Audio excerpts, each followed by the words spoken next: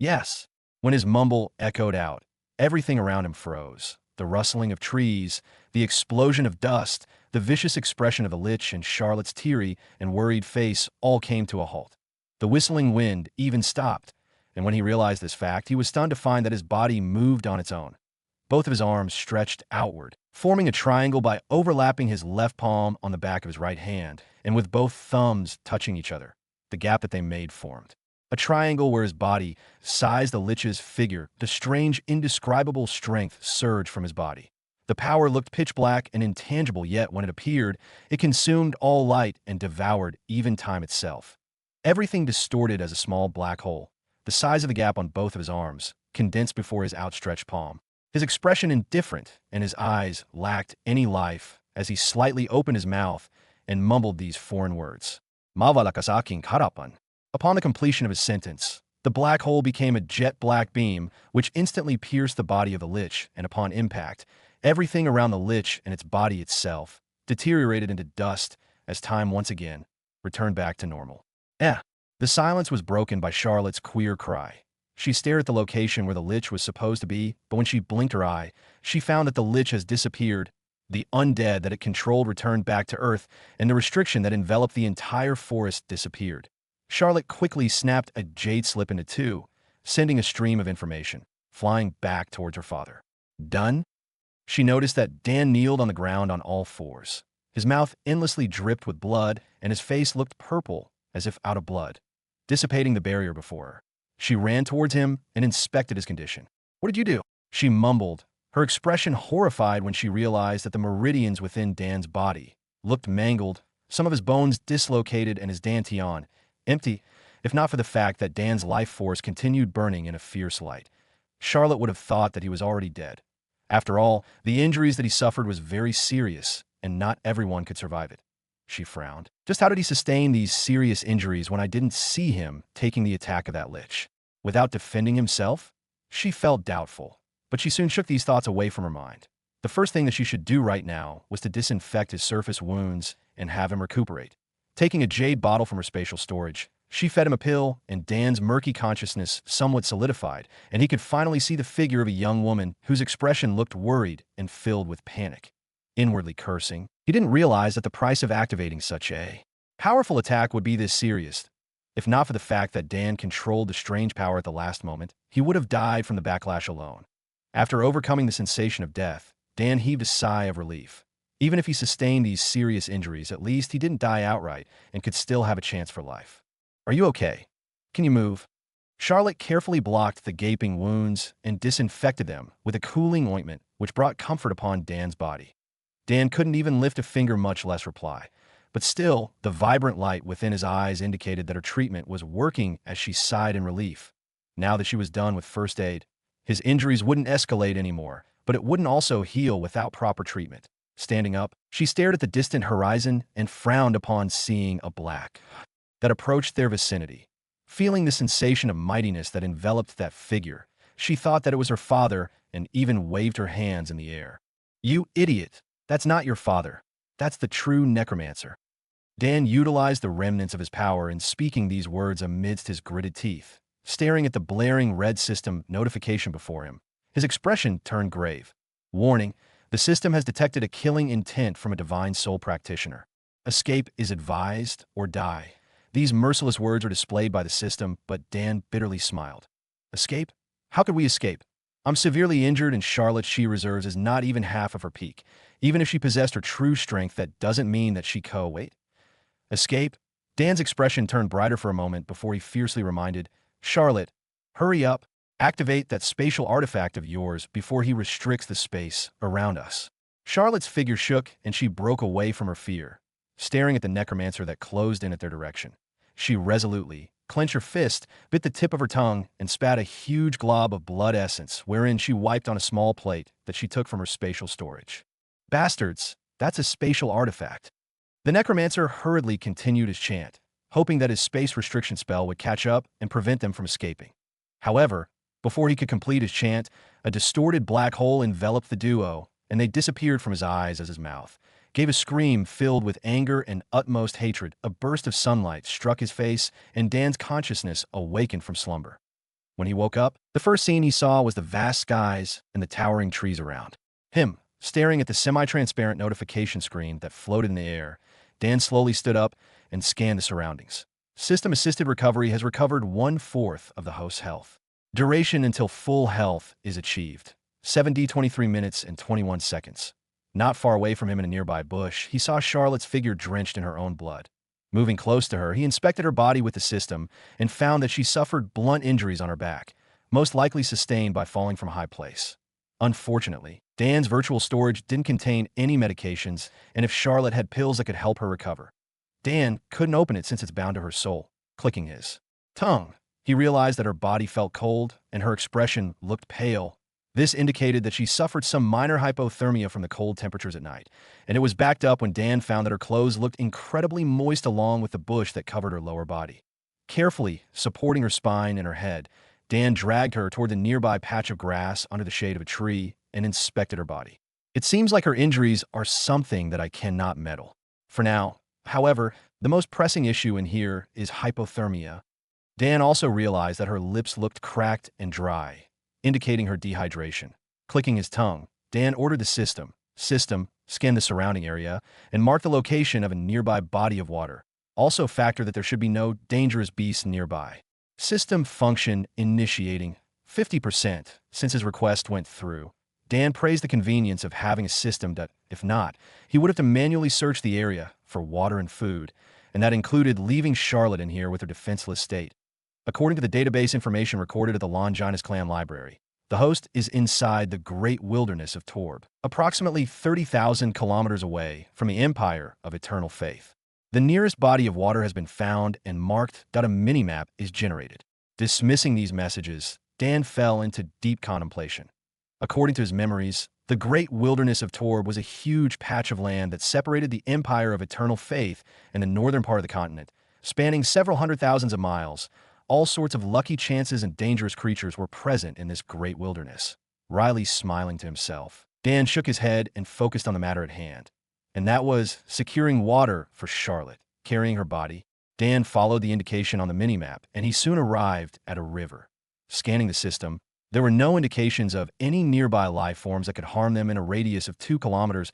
If there were beasts around, they would be something that Dan could easily handle in his current state. That was unless the system lied. Stretching his hand on her body, Dan mumbled his apologies and quickly stripped her off, revealing the glory of her young body and her curvaceous curves. However, her gorgeous body looked miserable, dotted with numerous purple patches and wounds that looked full of blood. Sighing to his heart, Dan was grateful that she wasn't conscious, or else she would have to endure such intense pain, continuously racking her body, placing her inside the cold waters of the river.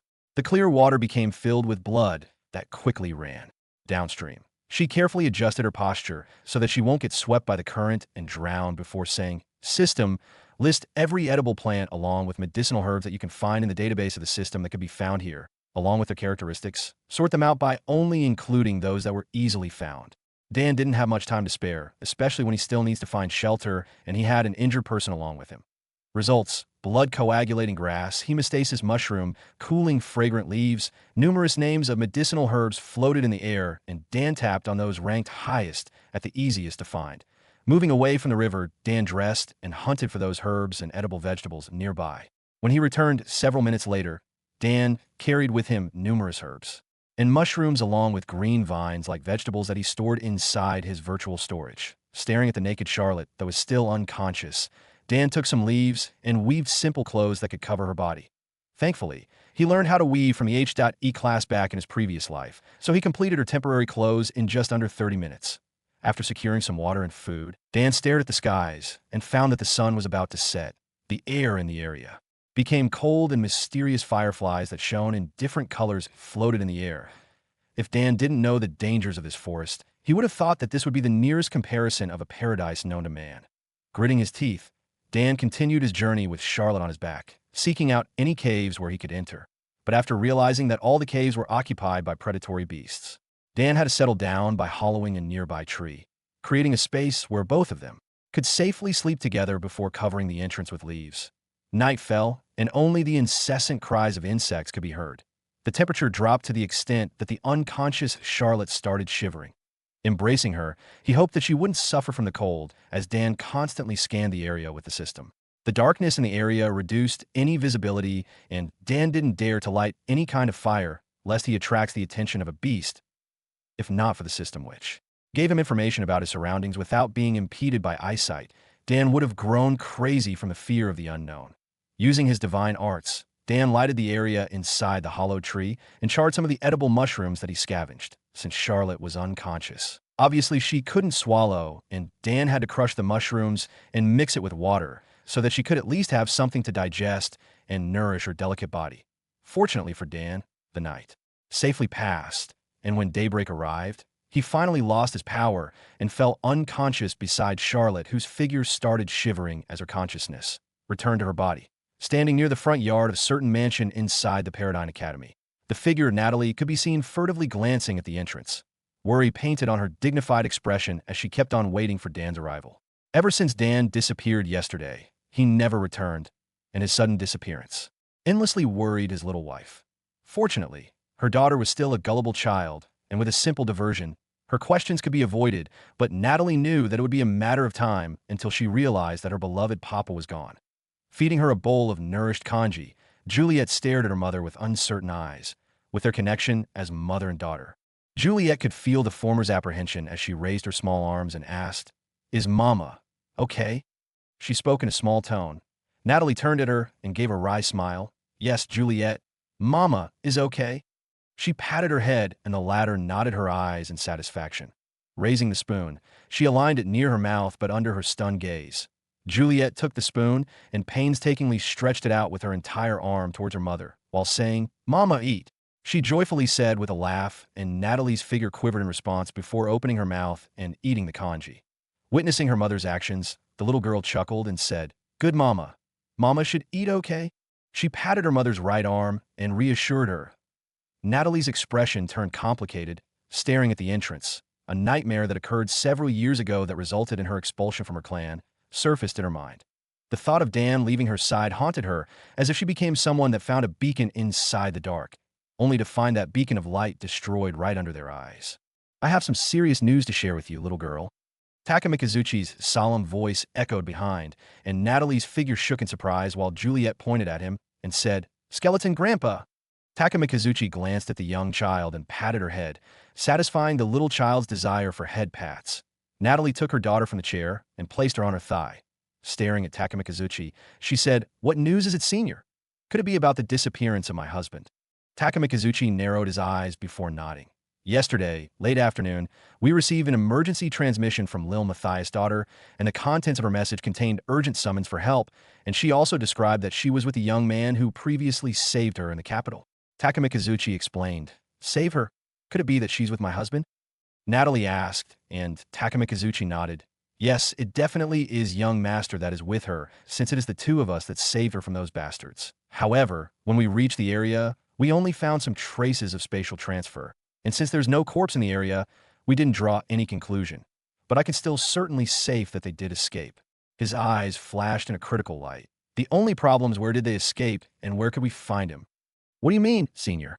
You cannot find them?"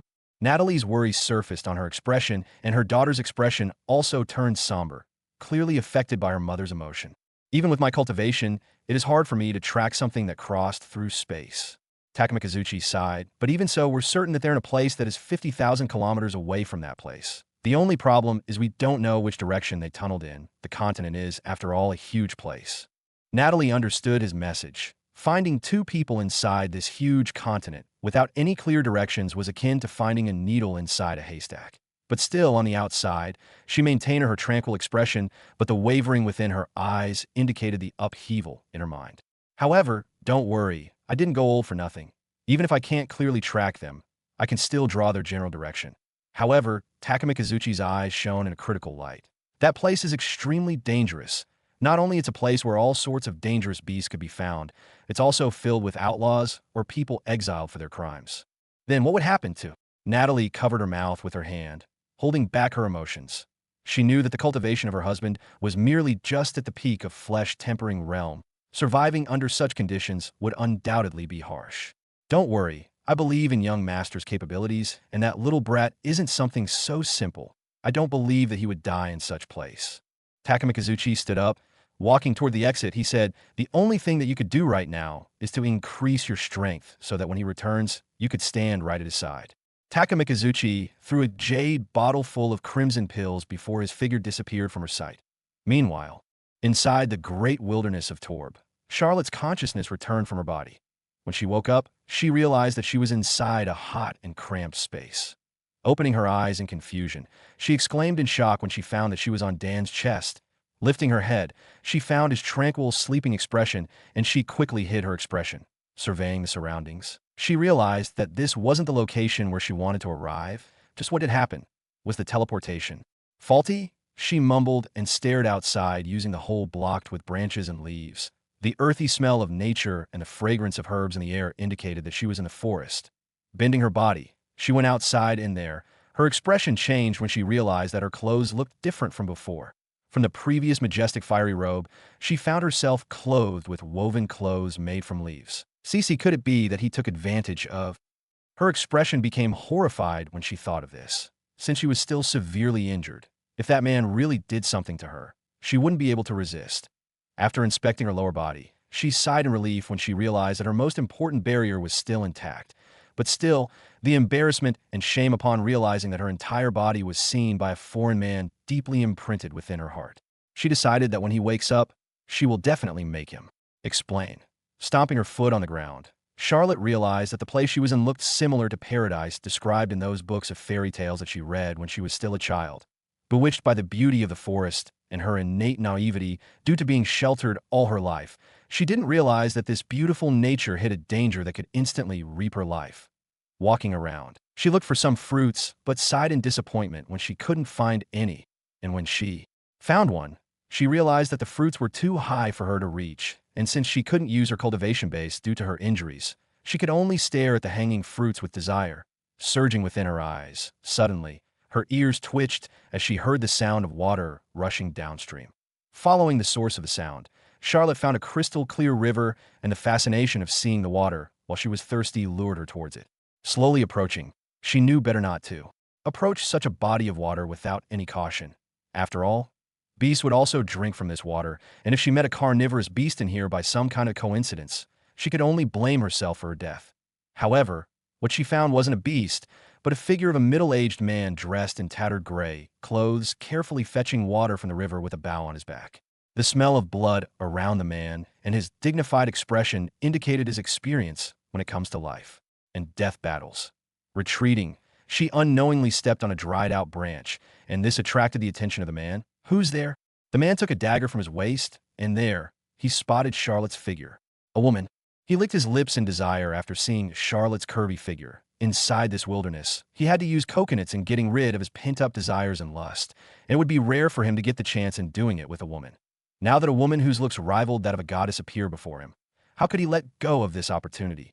Taking his bow out, he shot her feet, and the stunned Charlotte quickly leaped backward and ran towards Dan's direction. The man evilly chuckled and shouted, "Brothers, I found a high-quality woman in here. It's been a long time since us from the Blackwing gang tasted some flesh." His shout garnered the attention of his fellow brothers that carefully plucked some fruits atop the tree branches. When they heard his words, they immediately leaped down and stared at the direction where he pointed. Indeed, that curves and those fair, porcelain-like skin, F-kin, hell bro, good job. The men cheerfully praised, and a middle-aged man whose expression looked darker and rugged than them nodded his head. "Since you're the first one who found her, when we catch her, you'll be the one to experience her first." Taking his sword, he said, "Let's go. Be careful not to injure her since it's not fun doing it with an unconscious woman." "Yes, sir." The men madly ran at Charlotte's direction, and because of this delay, the latter managed to arrive at Dan's sleeping place, and she knocked. "Hey you! Hey you!" Dan, who was snoring while she slept, abruptly awakened. His body tensed up as he said, "Is there any enemy?" Taking his dagger out and his peculiar weapon, Charlotte stared at him and said, "Yes, there is. I don't know why they are running after me when I don't have any money." After she spoke these words, the men finally caught up and surrounded the area around her. "Beauty, why don't you run more? It's better and much fun pursuing a delicious prey like you." Seeing that she didn't run anymore, one of the men said, "Since you already surrendered, we won't make things harder for you. Just obediently strip and bend over. We'll do all the moving." He approached the frightened Charlotte, but before he could step forward, A gunshot echoed, and his body lifelessly collapsed on the ground. Did I say that you can approach her? A cold voice echoed at the side, and as the men turned their heads, they found a young man staring at them with cold eyes, while holding a peculiar weapon that still smoked near its muzzle. Staring at the men, Dan calmly walked between them and Charlotte. Manifesting his chi, he drew a circle that separated him and the men as he boldly declared, "Anyone who steps inside this circle will die." The leader of the Blackwing gang stared at Dan as if he was some kind of a retard. His pale complexion, his slightly trembling figure, and his faintly shining chi indicated that he was severely injured. How dare he declare this right in front of us? His men's expression turned red in anger. Withdrawing their bows, they aimed at him. "Oomph! Even without stepping into that circle, we can still deal with you." Exerting their strength, 3 arrows flew towards Dan's vital organs, but the latter deflected it with his dagger before retaliating with his gun. Bang! Bang! Bang! 3 gunshots echoed, and the men who shot the arrow fell on the ground. The leader, who realized how strong his weapon was, staggered backward before saying, "Don't stay in one location. Make sure that he can't predict your movements, or we'll fall under his strange weapon." The remaining men looked horrified, and they quickly encircled them while moving in an erratic pattern. However, Dan, that had the system and was thoroughly angered, quickly dispatched them in successive shots in the face of modern weaponry that could travel in supersonic speeds. After being reinforced by Dan, only barriers which protected them from all sides could possibly protect them from his bullets. The leader, who was the only man standing after Dan's retaliation, quickly said with a pale expression, "Young man, you must not burn your bridges after using them. You already dispatched all of my men, so can you be kind enough to let me go?" His words rang loud and clear, but Dan, who was physically exhausted and mentally irritated, pretended to not hear his words as he sent another volley of bullets at his direction. Clang, clang, clang. Numerous shouts of metal clashing against metal rang out. The leader stared at his chipped, treasured sword and couldn't help but tremble in anger and shame. This weapon that accompanied him for decades withstood innumerable killings of his enemies, but under this brat's attack, it finally succumbed and turned into scrap. Seeing that Dan didn't have the intention of letting him off, the leader's eyes reddened and he shouted, "Since you're not willing to let me go, I'll bring you both to hell with me." Activating his divine arts, a roar of a tiger echoed inside the forest as the man rushed at Dan's direction. But contrary to his expectations, Dan calmly waited for his arrival. But as soon as he stepped into that circle, cold lights flew from Dan's dagger as a searing hot pain stretched through her neck. Even his hand that he used in protecting his neck got severed by the sharpness and ruthlessness of Dan's attack. He collapsed on the ground. Regretting the fact that they even pursued the beauty filled with thorns, Dan's expression looked lifeless. Upon seeing the death of his enemy, Dan turned to look at Charlotte, but his blood-drenched figure along with his deadpan expression frightened the young woman. Stretching his hand out, Dan cupped her chin with both of his hands and stared right in her eyes. Charlotte closed her eyes, fear taking over her soul. She gritted her teeth, hoping that Dan wouldn't be so rough in doing her, but when she realized that nothing happened after several seconds passed, she opened her eyes and saw Dan painstakingly opening his mouth as he said, "I'm too exhausted right now. So please use that transformation technique of yours and pretend to be a man." Dan left these words before his body fell on her chest. Charlotte shrieked for a moment, but she still carried him at the nearby tree trunk. Making sure that he's comfortable, she stared at the heaps of corpses around her and decided that this place would surely attract beasts thanks to the smell of blood that constantly lingered in the air. Carrying Dan on her back, she could hear her bones complaining as she gritted her teeth and carried him at the river. "There," she smirked to herself, "since you previously took advantage of my body by giving me a bath, I'll also do the same." She thought about how funny would Dan's reaction be when he realized that she just stripped him naked and gave him a bath, like a baby. Taking off his clothes, her expression reddened when she arrived at his lower body. But still, she thought about Dan's embarrassed reaction, and it gave her the motivation to continue as she pulled down a grotesque object sprung, striking her nose. "Yue, what is this? This looks too ugly." Having no idea about the intricacies of relationships between men and women due to her living a cultured and sheltered life, she curiously stared at his lower body and said, "Isn't this the place where babies pee? Wait, could it be that?" Her expression froze in realization, but she still curiously poked at its reddened tip. "How strange. It's squishy yet it's hard, and it looks like it's in pain." She mused, but she soon frowned after taking a breath of Dan's manly smell. Standing up, she dragged him inside the river and made sure that he wouldn't be swept by the currents as she waited until all the blood on his body disappeared. She also cleaned his clothes with the river water, and Dan, who didn't realize that he was molested by the young woman, subconsciously frowned when he felt the sensation of coldness on his body. Later in the afternoon, Charlotte managed to acquire some mushrooms and vegetables that looked like what Dan had collected yesterday. Crushing it into small fragments, she mixed it into the water and slowly fed Dan, making sure that he wouldn't choke. After this meal, Charlotte finally remembered the dying words that Dan left to him, and even when she had her doubts, she still followed what he said since he looked very serious when saying it. Poof!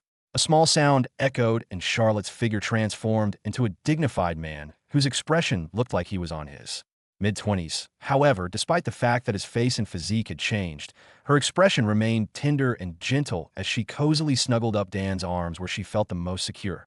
The next day, Charlotte opened her eyes and found a group of men staring at their location with disgusted looks on their faces. This looks a little gay. One of the men that saw the scene inside the hollow tree gave a queer smile, his expression dark, and within the next seconds, he retched along with his other subordinates. The impact of seeing a sturdily built man cuddling with a young man with a frail figure with a skin that looked fair like a boy toy gave them a shock that they would never forget in their entire life. Dan knitted his eyebrows while Charlotte struggled and came out of the hole. Fortunately, her divine arts of transformation can manifest clothes, or else she would have to settle with leaves and bushes. When Dan woke up, the first scene he saw were several foreign men staring at him with disgusted expressions and Charlotte's manly and dignified face, giving off a vibe of an embarrassed maiden. FCK, he mumbled and rubbed his aching temple. Although he requested that she should transform into a man, Dan didn't know that her perception of a manly person was this strong.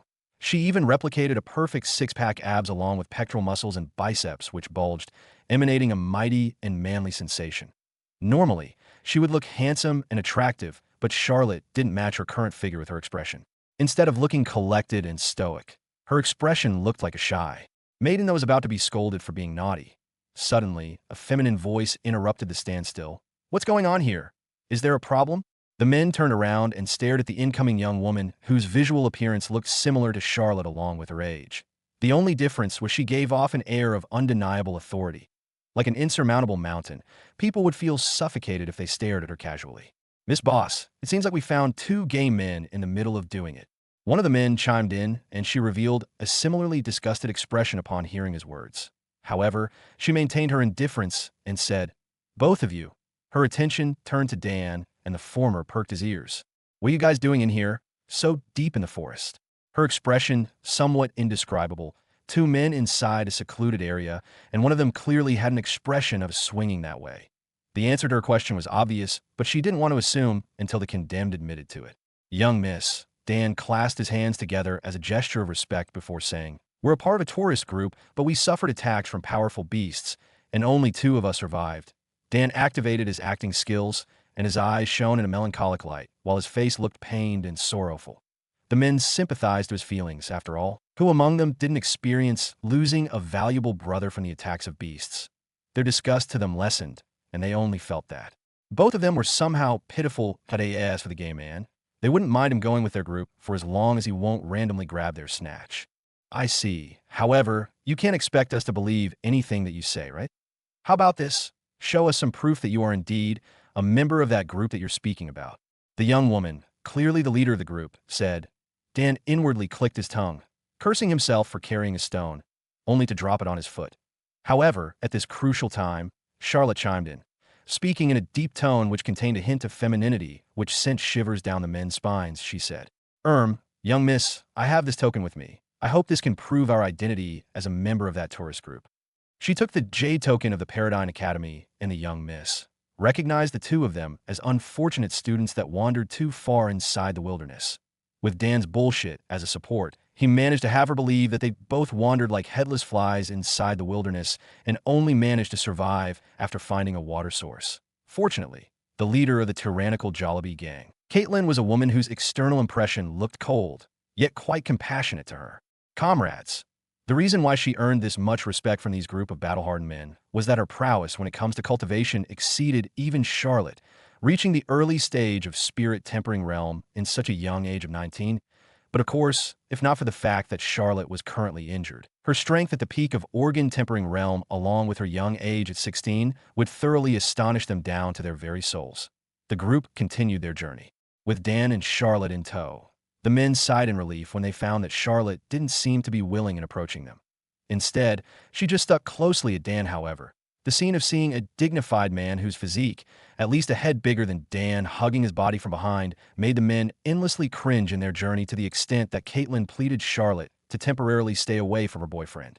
But Charlotte remained unwilling, fear visible on her face as she denied her request, and Dan could only helplessly smile in response. Thankfully, the men of the gang only bore ill intent towards the members of the other gangs, and even though they were just strangers, they still treated them with the respect that they deserved as human beings. But Dan knew that because they lacked ruthlessness, they stayed at the bottom rungs of the society of gangs, completely unable to rise due to their enemies' incessant pressure. This time, with hopes that they could hunt a spirit-tempering realm beast, they journeyed out towards the heart of the wilderness. But only they didn't manage to hunt anything. They even picked up 2 baggage, which equals to 2 pairs of mouth that needed to be fed. Their boss Kindheart endlessly bothered the ruthless members of the gang, to the extent that they had long since planned a rebellion in hopes of usurping her position. But because of her sheer strength, everything that they did behind the scenes would be crushed before it could come into fruition. Night came, and the gang camped at the northern border of the wilderness. According to Caitlin, they would reach their destination, the Desert Wilderness Bazaar, in about half a day's journey. In the middle of the night, Dan went out of his tent and left Charlotte cozily sleeping on her own as he approached Caitlin's tent. Miss Boss," Dan said in a hesitant tone because it was in the middle of the night. He didn't want to become a bother. "What is it, Dan?" Caitlin's voice echoed inside, and Dan said, "May I come in?" Caitlin took a moment to reply before she voiced her consent. And when Dan came inside the tent, he saw a single futon and some comb laid atop it. "I have a matter that endlessly bothered me about your group ever since you picked us up, Miss Boss," Dan said, and Caitlin frowned since Dan wasn't a threat to her. She said, "What is it?" "Feel free to speak." Dan sighed and continued, "I noticed that apart from you, most of your men had quite a good cultivation, yet their equipment are subpar. Some are even in the brink of being turned into scraps." Dan stopped speaking and stared at Caitlin's expression. The latter turned somber and despondent. One of the reasons why the group of her gang became so slow was because of the lack of weapons and armors, along with not having a forger that would forge items exclusively for them. This forced them to buy their items inside the bazaar, where prices were highly inflated and absurd. "Don't worry, Miss Boss. I didn't come here to mock you. Instead, I came here to offer a cooperation." Caitlin's expression changed, and she lifted her head, staring right into his eyes in an effort to see through his deceit. But what she saw was a terrifying calmness and confidence that brimmed in his eyes and exuded itself within his natural movements, akin to that of a dignified merchant. "What kind of cooperation are you talking about?" Caitlin became interested, and Dan gave a small smile as he said, "I will personally forge weapons and armors for your gang. However, you must gather the materials yourself, and if you're planning on selling the items, I should get at least 20% of all the profits." Caitlin took a moment to register his words, but still, she remained her calm and thought that his proposal was quite logical and good. However, she didn't decide as she said, "Sure, we can do that, but what is your success rate?" 70%. Caitlin absent-mindedly mumbled. Her F-cups juggled in the air, and paired with her slightly reddish hair along with her innocent and adorable expression, this painted a scene that would prove fatal to any third-party man. Calming his nerves, Dan assumed a dignified expression once again as he asked, "So, what will Miss Boss' decision be?" Caitlin revealed a small smile. "I will agree to this terms, however. You must swear a cultivation oath that you would never create weapons and armors for other gangs apart from our group until our contract lasts." "How long do you want a contract to go on?" she added, and Dan mused for a moment. "Until I find a way to safely return back to the Empire of Eternal Faith." "Agreed." Caitlin nodded her head. The Empire of Eternal Faith was a distant empire that would take at least several months to travel, even by using a unicorn horse, which could travel in speeds 4 times faster than a normal horse, meaning their contract would last at least 6 months or more. Dan bit his wrist, and Caitlin did the same.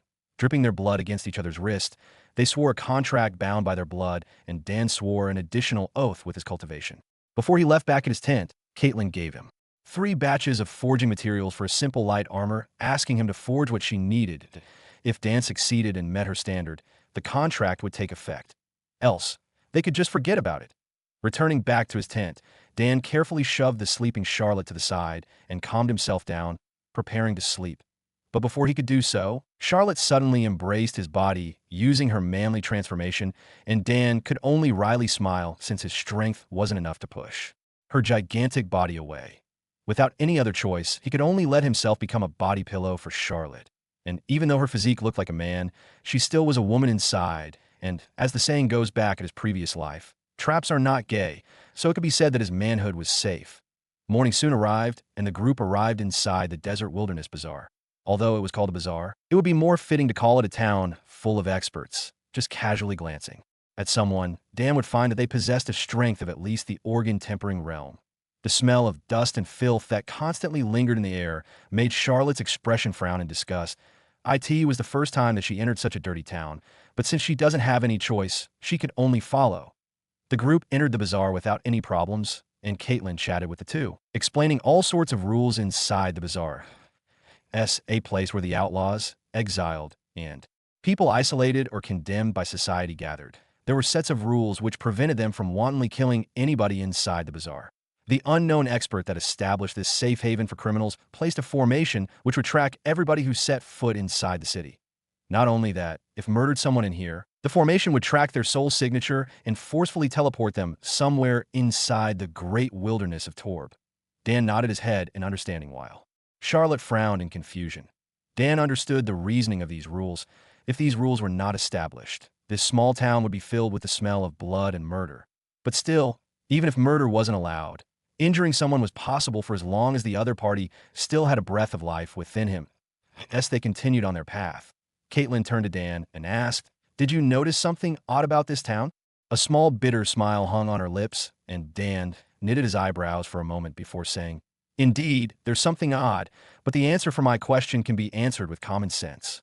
Caitlin turned her head away in a bitter gesture, and Dan shook his head, not wanting to talk about it anymore. Just as Charlotte asked about what they talked about, a feminine pain-filled voice echoed in the dark alleyway, paired with the huffing and puffing of a man. Charlotte turned around along with Dan and found a young woman crying in pain. She gripped the hand that held her hair in a defiant manner, but the man that mounted her from behind continued his thrust. The young woman noticed their gazes and turned to look at the group with a pleading gaze in her eyes. Charlotte opened her mouth and was about to shout before Dan covered it with his palm. Staring at her with a stern glare, she didn't have any choice but to shut up as they continued their journey towards the tyrannical Jollibee's base. Each gang or organization that established itself within this town would have a set of territory for them. But since the town was small, fights would often break out against those gangs from the outside that wanted to establish a foothold inside the city. Because of the curfew that the formation of the bazaar enforced, those unaffiliated men would be thrown out of the bazaar if they didn't have an authorized place to stay, such as an inn or a base. These are the reasons why competition within this bazaar was so fierce that at least 100 people from these organizations would die every day. Arriving at their small base, Caitlin summoned the other members of the gang that numbered at least 50 people inside a huge hall inside church-looking warehouse that gave off a smell of thick filth and mold at this moment. Caitlin asked Dan and Charlotte to check out their temporary residence. However, since both of them were men and the gang lacked enough facilities to house themselves, Dan and Charlotte had to share a small bed, which could only fit 3 children sleeping beside each other. When they arrived inside their room, which looked like a small storehouse, Charlotte couldn't endure it anymore and said, "Why didn't you help her earlier?" She was clearly being forced by that man. Even if Charlotte couldn't understand the actions of the two, she could still feel the pleading and sorrow within the young woman's eyes. Dan's inhumane actions disappointed her as she glared right into his cold eyes. Staring at the fierce-looking young woman, Dan's expression turned cold. Grabbing her wrist and throwing her on the bed, he said, "Will you stop being naive? We're in a city filled with criminals, and crime is an everyday occurrence here. If you do not want me to abandon you, then shut up and adapt." He harshly scolded. What a joke. If Dan couldn't even return at the Empire of Eternal Faith, what use was Matthias' reward for him if he couldn't enjoy it?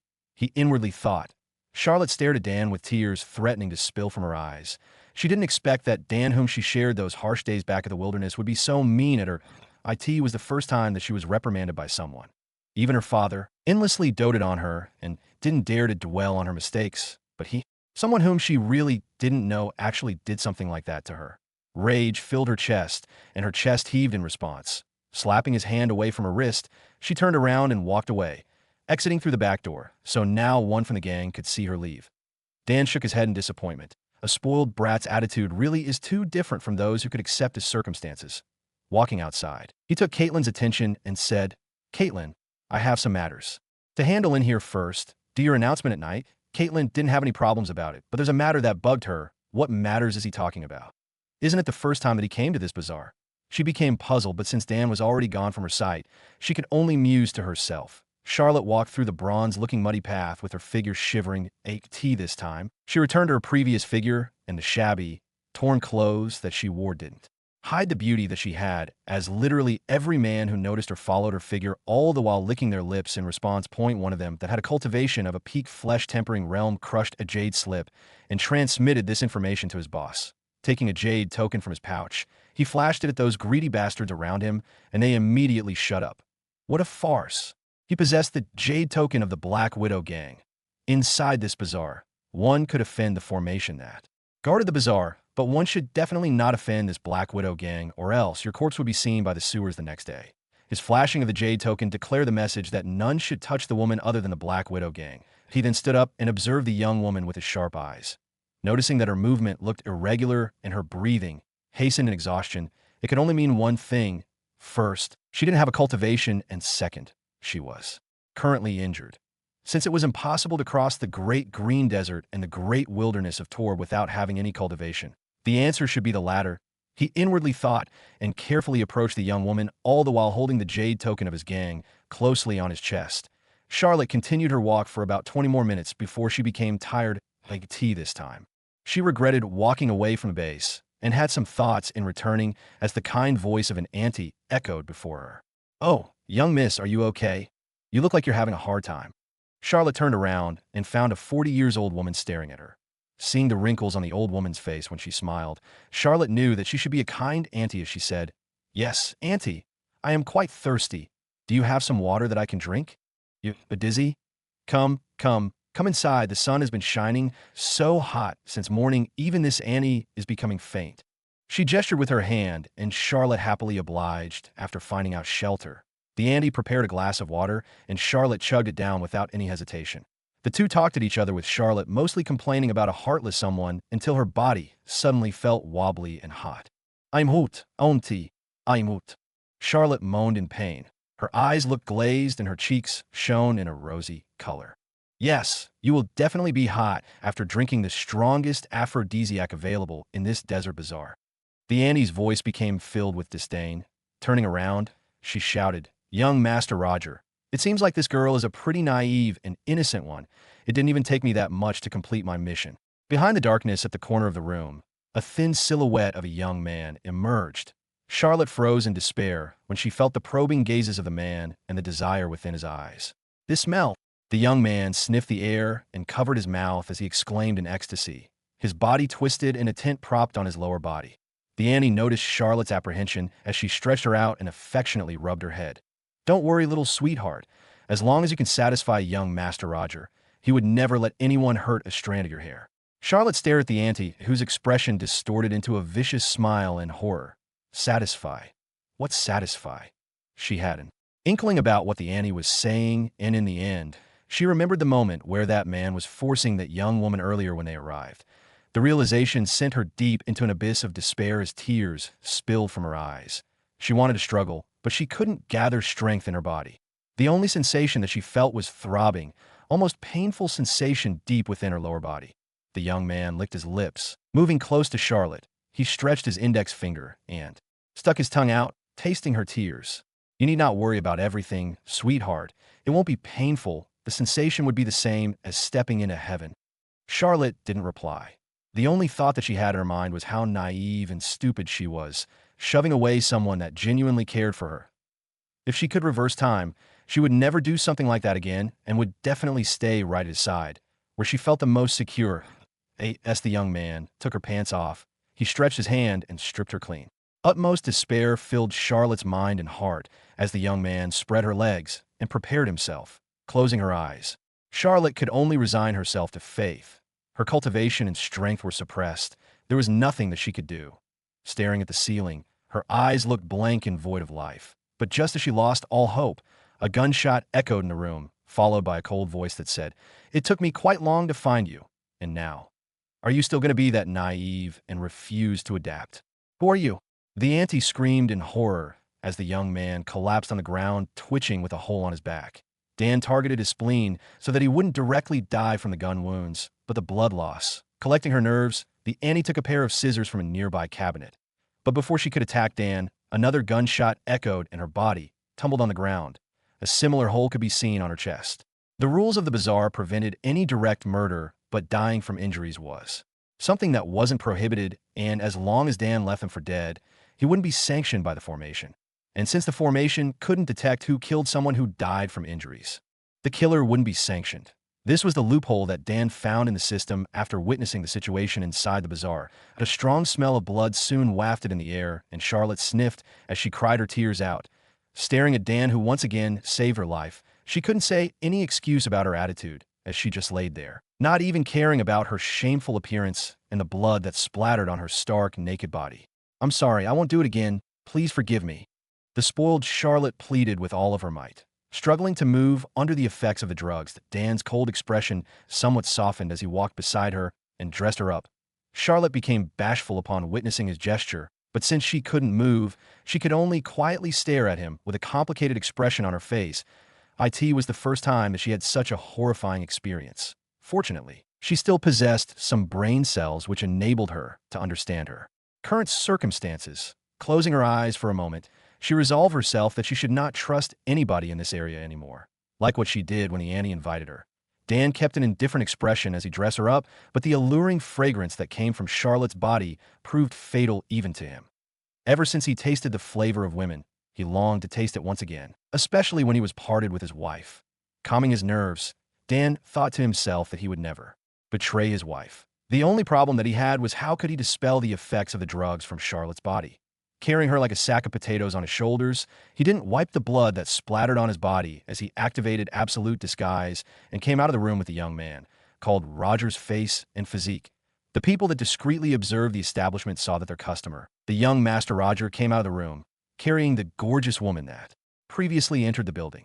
Witnessing that the young woman laid lifelessly on his shoulders, they shook their head, but they still followed him, hoping that they could take a taste of her freshly dead body. Even if she's dead, they have several ways to warm her body up, so her insides would feel the same as if she was alive.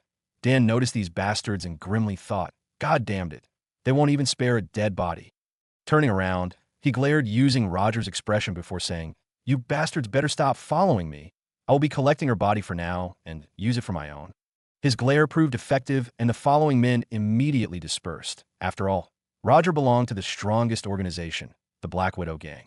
Everyone who saw him averted their gazes, and Dan safely arrived in a dark alleyway near the tyrannical Jollibee gang.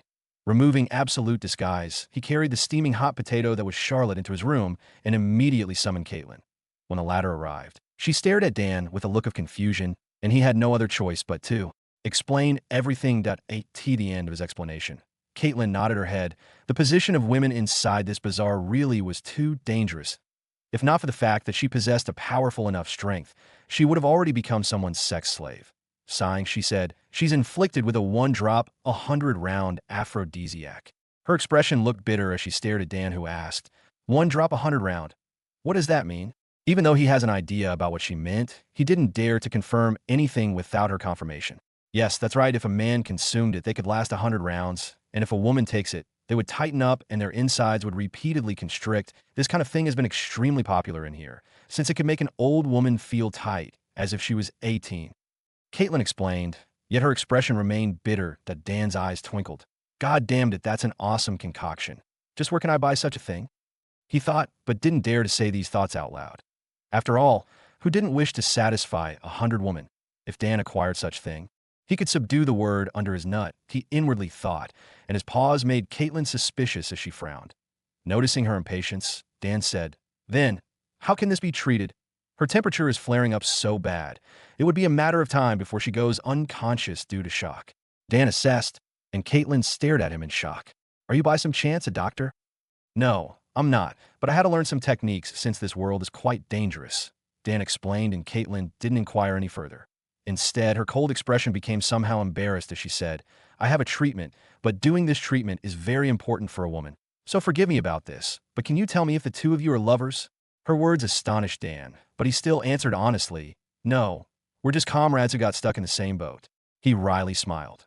Caitlin stared at him with complicated emotions. But before she could say something else, Charlotte's body suddenly twitched as a pain-filled moan came out from her throat, and a stream of clear liquid that emanated an inviting fragrance drenched her lower body, along with her pants. Dan turned his head to the side, and Caitlin pushed him away outside. "I can't delay this anymore. Stay outside. I'll treat her," she declared, and Dan obliged. Outside, he fell into deep contemplation. His expression turned weird when he thought about the moment where Caitlin asked if he and Charlotte were lovers. Could it be that the treatment involves sex? If so, why is she saying that she could treat her when she's a woman? His eyes widened in shock, and his figure quivered. "Don't tell me. She pretended to be a woman all this time like Charlotte did when we first met?" "FCK no." Dan sprung into action, harshly shoving the door. He found Caitlin, who spread Charlotte's legs with her index finger poking on the latter's swollen entrance. "Nanny." A quaint cry came from Dan's throat, and Caitlin's expression froze. In a flash, she turned around and kicked his stomach, sending him flying backward as he repeatedly coughed in pain. However, as he stood up, he wiped a trail of blood from his nose as he thought about the ongoing Yuri action inside the room. Night arrived, and everyone inside the tyrannical Jollibee gang was gathered inside a hall, except Charlotte, who was in the middle of recovering. The men noticed the newcomer Dan as they mumbled to themselves. The latter was sure that they were currently bad-mouthing him. After all, his figure looked frail, and his skin even looked as fair as a woman. Shaking his head, he paid no heed to their comments as he waited for Caitlin's announcement. Among the summoned men were 3 forgers of the gang called Monali, Giovan, and Patrick. Both men looked sturdy with their arms bulging like a bodybuilder. But now, these 3 men wore irritated expressions on their faces as they mumbled. What kind of nonsense is she announcing again? Doesn't she know that we're in the middle of creating weapons? A single moment of lagging in our concentration will result in failure. They complained, but Caitlin didn't bother about them. Instead, she inwardly sneered.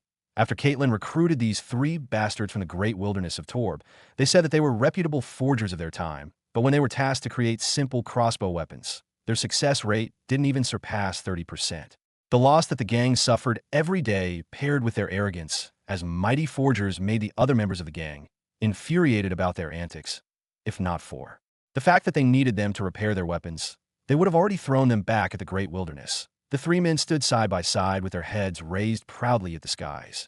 Ever since they became the forger of these gang, they enjoyed fame and riches that they never experienced back at their homeland, although they claimed to be reputable forgers. The truth was all of them were only carpenters that were sentenced to be exiled after being convicted of murder. But since the gang didn't have any means of confirming that, they could rest assured that no one would find any hole in their stories. Clapping her hands together, Caitlin gathered the attention of the men, and everyone turned their heads at her. From now on, the 3 forgers, Monali, Giovan, and Patrick, will be fired. They will be replaced by Dan. She only spoke 2 sentences, but this became like a thunderbolt which struck the minds of everyone in the scene, particularly the 3 forgers whose expression quickly distorted in anger and shame. How dare she do this to us? Didn't she know about the consequences of firing your own forgers? Without weapons for your troops, you may as well just commit assassination. The men who didn't like the 3 couldn't help but frown. Even if their attitudes were haughty and arrogant, to the least, they could provide them with weapons to use. But now that their leader fired them, who would replace their post? Their gazes landed on a young man whose figure looked feminine, and when their eyes landed on his frail hands, they doubted their eyes and rubbed it for a moment. But when they looked again, they found the same thing as they voiced their complaints. "Miss Boss, this guy's arms look too weak to even carry a hammer. How can we expect him to forge weapons for us?" That's right, Miss Boss. What are you doing?" Despite the incessant voices of complaints, Caitlin remained stoic and declared as she used her cultivation base as a pressure to directly stifle their resistance. "Shut up. I have already handed over my decree. If you have any complaints, voice it to Dan." Everyone became silent like scolded kids, and Dan, who was suddenly called out, shook. He stared at Caitlin with a complicated expression on his face. However, when he turned, the former stared at him with a smile before coquettishly saying, "Consider this matter as a repayment for me, helping you cure your comrade." Sighing to himself, Dan could only accept this as he stepped forward. Suffusing an indifferent expression, he said, "Those who are not satisfied with me being assigned as a forger, come step forward." Bang! Literally, everyone took a step forward as they stared at Dan with vicious expressions, especially the 3 fired forgers whose face twisted into different colors. Glancing at the men, he gestured, "The 3 of you, come here. Since you look like you're dissatisfied about the Miss Boss decision, let's decide this with a quick contest." Everyone's eyes stared at Dan with a light of shock and doubt, but some shone in admiration as they thought. How bold! To think that he would directly challenge the three forgers. It seems like this boy toy isn't so simple. The expressions of the three men turned vicious. Brat, what kind of qualifications do you have to shame us like this? We worked hard for the gang, and ever since we were recruited, we tirelessly handed over weapons and armors for everyone to use, but this is how you're gonna repay us. Monali stepped forward and voiced his complaints. His tone carried a melancholic vibe and unwillingness to depart from the gang. The two other men picked this clue up, and they stood right beside each other, suffusing wronged expressions on their faces. Dan stared in amusement at the antics of the three, while the other men shivered in cringe. How shameless. What handed over are they talking about? In each weapon they make. We're losing 7 to 8 batches of materials. What kind of forgers are you? You bastards! Some men who were privy to inside information inwardly cursed, while some who didn't know much about the matter became swayed by their acting. But Dan remained calm as he replied, "That's enough since Miss Boss has already passed her decision. We could only follow it." His eyes swept past the men. "But since the three of you are unwilling, we will decide if we follow her decision in a simple contest." Since Dan said so, the three men didn't have other chance but to oblige, and they felt quite confident about their chances of winning. After all, even if they were just carpenters, they made weapons for about several months already and were familiar with how every process works. Seeing that the three went silent, Dan explained, "The competition is simple as a forger or blacksmith. We will compete by making the most weapons in 10 batches of materials. If we made the same amount, the quality of the weapons would be judged instead." The three men shook for a moment as Giovan asked, "What kind of weapon will we make?" Dan smiled at them. "A sword." When they heard his words, they rejoiced in their hearts if they claimed that they were the most knowledgeable people inside the gang. When it comes to weapons, particularly swords, no one would dare to object. And now that Dan actually wanted to compete with them, using swords as a topic, they inwardly sneered, but on the outside, they maintained a dignified and righteous expression. After all, this was the time where they could show everyone their true prowess. After receiving a pair of hammer, an anvil along with a furnace of their own, the four received their batch of materials, and under the gaze of the men, the four raised their hammers in the air and pounded. When the four raised their hammers, everyone's eyes glued onto them. But when their arms descended, along with the consecutive clanging sounds, the crowd deduced whose movements were more graceful and fluid, and that was the three men. Their movements looked as fluid as water without waste, and their poundings of the iron echoed out, at the same time indicating their harmonious coordination towards each other. Meanwhile, Dan's movements looked stiff, and his frail arms looked like it couldn't even carry the hammer itself as he smashed it down the iron. Dan glanced at his competitors and noticed their flair, but he didn't mind their flashy movements. After all, he had his own tricks up his sleeves. The crowd shook their heads, and Caitlin, who saw his movements, sighed in disappointment. The fluidity of a forger's movements indicated the mastery of their occupation. The three men. Even though they were wasteful, they could still spit out 3 weapons after spending 10 batches of materials, the least. Even if they had to swallow a loss, they could still obtain their needed weapons. The members of the gang who noticed Caitlin's disappointed and deflated expression shook their heads in return. Some of the arrogant ones started booing with sneers up their faces. The three men noticed the crowd's agitation as a wicked smile lifted on their lips. They had long since mastered these movements, yet the young man actually challenged them in their own territory, hoping that he would win. Fat chance. Soon, they finished tempering their irons and started melting it, and afterward, using a casting mold, they dripped their melted metals and cooled them with sand instead of water quenching, increasing their durability and the cost of sharpness. After finishing Theseus' process without any problems, they haughtily stared at Dan, who was still in the process of tempering his iron. "Kid, what's wrong? Why are you taking so long in tempering such a small fragment of metal?" "Yeah, he really is taking too long. I think that he doesn't even know smithy in the first place." "Wait, if that's the case, he should be disqualified now. What a farce. We're actually competing with an amateur." His words evoked the emotions of the crowd, and they started nagging at Caitlin, whose expression looked dark and indescribable. The latter glanced at the nonchalant Dan and said, "Contestant Dan, if you could, please hurry up. If you still cannot temper your iron in the next 10 minutes, it would be considered as your loss." Dan lifted his head and stared right in her eyes. Realizing her intentions, Dan shook his head and chuckled. Raising the hammer up in the air, his movements still looked slow when it descended, but this time, when it smashed the iron, it actually pressed it down that it looked like a pancake. The sharp eyes of the other men who knew quite a bit regarding smithy shone. The three men stared at Dan with a strange light within their eyes. They realized that even though his movements looked slow, his Efficiency in diffusing the impurities within the metal surpassed them by several folds. But still, they remained their indifferent and cold expression. Their eyes shone in a condescending light. After all, even if he could temper the metal right, that doesn't mean that he would succeed in melting and casting it. A purified metal would be easy to melt, but hard to cast. And even if you managed to create a weapon out of it, without the right techniques, it would most likely be fragile and wouldn't withstand the test of time. But who was Dan? He had the crafting subsystem guiding him all this time.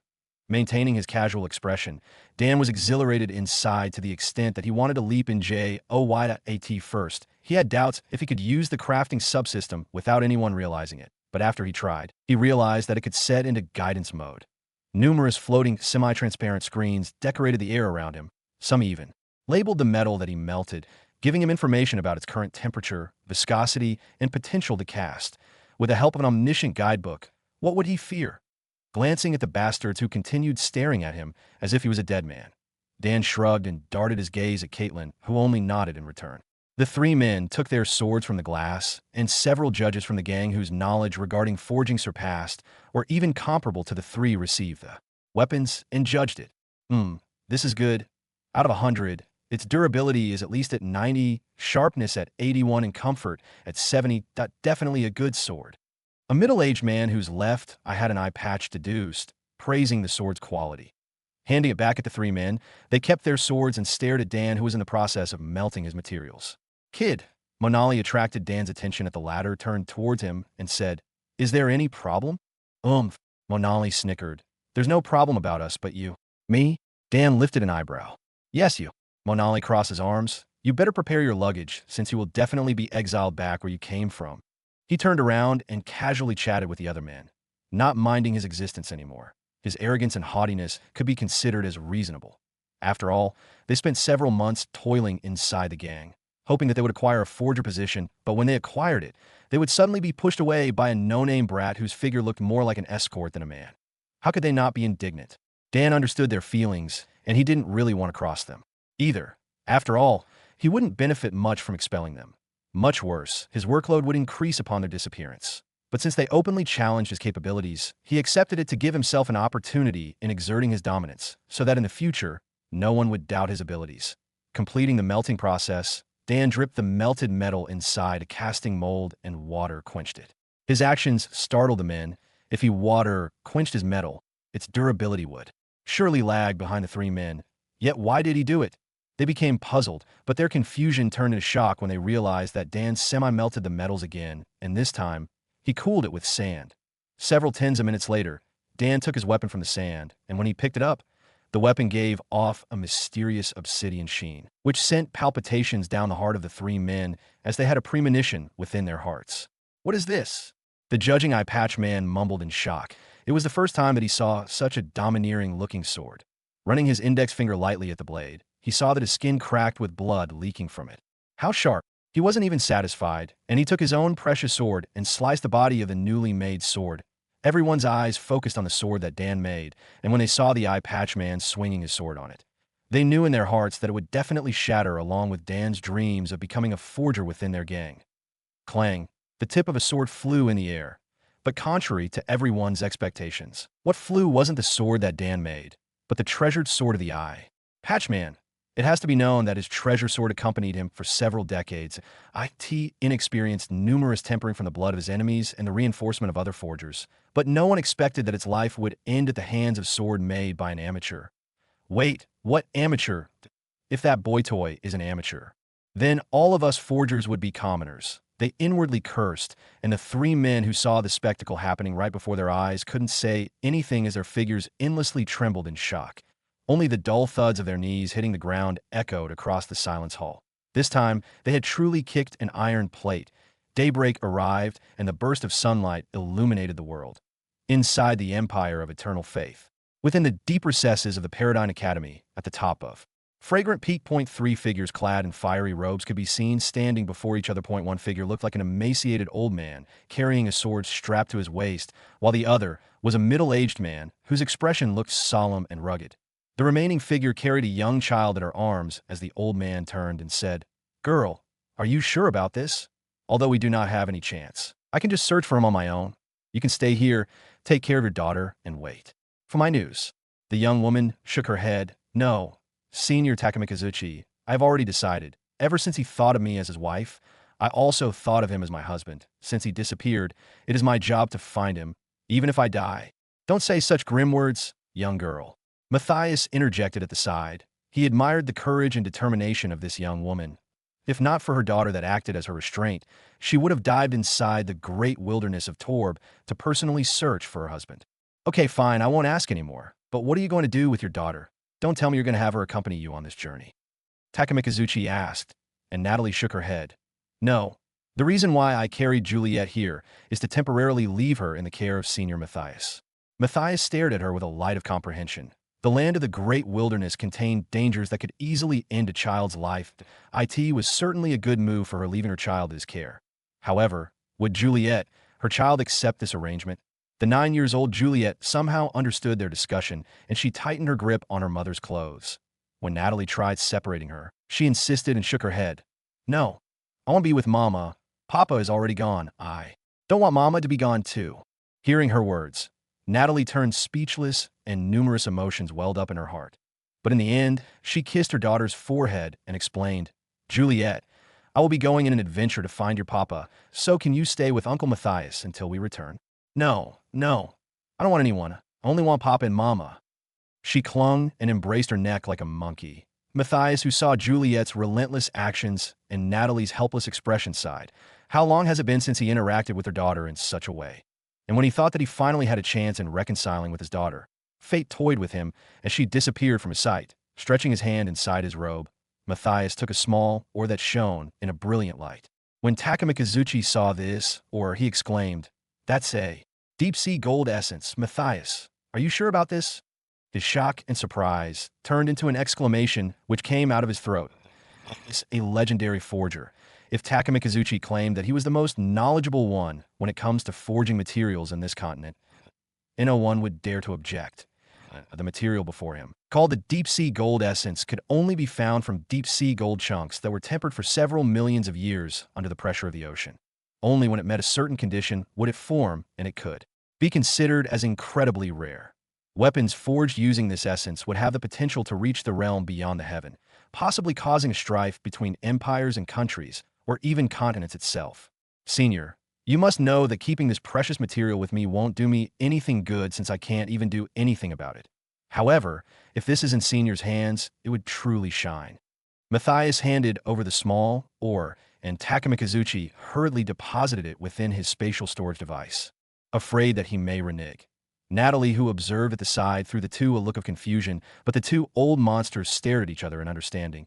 I understand your wish. I will certainly do it, since you sacrificed such a precious material. Takamikazuchi smiled, and Matthias nodded his head in appreciation. The three then walked their own paths, and Takamikazuchi, along with Natalie and her daughter, disappeared into the distant horizon. Matthias, who was left standing atop the mountain peak, mumbled, As the leader of the Black Widow gang, I am quite certain that you, Senior, will definitely find the two. His voice dissipated in the air as his figure disappeared into nothingness. Meanwhile, at the Desert Wilderness Bazaar, a commotion in the form of two murders erupted in the entire area. The members of the Jollibee gang frowned. What's so special about a murder in this lawless city? They thought, but when they heard the contents of the news, they hurriedly reported it to Caitlin. Miss Boss, it seems like young Master George of the Black Widow gang has been killed by someone. Every minion of the gang has been searching relentlessly culprit. However, they only have a single lead. Caitlin knitted her eyebrows. The person that killed a member of the Black Widow gang inside their very own territory really was courting death. The last person that the young master was seen with was a drop-dead beauty. The man reported, and Caitlin almost spat her coffee. A drop-dead beauty? With the exception of me and that Charlotte girl, there seems to be no one that could be considered as a drop-dead beauty. As expected, investigators from the Black Widow gang visited and asked some questions. But because her men backed her alibi, the investigators could do nothing and could only report their findings back to their superiors. Knocking on the doors where Dan's forging room was, Caitlin entered in tightly. Closed the door, even going to the extent of setting up an early warning device. Dan raised his head and stared at him. Dan, tell me honestly, are you the one that killed that Roger? Roger, Dan absent-mindedly mumbled. Who is that? He had a bad feeling that the young man that he killed yesterday was that Roger guy. But still he asked this question. Don't fool me anymore. The reason why she was poisoned by that drug yesterday should be because she was caught by that despicable Roger, right? When she spoke these words, Dan could only resign and said, "Yes, he should be that Roger." He then returned to his forging. Witnessing his casual actions, Caitlin said, "How could you be so casual? That guy is a member of the indisputable #1 in this territory, you know. By doing that, you're dragging us with you." She raised her trembling finger and pointed at T this time. Dan lifted his head once again and said, "Then, what's wrong? Do they know that I am the culprit? Unless Miss Boss says anything, no one will know about my involvement about that matter. After all, as a newcomer, they would think that I would be too afraid of killing someone in this city." He explained, and Caitlin reacted, "Yeah, that's right, now that I think about it. How did you know the loophole within the system?" "Even I knew about it only after several months passed, when I witnessed an assassination in the streets." She frowned and stared at Dan with a confused expression. "Well, although the declaration was domineering, when I entered this bazaar, why is it that if murder is forbidden, why could I smell a heavy scent of blood? If murders are prohibited in here, there should be no smell of carnage or even killing intent." Dan shrugged, and Caitlin crossed her arms. "So that's the reason," she sighed before continuing. "However, even though you were safe, that doesn't mean that your girlfriend is, according to the witness, the last person they saw with Roger was a goddess-like beauty, and with the exception of me, there should be no other woman that could be considered as a goddess." Dan rolled his eyes at her. "Why do you consider yourself as a goddess?" Natalie lifted an eyebrow. "Is there something wrong?" "Nothing. Setting that aside, your girlfriend is doomed to stay in her transformation, or else once someone finds out about her true identity, she would definitely be hunted until she dies." Caitlin shivered when she remembered the ruthlessness of the Black Widow gang. Back then, someone dared to block their path, and as a result, the man was hanged and quartered before being displayed at the entrance of the bazaar as a warning to those that challenge their authority. I understand. I think she has since learned her lesson after that affair anyways, and she won't dare return to her previous state for now. But Miss Boss, since I'm a man, can you help me with something regarding her?" Dan scratched his cheek in awkwardness and embarrassment. Caitlin stared at him in amusement before saying, "What is it? Go on." Dan looked fidgety upon hearing her words, and only until a moment passed did he say, "Well, when I woke up this morning, I found that there's a pool of blood on her lower body, and—" He didn't explain anymore, but Caitlin's expression that turned crimson understood what he meant. Turning her head to the side, she said, "Oh, I understand. I'll head for her now." She turned around and walked towards the exit. But before she could twist the doorknob, a fierce explosion racked the entire region where the tyrannical Jollibee gang stayed. The earth itself trembled, and Charlotte, who peacefully slept, was shaken into consciousness. The tremor that Dan felt didn't come from chi. Instead, it came from explosives. Knitting his eyebrows, he took the weapons that he completed with him and rushed towards Charlotte's room as the screams of men erupted in the skies.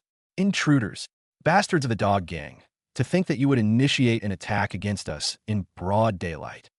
Although the Desert Wilderness Bazaar didn't have any organization to enforce the rules regarding gang wars, that doesn't mean that they could just declare war against each other and wreak havoc on everything. Point 4 first-tier gangs, the Black Widow gang, the Soaring Serpent gang, the Poisonous Mamba gang, and the Diving Eagle gang controls the balance and equilibrium of everything within the bazaar. However, since greed breeds conflict, wars could never be avoided, but since no one wants one, destruction, the first-tier gangs can only wage war against each other and their subordinates. Those second-tier gangs should only harm those from the other gangs so that their power would be consolidated as one. The tyrannical Jollibee gang was a gang affiliated with the Soaring Serpent gang. Their enemies include the Poisonous Mamba gang and the Black Widow gang, which controls the majority of power within the bazaar. Currently, the attackers came from the Poisonous Mamba gang's affiliation of second-tier gangs called the Fierce Bulls gang. Ever since the two gangs were established, they had always been at odds with each other. But even so, they kept a steady balance of small skirmishes that would never escalate into a war of such scale comparable to what they were doing right now. And they were very vicious and insidious. They actually attacked at the time where the Jollibee gang was the weakest thanks to the recent expulsion of the three forgers and their failed acquisition of proper weapons. Right now, everything turned into chaos, and those unrelated scram from the area as the entire region went into a lockdown where both gangs could relentlessly kill each other in a battle of supremacy. Atop a tower at the northern part of the bazaar, a shadowy figure of a man could be seen staring at the smoking region of the Jollibee gang.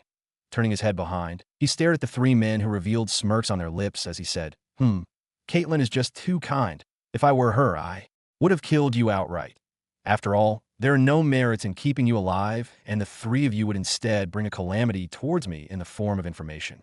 He spoke in a calm voice, and a small smile lifted on his lips. "But well, That's fine, since I am not her, and after you told me those crucial things, I would not be so unreasonable as to finish your life." The three men nodded their heads like chickens pecking rice. Their expressions showed their gratitude. Back when they were exiled, members of the Fierce Bulls gang found them, and after a moment of negotiation, both sides agreed that they would shelter the three in exchange for some information regarding their foes. When they found out that the Jollibee gang has been running out of stocks when it comes to weapons, they immediately rallied their members and started a siege. After all, a gang without sufficient weapons would never rise as a victor. With both sides having the same number of members, them who had the advantage in weaponry would have a higher chance of winning this war. The thought of gaining everything that the Jollibee gang possessed along with the gorgeous beauty, Caitlin, made the man shiver in excitement. His eyes shone in a light of lust before he beckoned with his hand. An unassuming wall beside him transformed into a door where a young woman, whose expression looked blank and lifeless, could be seen, slowly walking towards him. The young woman didn't have any clothes to cover her body, and so all of her vital areas were seen, and the three men who saw her stared intently at her, crack in the mountainous peaks on her chest. Realizing that the three men were still there, he turned around and clapped his hands as three armed men entered the balcony of the tower. The men then grabbed the three traitors, and soon their miserable shrieks echoed across the entire tower. The man only shrugged. How could he spare and include those traitorous bastards in his ranks? Who knows when they would betray him for a bigger benefit? Holding the young woman on her waist, he made her bend over, and soon he forgot about the matter of the three men. Instead, he thrust powerfully with his mind filled with thoughts about Caitlin. Meanwhile, back at the location of the Jollibee gang, continuous booming sounds rattled the entire area, and the earth itself shivered in return. Dan arrived at his room and found Charlotte, whose expression revealed her apprehension and fear towards the suddenness of the matter. Transform into a man.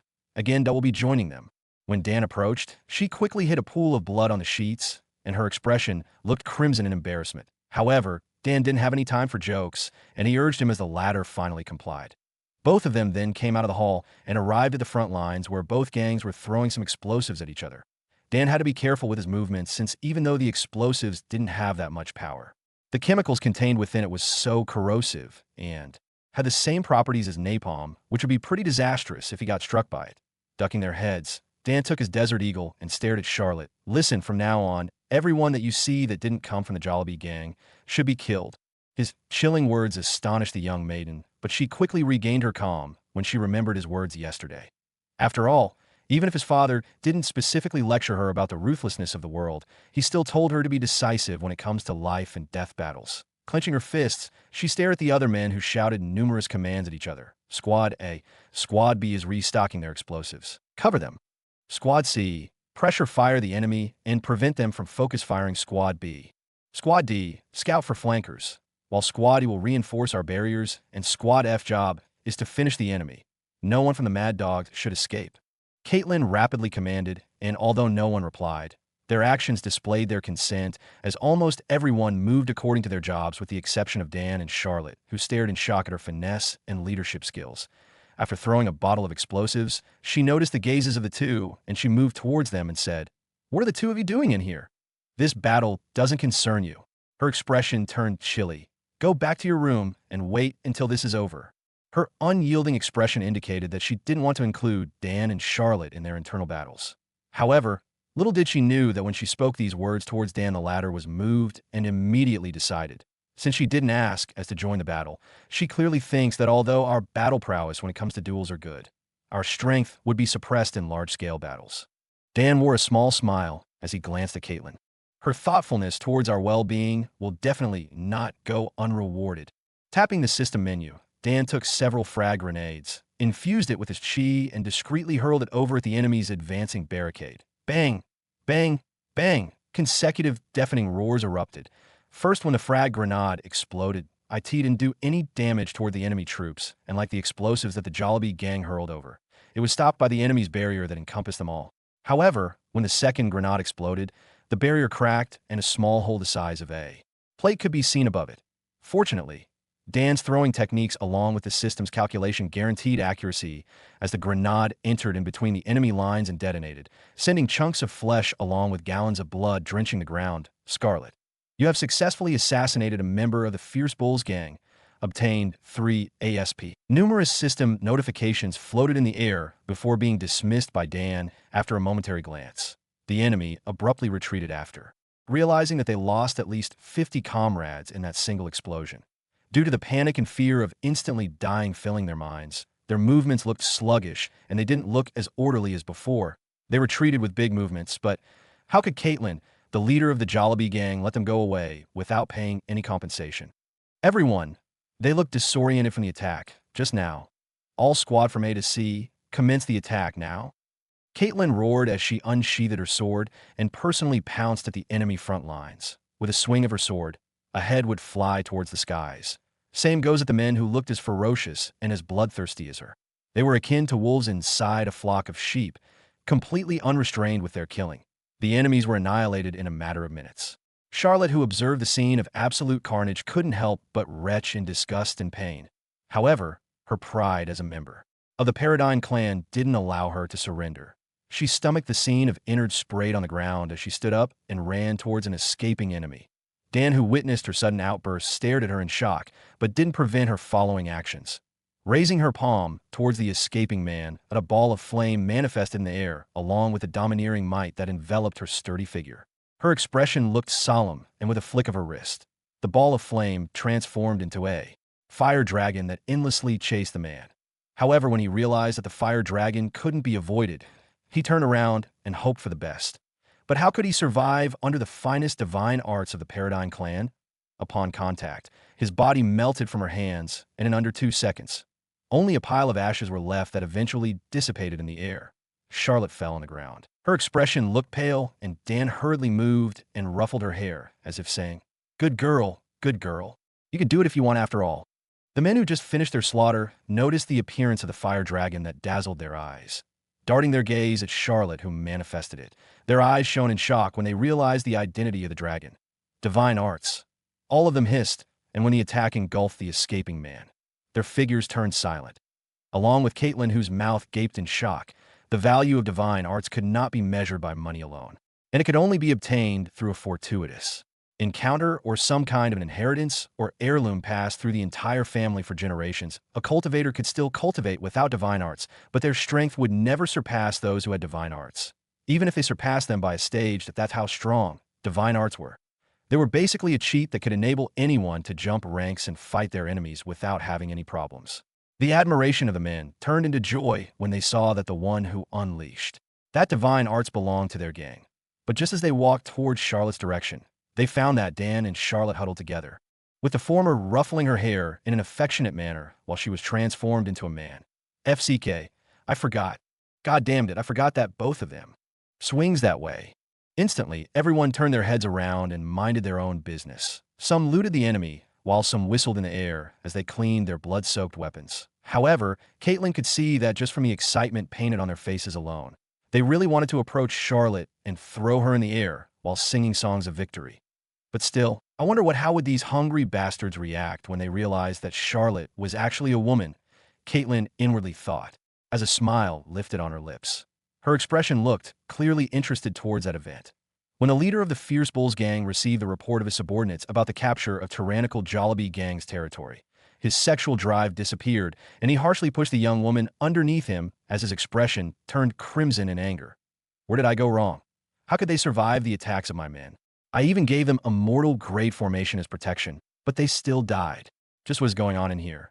He cupped his chin with his right hand as he thought, yes, the leader of a gang. He still possessed some brain cells that enabled him to see through the strangeness of his enemy's victory. Could there be some kind of unique factor in play? But I'm sure that they do not have that many weapons anymore, and they also don't have any formations or artifact that could temporarily boost their power. In the end, he clicked his tongue in frustration and picked the young woman from the ground as he vented his vexation onto her. Back at the tyrannical Jollibee gang region, the members of the entire gang gathered, including Charlotte and Dan currently. Dan wore a solemn expression as he glanced at the other members of the gang, all the while instructing the system in monitoring their vital signs. His eyes flashed in a critical light. When he found that the attack of the Fierce Bulls gang should not commence this early, he started thinking about the reason why they launched this siege. Even though they didn't have any idea about the true strength of each other, as a man who loved books in his previous life, especially the mystery ones, he liked solving these kinds of problems, and his mind had a foundation of information where he could tap onto when he stumbles upon an obstacle. However, Dan didn't take long in deducing the truth why the information about the gang was leaked. Apart from the three men that Caitlin described, there were still snakes that Dan needed to purge so that everything would function well as intended. Ahem. Caitlin gathered the attention of everyone as she spoke. Trevor, the technique that you used earlier, was it a divine art? She asked the question that everyone wanted to know the most. Charlotte's mighty figure shivered in embarrassment, which invoked a chain of whole-body cringes within the gang members. But they soon calmed themselves down, waiting for Charlotte's answer. Clenching her fists, Charlotte momentarily glanced at Dan before saying, "Yes, Miss Boss, this divine arts of mine is a bloodline divine art that was handed over to me by my father." Dan's lips lifted a small smile. Earlier, he instructed Charlotte to say such words so that he could achieve two goals in one fell swoop. Point one, to halt the greed of these men, and second, to snake out his prey. And indeed, when the men heard the words, bloodline divine art, they shook their heads and discarded their previous designs towards the divine art that Charlotte had. After all, they would not be able to acquire such a technique, much less use it since it runs through the blood and could only be inherited. Caitlin stared at her with a calm expression, but Charlotte remained unperturbed. Witnessing her visage, she could only sigh and say, "Trevor, can you please lend us your strength? We will soon be commencing an attack towards the Fierce Bull's base, so your strength as a divine arts user would tremendously help us." Her words echoed loud and clear, and the men perked up their concentration in listening. But before Charlotte could answer, Dan raised his hand and said, "Miss Boss, I can speak on behalf of her that she would definitely help. However, under one condition." Dan's word astonished the men. Some of them stared angrily at him for being so petty, even when they're at warring times. But since Dan possessed what they needed, they could only shut up and listen to his request. Caitlin knitted her eyebrows, but she came to the same conclusion as her subordinate. Since it's just a single request, why can we not grant it as long as it's not too much? After all, once we succeed in capturing their region, we would gain more than we lose. Okay, fine. What is that condition? She continued, and upon seeing that Caitlin agreed, Dan lifted his lips in a smile as he said in a casual voice that sent chills running through their spines, "Let me kill someone here." What did he say? Didn't he just say that he wants to kill someone among us? The men fervently discussed, and Caitlin's expression reddened in anger. "Absolutely not. How dare you say something such as killing my comrades? I would never let you do such a thing, and if you did, you will suffer the consequences," she declared, and when her subordinates heard her words, they were incredibly moved and swore their unwavering loyalty towards her, deep within their hearts once again. But when it comes to Dan, everyone who had some goodwill about him initially stared at him like venomous snakes. How could he casually request killing someone from our gang? They inwardly thought. Caitlin finally calmed down and stared at Dan with complicated expressions. "Since your condition is something that I cannot meet, then negotiations are over and both of you are now expelled from the gang," she declared, and Charlotte's figure shivered. But Dan held her firmly in place as he dropped another bombshell. "What if the person that I want to kill is a mole that repeatedly reports everything that is happening to the Fierce Bulls gang?" Caitlin's figure shook, and so did the men who started racking their heads in thought. Ever since the Fierce Bulls gang launched their offensive, she always found it strange as to why they were so decisive in attacking, as if victory was certain for them. But even though it would be certain since they lacked the weapons to fight them, they should not know about that information since only a handful of people, including Dan, should know about their status quota. But since they knew about it, it could only mean one thing. There definitely was a mole inside their gang. At this moment of realization, every member stared at each other with wary expressions on their faces. Some secretly prepared their weapons while someone, who stood at the very back of the formation, took a jade slip, the size of a pebble, and prepared to crush it in his palm.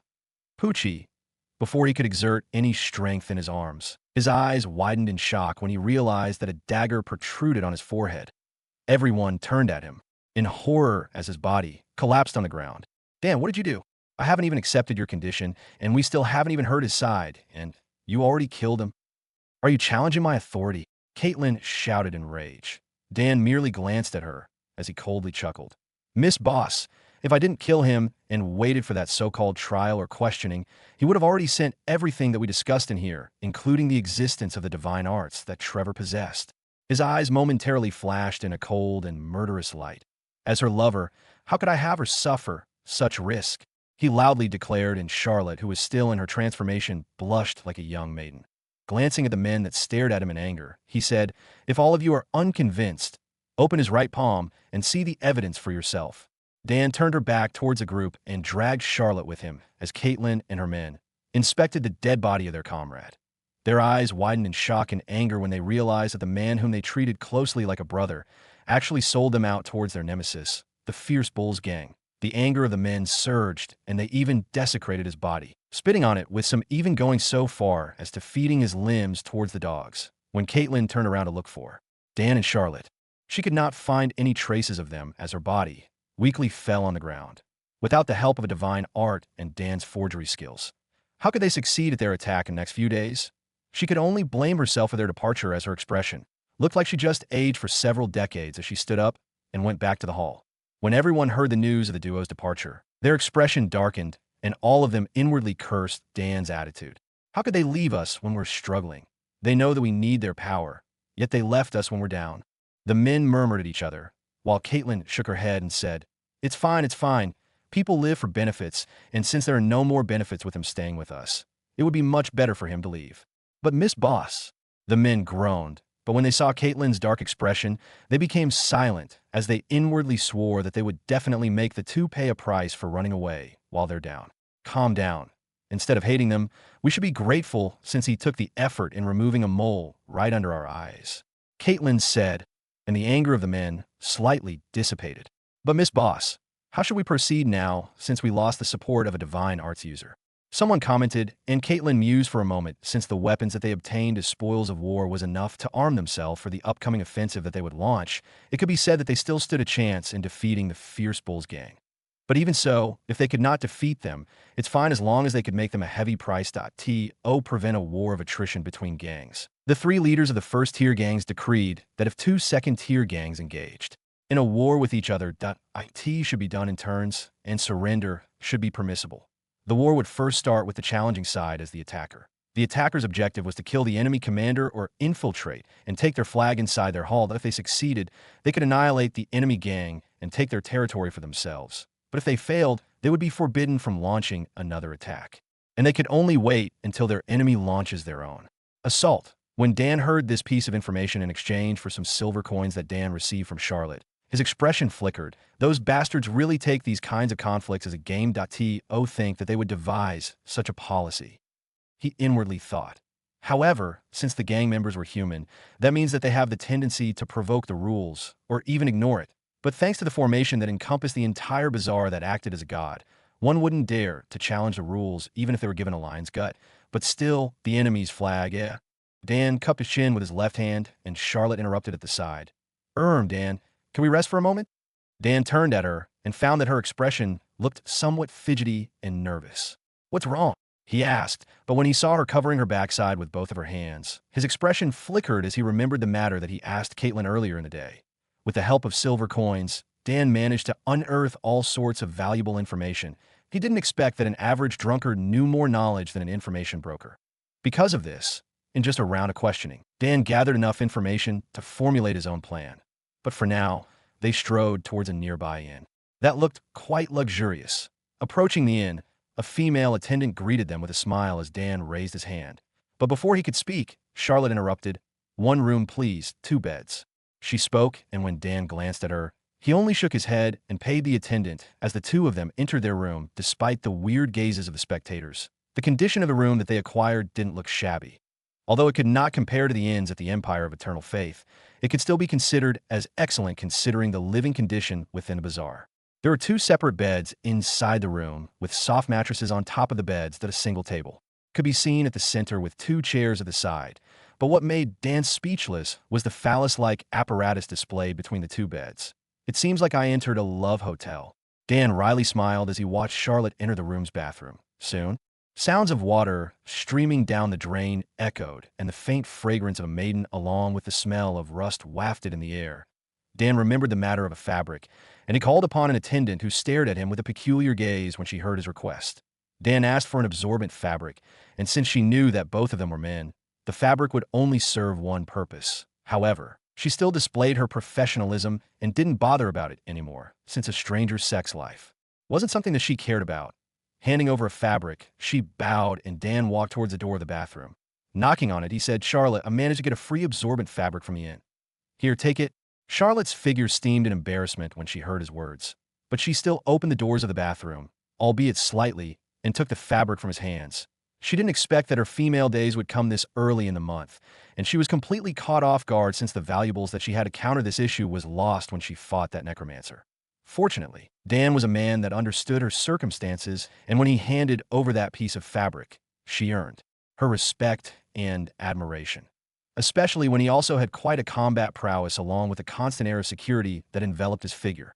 Unbeknownst to her, a seed of deep admiration started blooming within her heart as she continued on her business. Meanwhile, Dan, who laid on the bed, started formulating a plan, according to the information that he gathered from those drunkards.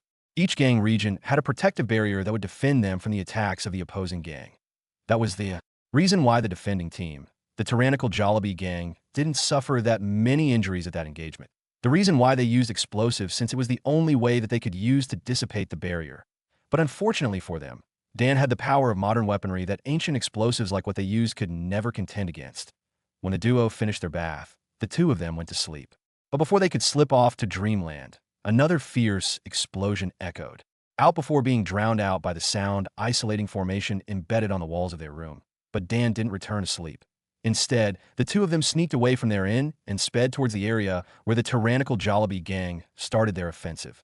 Jumping atop a roof, they could see the entire battlefield as Dan thought. Why did they start their attack this soon? He clicked his tongue and gripped Charlotte's wrist. Charlotte, since Caitlin has started her attack, we will also back them up. However, since your divine arts is a trump card, it should not be revealed for now. Back them up? If I'm not going to use my divine arts, what should I do? Charlotte stared at him in confusion, and Dan patiently explained, according to the rules of gang wars, as long as the other side managed to obtain the flag of their enemy, it could be considered as their win since the formation of their region would disappear.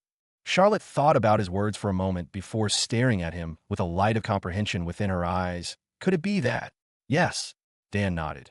So stay here and wait. I can't have you reveal your might, or else we would attract more trouble than benefits. He stared at her and found that her expression looked reluctant and indignant. As a member of the Paradigm clan, Charlotte possessed a competitive spirit, and these kinds of battle hyped her out the most. Being left out from the fun made her somber as Dan ruffled her hair and chuckled. Don't worry, since the enemy is so daring to declare war on us, that means that they also have their own trump card, and I assure you that their trump card is definitely another divine arts user. When she heard his words, Charlotte sighed as her eyes burned with passion. Witnessing her ignited flare, Dan nodded his head in satisfaction. But before he could turn around, Charlotte pulled him as she said, "Take care. I will be waiting for you here." "Yeah, I'll be going now."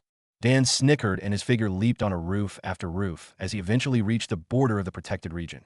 The reason why he looked so enthusiastic was because of a system notification that floated in the air before him. Quest name: Fierce Bull's Extermination Line. Quest rank: S rank. Quest objective: annihilate the enemy and capture their flag. Quest rewards: unknown. Dismissing the quest log, Dan took his weapons out and stared at the distant tower that indicated the center of the Fierce Bull's territory. Dan stared at the semi-transparent barrier, instructing the system. A series of system notifications floated in the air. Name: Pseudo-Heaven Grey Dome of Protection. Effects: protects everything inside from physical and chi-based attacks. IT could withstand an all-out attack from a Divine Soul Practitioner. Health: 7, 231, 266/9. 0000000. As expected, the erected barrier really is sturdy, since the barrier encompassed everything inside the region.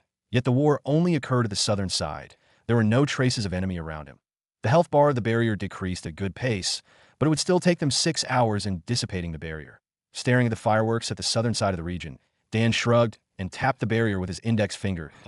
As expected, his figure flew away, and his finger even became numb because of the impact. However, this didn't falter his confidence as a smile lifted on his lips, since it doesn't allow anything foreign to touch it. What would happen if I try this? He mumbled and walked closer to the barrier as he activated Flicker before jumping inside. When the effects of Flicker dissipated, Dan found himself inside the enemy territory as a small, excited smile lifted on his lips. Readying his weapons, the system constantly scanned the area around him as he entered stealth and approached the vicinity of the flag. Meanwhile, at the main battle area, Caitlin, along with the members of the tyrannical Jollibee gang, fiercely battered the barrier that surrounded their enemies while desperately raising their shields up against their attacks. Throw it at the same spot. As long as we can destroy their barrier, their lives are ours to take. Caitlin roared, and everyone's morale surged to the peak as both of their hands swiftly hurled explosives one after another. Atop the tower where the flag of the Fierce Bulls gang stood, a shadowy figure of a man stared at Caitlin with desire burning within his eyes. Beside him stood a man whose expression remained cold and indifferent. Karthus, when the barrier disappears, your turn will come, so I hope you don't get that impatient. The leader of the Fierce Bulls gang, Fierce Blood, said with a playful smile on his face. Karthus beside him merely shrugged as he stared at the scene of numerous fireworks exploding before them. AT this time. The Fierce Bulls gang has completed their set of traps that they placed before the path that their enemy would take before they could reach the tower. But what would they do if they reached the tower? Fierce Blood gave a vicious smile. With Karthus at my side, they will never be able to defeat us. He crossed his arms together and continued on, coldly observing the battlefield. Little did he knew that someone had sneaked past the defenses that he placed and was now approaching the third line of defenses where people who carried lightstones with them stood. Lightstones was a common commodity used by everyone in this world. Their main purpose was to provide light under the veil of the night. However, when Dan scanned it with the system, he found that the lightstones that they held had a simple formation that would detect any movements in a cone before the stones. Hiding behind a wall, Dan gave a wry smile. It seems like I won't be able to enter the tower without spilling blood. Opening the system's mini-map, Dan found that the red dots around him numbered at least 15 people, which means if he wanted to continue without being discovered, he needed to kill these 15 people without leaving any traces and in the swiftest manner as possible. Crouching there, Dan purchased another Desert Eagle, but this time, he bought a handgun with a silencer attachment. Holding it with his right hand, he activated stealth and pulled the trigger. Poochie. The man targeted by Dan's attack tumbled on the ground with a bloody hole in his forehead. Everyone around him quickly reacted, but before they could sound their whistles, Dan threw a flash grenade that exploded in the center, temporarily taking their eyesight and disorienting them in the process. Seeing the group of headless flies that desperately waved their weapons around them, Dan shook his head and pounced at them, performing a dance of death which reaped their lives. The whole ordeal only lasted for about 30 seconds, and Dan quickly destroyed the booby traps that they placed under the soil that re-entering stealth. He moved towards the tower as a sense of imminent danger crept up his neck. "It!" He cursed and retreated backward, followed by a sharp pain in his neck, along with a thin line of blood that dripped down his chest, a cold sweat run through his back. That was close. Bending his knees, he calmed himself and stared at his enemy that suddenly appeared. The man before him looked like he was in his mid-20s. His figure looked skeletal, and his expression looked as pale as paper, but his eyes shone in a constant eerie light of crimson, which intimidated the former. Gritting his teeth, Dan knew that he was currently in the middle of a life-and-death battle. Any kind of distraction could possibly spell his death, as he took a deep breath and entered a state of deep concentration. The expression of the man flickered when he realized that the air that surrounded the young man before him changed. First, the young man gave an impression of a courageous yet foolish youth that dared to challenge his authority. However, right now, he bitterly laughed when he found that the young man now gave off a vibe of a dormant, ancient beast, a beast that should never be provoked lest you didn't want your life anymore. But still, who was he? He was included in the top 100s. Demonic rankings and the number of people that he killed in his entire lifetime could form a small mountain of corpses. Gripping his dagger, he regained his calm before saying, "To think that someone could actually infiltrate the barrier that is formed by the Guardian formation itself." A playful smile lifted on his lips. He was deeply interested in the techniques that the young man used in entering such a secure place. To think that I was unable to detect him until he killed these guys. He shook his head, and his fighting spirit burned even fiercely than before down the other side. Dan, who entered a state of deep concentration, couldn't even bother about what his enemy said. Instead, his focus concentrated on his enemy's muscle and joints so that he could react at the same time that his enemy would move. But this kind of technique placed a huge burden upon his mental strength, and Dan knew that if he kept this up, he would only last 30 minutes before falling. Unconscious, tightening his grip, Dan knew that if he didn't do this, he would surely be taken out by his enemy that not only possessed higher cultivation and attributes than him, but was also stronger when it comes to techniques. The only way to defeat overwhelming strength was to combine everything that you have in order to take the smallest advantage as possible and exploit it as long as you can. The two stared at each other in a standstill as a cold wind swept past their figures. The entire area turned colder, and their minds disregarded the deafening commotion that occurred around them. They entered a state where only the two of them existed, and both of them knew that once the other lagged in concentration, that IT would be their moment of death. "Hey, Karthus, what the hell are you doing there?" A voice of a man disrupted the equilibrium of the two. Karthus' concentration dissipated for a moment, and when he realized it, Dan had already reappeared before him with his dagger raised up in the air as he mumbled, "Sudden strike." A pitch-black light enveloped his dagger as Karthus hurriedly took his own dagger and clashed against Dan's attack. Clang! Sparks flew, and Karthus' figure flew backward, while Dan only staggered for about 2 steps before he stabilized himself. However, even though Karthus looked defeated from their exchange, the numbing sensation that spread on Dan's palm indicated that he clearly lost against his enemy as his expression turned even more solemn than before. In a battle between experts with equal attributes and strength, the one that possessed higher-level techniques would usually come out as victorious. However, this time, his enemy was a realm stronger than him, and even with his physical attributes alone, he could completely crush Dan under his foot. Dan's attributes were as follows. Name: Dan Gabriel Longinus. Age: 16. Status: the young master of the Longinus clan. Stats: Star 3 Int, 8 Dex, 9 Agi, 12 STA, 2.75. For reference, 1 stat point equals an average human stat. Cultivation: peak stage of the flesh-tempering realm. System evaluation: still weak. In comparison, his enemy attributes were: Name: Karthus. Age: 54. Status: second-tier assassin of the Black Wing Gang. Stats: STR 12 Int, 15 Dex, 21 Agi, 15 STA, 13. For reference, 1 stat point equals an average human stat. Cultivation: peak stage of the organ-tempering realm. Dan inwardly cursed. To win this war, the Fierce Bulls gang didn't spare any resources in recruiting this second-tier assassin from the Black Wing Gang, and he admits that if this monster joined in the fighting at the main battle area, only Charlotte or Caitlin could possibly hold him off. It looks like I need to hold him off as long as possible. Dan clicked his tongue. His expression remained stoic in the face of a formidable enemy like Karthus. Taking a defensive stance, he aimed his Desert Eagle and shot. The bullet whistled through the air, and Karthus' expression frowned when he felt the sensation of the approaching danger. Narrowing his eyes, he deduced the trajectory of the attack and casually swiped at it, causing sparks as the bullet disintegrated. However, when he turned his focus at Dan, he found that the latter was gone and was currently running towards the tower where the flag of the Fierce Bulls gang was located. TCCH. Inwardly cursing, his figure blurred and chased at Dan, who ran madly towards the opposite direction.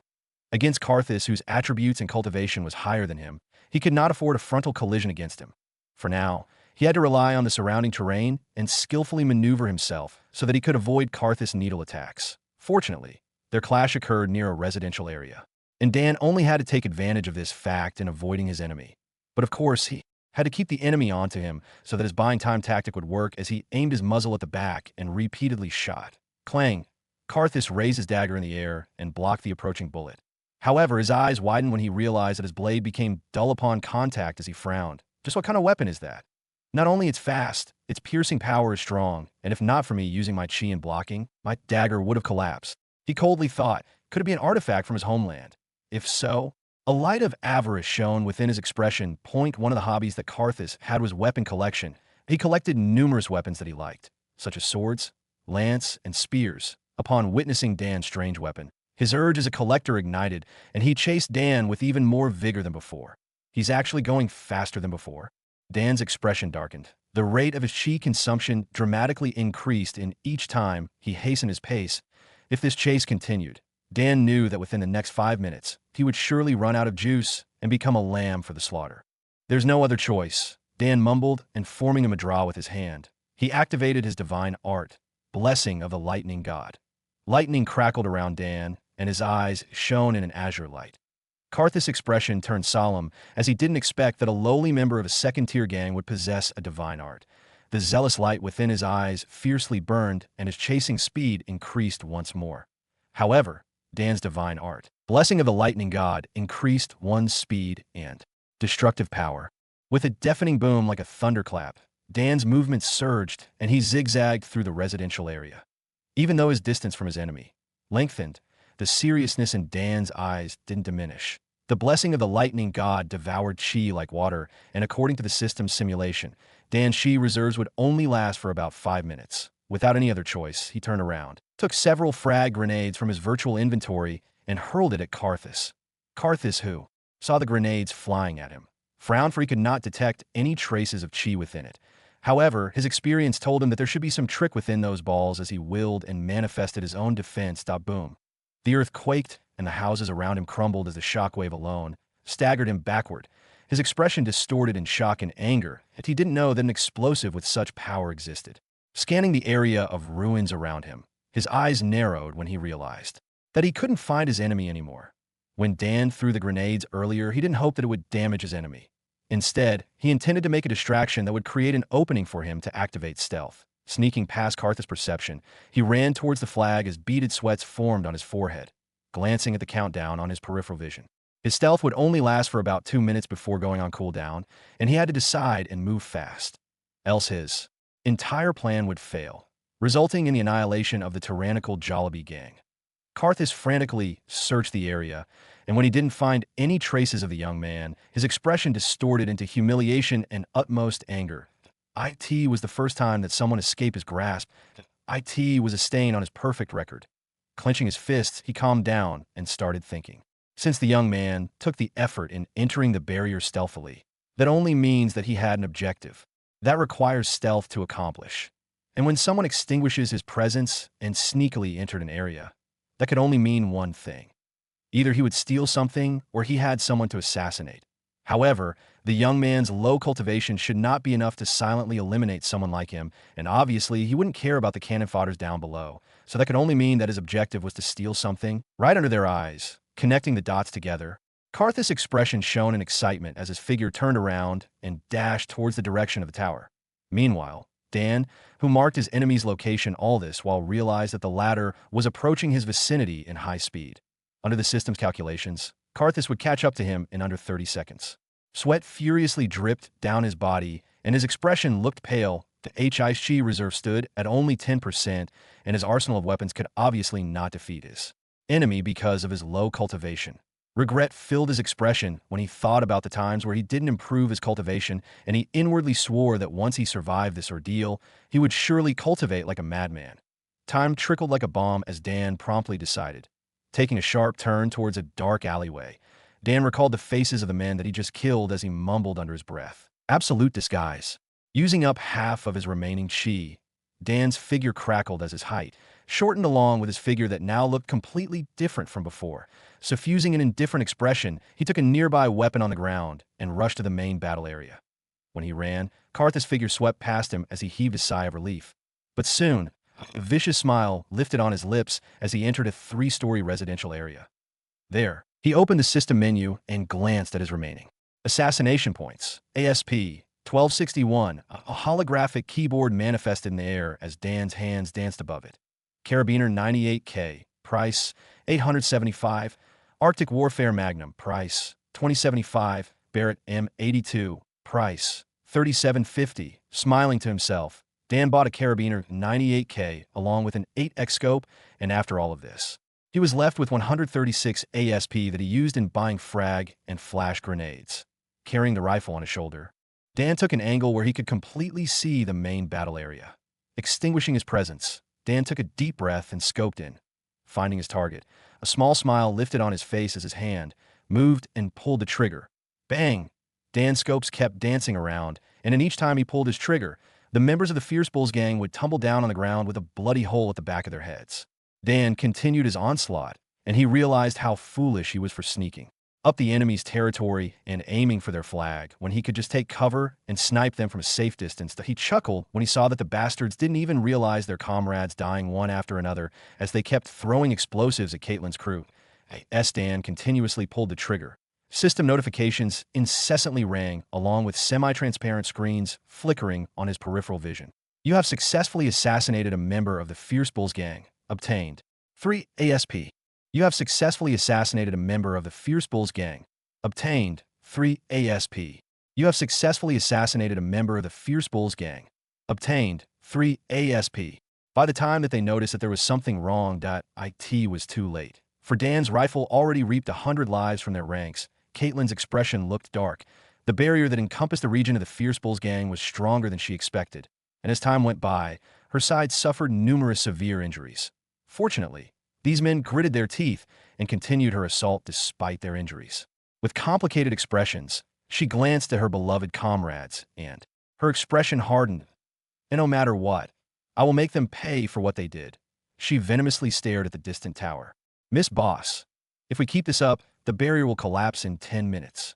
A man whose body drenched in his own scarlet blood shouted. His hands didn't even stop for a second as he fiercely hurled bottles after bottles of explosives at the barrier. Their concentrated attack on the barrier slowly consumed its energy, and once it breaks, their crew would finally be able to infiltrate. But what happens next?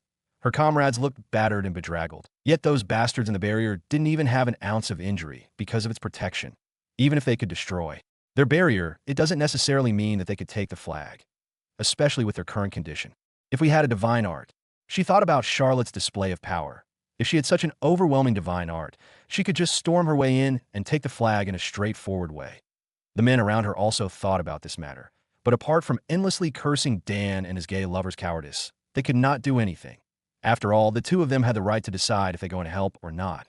But still, their display of easily departing from the gang made the men annoyed and angered at their actions, but at the same time, they bitterly chuckled, and no matter how much they wanted to beat the two into a pulp. Once they lose this war, they would lose everything along with their lives. All squad, focus fire. As long as we break through this barrier, we can definitely win this. Caitlin shouted. Summoning the might of her cultivation base, she sent waves after waves of chi towards the barrier, which vibrated upon impact. The Fierce Bulls gang sighed. The front lines. Commander Bloody Dog mockingly stared at the struggle that their enemy did. The matter of the barrier's destruction didn't dissipate him and his squad members' morale.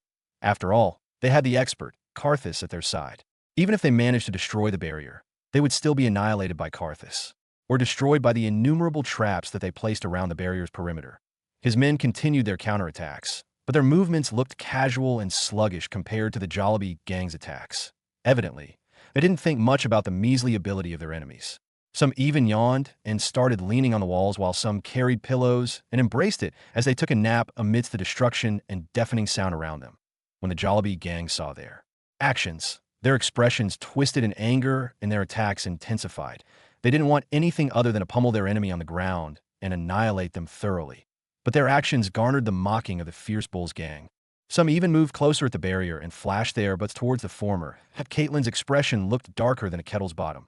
Her figure incessantly trembled in indignance. Staring at her enemies, her eyes flashed in a scarlet light akin to that of a carnivorous beast. Commander Bloody Dog merely shrugged before Caitlin's ferocious expression. Witnessing such a fine woman displaying such vulgar face, he shook his head. Well, it doesn't matter. Once this is all over, I'm sure boss will grant you to me anyway, and when that time comes, his eyes flickered in a light of utmost lust. I hope you don't disappoint me. He leaned on the wall for a moment, and suddenly, his comrades' anguished cries, filled with despair and fear, resonated in the area. Taking a spear, he realized that his troops started falling on the ground like coconuts falling from trees. What the hell is going on? The strange phenomenon made him aghast, and his hair stood on its end.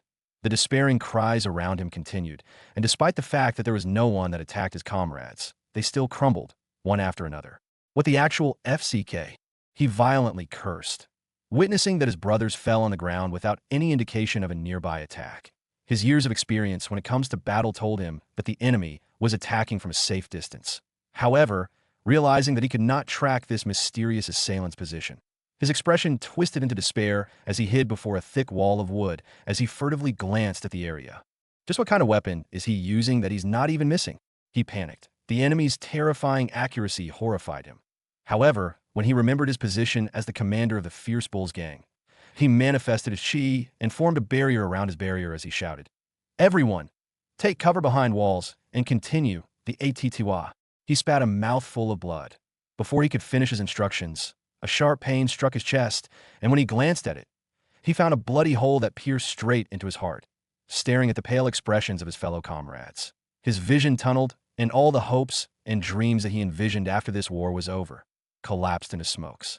With the defeat of their commander and under the attacks of this ghostly assassin that they could never see nor track, the remaining members of the Fierce Bulls gang front lines madly ran towards the tower, all the while throwing their weapons behind. Caitlin and her comrades that continued their fierce attack realized that her enemy stopped counterattacking. Narrowing her eyes to look, she saw the haunting scene of their enemies' dead bodies littered on the ground with a bloody hole in their head or chest. She knitted her eyebrows. Just who helped us? She inwardly thought, but upon seeing the cracks that dotted the barrier, she continued. her attack with even more fervor than before. Just what is going on here? Who is attacking us? The commander of the second line of defense, Fierce Carabao, violently cursed. Since he was in the center of the formation, he could see the scene of carnage and the moments where his fellow brothers lifelessly collapsed on the ground. Knitting his eyebrows, he racked his brain in tracing the mysterious assailant's whereabouts. But because of the numerous distractions around him, such as the constant deafening roar that ripped through the air, the minute traces of the enemy disappeared like smoke. "Essit, the barrier is about to die. Brothers, prepare yourself." With his command, the men behind him prepared their weapons, staring at the distance. The moment that the barrier collapsed, Fierce Carabo raised his weapon and opened his mouth to shout. Bang! Unfortunately, he was unable to voice out his command as a hole ripped through his heart. What the...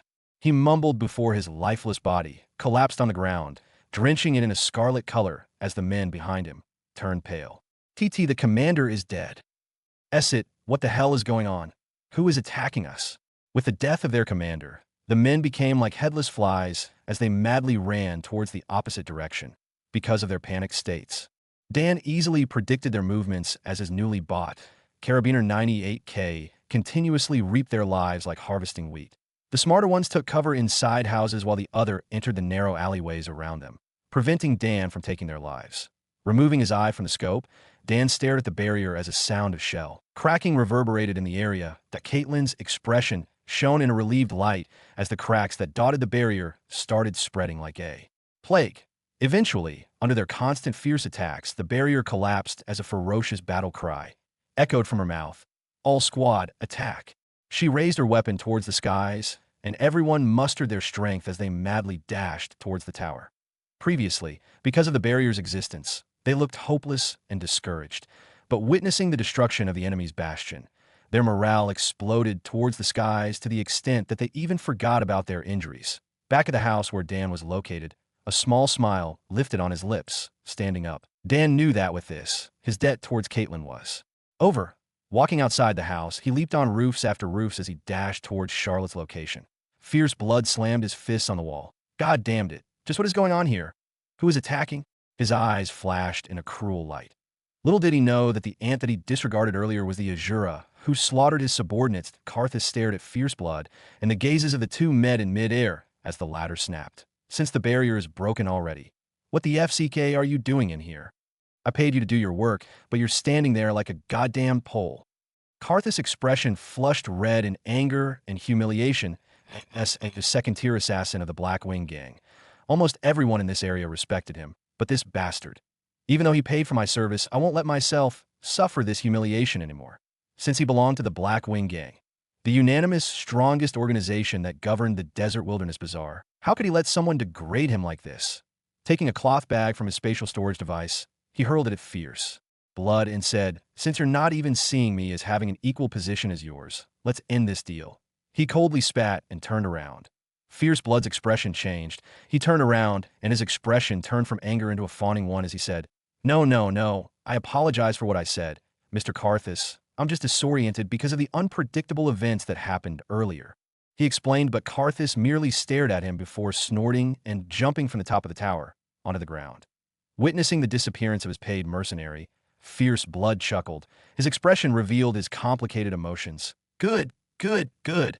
Staring at the distancing silhouette of Karthus. Just a measly dog of the Black Wing gang actually dares to cross me. We'll see. And as for this BTCH, Caitlin. He coldly stared at the commotion down below. I promise you that you will not be able to capture this flag of mine. He turned around and placed a formation disc beside the flag. Infusing his chi inside the formation disc, a heart-palpitating energy surged from the disc as numerous resplendent runes materialized in the air. When the runes dissipated into the flag, Fierce Blood revealed a vicious smile. Let's see how you capture this flag of mine, Caitlin. He mumbled before turning around and heading towards the third line of defense. Meanwhile, back in the main battle area, a scene of absolute slaughter greeted the incoming invaders. Caitlin knitted her eyebrows, and her subordinates stared at the scene in shock. After they penetrated the barrier, they stopped using their explosives, so tranquility returned in the area.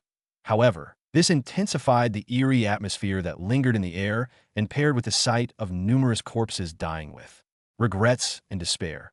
Even the battle-hardened men couldn't help but become sick. Just what happened in here? Could it be that they became crazy and killed themselves? One of the men spoke up, but Caitlin shook her head and dismissed the idea. There should be an expert that help us kill our enemies that as to who he is. I have no idea why. She regained her calm, yet her expression still wrinkled due to the strong smell of rust that wafted in the air.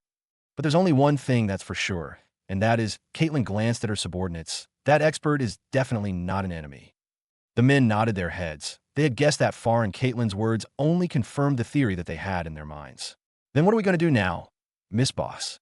One man spoke up, and Caitlin glanced at him before saying, "We'll keep up our attacks, but those injuries should stay here and collect the spoils of war." The severely injured man who stood wobbly revealed expressions of relief. One of them even sat on the ground and leaned on a wooden wall as he tended on his wounds. "Those who can still fight shall come with me and capture the enemy flag since we come this far already. We will go through and earn glory for ourselves. We'll make everyone know that the tyrannical Jollibee gang is not a pushover gang." Caitlin's eyes flashed in seriousness, and so did the men whose fervor shot higher towards the skies. Carrying their weapons, they marched towards the third line of defense that encircled the tower. Dan leaped roof after roof and eventually arrived at the place where Charlotte waited for him. There, she saw the young maiden looking quite bored. "I'm sorry I took longer than I thought. However, everything's fine now. I repaid my debt with Caitlin already, so we should probably go now." Charlotte stared at him before saying, "So you repaid your debt with her already?" Her tone contained several different meanings that only she recognized. Dan nodded his head in response. "Yeah, I helped her defeat her enemies, but she doesn't know that I was the one who helped her. I don't really want to attract unnecessary trouble."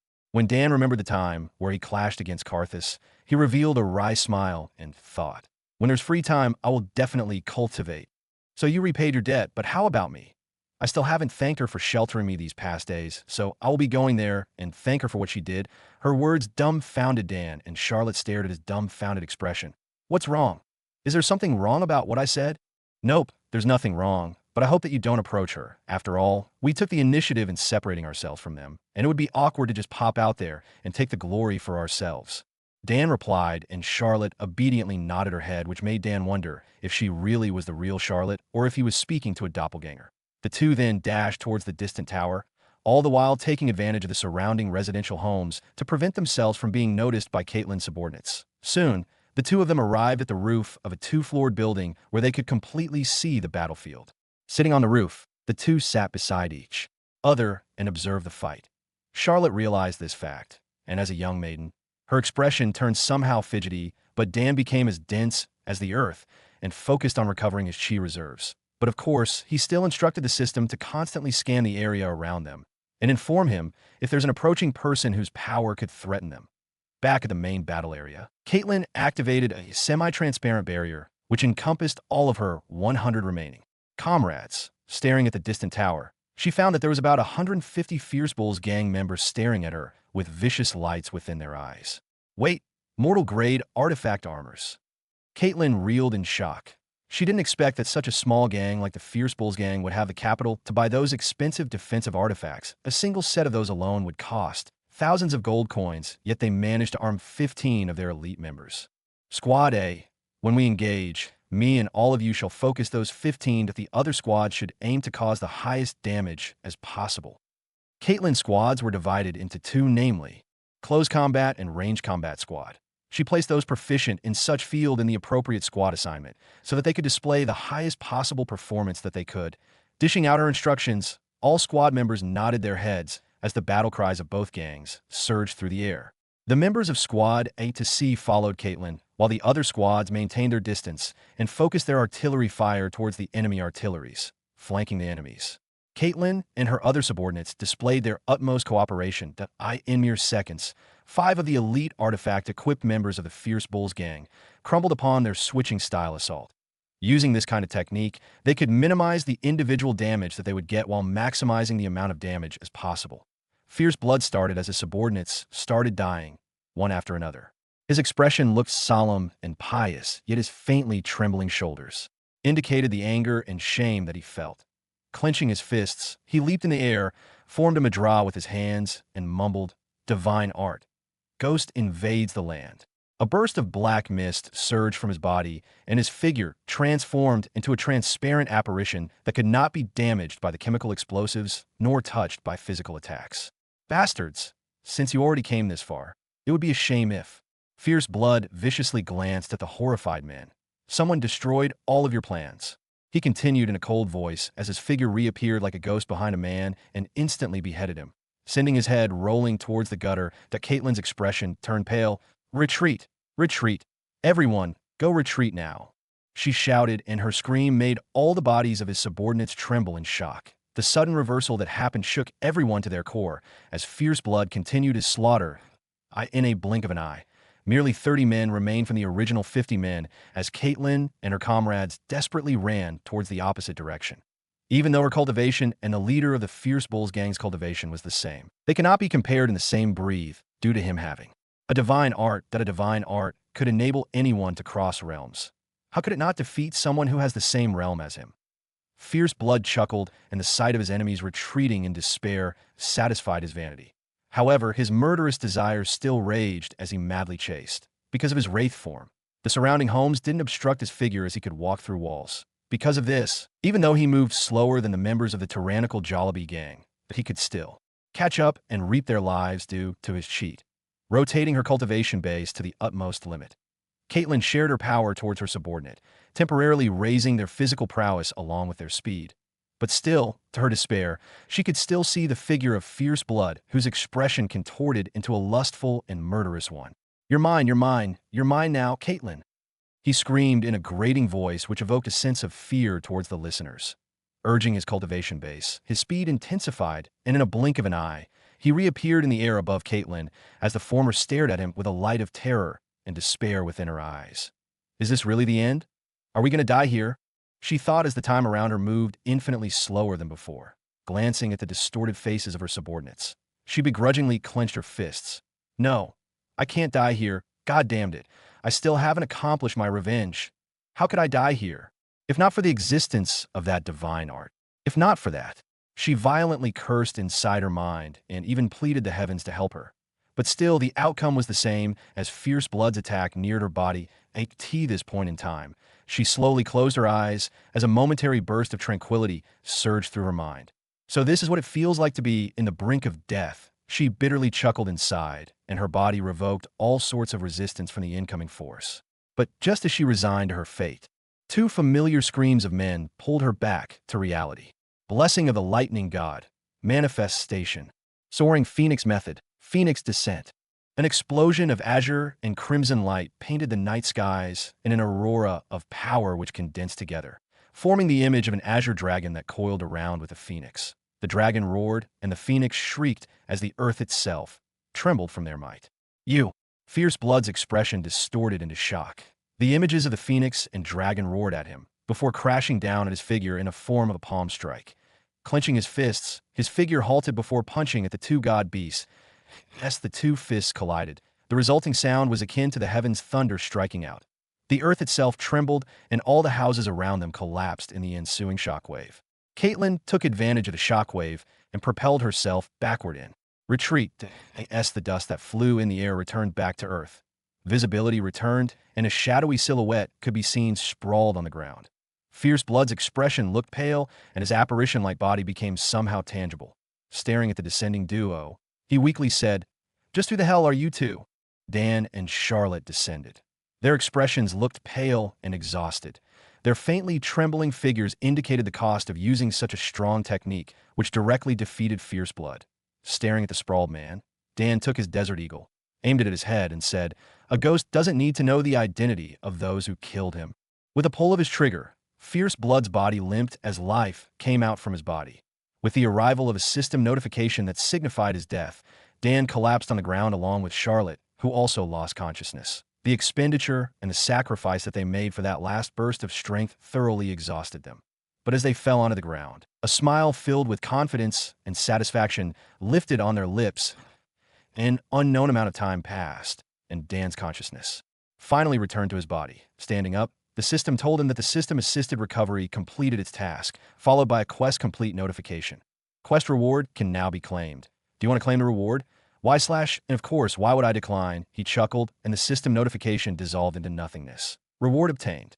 Barrett M82 1X. Skill coupon 2X. ASP. 1000. Dan's expression gaped upon witnessing the series of notifications that materialized before him. He couldn't hold his excitement, that he even leaped in joy inside the small room that he was in. Tapping in the air, he opened his virtual inventory and found his shiny .50 caliber Barrett M82. He didn't expect that the system would give him such a bountiful reward. Taking the skill coupons out from his inventory, Dan activated them, and he received 2 new skills in return. Skill name: Clone Technique. Skill effect: summons a clone with half the user's capabilities. The user can switch locations with the user at will.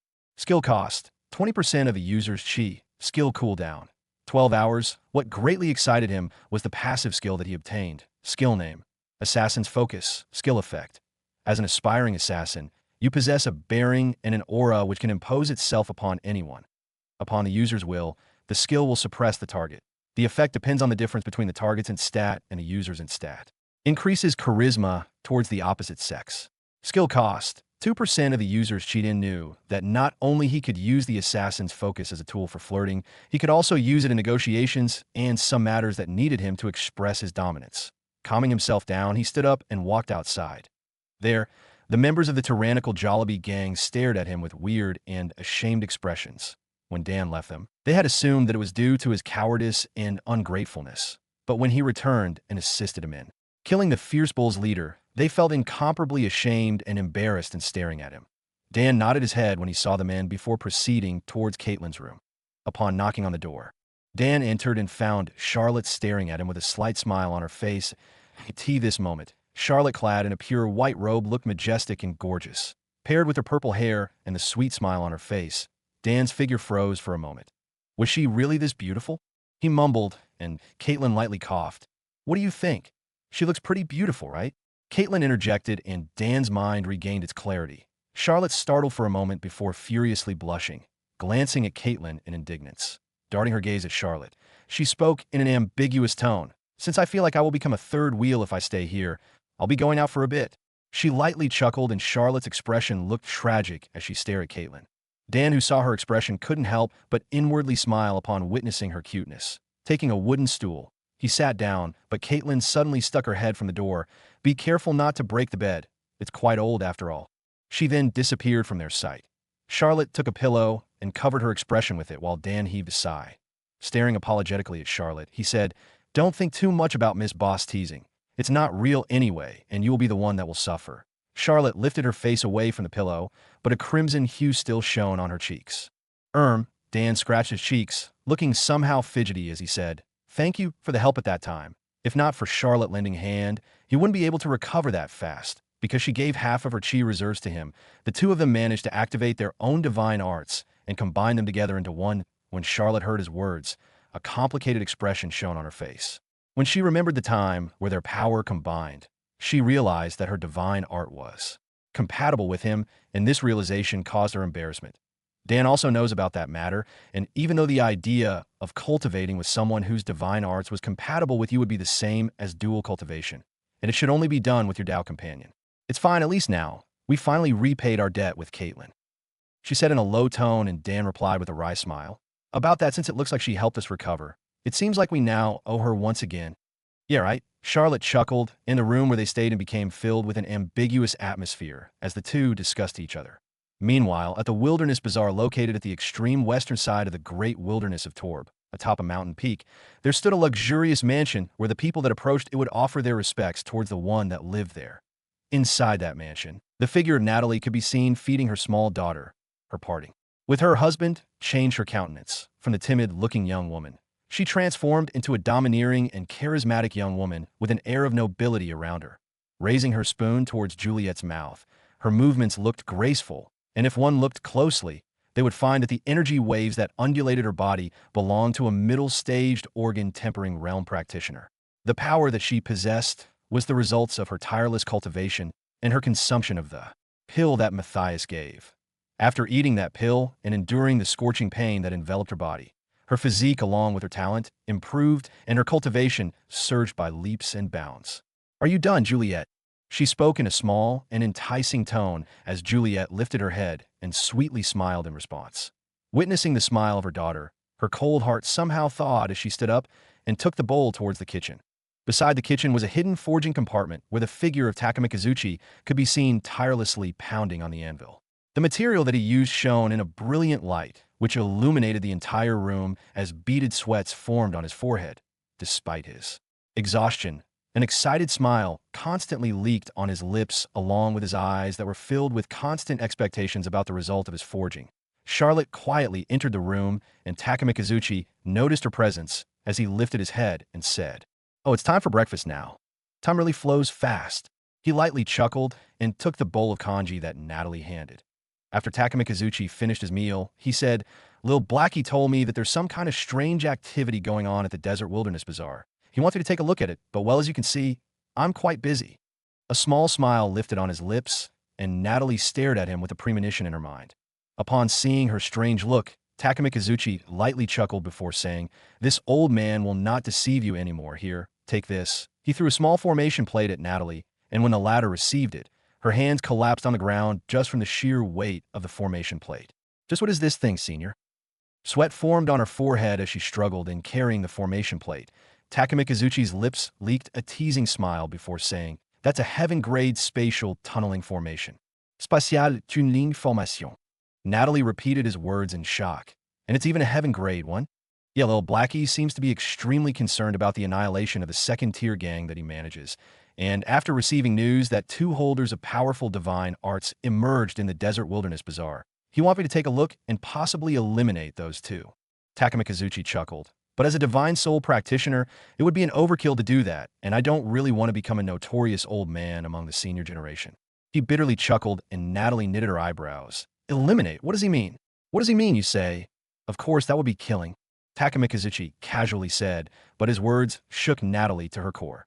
Even though she pledged to herself that she would definitely do whatever it takes to see her husband again, she didn't expect that the first assignment that she would have was an assassination assignment. But still, she hardened her resolve, and her expression turned frosty.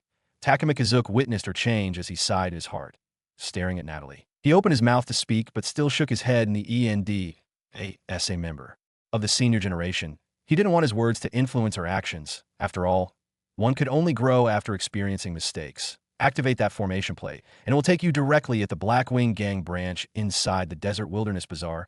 Also take this jade token. Lil Blackie gave this to me as a sign of authority. Just show this to them, and they will submit. Takamikazuchi threw a jade token engraved with a black image of a hanging spider with a golden mark on its stomach. Natalie wordlessly nodded her head before saying, "I will accept this job, but I hope that Senior will take care of my daughter while I'm gone." Of course, after all, I accepted Lil Matthias' payment, and I treat Juliet as my granddaughter already. He gave a small laugh and reassured her, as Natalie revealed a grateful smile, disappeared from his sight. After putting her daughter to sleep, Natalie activated the formation plate as a jet black hole manifested in the air. Inside the hole, a foreign scenery could be seen. Hardening her resolve, she stepped forward and disappeared from the room. The victory of the tyrannical Jollibee gang shook the entire Desert Wilderness Bazaar into its core. Those who previously mocked the former turned amiable and offered numerous gifts, along with those who remained neutral and, of course, their allies. Caitlin gracefully accepted their gifts, and her numerous people from all sorts of places applied for a position inside her gang. Soon, the issue of having low members was addressed, and the tyrannical Jollibee gang grew into a medium-sized gang with 500 members. After their promotion into a first-tier gang, Caitlin became privy to all sorts of information pertaining towards the four gangs that governed the Desert Wilderness Bazaar. However, when she knew about these, a wry smile leaked on her lips, for she knew that the Blackwing Gang would certainly become their enemy in the near future. Taking out a letter, he summoned Dan and Charlotte as the three of them walked towards the direction of the Blackwing Gang headquarters, where a meeting pertaining to the victory of the tyrannical Jollibee Gang would be held, along with the other overlords that governed this bazaar. Dan and Charlotte didn't want to go at first, but when he heard that the Blackwing Gang possessed what he needed to return back to the Empire of Eternal Faith, he immediately ran after her along with Charlotte, who transformed into her disguise. Arriving at the pavilion of the Blackwing Gang, the three entered and sat before a table. Dan curiously looked around and found that the luxuriousness of the place could compare with the imperial palace of the Empire of Dawn. Soon, after waiting for about the time it takes to burn incense, four middle-aged men entered the room. All of them clad in specific robes which indicated their gang, with the Black Wing Gang leader wearing a jet black robe, the Poisonous Mamba Gang leader wearing a purple robe, the Divine Eagle Gang leader wearing a silver robe, and the Soaring Serpent Gang leader wearing a brown robe. When they entered the room, all the leaders with the exception of the Divine Eagle and the Soaring Serpent Gang disregarded the presence of Caitlin. They even thought that it was shameful to be with her as they crossed their arms together, looking somewhat bored. The leader of the Soaring Serpent Gang noticed this, and he clapped his hands together before saying, "How about we start the discussion now, since it looks like the two leaders have quite an important errand to do after this." He glanced at the two leaders who looked unimpressed. "Are you saying that we don't care about this discussion?" The jet black robed middle-aged man raised his eyebrows, and the former replied with an ambiguous smile, "Didn't I specifically say anything about what you said, Leader Blackie?" His words carried a hint of provocation, but the jet black robed man disregarded his intent and said, "Let's just finish this up and start our discussion," he said, and the leader of the Divine Eagle Gang chuckled. "I've heard that there's some big shot from the Empire of Eternal Faith that arrived at your place yesterday. Will Leader Blackie introduce us to that respected person?" Leader Blackie raised an eyebrow. "You need not concern yourself with the matters of my own gang, and you, even me, is not qualified to lift our heads before that person." His solemn voice echoed in the area, and everyone, including Dan and Charlotte, became serious. The latter glanced at Dan, and the two stared at each other. But Dan shook his head, clearly knowing what Charlotte was thinking. He dismissed her idea. Even though the Paradigm clan was a clan second only to the royal family and had an influence that spanned across the entire empire, they also had a fair share of enemies. Enemies that wanted them dead. Charlotte obediently nodded her head. "It's not like they do not have a method of returning home other than asking that certain person some help." Returning their focus to the discussion, they listened in. When the five leaders heard the words of Leader Blackie, their eyes flashed in solemnness. The people that hailed from the empire that would make someone like him obedient should be someone that they could never afford to offend, and because of this, they kept the matter to themselves. However, when Leader Blackie noticed the existence of Dan and Charlotte, he glanced at them and said, "Caitlin, even though you won the gang wars and you have the same position as us, that doesn't mean that you could easily bring unauthorized people in such a discussion like this." An indiscernible pressure wafted from his body, pressing on the figures of Dan and Charlotte as the latter turned pale. Charlotte gripped Dan's arm, anxiety visible on her face. The pressure from a battle-hardened spirit tempering realm cultivator like him made her nauseous. Caitlin knitted her eyebrows. "Senior, I apologize for what I did, but it should be inappropriate for you to do that to my subordinates, right?" She didn't back down, and Leader Blackie, who saw her actions, couldn't help but coldly chuckle. "For a mere woman, you sure have the guts of a man." His eyes scanned her body in a lascivious way, as Caitlin couldn't help but shiver. How shameless, but still, she maintained her dignified figure as she spoke. "I am just trying to protect the rights of my subordinates. If Senior is offended by my actions, then I could only concede." The other leaders who stared in amusement at their antics couldn't help but smile in surprise when they saw her reaction. Knowing when to retreat and advance, she really has the bearing of a leader, Dan mused to himself. On the other hand, this guy. Dan glanced at Leader Blackie, whose expression remained as cold as a 1,000-years-old iceberg. "I understand your sentiments." His gaze swept over Dan and Charlotte before saying, "Besides, I don't really care about these two ants. Since you insist on having them stay, let's just do that then." He momentarily closed his eyes, and when it snapped open again, he crossed his arms together and said, "Several days ago, a gang war erupted between the tyrannical Jollibee Gang and the Fierce Bulls Gang, resulting in the victory of the former. As a result, the tyrannical Jollibee Gang obtained the position of a first-tier gang within the Desert Wilderness Bazaar. However, according to my investigations, there were two people with divine arts that interrupted the battle and sided favorably with the tyrannical Jollibee Gang." He calmly stated these words before darting his gaze at Caitlin. Caitlin's expression turned indignant. What he said was a blatant accusation. But since all of his words were fact, she couldn't do anything. However, she knew that if she remained silent about the matter, her qualifications may be rescinded. An inner turmoil surged within her mind. But on the outside, she maintained her calm before saying, "We indeed won against the Fierce Bulls Gang, but I beg to differ about your last statement that we didn't rely on the help of an outside party," she declared, and Leader Blackie chuckled. The Poisonous Mamba Gang leader's eyes dangerously narrowed. "Then, how will you explain that surge of power that clearly came from a divine art that appeared in the airspace of the battle area? Do you really think that we're that retarded?" His gaze focused on Caitlin, and the latter's figure shook before revealing a small smile that stunned the four leaders. Leader Blackie and Leader Mamba narrowed their eyes. Judging from her expression, she was pretty confident that she could explain the matters that happened several days ago. But still, as long as she could not prove herself or she revealed an opening, they would definitely take advantage of it. Taking 2 rings from her coin pouch, she presented it towards the 4 leaders, and all of them took turns in inspecting the rings, Earth-grade artifacts. Leader Eagle mumbled surprise flashed in his eyes. The price of artifacts could make even their clan bankrupt, but this young woman actually had 2 artifacts, and at the Earth-grade at that. Leader Mamba and Leader Blackie's expression flashed in doubt. The former placed the ring back on the table and interrogated, "Just where did you obtain these 2 rings?" The other leaders perked their ears. Caitlin crossed her arms together with a small smile on her face as she said, "I don't think that it's not appropriate for you to ask me such questions, right? More importantly, does the aura that comes from the 2 rings feel similar for the both of you?" Leader Mamba's expression turned harsh. He raised his right hand and slammed a palm on the table, causing it to collapse and turn into dust. How presumptuous! He stared at Caitlin with venomous eyes, but when he remembered a certain matter, his momentum deflated and he sat back on the table. Leader Serpent, who didn't speak until this time, said, calm down. Remember that as leaders recognized by the formation, we should not hurt each other lest a calamity descends upon us." His tone amiable as he explained. Dan's expression flickered. He remembered something about the leaders that governed this bazaar. They the overlords in this bazaar. All of them should not engage in blatant conflict with each other so that they wouldn't disturb the tranquility of the entire bazaar. Else, if someone violated this rule, they would be struck by a powerful lightning that would definitely turn them into dust. Leader Mamba's reddened expression dissipated. His glance swept over at Caitlin and coldly chuckled. "Indeed, these 2 rings contains enough power to annihilate fierce blood." Caitlin lightly chuckled in response. "If that's the case, then I suppose Senior Mamba is satisfied now, right?" Hearing her words, anger momentarily surfaced on his face, but in the end he could only nod his head. Dan glanced at Caitlin and noted that this innocent-looking young woman really wasn't so simple. With just a few words from her, she could shut up a prominent leader. But still, his eyebrows knitted. Just where did she acquire those rings? Inspecting the ring with the system, Dan found that it once contained a vast amount of lightning chi, while the other had traces of used-up fire chi. The 2 chi clearly matched the surge of chi that occurred at that battle several days ago.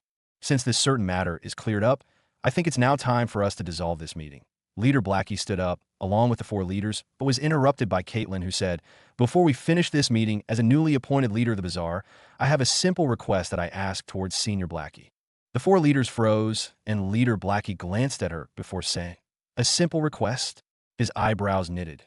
Indeed, according to the rules written under the leaders' code provided by the formation towards the reigning leaders, each of them had the right to request something from the other. However, since the request could only be used for a single time, the 4 of them didn't use their request and kept it for certain matters. But Caitlin, the newly appointed leader, didn't hesitate to use her request charge. The 4 leaders shook their heads in disappointment. How hasty of her to do such thing, they inwardly thought. Fine, as a leader of the bazaar governed by the formation, I, Leader Blackie of the Blackwing Gang, will agree to any request of yours as long as it is not too outrageous and could be achieved without harming my subordinates. A stream of azure light suddenly descended from the heavens and enveloped the bodies of Caitlin and Leader Blackie. Dan felt a strange coercive power and couldn't help but shiver as a cold sweat ran through his back. Charlotte, on the other hand, became even more anxious, while the 4 leaders' expression turned respectful as they observed the oath of the 2. "Now then, pray tell, what is your request?" Leader Blackie spoke in an indifferent tone. Caitlin clasped her hands together before saying, "My request is I want to borrow Senior Blackie's spatial tunneling formation disk to transfer these 2 back to their homeland." The 4 leaders' expression turned weird upon hearing her words. This request of her, isn't it so simple? Why did she have to use the formation's coercive power in asking Leader Blackie?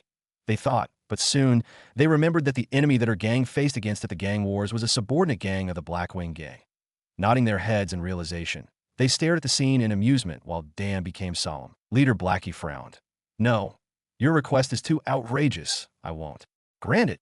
Caitlin's expression darkened. "How is it too outrageous, Senior? I will offer the resources needed to make the formation run. Just let me borrow it." She stood tall and pressed on as Blackie coldly replied, "How dare you question my decision? Since I told you that it is impossible, then it is impossible." A majestic aura swept from his body towards Caitlin, and the two stared at each other in a standstill. Grounding her teeth, Caitlin said, "Then, Senior, you should at least tell me why you refused my request." Judging from the light that came from her eyes, she was unwilling to back down. Leader Blackie noticed her determination as an idea appeared in his mind. Revealing a slight smile on his face, he said, "It's not like it is completely impossible, you know. How about this? If you let me acquire a herb from the Thousand Deaths Valley, I'll definitely grant your request." His words rang loud and clear, and the four leaders, including Caitlin, stared at him in shock. Clenching her fists tight, she said, "Impossible. That a death zone that even an expert like you is unwilling to go into. How could you expect me to go there and even gather a herb?" Leader Blackie maintained his cold smile. "If you're unwilling to do what I asked you to do, then forget the matter of using my spatial tunneling formation." He stood up and turned towards the exit. "If you're willing to do the job, go in there and find me a noxious mushroom." He left these words as his figure disappeared from their sight. The other leaders sighed and started leaving the room, one by one after expressing their gestures.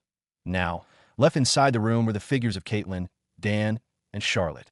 "That bastard." Caitlin's chest violently heaved as her breathing turned into ragging pants. Dan revealed a wry smile. "Miss Boss, you need to calm down." Turning towards him, she said, "How could I calm down? That bastard made me waste a precious request charge." "Well, you didn't really waste it, though, since he offered a condition that would make him accept a request." "Are you stupid? That Thousand Deaths Valley is a place of certain death. One who goes inside will definitely be able to come back." Rumor said that there was a divine soul practitioner that went inside and was unable to return. Okay, I get it. Just calm down already and let's return home." Dan pacified the raging hot potato that was Caitlin as the group stood up and returned to the headquarters. Soon, the night arrived and Dan's figure sneakily walked away from the residence clad in a jet black robe. "Since that bastard is not willing to let me borrow that formation disc, and I can't just steal something as precious like that since it would definitely be protected by several layers of protection, it seems like I have no other choice but to enter that Thousand Deaths Valley." After asking for some information about the Thousand Deaths Valley, Dan found that the dangers within the valley didn't really come from some strange phenomenon.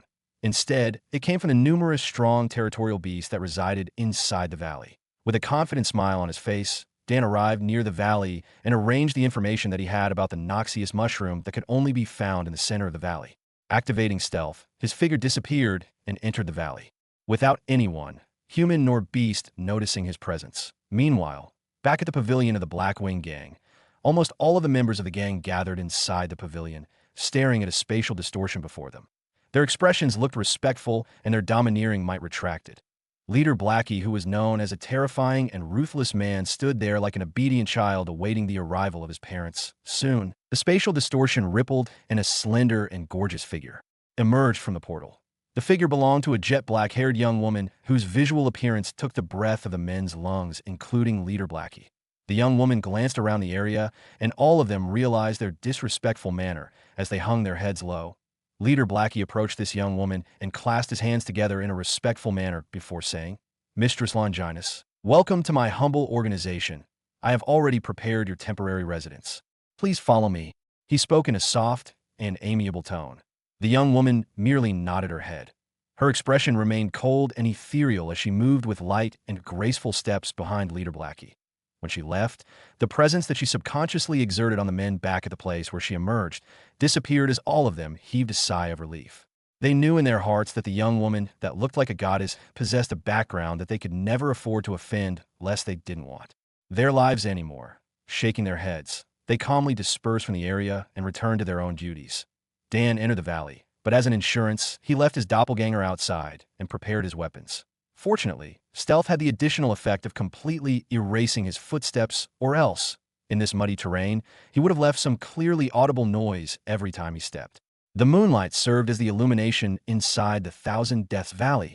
All sorts of noises from different creatures constantly disturbed the tranquility of the valley. However, the eerie air that enveloped it, along with the thick mist which reduced visibility to anyone that entered its vicinity, spelled doom for any average adventurer. Under the veil of the night, the valley's creepiness surged into higher heights, but Dan was calm. He had his stealth with him and the system. System, activate the mini-map function and mark anything that could potentially threaten me. Also, mark any noxious mushrooms that you could find. Dan instructed, and a series of system notifications manifested along with a square box that floated on his peripheral vision. When the actual heavens is this? Dan mumbled under his breath. His expression indicated a shock when he saw the innumerable red dots that dotted the minimap. Smiling wryly, he thought, so that's the reason why this place is called the Thousand Deaths Valley. Glancing at the remaining time of his stealth, he sped deeper inside the valley as more evidence regarding the danger within the valley popped out around him. From a winged tiger to a snake that could move in the speed of sound, Dan knew that once he was discovered, his poor life would surely be lost. Venturing deeper, Dan found a blue in the mini-map that indicated the location of a noxious mushroom. Moving towards it, Dan's expression flickered when he realized that the noxious mushroom was being protected by a gigantic snake. Instructing the system, information about the snake appeared in the air before him. Name: Night Stalker Snake. Cultivation: Peak of Organ Tempering Realm. Description: a highly dangerous venomous snake. Its senses are heightened in the night, and it would pretend to be asleep to lure potential predators and attack them while they're off guard. Dan hissed under his breath. Fortunately, he didn't approach the vicinity of the snake, or else he might have been caught by its web. Crouching down, while he was under stealth, he took a small pebble from the ground and threw it at the snake. At T first, the snake didn't react, but when the pebble was about to hit its body, its head whipped out and struck the pebble, turning it into dust. Its eyes flashed in a crimson light as it scanned around. Dan leaked a small smile when he found that the snake disregarded his presence. He approached with caution, his breath halted and his movements slow to the extreme. Stretching his hands towards the flower, he carefully lifted it from the ground and turned around as he heaved a sigh of relief. In the presence of a powerful predatory beast, Dan didn't dare to be complacent and immediately retreated. After 5 minutes of walking away, a shrill cry which shook his body emerged from the location of the snake. Scanning with the system, Dan found that the Night Stalker snake became enraged when it realized that the flower that it protected suddenly disappeared. Trees toppled, and the earth itself trembled as Dan hastened its pace. Everything inside the valley experienced an upheaval under the snake's anger. Numerous beasts suffered and endlessly cursed the one who caused such a ruckus. Suddenly, just as Dan retreated, the mini-map projected on his peripheral vision had a golden question mark indicated inside a place where the reddest dots concentrated. Dan's expression flickered his knowledge back at his previous life indicated that this golden question mark should contain something special. But witnessing the innumerable dots that encircled the golden question mark, Dan became hesitant. The time remaining on his stealth was still about 4 minutes, enough for him to check the area out and retreat. Gritting his teeth, he walked towards the direction of the golden question mark, and there, he found that the mark was inside a deep cave whose entrance incessantly spewed cold air, which made him shiver in terror. But in the face of potential benefits, Dan knew that he had to risk or he wouldn't obtain anything. Hardening his resolve, he entered the cave with his breathing suppressed to the minimum. The cave looked like a normal cave, but Dan knew that within this cave, myriads of dangers lurked, dangers that could surely reap his life. Even under his stealth, he couldn't suppress the wild beating of his heart as he approached the location. Suddenly, a gust of cold air swept through him, followed by the voice of a young child that sang a song in a foreign language. Magdanim ID Biro, Magapong Nakayuko, Dinama Nakatayo, Dinama Nakapo. The innocent voice carried with it an attractive force which coerced Dan into heading deeper inside the cave. And when he realized what happened, he found himself standing before a barren land with a translucent young girl carefully planting some jet-black seeds that Dan's instincts screamed for him to get away from this place. But no matter how much his mind wanted to run, his body wouldn't obey his instructions. He found it hard to breathe, and his face, dotted with beaded sweats which drenched his clothes. The young child noticed his presence as she turned around and stared directly into his eyes. Her jet-black eyes shone in the light of the abyss itself, and unbeknownst to him, tears started rolling down his eyes, and so did the young child. What's going on? Why I am crying? He didn't know why, but he found a sense of familiarity with the young child as if she was someone that was precious to him, and he didn't want anything in the world other than to embrace her and cry her eyes out. The suppression on his body suddenly disappeared, but Dan didn't understand why. But the fear inside his mind disappeared, replaced with nothing but melancholy and sadness. Before he could open his mouth to speak, the young girl said, "This is not the right time. Yet, young master." She mumbled in an ethereal and soft tone. Dan's tears uncontrollably streamed from his eyes towards his cheeks. Wiping his face, a strange expression leaked on his visage after he found out that he wasn't manipulated by the young girl. It turned out that he was voluntarily crying, out of sadness and sorrow. As for the reason why, he didn't know, at least, not for now. After she spoke those words, she disregarded his presence and continued her singing. Dan focused his gaze on her, wanting to imprint her figure and every detail that she had inside his mind. But at this time, a timely system notification that greatly astonished him surfaced. Main quest line activated. Main quest I. Finding out one's roots. Quest objective. Find information pertaining to your true origins. In quest reward. Staring at the series of system notifications, an epiphany struck his mind as streams of memories flooded inside. Indeed, when he first arrived in this world, the information that he acquired from the previous owner of this body about the Longinus clan looked vague and fuzzy, as if forcefully scattered. Now that he had the chance to know more about his true identity and the clan where he was born, Dan lifted his head and stared at the faintly discernible young girl. The young girl hummed a tune, while she repeated the lyrics that resonated across the entire cave. Strangely, the red dots that filled the mini-map didn't dare to approach his vicinity and the young girl. Looking around, there he found the dangerous beasts staring at him with fear visible in their eyes.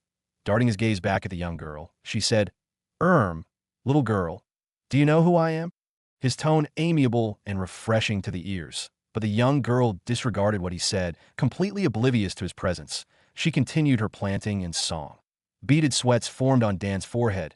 Back in his previous life, he was an otaku with a title known as the Conqueror. The reason was no matter how high the difficulty was, as long as it was a dating sim, Dan could conquer the hearts of those women and make them fall on his lap. But no matter how strong of a technique you have or how high your charisma was, if the woman didn't even care about your presence, you won't even be able to start your crusade, much less conquer her. Lightly coughing his embarrassment away, Dan scanned the surroundings and found that numerous shining minerals could be seen scattered around the area. Picking up a pebble that looked like an opal in his previous life, Dan moved near the young girl and presented it before her. The young girl's jet-black eyes flashed with innocence, staring at the resplendent pebbles. Dan sighed in relief when he realized that he caught her attention. "Do you want these rocks?" Her motion stopped, and she lifted her head to stare at Dan with an adorable expression. However, Dan frowned, for his experience in dealing with women told him that though she displayed such a sweet visage, a deep bitterness and regret hid deep within her eyes. Ever since he saw this young girl, Dan didn't understand why he felt such a connection with her. As if they were fruits that belonged to the same tree. The young girl nodded her head and Dan said, "Then why don't you take it?" The young girl shook her head, staring at her ghost-like figure. Dan slapped his forehead. The reason why she couldn't take these rocks was that she was an intangible existence that could never influence the real world. Realizing this fact, Dan didn't understand why he felt sad, and that he could somehow relate to her circumstances, but he hung his head low. Towards this matter, he was powerless. The young girl lifted her right hand. Her expression revealed her worry towards him. Raising her hand, she tried to pat her head, but failed when her hand went directly through his body. Dan felt a fuzzy feeling rising in his heart. Keeping the pebbles to himself, he said, "Little girl, since you refer to me as Big Brother, do you know who Brother is?" The little girl froze. Her adorable expression went cold, and she distanced herself from Dan. Her sudden change astonished him, but before he could explain, the little girl said, "This is not the right time. Yet, Big Brother." She repeated what she said, and she once again disregarded his presence. This irritated Dan, who couldn't handle it anymore, and inspected her with the system. Mumbling under his breath, a series of system notification appeared in the air. Name, age, status, fragmented spirit of the demonic race's princess, cultivation, stats, system evaluation. When the hell did a bug happen in the system? Dan's eyebrows knitted as he mused, but before he could think even further, his eyes widened when it landed on the piece of information that indicated her status. Calming his nerves, Dan thought, "She's actually from the demonic race? Such an adorable girl like her is a demon?" According to the information that he gathered from the libraries of both empires, the ultimate enemy of humanity were the demons, for they devoured humanity and treat them as livestock. Several thousands of years ago, humanity managed to break free from their shackles and obtained independence, all the while hunting down the demonic race until the brink of extinction. Now, in the present time, those who belonged from the demonic race still existed, but they had far away from the humans' reach. But this time, Dan actually met someone that belonged to that treacherous race. And what's more ridiculous was, he felt a sense of familiarity towards her. Could it be that I'm a demon myself? He thought, but soon dispersed the idea. What a joke. Someone who revered the gods, particularly the lightning god, and even obtained his blessings shouldn't come from the demonic race. But still, just what is the source of this strange familiarity and spiritual connection? The little girl stopped her motions and stared at his direction. Dan didn't know why, but he felt that she must have realized his probing as an awkward smile lifted on her lips. Since Big Brother insists, I shall give Big Brother a clue, but it is up to you if you're going to believe what I say. This time, her tone turned mature and indifferent, making him knit his eyebrows in surprise. Dan nodded his head, his eyes shining in a light of anticipation. The little girl crossed her arms together. Walking near him, she stretched her hands out and cupped his chin before saying, Big Brother, do you really not remember everything that you did several thousands of years ago? What do you mean several thousands of years ago? I'm just a 16 years old human. How could I live that long? Dan retorted, but the little girl chuckled. Well, since you don't remember anything, I cannot be presumptuous and tell you everything I know. Since when that time comes, I don't want to be annihilated by you. A teasing smile lifted on her lips, making her give a vibe of maturity despite her small body. Dan's expression looked indescribable. I promise that I won't annihilate you when that time comes. So can you please just tell me everything that you know? Seeing his pleading expression, the little girl chuckled, turned her body, and mumbled, You still don't get it. Yet since you don't remember, she chuckled, and her figure started becoming blurry and faint. Dan realized that she was about to disappear and hurriedly shouted in protest. But all he heard was the little girl's final chuckle as she whispered into the air. Still, it's pretty amusing, teasing someone like you. My beloved Emperor. Upon her disappearance, a sense of imminent danger shocked his body as Dan turned around and found that the beast who looked hesitant in approaching him earlier rushed at his back, baring their fangs. They aimed at his neck as Dan clicked his tongue and switched places with his doppelganger outside the valley. The scenery around him distorted, and he found himself outside the valley as a system notification informed him about the death of his clone. Dan sucked a cold air. It didn't even take 2 seconds for his clone to die under those beasts' attack. And since his clone possessed half of his capabilities, Dan would at most last for seconds under such siege. Heaving a sigh of relief, he thanked the author for the timely gift of the clone technique skill as he proceeded towards the direction of the Blackwing Gang's pavilion. IT was already mourning in the bazaar, particularly around the Blackwing Gang became bustling as ever as the leader of its region. The Blackwing Gang established numerous entertainment establishments for the enjoyment of everyone, though they were mostly gambling. Entering the Blackwing Gang region, Dan requested Leader Blackie's presence and told him that he had the noxious mushroom that he asked for. Leader Blackie stared at Dan in shock, due to the dangerous location where they could be found and their rarity. Almost no one sold this kind of mushroom, so he knew that Dan definitely took this by himself. Just how did he survive inside that certain death? Valley? He thought, but his expression remained the same on the outside. Staring at Dan, he received the noxious mushroom and said, Since you accomplished what I asked, come back here a year later, and I'll let you use the spatial tunneling formation. He waved his hand, indicating for him to leave, but Dan's expression soured. Just what do you mean by this, Leader Blackie? Didn't you tell me that you would let me use your spatial tunneling formation once I completed the task that you required? Leader Blackie chuckled upon witnessing his actions. Of course I told you that, but did I tell you that I will let you use it now? He raised an eyebrow, and displeasure could be seen on his face. As a mere ant with the cultivation at the lowest realm. How dare he reply in such a way? He inwardly thought. Dan's expression went cold. But he didn't want any trouble. He wasn't a pushover either, and the two stared at each other in a standstill for a moment before Leader Blackie coldly snorted. Didn't I just dismiss you? Why are you still standing there like a goddamn pest? Dan's face flashed with numerous emotions. Suppressing his anger, he lifted his head and stared directly into Leader Blackie's eyes. You will regret this. He coldly spat before turning around and leaving. Leader Blackie's expression went cold upon hearing his declaration, but he soon forgot about it. After all, how could ant like him deserve his attention? With a mere flick of his sleeve, he could literally destroy him, so why should he bother? Little did Leader Blackie knew that when Dan came out from his room, he activated absolute disguise and walked towards the deeper parts of the pavilion using the former's face. Since you're unwilling to let me borrow your precious artifact, don't mind if I steal it. He mumbled under his breath as he made his way towards the room that the system indicated. Stealing the formation plate was something that he only considered in the worst outcome possible. However, since Leader Blackie burned the bridges that he used to cross, Dan couldn't be bothered to be polite, since he's already hostile to him. What harm would happen if he provokes him more? Dan calmly walked through the area, and everyone who noticed his presence respectfully bowed with their hands clasped. Together, nodding their heads to them, Dan maintained a cold facade as he approached the sliding door where the mark placed in the mini-map indicated. Glancing around, Dan found that there was no one and was about to remove his disguise when a familiar feminine voice struck his body as he froze. Lil Blackie, do you have the information that I needed yet? Dan turned around and found a young woman with a jet black hair clad in an azure robe when Dan last saw her. She looked more amiable and gentle. But now, with his disappearance and passage of time, she looked more dignified and icy. His expression softened for a moment as complicated emotions ran through his mind.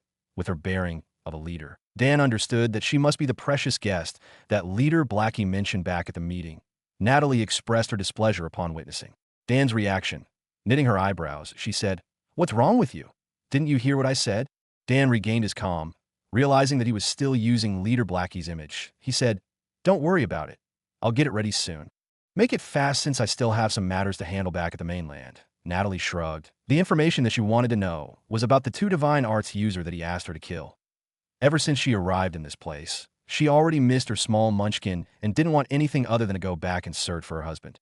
Now that the distraction was gone, Dan focused on the task at hand and scanned the room for any traps or protective formation. But as he reached his hand out, Natalie's voice echoed behind him.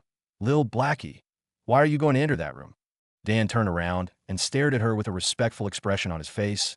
"You need not concern yourself about the matters of this lowly one." He even cupped his hands together, but Natalie coldly replied, "Just answer my question, Lil Blackie. Why are you going to enter that room?" "Well, that's of course, I want to check out the formation plate." When Natalie heard his words, her expression became colder. "As the owner of the formation plate, you should know that the door before you could only be opened using a certain key, right?" "A certain key? Why didn't I hear of this?" Dan inwardly cursed, but still maintained his calm as he said, "Ah, so that's the reason why I kept feeling that I forgot something. I'll be going to get it now." Sensing that he failed, Dan promptly retreated, all the while scratching his head in awkwardness. "I see. So Lil Blackie forgot the keys for such a room containing his most precious belonging," Natalie mockingly said, and Dan felt a sense of imminent danger behind him as he swiftly activated Flicker and avoided the thunderbolt that struck his initial position. Entering stealth, Dan stared at the confused Natalie as he inwardly sighed, though it was a good thing to have a smart wife like her. However, in this situation, it clearly became detrimental to him as Natalie inadvertently disrupted his plans. Leaving the area, Dan didn't reveal his identity since he had a more intricate plan when it comes to their reunion. Walking towards the direction of the gambling establishments that the Blackwing gang organized, Dan assumed his original appearance and walked inside. The name of the establishment was Seven Glory. All sorts of entertainment from hookers to normal gambling could be seen inside. The IT looked bustling and full of activity with shouts of dealers and the complaints of customers along with their despairing cries as they lost. Dan walked toward the nearby formation plate before. Taking a single silver coin from his pocket, he exchanged it for a jade token that he could use for gambling. Most of the people who came here were old and broke. The most that they could use for gambling would be 10 copper coins, which was a tenth of a silver coin. When Dan exchanged a silver coin, some avarice-filled gazes landed on his figure and followed it behind. The movements of their hands alone indicated their skill in picking pockets.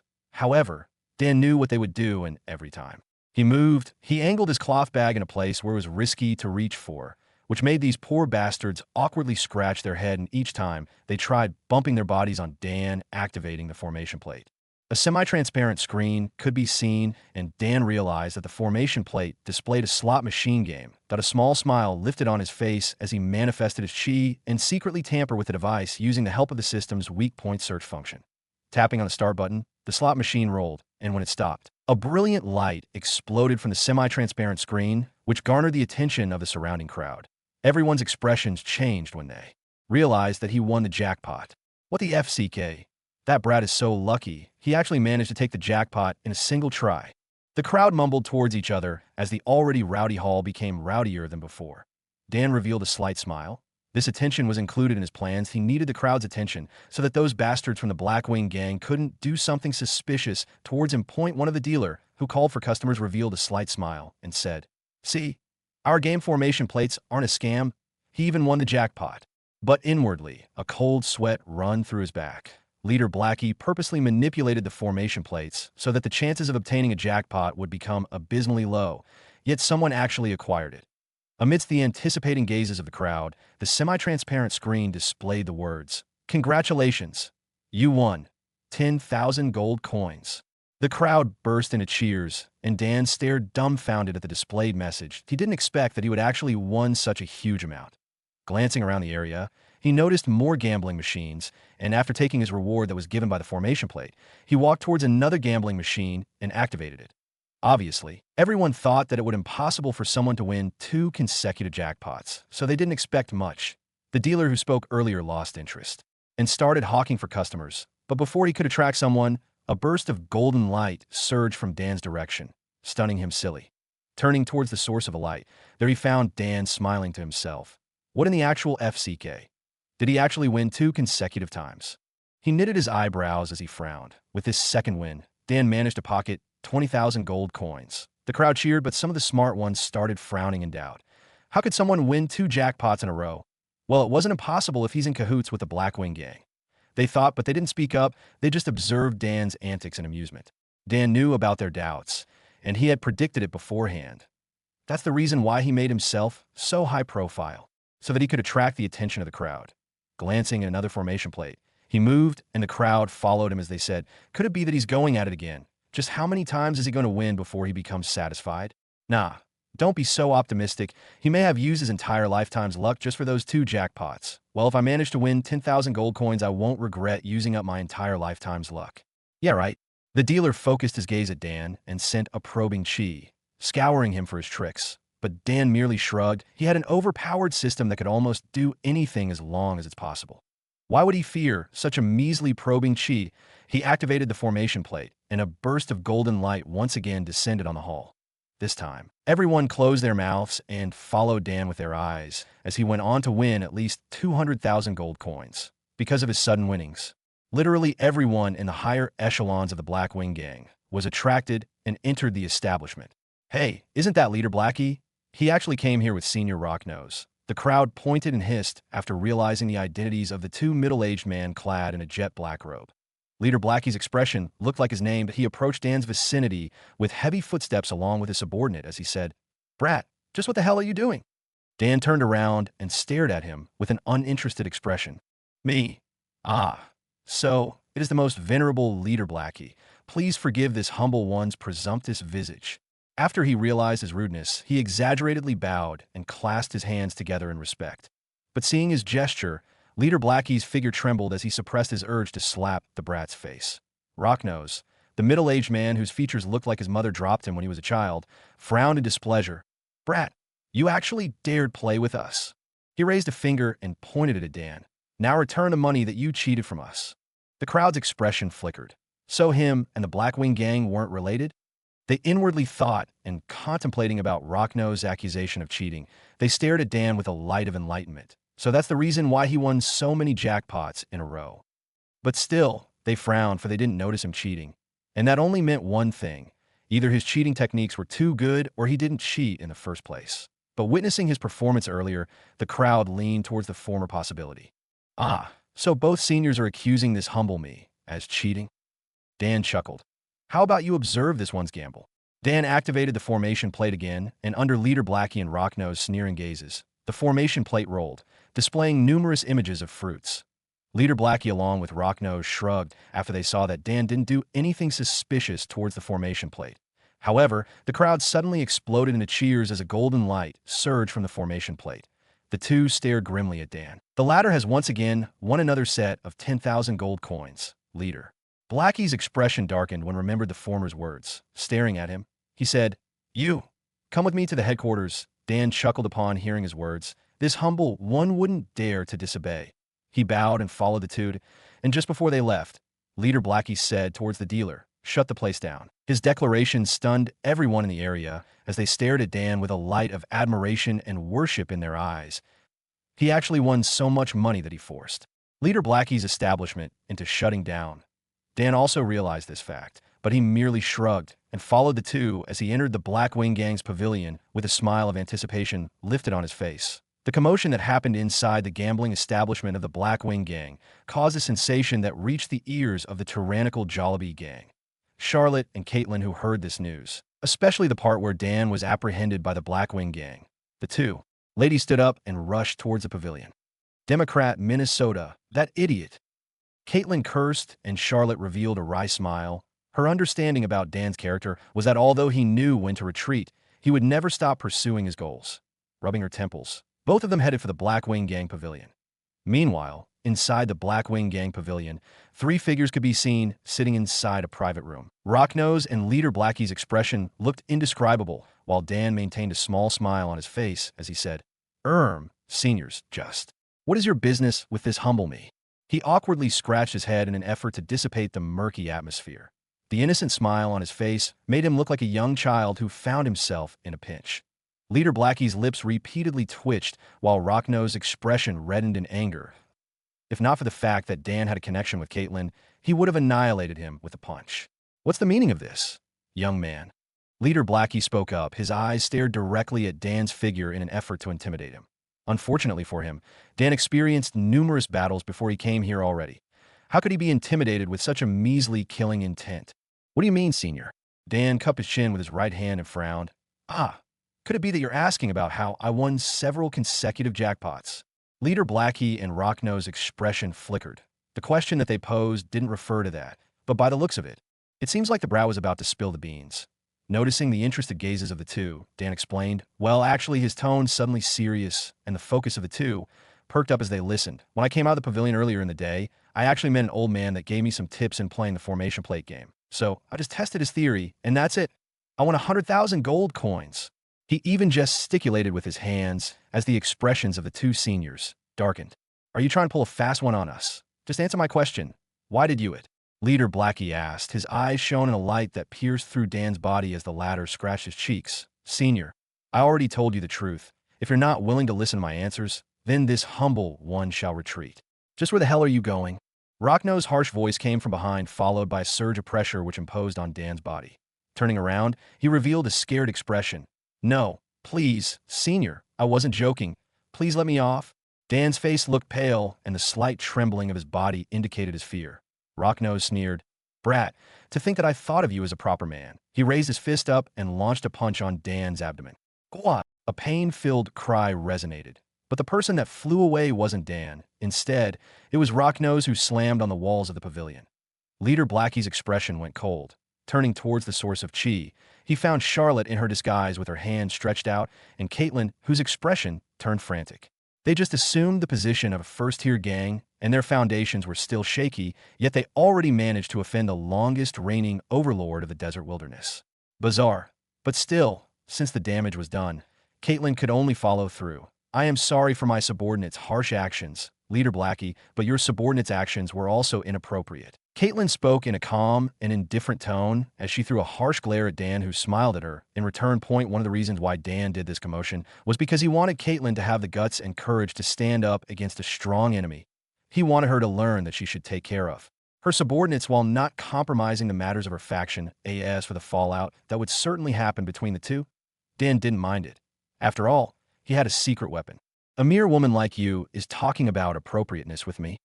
Leader Blackie coldly spat, and a frightening aura enveloped his body.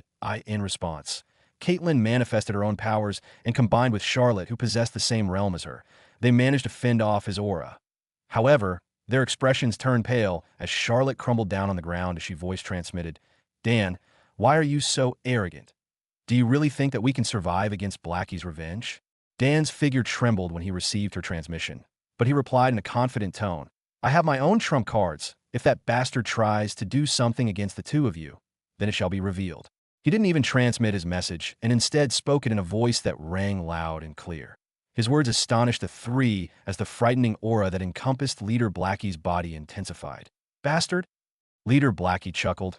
It's been a long time since I killed someone. He cracked his neck and knuckles as the imposing might that surrounded his body bored itself on Dan's figure, making him stagger backward in response.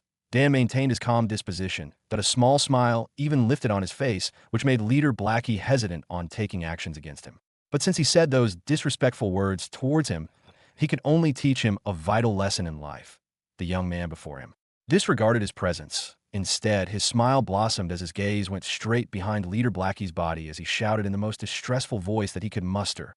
Help, little wife. Your husband is about to be killed. Leader Blackie didn't want to resort to violence.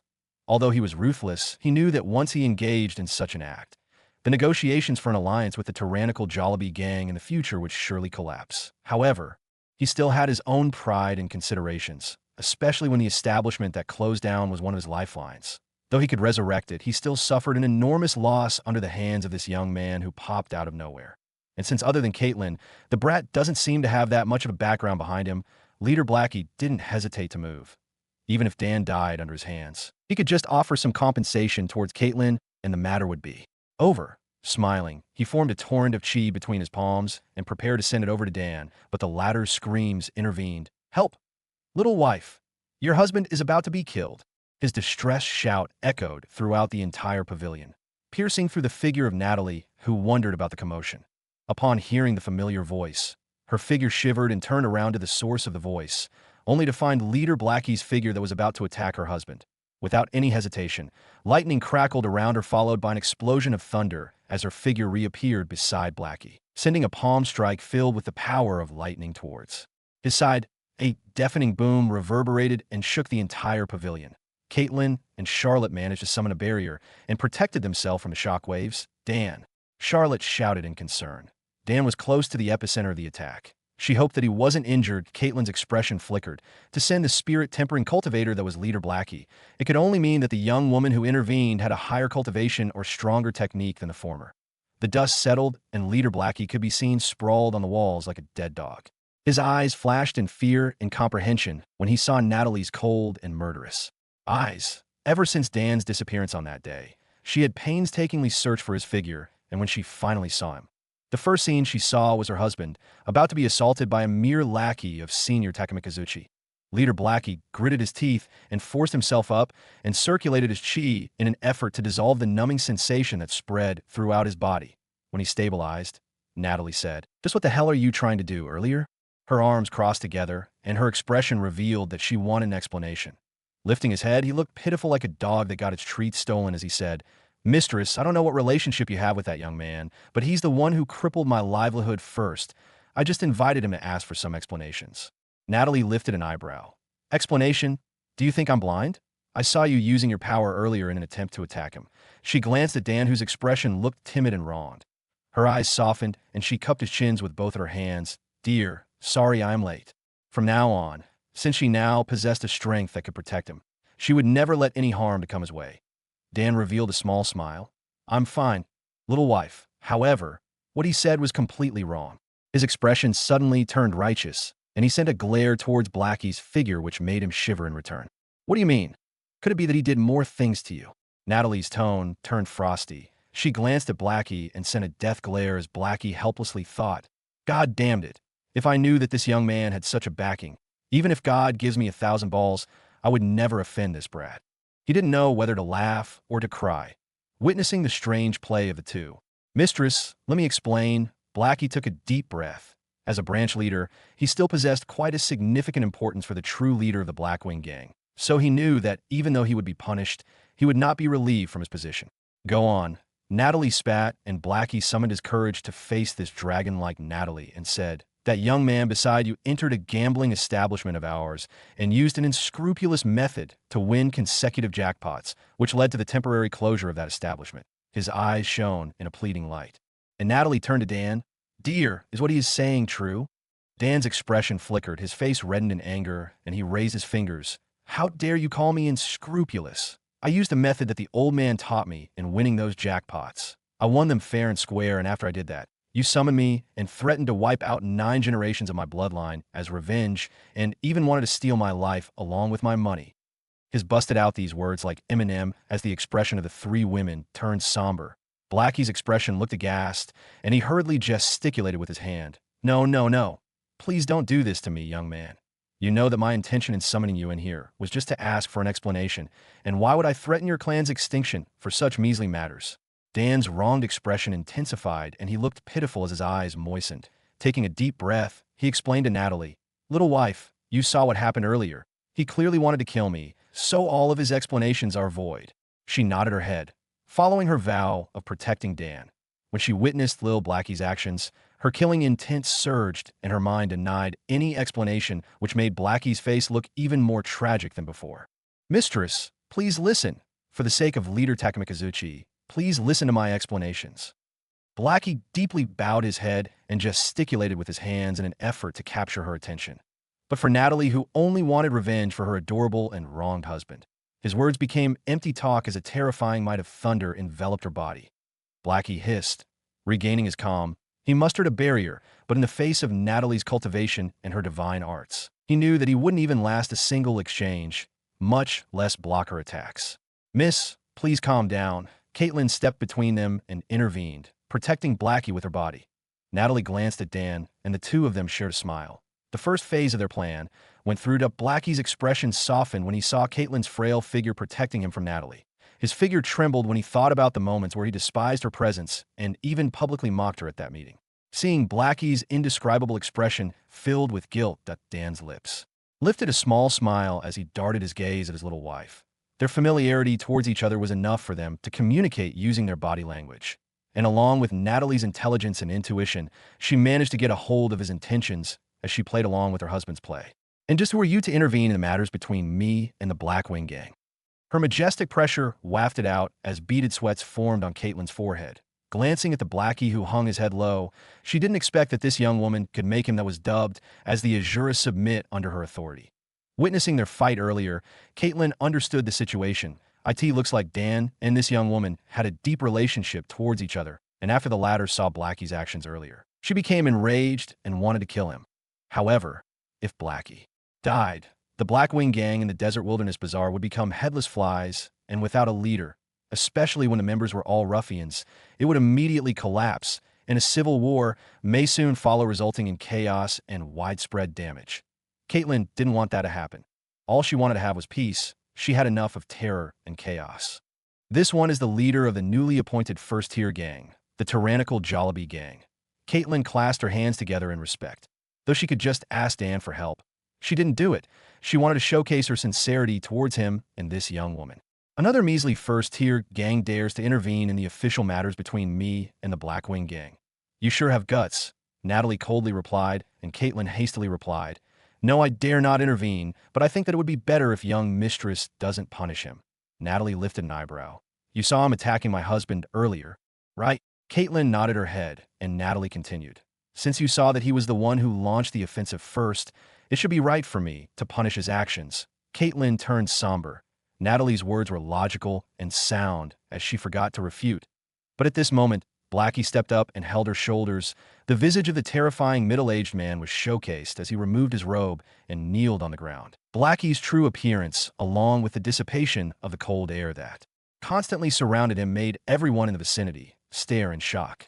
The reason was Blackie looked very handsome. Just his sharp eyebrows and his jet black hair that faintly swayed in the air alone made Caitlin breathless. Paired with his sincere expression, he looked phenomenal and divine. Dan was astonished at his appearance, and he discreetly observed Natalie's expression. However, the latter noticed his probing, and she sweetly smiled in return, as if saying, "Don't worry, no one will replace you, my cute little hubby." Dan frowned. "How did I become the little hubby?" he indignantly expressed, using his eyes. Natalie merely smiled to herself and darted her gaze back at Blackie, who said, "Young mistress, it is indeed this one's fault about everything that happened, and it is only appropriate for you to punish my actions." His tone, somber and despondent, which contrasted his refreshing appearance. Natalie and Dan felt his sincerity as the two of them stared at each other for a moment before saying, "It's fine, stand up, I forgive you." Blackie and Caitlin, along with Charlotte, who stayed silent all this while stared at the two in shock. Natalie shrugged and explained, "There's no merit in punishing Blackie. However, if he remained arrogant and unscrupulous in his ways, this gang will eventually go into ruins." Her words made Blackie ashamed as he swore in his heart that he would never do such foolish and shameful antics. Caitlin's expression turned grateful, and she stared at the pardoned Blackie with complicated emotions running through her heart. Charlotte revealed a slight smile that decorated her beautiful visage. The scene made Dan stare at her as a sharp pain surged around his waist. Glancing at the cold Natalie, he revealed a small smile and stretched his left hand out and wrapped her waist into his embrace. Their blatant display of affection indicated their true relationship. Charlotte's smile became filled with numerous emotions. She felt happy, yet her heart ached upon seeing them together. Taking a deep breath, she calmed herself down. "Since that would definitely happen, and I am not yet sure if Blackie would repent in his ways, how about we do this?" Natalie took a jade token from her robes and displayed it towards the three. Blackie's expression flickered as he mumbled, "Blackwing Gang's Grand Order token?" Indeed, this is the Grand Order token, and using my authority granted by this token, I hereby declare that the Blackwing Gang's Desert Wilderness branch will enter an alliance with the tyrannical Jollibee Gang. Caitlin will take the vice leader's position, while Blackie will remain as the leader. Her words astonished everyone in the vicinity as Blackie and Caitlin's expression looked indescribable. Under the order of the Grand Order token, everything shall be obeyed, and Blackie had no other choice. Caitlin, on the other hand, couldn't help but shiver upon receiving the heavy responsibilities that landed on her shoulders. But since she was a competitive woman, she liked challenges and would always try and surmount her limits. Expressing her gratefulness to Natalie and Dan, she deeply bowed, along with the pardoned Blackie. Witnessing their actions, Dan's lips lifted a small smile and said, "With this, I can say that I helped you achieve your dreams, right?" Caitlin turned her eyes at Dan as a sweet smile, which looked ethereal and divine, blossomed on her face. "Yes, thank you for everything, Dan." Dan nodded his head in satisfaction. He was assured that under Caitlin's administration, this Desert Wilderness Bazaar would surely flourish along with Takamikazuchi's Black Wing Gang. The two pairs of husband and wife turned around to leave as Charlotte followed them from behind. Blackie and Caitlin, who remained at the scene, stared at each other. "I didn't expect that someone like you that is dubbed as an Azura would actually look so handsome." Blackie's cheeks reddened in embarrassment. Witnessing his bashful reaction, Caitlin took his arm and dragged him towards Blackie's room, wherein they could discuss the intricacies of their alliance. Meanwhile, the two couples who just met each other completely disregarded Charlotte's presence as they shut themselves in the room that Natalie temporarily stayed. Charlotte looked embarrassed to say something as she stood before the locked door, not knowing what to do. She stood there, awaiting their emergence. However, several minutes later, strange, inexplicable noises suddenly echoed from the room, which made her retreat in shock and bashfulness.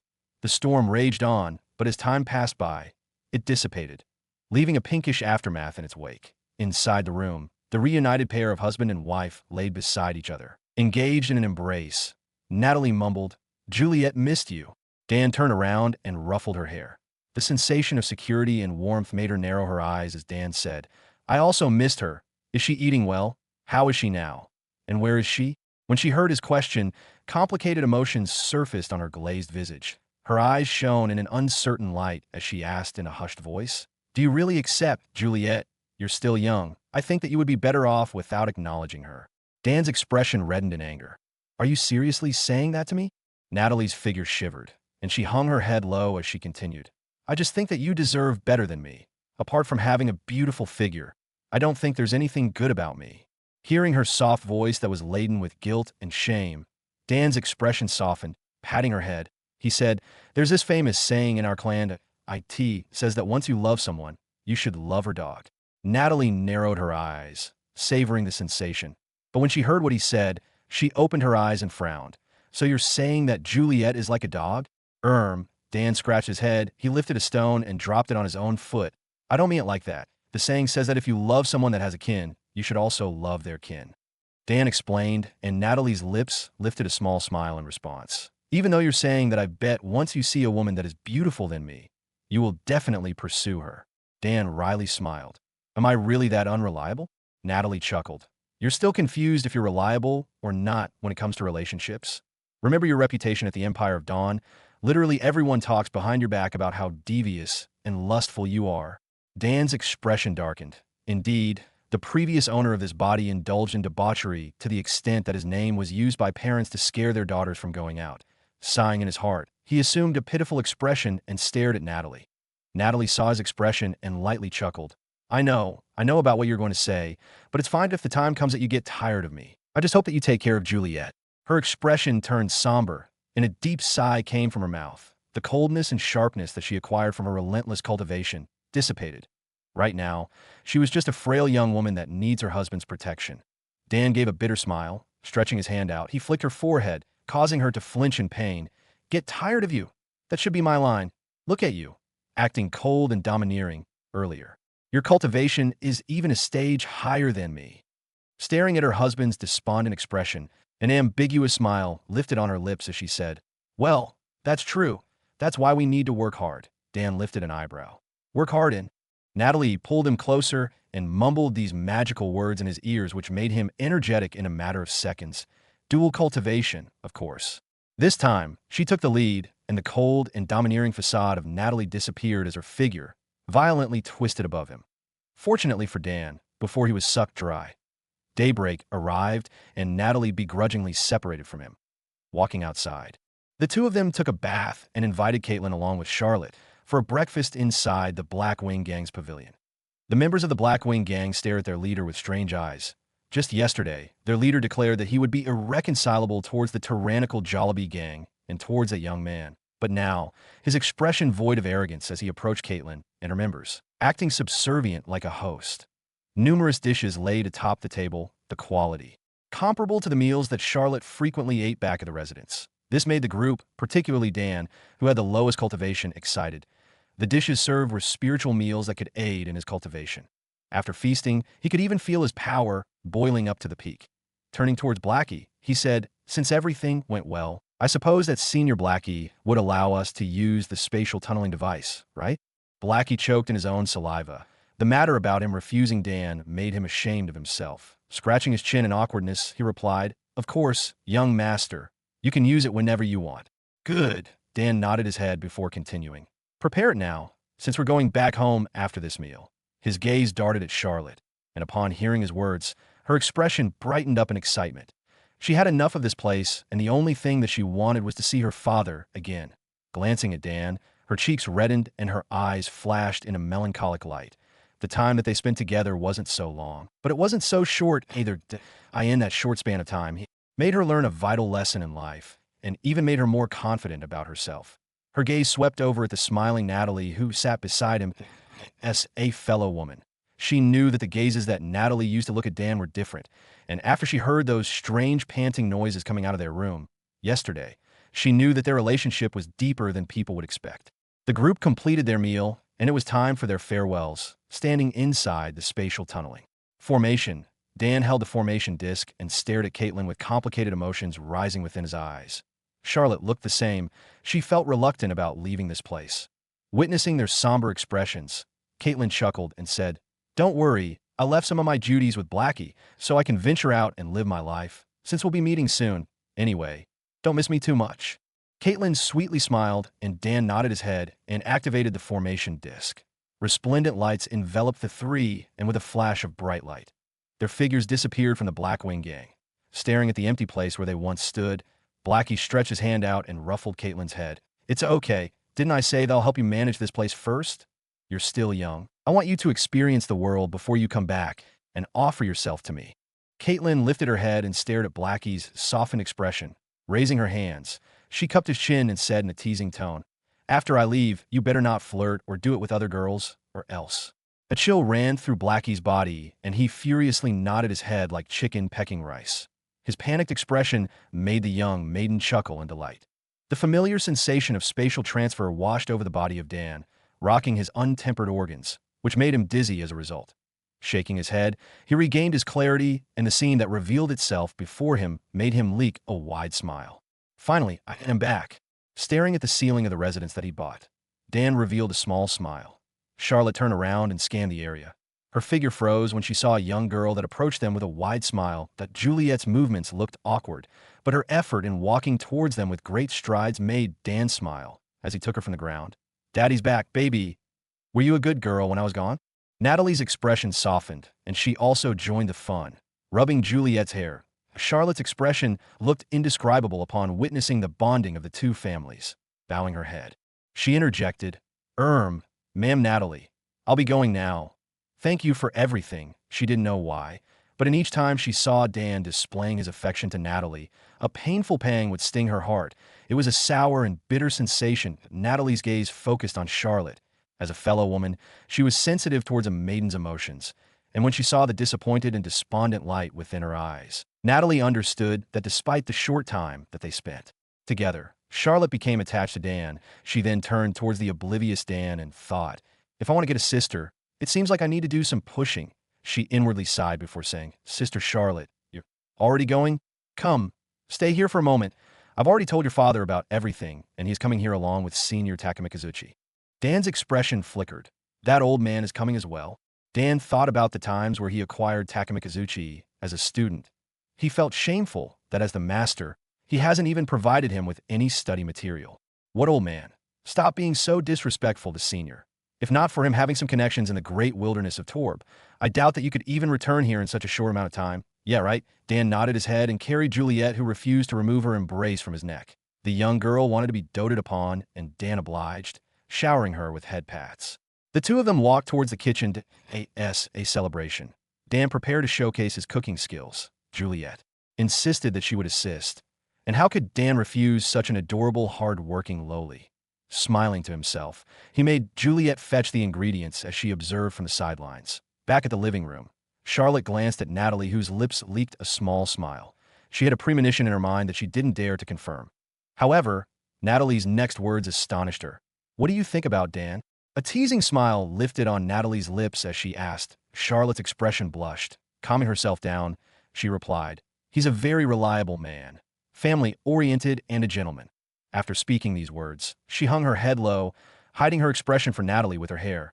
Upon hearing her words filled with praise for Dan, Natalie inwardly snickered. It seems like you managed to fool this young girl. Her teasing smile intensified as she softly said, "Do you like him?" Natalie continued her offensive, and Charlotte's figure froze. She lifted her head and stared at Natalie with complicated emotions running through her mind. Why is she asking me these questions? Aren't they married?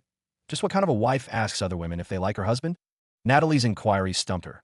Since Charlotte didn't reply immediately, Natalie moved closer to her and explained how she and Dan met for the first time. Her story astonished Charlotte, and the young woman started trembling. The light that shone on her face indicated that she admired Dan even more.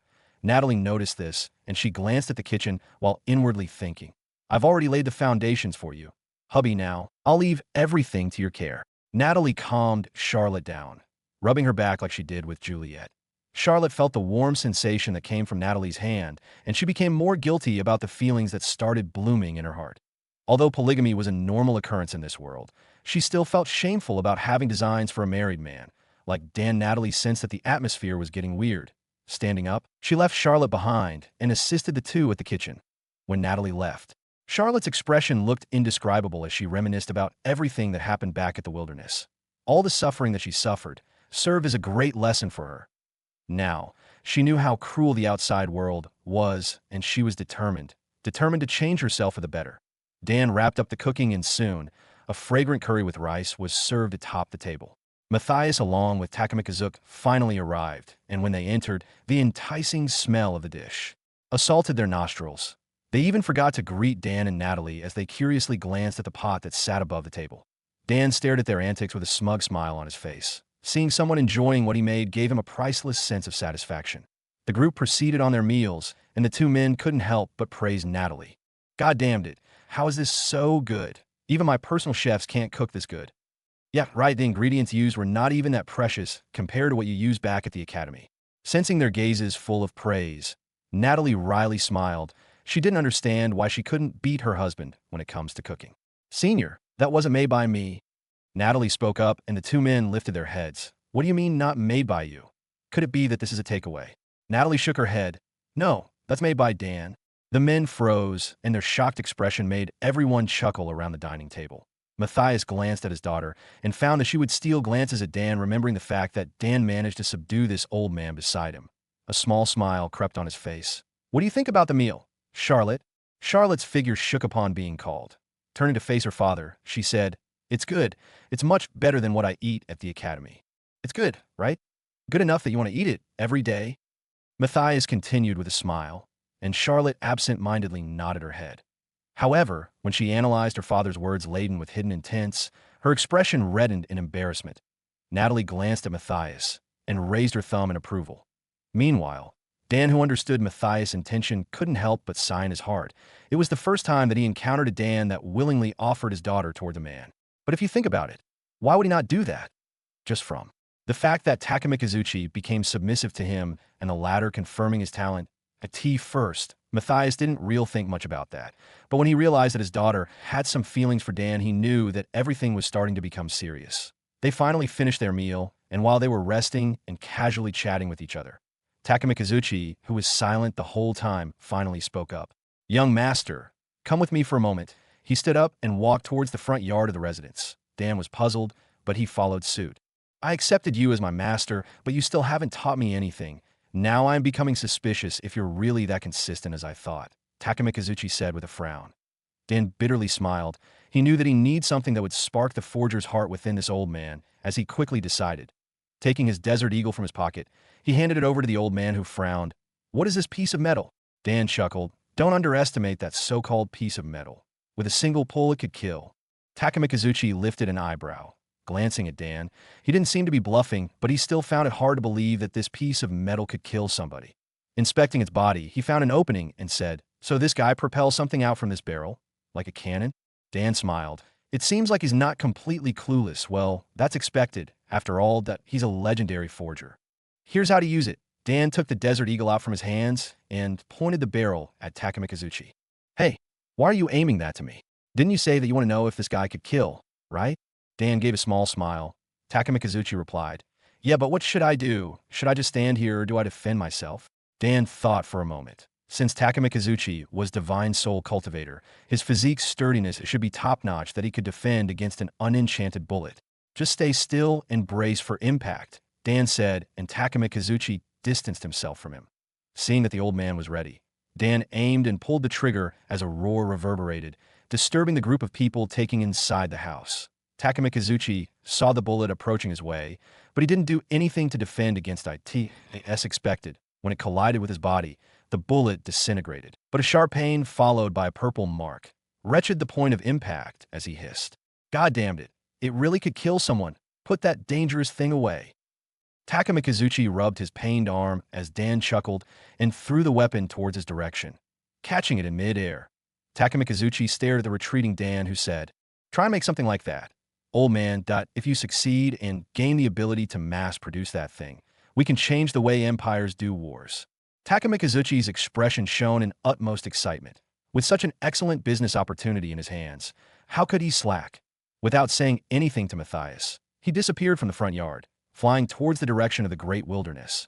Dan shrugged and returned inside, where he was greeted by the strange looks of the three. "What's wrong?" he asked, and Matthias replied, "What was that sound earlier?" "Ah, that was me. The old man wanted to test my strength, so I punched him," Dan explained, and Matthias nodded his head, setting that aside. "What's going on here?" Dan casually sat beside Natalie, and his little wife explained, "Senior Matthias is asking us if we want to enroll at the Paradigm Academy. He also says that we can take the position of an honorary disciple." Matthias glanced at Dan with a small smile on his face. His proposal was tempting because an honorary disciple could enjoy the same benefits with the core disciples without even working for it. That's how much he appreciated Dan's talent. Dan thought for a moment. He reminisced about the times where his life became endangered due to his lacking strength. Inwardly sighing, Dan said, "Fine, we accept your request, but we want to take Juliet with us." Matthias nodded his head. "That's also fine that I won't ask you to do anything in reciprocation, but I hope that you stand together with the Academy if we're in a crisis." He said these words for he knew that Dan's destiny was much higher than this. And once he became a powerhouse, the Academy would also acquire a strong backing. Dan understood Matthias' intention. Although he didn't want to be shackled by sects or academies, since he wanted to learn more about cultivation, he had no other choice but to enter the Academy and become a student. Matthias' smile became more amiable, and the group talked to each other for a moment before the pair of father and daughter finally left. Inside the now empty living room, Dan clutched a jade bottle containing the pills that Matthias gave to him several weeks ago. Natalie's expression turned worried, since she also consumed that pill to increase her strength. She knew how much pain it could inflict, and that kind of pain was something that not everyone could survive. Back then, she only managed to survive, thanks to her determination to see her husband again. And now that Dan wanted to take these pills to reach the organ-tempering realm, it was natural for her to be worried. "Are you really sure about this, Dan?" Natalie asked, and Dan turned to her with a small smile. "Yeah, I'm sure. I want to gain strength for as soon as possible, since I don't want to be mocked FO hiding behind a woman's skirt." He joked, and Natalie pinched his waist, rubbing his aching waist. Dan kissed her forehead and ruffled her hair in reassurance. "Everything will be fine, really. Who do you think I am? I didn't become your husband for nothing." Dan stretched his arms out and flexed, making Natalie chuckle as the serious atmosphere slightly dissipated. Several minutes later, Dan sat cross-legged on the ground, his expression solemn, along with Natalie, who observed him from the sidelines. Swallowing the pill, I could see dissolve into a liquid that emanated a heat wave akin to a molten lava. Dan's expression twisted in pain. Grounding his teeth, he forced himself to calm down and focused his mind on dissolving the medicinal pill's efficacy. That if he didn't dissolve it, the pill turned liquid would wreak havoc in his body, potentially making him explode. like a balloon. Natalie tightly clenched her fists. She knew that no matter how much she wanted to help her husband, once the process of cultivation started, she could only watch in the sidelines. She prayed in her heart as the intensity of the medicinal pill's power surged, followed by a miserable howl that reverberated across the residence. When the molten lava of pain surged through his body, Dan suddenly remembered the hidden effects of the tyrannical strength increasing pill. Gritting his teeth, he took another pill from the jade bottle and swallowed it amidst Natalie's shocked and aghast gaze. Natalie shouted in concern, but Dan has already swallowed the pill, dissolving in his stomach. The medicinal efficacy scattered across his body and reinforced the spreading pain as his body turned red like the sunset. Aha! Inhumane screams echoed from his throat. Such pain wasn't something that his current willpower could endure as he violently thrashed around, destroying everything around him. Tears formed on Natalie's eyes, and no matter how much she wanted to help, all she could do was to prevent Juliet from hearing the commotion as she blocked the sound from reaching her daughter's room with her chi. Veins bulged all over Dan's body as his figure thrashed around like a wriggling snake. His screams of pain gradually turned into hoarse whimpering as he spat black mouthfuls of blood that emanated a pungent stench. Natalie's eyes shone when she saw these black, stinky blood. She knew that those were the impurities within Dan's body. However, the effects of the pill should only raise the eater's cultivation. Why are the impurities from her husband's body coming out? She wondered as Dan continuously rolled on the ground. His face purple from the pain, and blood dripped from his pores along with a cracking sound that constantly echoed from his bones. His skin looked like a cooked shrimp, and it would powerfully throb along with his muscles that were constantly being tempered under the pill's medicinal efficacy. The effects of the pills have just started, yet Dan's consciousness started narrowing. His vision swam, and everything around him turned into a scene like what you would see in a kaleidoscope. Clenching his fists, he mustered his strength and bit the tip of his tongue. The resulting sharp pain forced awakened his consciousness as his perception of everything, including pain, intensified. Tears rolled from Natalie's eyes. It was a painful experience for her to see someone that she loved thrashing about right under her eyes, in pain while she was powerless to help. The cracking sounds inside Dan's body intensified and turned into a sound like frying vegetables. His vision narrowed once again, but this time, his eyes suddenly shone in a jet-black light as a black mist wafted out from his body. His painful thrashing came to a halt along with his screams as he stood up and stared blankly ahead. The sudden change astonished Natalie, and when she inspected, fear ran through her spine when she saw his pitch-black eyes. "Done?" She mumbled amidst her fear. The pressure that Dan emanated right now gave her a sense of despair and powerlessness due to the effects of incessant tempering. The system is purifying the host's bloodline. The host's bloodline has been purified. A crown made of black mist floated in the air and landed atop his head. The black mist also transformed into a cloak which draped over his shoulders and back. Natalie's expression shivered. Her instincts repeatedly told her to run, yet she didn't. She was afraid to run by her own. She was afraid that something irreversible may happen to her husband. The crackling sounds that constantly echoed from Dan's body came to a halt. His boiling skin recovered its previous fairness, and the sharp, constant pain that racked his body disappeared as his consciousness slipped out and his figure fell onto the ground. System-assisted recovery completed. Cost 500 ASP. Dan's consciousness awakened from slumber as several system notifications told him about his condition. It turns out that he suffered from extreme blood loss and collapse. If not for Natalie's help and the system's intervention, it would have taken longer for him to recover. Urging his upper body, he observed the area and found Juliet along with Natalie sleeping on his thigh. His expression softened, and he stretched his hand out, caressing the foreheads of the two as a warm smile spread on his lips. Memories came flooding in about his previous life, and he remembered that he didn't have the chance to experience such warmth. His parents abandoned him out of shame, and even his siblings despised him. He could only find such warmth in watching animes and embracing his beloved Kobayashi Kana body pillow. But now that he had his current life, Dan found his current situation as precious in his heart, and he will definitely do anything to protect his status quota. His incessant rubbing awakened Natalie, and a gentle smile spread on her lips when she saw Dan standing up. She carried Juliet back to her room and silently prepared breakfast. Meanwhile, Dan closed his eyes and checked the condition of his body. Indeed, he broke through the organ-tempering realm. Opening his stats window, the following information was displayed. Name: Dan Gabriel Longinus. Age: 16. Status: Stats: STR 5 int, 12 dex, 13 agi, 15 sta 5. For reference, one stat point equals an average human stat. Cultivation: early stage of the organ tempering realm. System evaluation: mediocre. In comparison, his little wife, Natalie's stats were as follows. Name: Natalie Longinus. Age: 23. Status: member of the Longinus clan. Stats: Stir 13 int, 22 dex, 18 agi, 19 st. Cultivation: peak stage of the organ tempering realm. For reference, one stat point equals an average human stat. System evaluation: Elmeo, your wife is stronger than you. Dan bitterly smiled upon reading the system's evaluation of Natalie. However, he became curious. Just how did Natalie reach her current cultivation? Back when the incident of his disappearance still didn't happen, Natalie's cultivation was just at the mere early stage of the flesh-tempering realm, but in mere weeks. She crossed an entire realm and a half. Could it be that she consumed some kind of secret medicine, or maybe she used a secret art? Dan's face paled. Even by just hearing the name, secret, one would understand that using such method will definitely result in serious repercussions. Hubby, I prepared some breakfast. Come, sit up and eat. Natalie brought with her a tray where numerous light dishes stood. Since Dan just awakened from a deep slumber, she didn't want to surprise his stomach, so she opted for light meals.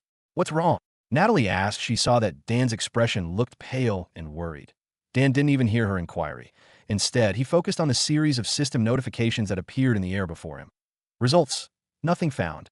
Dan knitted his eyebrows. He scanned Natalie's body in an effort to find any hidden damages, but the system returned nothing. That IT could only mean one thing.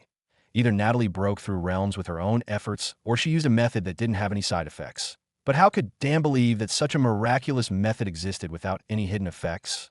And judging by the fact that it evaded the system's scrutiny, it could be said that the method she used was a high-leveled one, without any other choice. Dan could only ask her as he received the tray before saying, "Little wife, just how did you achieve the peak stage of the organ-tempering realm in just a few weeks?"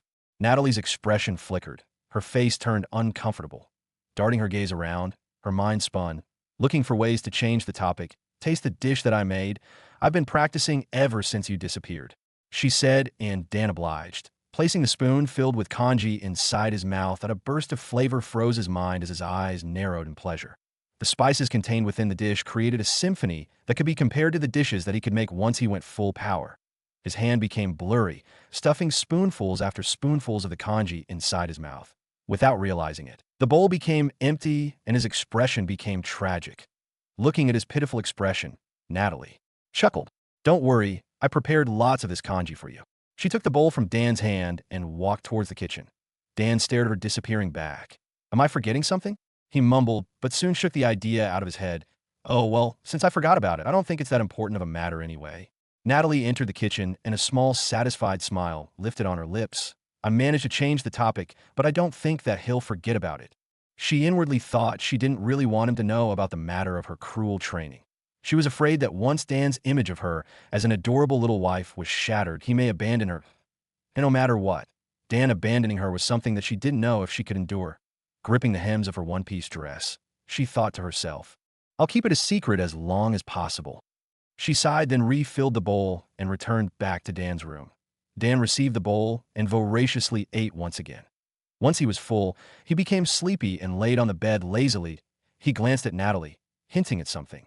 The latter, who received his intentions, blushed for a moment before sighed to herself and dove under the covers. The sudden suction force and the warm sensation that spread on his body made him narrow his eyes as he intermittently rubbed her head. But just as he reached his climax, the door suddenly burst open, revealing Juliet, whose expression looked like she was about to cry. "Juliet!" Dan was startled. Juliet was usually asleep in the early stages of the morning, and so he didn't expect that she would be awake. The little girl, completely oblivious to everything, ran toward her father figure and embraced his neck. "Ew, Papa? Juliet is so worried." Juliet started her rant. Apparently, she saw him being carried by Natalie towards the bathroom, drenched with his own blood. Though Natalie explained to her what happened. As a young child, she didn't really understand what her mother had said, and the only thing she knew was her father was laying on the ground with blood all over his body. Okay, I understand, but Juliet, Father's gonna sleep for now, so you could come back here later." Dan's lips repeatedly twitched in an effort to prevent his mouth from moaning. His eyes turned sharp, and he stared at bulge around his lower body. This vixen, why is she not stopping? Despite the fact that their daughter was beside them, Natalie intensified her attacks and furiously bobbed her head in an effort to hasten his climax. No, I don't wanna. I want to stay with Papa. Juliet tightened her embrace and hung like a monkey from his neck, making him speechless. The intensifying suction force and the pleasure that surged from his lower body quickly became something that he couldn't endure as he exploded. Natalie's figure under the sheets trembled, and his expression reddened along with his breathing that became ragged pants.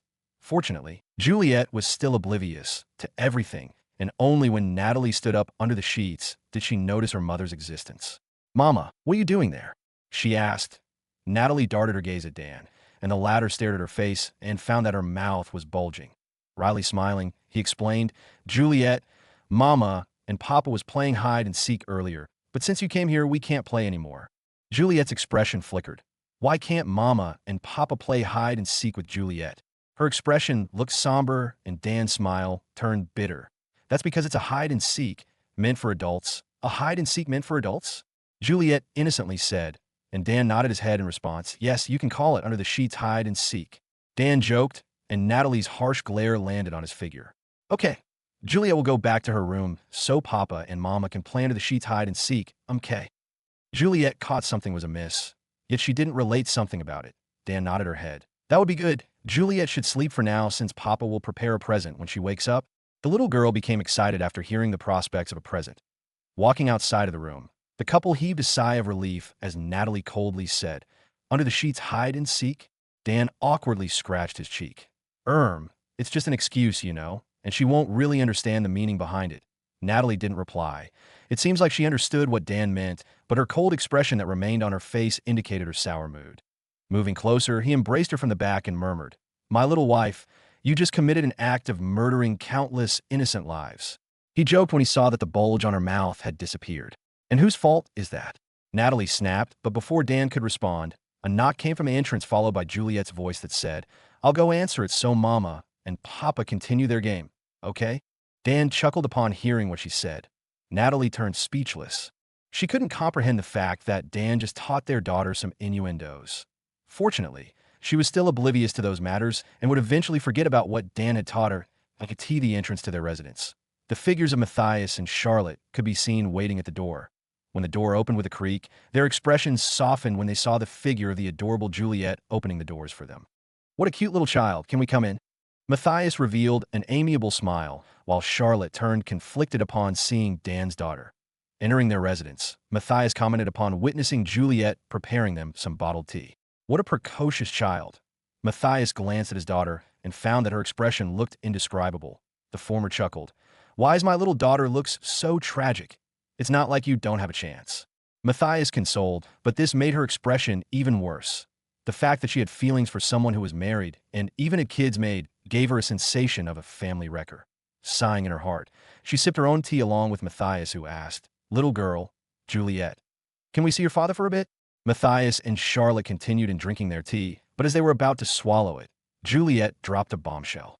"Mama and Papa are playing under the sheets hide and seek. Can Uncle and Sister wait for a moment?" Two fountains of tea burst from their mouth as both father and daughter abandoned their dignity and drenched themselves with the tea. Matthias' face looked indescribable, while Charlotte's expression turned as red as a tomato. The tea that they spat dripped from their lips, drenching their clothes. For a moment, the mighty divine soul cultivator and the princess of the Paradigm clan forgot to maintain their dignity. Facing the innocent Juliet, who stared at them with a confused expression, Matthias dryly coughed and awkwardly smiled before standing up. Little girl, we'll go back here at night." Charlotte also stood up and closed her senses off. Juliet's expression flickered. "Why? Uncle can wait. I'll go tell Papa to stop their game." She turned around and Matthias hurriedly stopped her. It's okay, Juliet. It seems like your father and mother is working hard, so don't disturb them, okay?" Matthias glanced at her daughter, and the latter looked thoroughly embarrassed and astonished. "Working hard?"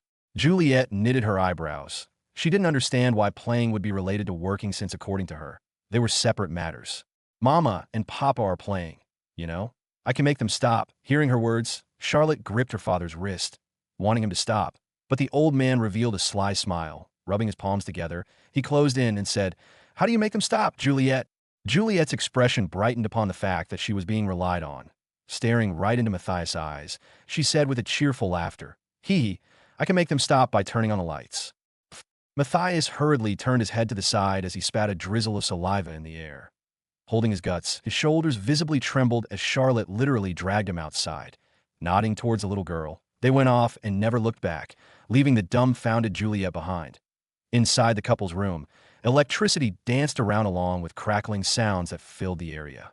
The two stuck their bodies close to each other and assumed a position recorded inside the dual cultivation. Method named Fusion of a Lightning God. The dual cultivation works by circulating double the amount of lightning chi within the bodies of the two compatible couple that cultivates the blessing of the lightning god divine arts, thus decreasing their cultivation time. The only disadvantage that this method has was that it needed a sincere and pure connection between the cultivators. Because of this, the method was only suitable for Dao companions. Since this issue didn't bother the two, they commenced their dual cultivation and Dan's mind fell into deep contemplation. With the help of Natalie's comprehension, Dan's mind began to understand the intricacies of the second stage of the blessing of the lightning god.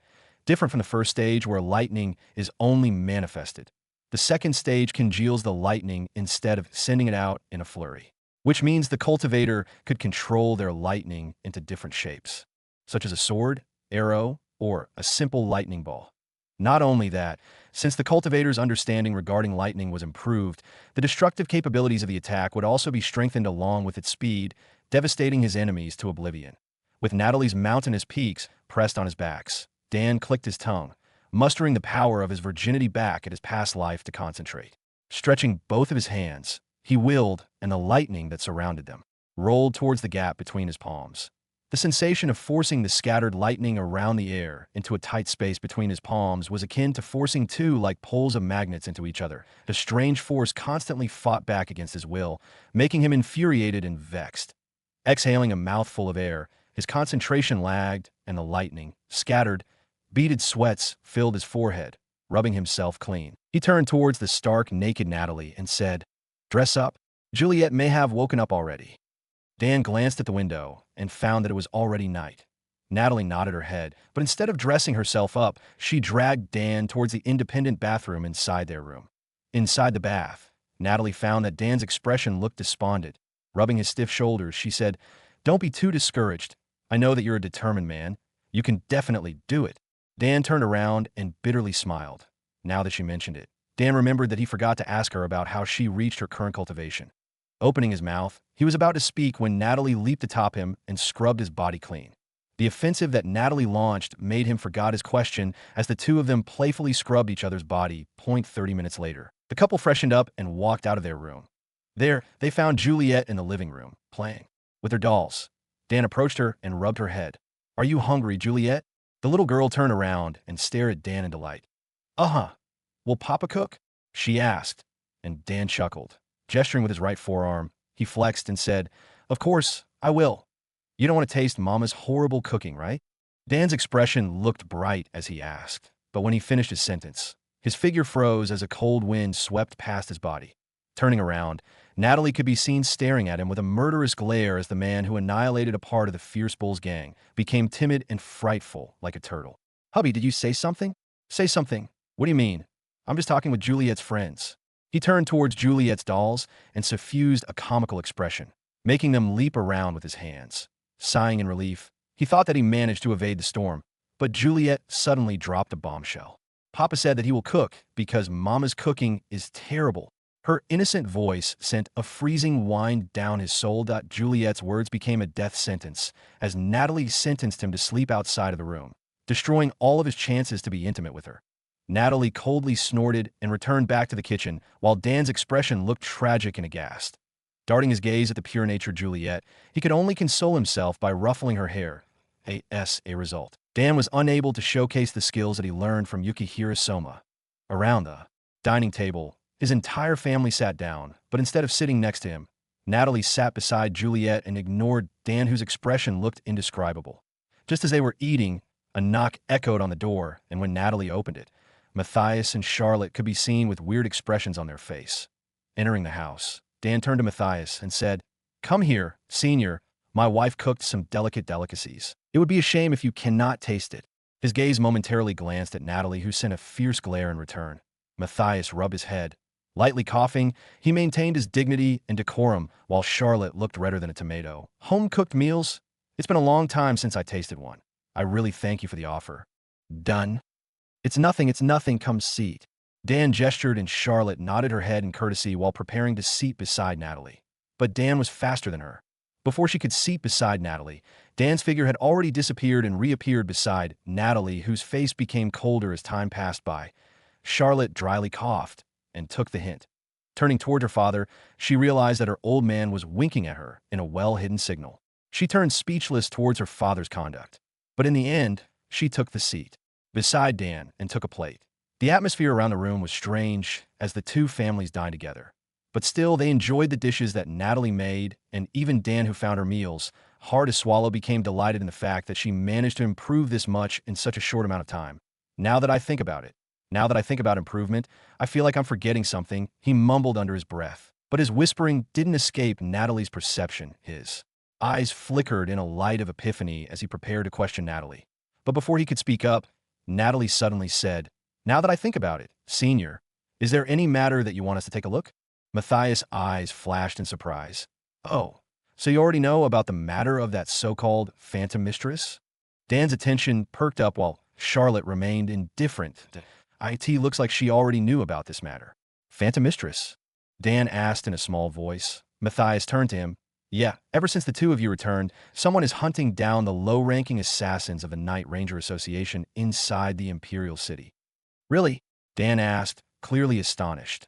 Matthias nodded his head, though it doesn't really concern us that much since she's hunting those bastards from the Night Ranger Association. The only thing that I'm afraid of is about her safety. Dan knitted his eyebrows. If she's hunting the members of the Night Ranger Association, then she should have a decent cultivation. Why is Senior worried about her safety when her enemies are just small fries? Her cultivation isn't exactly that high.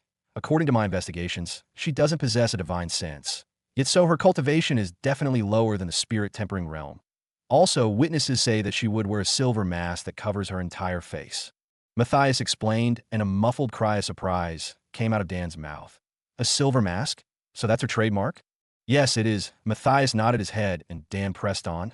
"Then, why is Senior telling us this information? I don't think that it will do us any merit, though." "Ha ha," Matthias chuckled. "Well, there's no harm in knowing more, you know? Maybe it could help you in the long run." With Matthias saying these lines, Dan could only nod his head, and the two families continued their dinner. In the end, Matthias gave the couple 2 jade tokens of the Paradigm Academy, which would serve as their recommendation letter. He said that they could enter the academy whenever they were ready. The veil of the night reached its peak, and everyone inside the Imperial City were more or less asleep. Inside the residence of the Longinus family, the slender figure of Natalie slipped out from her room. Glancing around, she cautiously stepped outside, and when she reached the exit, an azure lightning enveloped her body as her figure disappeared. Leaping on roofs after roofs, she took a compass and rushed towards the direction where it pointed. Inside a certain house in the commoner realm of the Empire of Eternal Faith, a young man whose figure looked remarkably average furiously scribbled on a piece of paper. His expression pale and his breathing disarrayed as the sweat that formed on his forehead drizzled down the paper. Behind him, the corpse of a high-ranking official of the Empire could be seen, his rank indicated by the badge affixed on his right chest. Finishing his letter, the young man took a token and pressed it on the paper, embedding the mark of the Night Ranger Association before throwing it near the corpse. A relieved smile lifted on his lips as he hurriedly went to escape. But before he could even reach the exit, a bolt of lightning passed by. Along with the appearance of a slender and captivating figure of a young woman clad in a jet-black nightgown, her clothes contrasted the silvery mask that she wore on her face.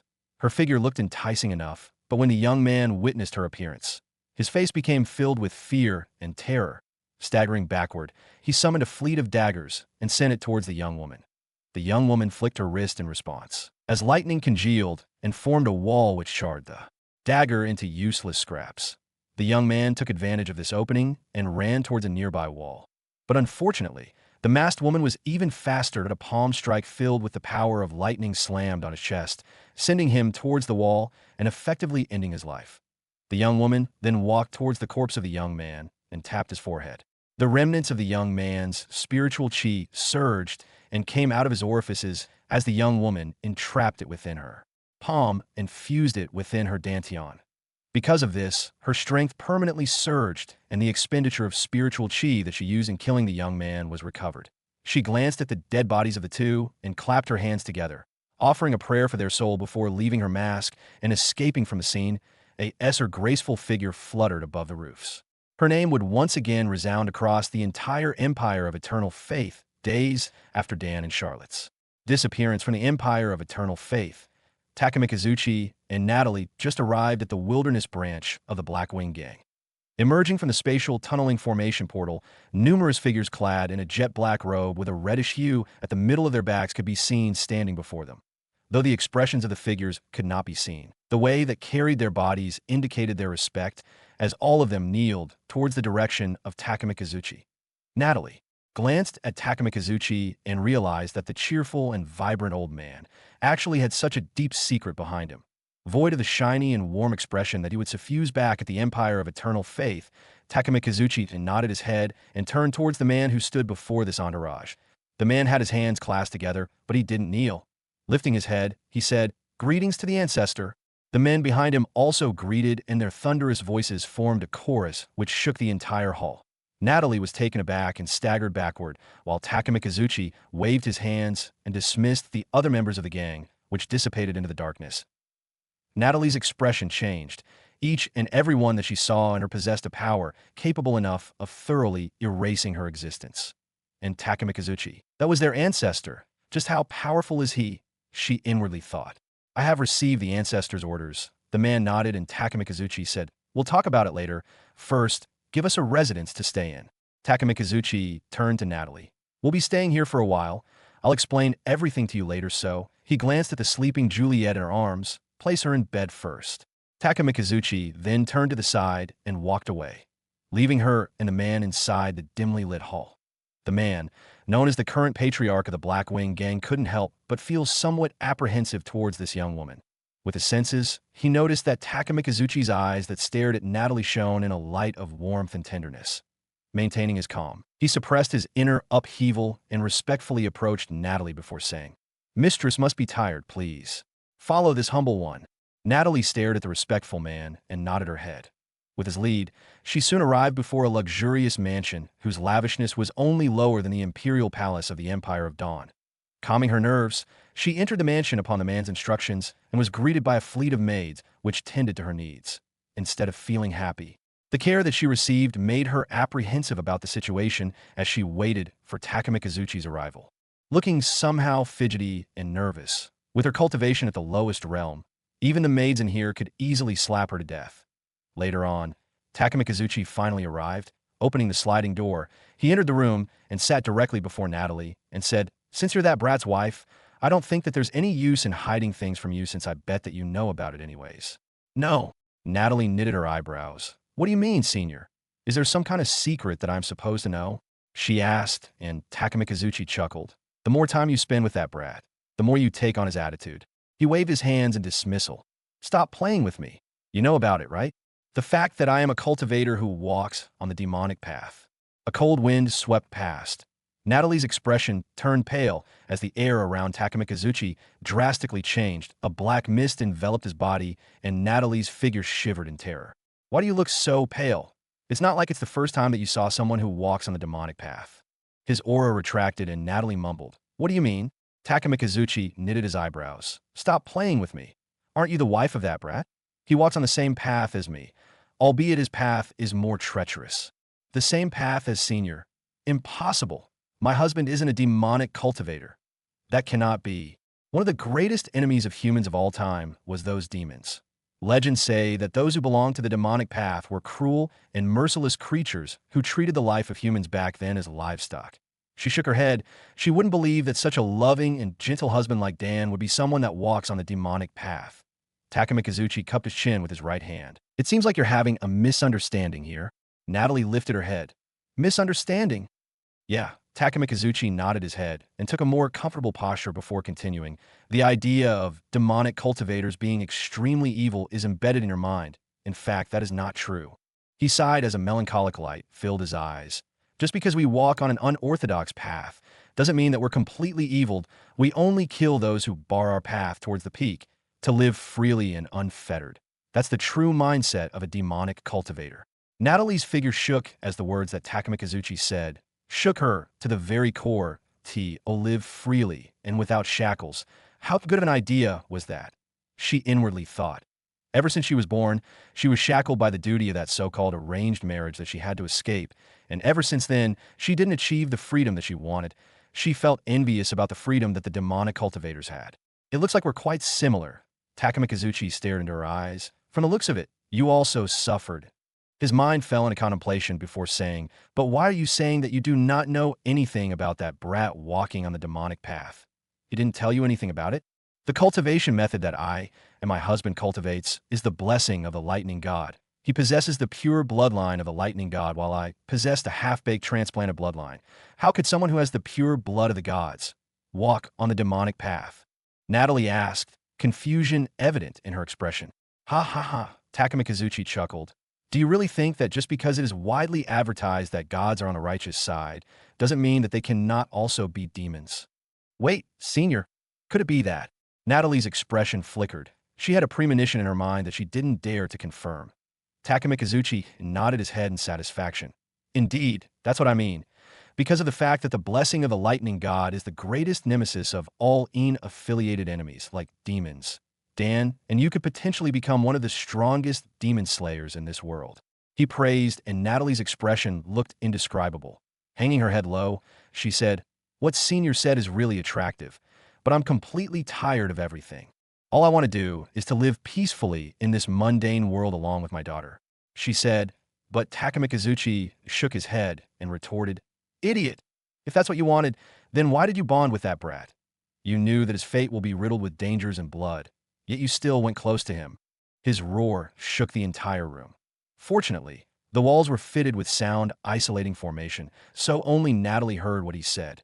Calming her nerves, she lifted her head and stared at Takumi Kazuchi. I know that very well. In fact, Ancestor Lightning God told me about that when I received my transplanted bloodline, that Dan would be someone that would eventually reach the apex. I know that I am incompetent to be right by his side, but can I try? Can I try and do my best so that I can eventually stand with him at the peak? Her strong words echoed like a thunderbolt at this moment. The timid Natalie expressed her concerns in a determined and courageous manner, right in front of a divine soul practitioner that was Takumi Kazuchi. Despite the difference in strength, she still suffused a brave front, but Takumi Kazuchi could see her faintly trembling hands as he sighed. He lifted his head and gazed towards the skies.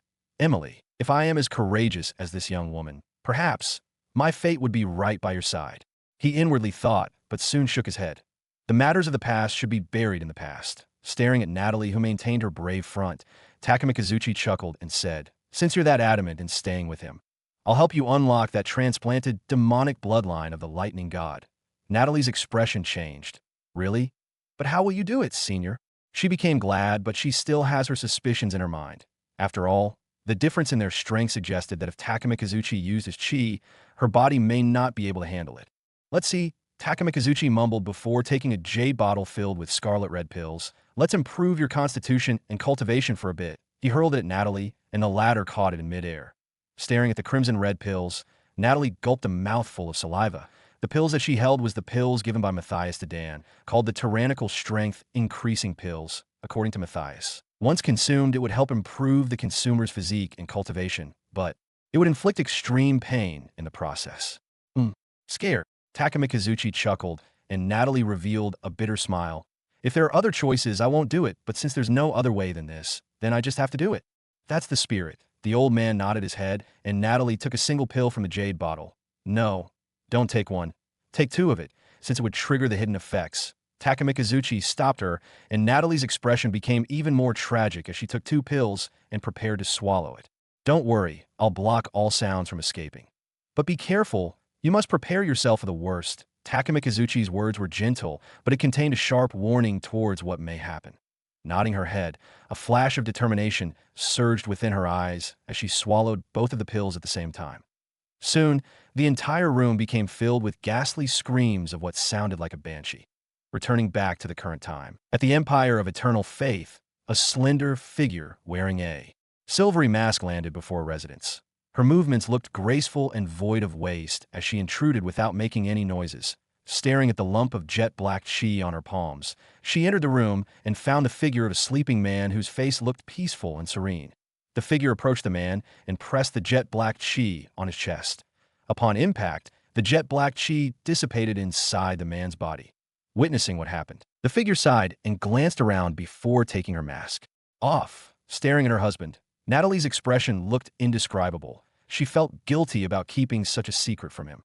Although, according to Takamikazuchi, Dan walked on the same demonic path, she didn't want him to hate her for walking on the same path of carnage as him. Everything that transpired, along with her path and Dan's path, should be a top-secret matter. Else, once everyone knows about it, they would be hunted and would never be peaceful once again. Diving beside her husband, she tightly embraced his figure and mumbled, She exhaled and continued, "The things I do for love." Her eyes slowly closed and entered a deep slumber. The next morning, Dan and Natalie were summoned by Matthias. According to the latter, the Phantom Mistress has once again commenced her attack. Tea first. Matthias ignored this issue, but when a high-ranking member of the Empire has died, he had no other choice but to summon his workforce and thoroughly investigate the matter. According to the clues found in the crime scene, the official died from a swift strike at his jugular, which means this could only be the work of a Night Ranger assassin and shouldn't be the work of the Phantom Mistress who electrocutes her enemy to death. After giving them a warning that they should be careful, Matthias dismissed the two and they returned back to their residence. Cooking up some lunch, the family resumed their routine and finishing their meal, Dan returned back to his room to cultivate. He was eager to break through the next realm, the organ-tempering realm. Every cultivator in this world has a dantian that has a natural affinity to a certain element. Because of Dan's bloodline, he had an affinity to the lightning element. His dantian shone in an azure light, and inside it crackled numerous lightning sparks. Calling upon the power of those sparks, Dan circulated them inside his body according to the method taught to him by his father. It reached the 5 major organs and cleansed them of all impurities before hammering it with pure lightning. Dan gritted his teeth, though the power of lightning purified his body. It also gave him an intense, sharp pain that intermittently pulsated. Beaded sweats formed on his forehead, and several hours later, the power of lightning finally dissipated, leaving him powerless as he crumbled on the ground. His expression completely pale and looked like it didn't have any blood in it, but his eyes shone in a light of joyfulness and mirth. I finally broke through the organ-tempering realm. He mumbled, and after waiting for the pain to recede, he sat upright and started gathering chi within his dantian. His azure dantian greedily swallowed the spiritual chi that floated in the air, and under 10 minutes, his dantian that had the same size as a water bucket became full. The rate of consumption made him suspicious, but he disregarded it, thinking that it should be one of the benefits of cultivating a divine art. Natalie, having a higher cultivation than him, sensed the fluctuations in the air and embraced him, greeting him for his success. Dan rubbed his head and smiled. This calls for a celebration. He mumbled and prepared to cook his and Juliet's favorite dishes. Throughout the entire afternoon, the family happily cooked together and enjoyed each other's company. The adorable Juliet even joined in the cooking, beating eggs after eggs as Dan chuckled at her stained countenance. Finishing their preparations, the dining table became filled with numerous colorful dishes as Dan sighed to himself. God damned it, I just realized it, but it seems like I'm running out of money. His expression looked tragic as he glanced at his empty cloth bag. Natalie noticed his expression and clung on his arm. Don't worry, I can ask Senior Matthias for money. Surely he wouldn't be so stingy. Dan's gaze swept over her before saying, Nah, that's not necessary. I can just take some work. Staying in here all the time suffocates me. Natalie chuckled. Yeah, right. Lifting her head, she said, But what job are you taking? Hearing her words, Dan fell into deep contemplation. The knowledge that he had from the previous owner of this body indicated that the most lucrative job within an empire was alchemy. Wait, I have the crafting system. FCK. He mumbled and cursed himself. How could he forget about the fact that second to alchemists, forgers earn quite a good amount of money? He face-bombed, and Natalie threw him a confused look. Papa, come here, let's eat. Juliet suddenly interjected, and when the couple turned, they realized that Juliet was already eating, with her lips covered in curries. Dan chuckled, ruffled her head, and said, Look at you, what a glutton. Juliet chortled, painstakingly raising her spoon. She pressed at Dan's mouth, and the latter opened wide, swallowing the contents of the spoon in one gulp. Natalie revealed a sweet smile upon witnessing the interactions between the two. Her heart became filled with complicated emotions. She wished that this kind of scene would last forever. But she also knew, deep within her heart, that her wish was just a pipe dream that would never come true. After she started walking on the path of demonic cultivation, there was no coming back. She lifted her head and stared at her husband. At least, she had a companion on this lonely path of cultivation. The family continued their dinner, and when they were in the middle of it, someone suddenly knocked on the door, and when Natalie opened it, someone who should not be here greeted her, which made her dumbfounded as she stood there like a statue. Juliet turned around while Dan focused on his meal. When the former saw the figure near the entrance of the door, she shouted, "Grandpa!" The little girl jumped out of her seat and ran towards her grandpa as Zaramias said, "Oh, little girl, you're this big already." He ruffled the hair of the young girl, and Dan lifted his head. "Father, why did you come here?" he asked, his eyebrows knitted. "Don't be so cold, Dan. Can't I just visit my son whom I've been missing for several weeks?" Zaramias chuckled and sat on an empty chair, glancing at Natalie. His expression softened and said, "Young girl, it seems like you've grown stronger these past weeks. I do hope that you can accompany my son." His words made Natalie embarrassed, but she still squeezed out a sweet smile and said, "Of course, that's one of my duties, father." "How diligent," the former commented before turning to Dan. "My son, you also became stronger. To think that in the past weeks you were just a young man indulged in debauchery and the pleasures of life." Hearing his words, Dan's expression became awkward as he glanced at Natalie. After finding out that she didn't look angry, he sighed in relief and said, "There's this saying that says, 30 years ago, the river flows from east to west, and 30 years later, the river flows from west to east." Indeed, changes really do come fast. Zaramias sighed. Complicated emotions flashed on his face which didn't escape Dan's perception. The family continued their dinner, and with Zaramias here, Juliet became more active and played with her grandpa, even spoon-feeding him, which delighted the former. Natalie also joined the fun, but her target was Dan, whom each time she spoon-fed him, would reluctantly suppress his embarrassment and open his mouth. The dining room became filled with laughter as the family completed their meals and proceeded to their own rooms. Dan gave Zaramias a guest room, while Natalie brought her daughter with her into their own room. The little girl Juliet became elated by the fact that she could once again sleep with her parents, while Dan's expression looked bitter. Because she was here, the chances of him being intimate with Natalie was close to none. Throwing a fierce glare at Natalie, the latter chuckled before ignoring him and directly going to sleep. The veil of the intensified as midnight approached. Virtually everyone was asleep, with the exception of Dan, who sneaked away from the bed and walked outside of the room. Taking out a dagger, he activated stealth and entered the guest room by comboing Flicker's invincibility attributes, which resulted in him entering without being detected nor opening the door. Re-emerging from stealth, Dan clicked his tongue. He couldn't use his modern weapons since the walls of the guest room didn't contain any sound isolating formation, and such a loud explosion inside a silent environment would definitely awaken not only Natalie and Juliet but also their neighbors. Approaching the man sleeping under the sheets, Dan raised his daggers before ruthlessly stabbing down, but he felt some feedback, but his expression changed before turning around and staring at the ghastly figure of Zaramias, who stared at him with an amused smile. "My son, just why are you trying to kill your father?" His tone was tragic and full of disappointment. "Father," Dan sneered. Ever since Zaramias arrived, with the help of the system, he knew that this man before him wasn't his father. But unfortunately, he didn't know his true identity. His figure flashed and fueled with his cultivation. He reappeared beside Zaramias before slicing with his daggers. The wind whistled and Zaramias ducked his head as Dan commenced his fierce attacks of stabbing, slicing, dicing, and hacking. Dan's attacks targeted the vital arteries of Zaramias' body as the latter gave a bitter smile and avoided his attacks with a breeze. His expression looked casual and nonchalant, as if he was strolling in his backyard. "Esset, why can't I hit him?" Dan mumbled under his breath, and Zaramias revealed a small smile. "Your attacks are precise and without any waste, yet your mindset is only focused on killing, not caring about the other factors in battles, such as the subtle movements of your shoulders or the tensing of your muscles, which gives away the direction of your attack." The Zaramias easily deduced the intricacies within his attacks, which made him stare at him in shock. Grounding his teeth, he continued his assault, yet the same result happened. He couldn't touch Zaramias' body. His enemy's movements were slow, but it contained strange mysteries that he couldn't wrap his hands around.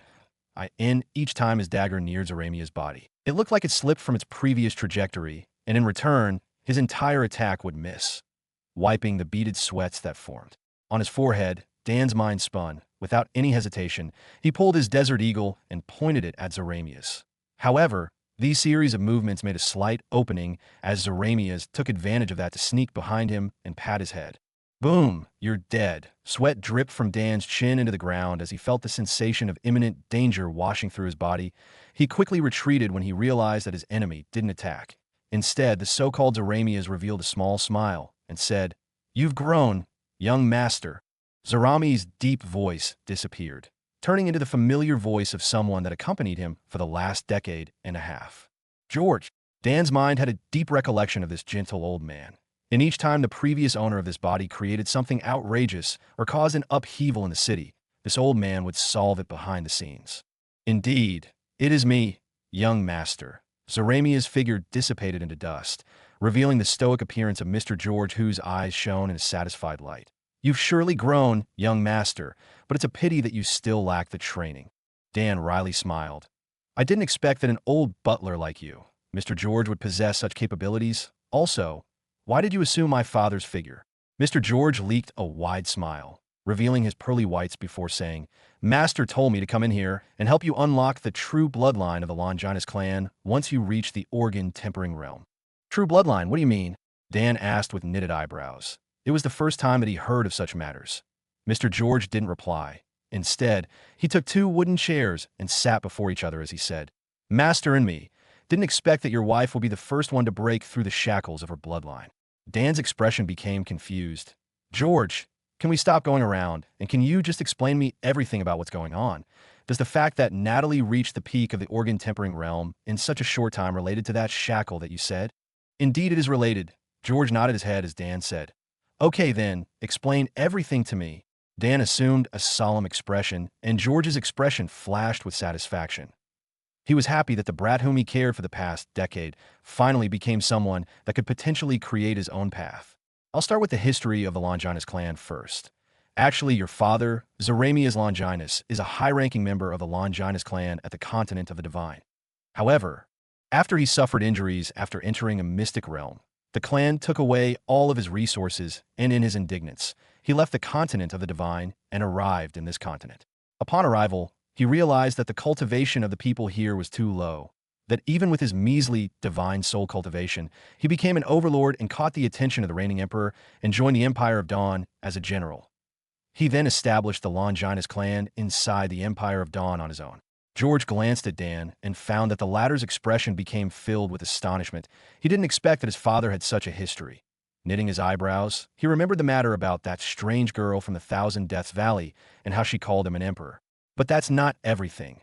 Thought the Longinus clan possessed an enormous number of divine ascendance realm practitioner. They never established the clan to the public. Upon hearing his words, Dan's expression flickered. Why would such a powerful clan hide from the eyes of the masses? You must be thinking about the reason why such a powerful clan is actively hiding, right? George's expression turned somewhat bitter before he continued with a deep sigh. That's because every member of the Longinus clan walks on the path of demonic cultivation, an art that is despised and condemned by everyone. What did you say? Dan couldn't help but suck a mouthful of cold air when he heard George's words. His mind spun, and the memories that he had regarding that young girl back at the Thousand Deaths Valley flashed in his mind. Yeah, that is the truth, and there's nothing that could be done about it. George stared at Dan while the latter digested the information that he just received. Calming his nerves, he said, Mr. George, are demonic cultivators really as evil as they say? When his words reached the ears of George, his expression darkened, and he harshly stood up as he sent a palm strike towards the chair that he sat on. Absolutely not. Just because demonic cultivators uses unorthodox methods in fighting against the heavens doesn't mean that they're evil. That's an absolute fallacy. And even if we kill people, those we kill are only those who block our path to success. We do not kill the innocent, George declared, and Dan pressed on. You're saying that, but there's a huge percentage of demonic cultivators that kill the innocent. The former turned to the latter and said, Indeed, you're right. Those bastards are the ones that are staining our names. How dare they use the title of a demonic cultivator to commit heinous deeds of mass killings and terrorism? Dan also felt the same. As a cultivator, they should respect the lives of the mortals living in this mundane world and not involve them in anything that would endanger their lives. The mindset of those who walk on the demonic path was something that Dan couldn't understand for now. After all, he wasn't an omniscient man. He needed to learn everything from the scratch. George calmed his nerves, and when Dan noticed it, he spoke up. Then, George, tell me the method on how to unlock my true bloodline.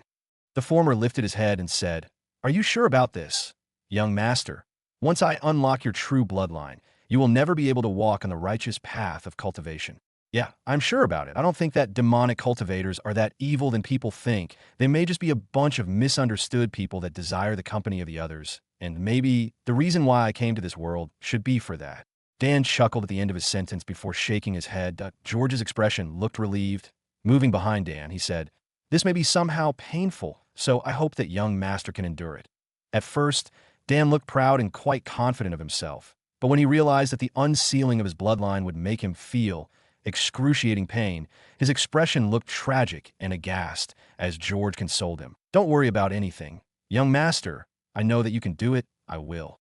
Also set up some sound isolating formation so that noises won't leak to the outside." Dan could only nod his head as George flicked his wrist, sending a formation disc towards the air as the disc pulsated with a brilliant light that encompassed the entire room. With this, any sound from the inside won't leak, and Dan could shout as loud as he wanted to. George's expression turned solemn. Circulating his chi, he formed a ball of lightning above his palm and smacked it on Dan's back as a miserable shriek echoed from the latter's mouth. Dan's body crumbled on the ground, but a strange suction force from George prevented him from falling. Soon as the ball of lightning made contact with Dan's back, it dissipated and created a strange pattern visible on his skin that looked like the constellations in the skies. An azure light traced these lines, and where the line didn't reach became shaded with pitch-black mist, making his back look like a galaxy in skies. The pulsating of the lightning made him feel an intense sharp pain that gave him the sensation of having an itch on his back that he could never scratch. His muscles convulsed, and a white foam formed on his mouth as his consciousness collapsed.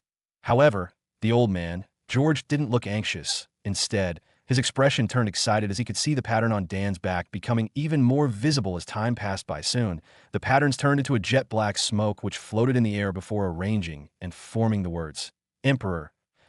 A suffocating imperial might manifested in the air, attacking George, who dared to trespass its territory. George's expression turned respectful. He didn't resist as his knees struck the ground, and he didn't even dare to lift his head as the word Emperor in the air formed a crown, which landed atop Dan's head. Dan's eyes snapped open, flashing with lightning as George sucked a mouthful of cold air and sung his praises towards the generations of karmic luck that Dan gathered from his ancestors. To think that he possessed that bloodline. He fearfully stood up and stared at the Dan who collapsed on the ground, carrying him. He probed and found that the latter broke through the middle stages of the organ-tempering realm. Smiling to himself, he prepared to report his findings to Zaramias as his figure disappeared from the room. Morning arrived, and the first burst of light from the sun descended. Dan's consciousness awakened from slumber. His expression flickered when he realized that he slept inside the guest room. Questions about yesterday's matters surged within his mind, but he shook his head and ran towards his room. Where Natalie slept, he couldn't help but shiver. Why just imagining her fury when she finds out that he's not beside him. Opening the doors of the master room, he heaved a sigh of relief when he realized that Natalie was still in deep slumber. Walking using the tips of his toes, he slipped beside her and awaited the dragon's awakening. Several minutes later, the sleeping beauty finally woke up and sweetly smiled when she saw his figure. However, she frowned when she realized that he looked pale and sweaty. "What's wrong? Are you okay?" She raised her arms and cupped his chin with her palms. Dan felt her concern. However, when he remembered about the matter that the old man George told him about Natalie's true bloodline awakening, his eyebrows knitted as he said, "Natalie." He stared right into her eyes amidst her confusion. "Why did you walk on the path of dual cultivation?" His question struck her like a thunderbolt, and she couldn't answer for a moment. Inside her mind, she knew that the matter about her being a demonic cultivator was something that could possibly make him hate her. She became despondent, but as his wife, she had a duty of telling him everything that he deserved to know as she said, "Yes, I became a demonic cultivator," her tone bitter and full of concealed regrets. She hung her head low, not knowing what to say, but her slightly trembling figure gave way about the upheaval that she felt concerning her emotions. Dan felt somewhat saddened about her condition. The time they spent together as one made him attached to her. It was the first time that he felt such emotions. After all, and no one had ever cared about him back at his previous life. Not even his parents. He stared right in her eyes and said, "So, if I didn't happen to know about this fact, were you planning on keeping it a secret?" His tone bitter and full of emotions that didn't conceal his disappointment. Natalie fiercely shook her head, denying what he said as she replied, "No, I did not plan on doing that. It's just..." Dan revealed a small smile. His experience in dealing with women gave him an idea of what she felt. Although she was an assertive and quite domineering woman, she still possessed the innate fragility of a young woman, in a much understandable term. She didn't want to be abandoned. "Were you afraid that I will abandon you in hopes of preserving my life?" Dan asked in a soft tone, and in response, Natalie's figure fiercely shook. Tears formed on the tips of her eyelids. It threatened to spill down her cheeks, but Dan prevented it with a tight embrace. "Are you goddamn stupid? Why would I do such a thing?" he inadvertently yelled, forgetting the fact that Juliet slept just beside them, as expected.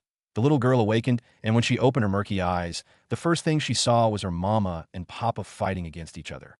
"Why is mama and papa fighting?" She opened her cherry-like lips and spoke these gentle words. Natalie and Dan's expression softened.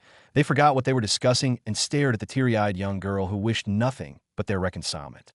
"No, Juliet, we aren't fighting. We're just talking about something." Natalie hurriedly carried her and placed her on her thigh, patting her head and placed her face on her chest in an effort to hide her miserable visage. Dan sighed and said, "For the sake of Juliet, can we just make peace? And also, I told you already that I won't abandon you. Do you really think that I am that unreliable?" Dan said in a vexed tone. She didn't quite understand the emotions of the women in this world.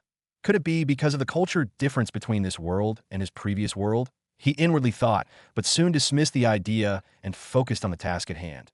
Both of them talked for a moment, and with the help of Juliet, who acted as a pacifier, the two smoothed their problems out, and Natalie confessed that she was the Phantom Mistress, and the reason why she killed the members of the Night Rangers Association was first, she wanted to acquire strength for as soon as possible, and second, she hated the association due to the fact that they caused such widespread deaths. Later on, at high noon, George arrived and joined their lunch. The old man talked about how Natalie was the Phantom Mistress, which astonished the latter as Dan revealed a wry smile.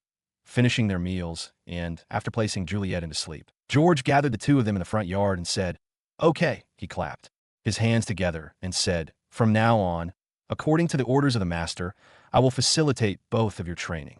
"Huh?" Dan opened his mouth, looking somehow astonished. "Don't be so shocked, young master. The first two stages of cultivation are the most vital stages that will determine how far will a cultivator go on his path towards the peak. If your foundation is shaky, then you will be unable to build a tower that could pierce through the heavens." Dan nodded his head. Indeed. According to the information from the wuxia novels that he read, a cultivator's foundation should be firm if he wanted to achieve the peak of cultivation. Else, it wouldn't sustain the strain of the cultivator's increasing power and would collapse. Particularly you, young mistress. Although the first stance of our true divine art can make you stronger, that doesn't mean that it will solidify your foundation. For what I can see, your foundation is dotted with several cracks, and if you kept on doing it without any intervention, you will surely become a cripple in the next several months. George declared, and this piece of news astonished Dan and Natalie. The latter's expression turned pale as she asked, "Then, George, what should I do? I don't want to be a cripple." George revealed a small smile. "That's simple since you're already at that stage. The only thing that you can do is to suppress your next breakthrough and make sure to solidify your foundation for as long as you can." He clapped his hands once again. "I'll teach you the intricacies about it later, but first I want to get a close look about your technical abilities." He waved his hand as two bamboo swords fell on the ground. George picked a bamboo sword and handed the other to Natalie. "If you can manage to hit me, then you pass, and we will go straight to solidifying your foundation." Natalie revealed a small smile upon receiving the sword. She was a low-key competitive woman, and having challenges like this made her excited. Dan observed on the sidelines as the two of them walked, a certain distance between each other. Taking a stance, his expression flickered when he realized that the air that surrounded the two changed. George suffused a solemn expression, and Natalie also had the same visage. The air of battle intent surrounded them, making Dan feel like he wasn't observing a practical training, but a true battle on the battlefield. Natalie bent her knees as her figure swept past George's body and reappeared behind him. Attacking with a thrust, George casually leaped and turned around in midair along with an upward swipe which disrupted the trajectory of Natalie's attack. This created an opening which he could use to counterattack, but he didn't do so. Instead, he just kept his defensive stance and waited for Natalie's next offensive. That single attack made Natalie understand that her enemy had a mechanical advantage. Smiling to herself, her determination ignited, and she turned into a blur, flickering before George along with a fierce attack which tore the air itself. Dan's eyes widened as he bitterly smiled. Although he knew that his wife was stronger than him, he didn't expect that the difference was this huge. He was ashamed and became despondent. But soon, he lifted his head and became captivated at the scene that unfolded itself before him. George leisurely avoided Natalie's attacks. Although he looked nonchalant, the fierce short burst of movements that he made indicated that he had quite a hard time in dodging Natalie's attacks. In a battle of endurance, the young would always win, and as a result, George's movements revealed a slight opening, which Natalie took advantage of to slam a horizontal strike at George's torso. A slapping sound echoed along with the sound of a whistling wind. Dan's visage revealed his admiration towards the feat that Natalie achieved. Clenching his fists, he thought to himself that he would never lose to his wife, no matter what. It seems like the saying that the young would definitely replace the old is quite accurate. My skills have also become quite rusty. To think that a youngster and a woman at that would defeat me, an old man titled as a deity executioner. Back then, he mumbled, and when he reached the end of his sentence, his expression turned somewhat melancholic. Natalie and Dan, who heard his word, were taken aback. To think that such a decrepit and subservient old man had such a fierce past. The latter thought, as expected, it seems like my family really isn't that ordinary. Just from the fact that our true roots came from a demonic clan is something astounding alone. Yet we also have an old man titled as a deity executioner as a servant. Dan chuckled. His longing towards the truth became emphasized, and he would definitely ask George about everything after all of this training was done. Natalie bowed her head and said, "This one, thanks Senior for his pointers." George glanced at her and nodded his head in satisfaction. His gaze swept over Dan, and a vicious smile lifted on his lips. Witnessing the vicious smile that contrasted the old man's normally gentle attitude, Dan had a premonition in his mind as George called for him. Dan revealed a wry smile. He knew that he could not compete against the old man George, but for the sake of training and gauging his own capabilities, he understood that he needed to train himself. Moving before George, Dan took a wooden dagger that the former gave and assumed an offensive stance. Same rules. Dan would attack while George would defend.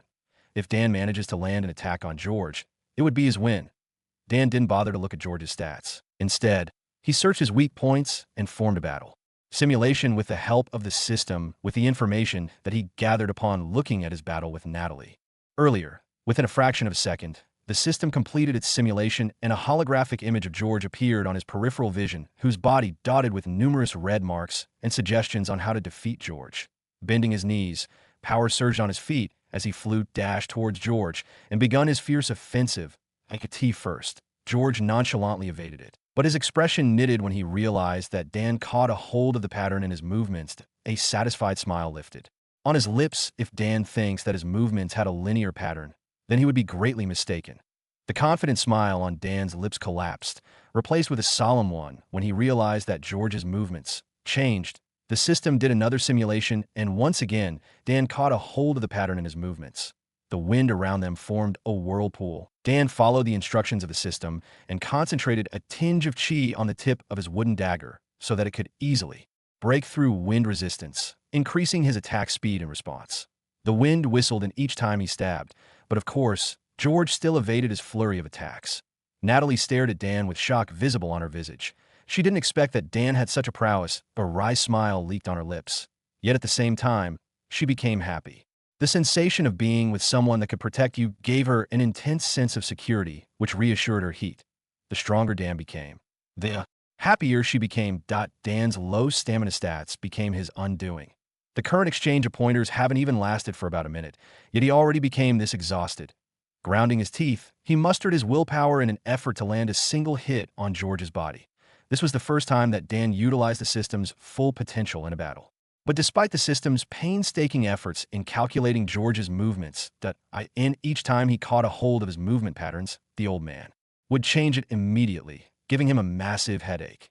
Dan darted his gaze at his stamina, health, and chi bar graphs. Clicking his tongue, he understood that he didn't have enough time. He had to land an attack within the next 10 exchanges, or else he would collapse from exhaustion.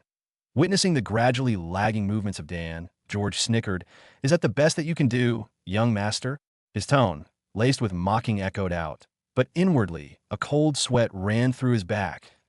If not for the fact that he trained himself to be prepared in all sorts of situations, Dan would have landed a hit on his body in the first 20 exchanges.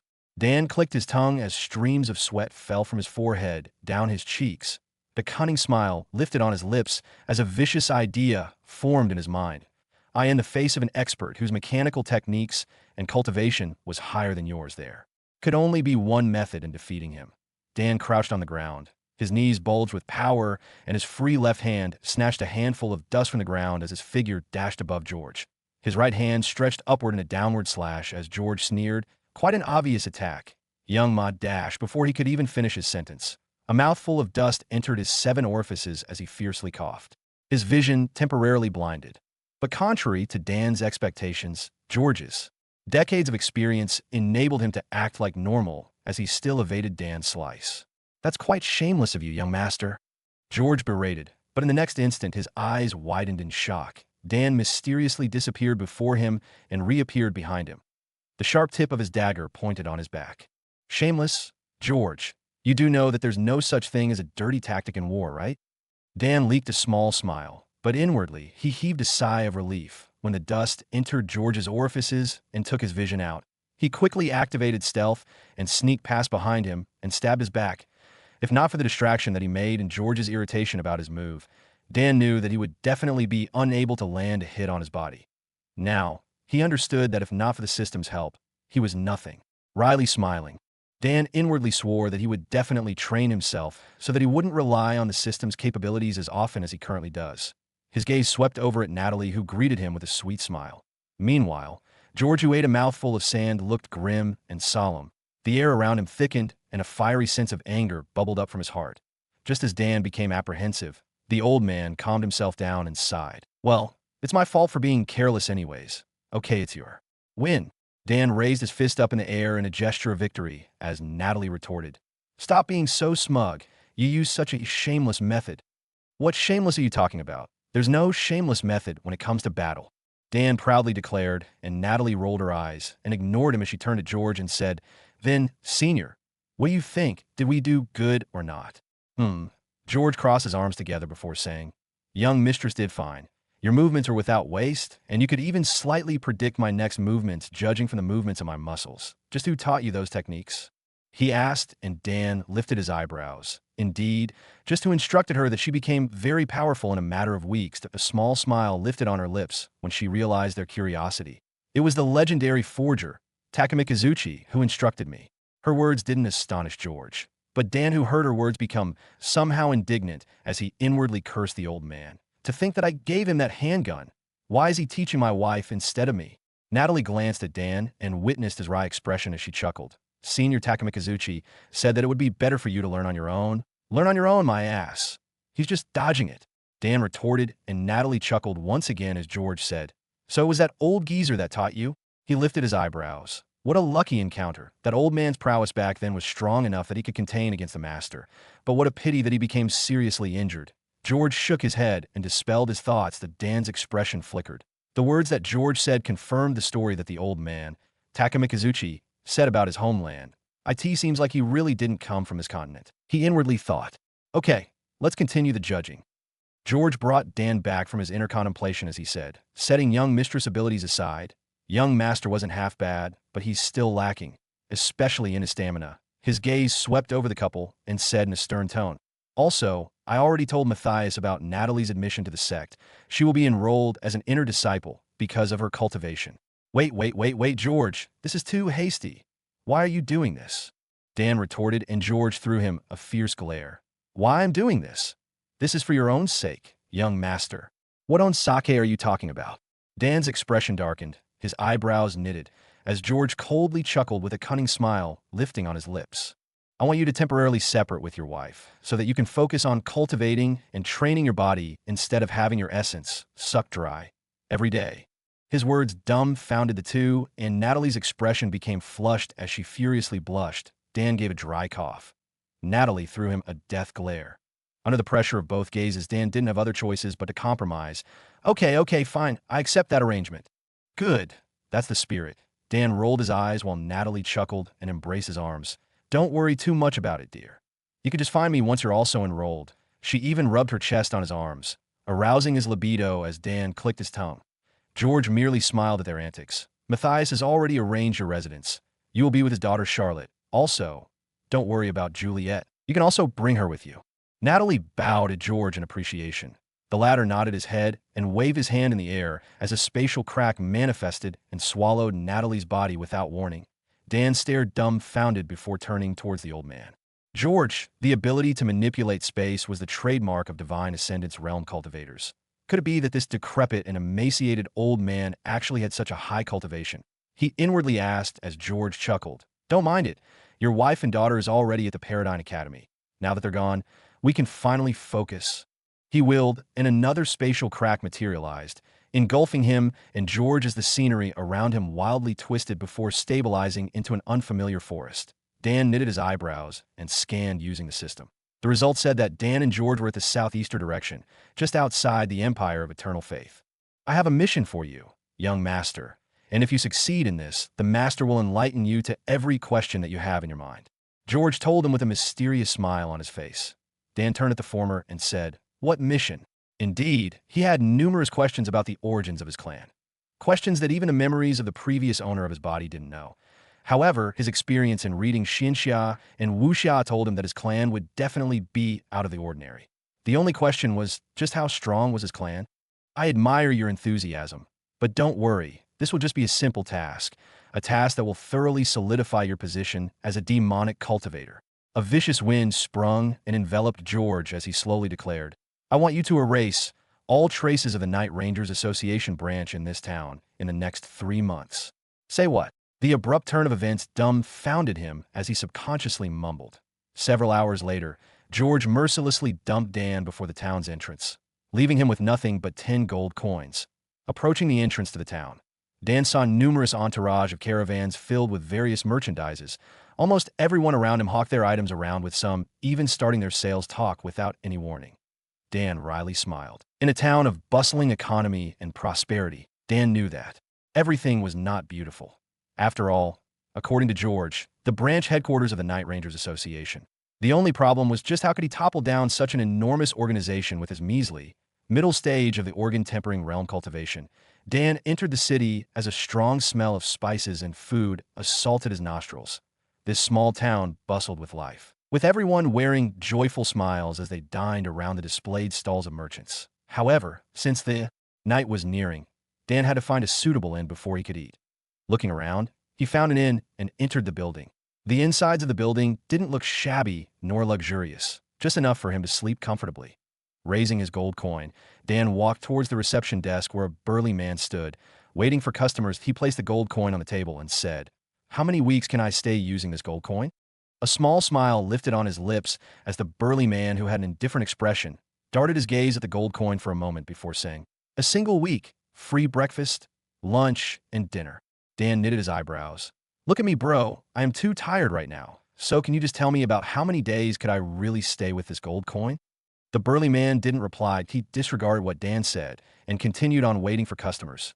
Man, can you just tell me just how many weeks I can stay? Dan pressed on, and the burly man finally replied. Didn't I tell you that you can stay in here for a single week with that gold coin?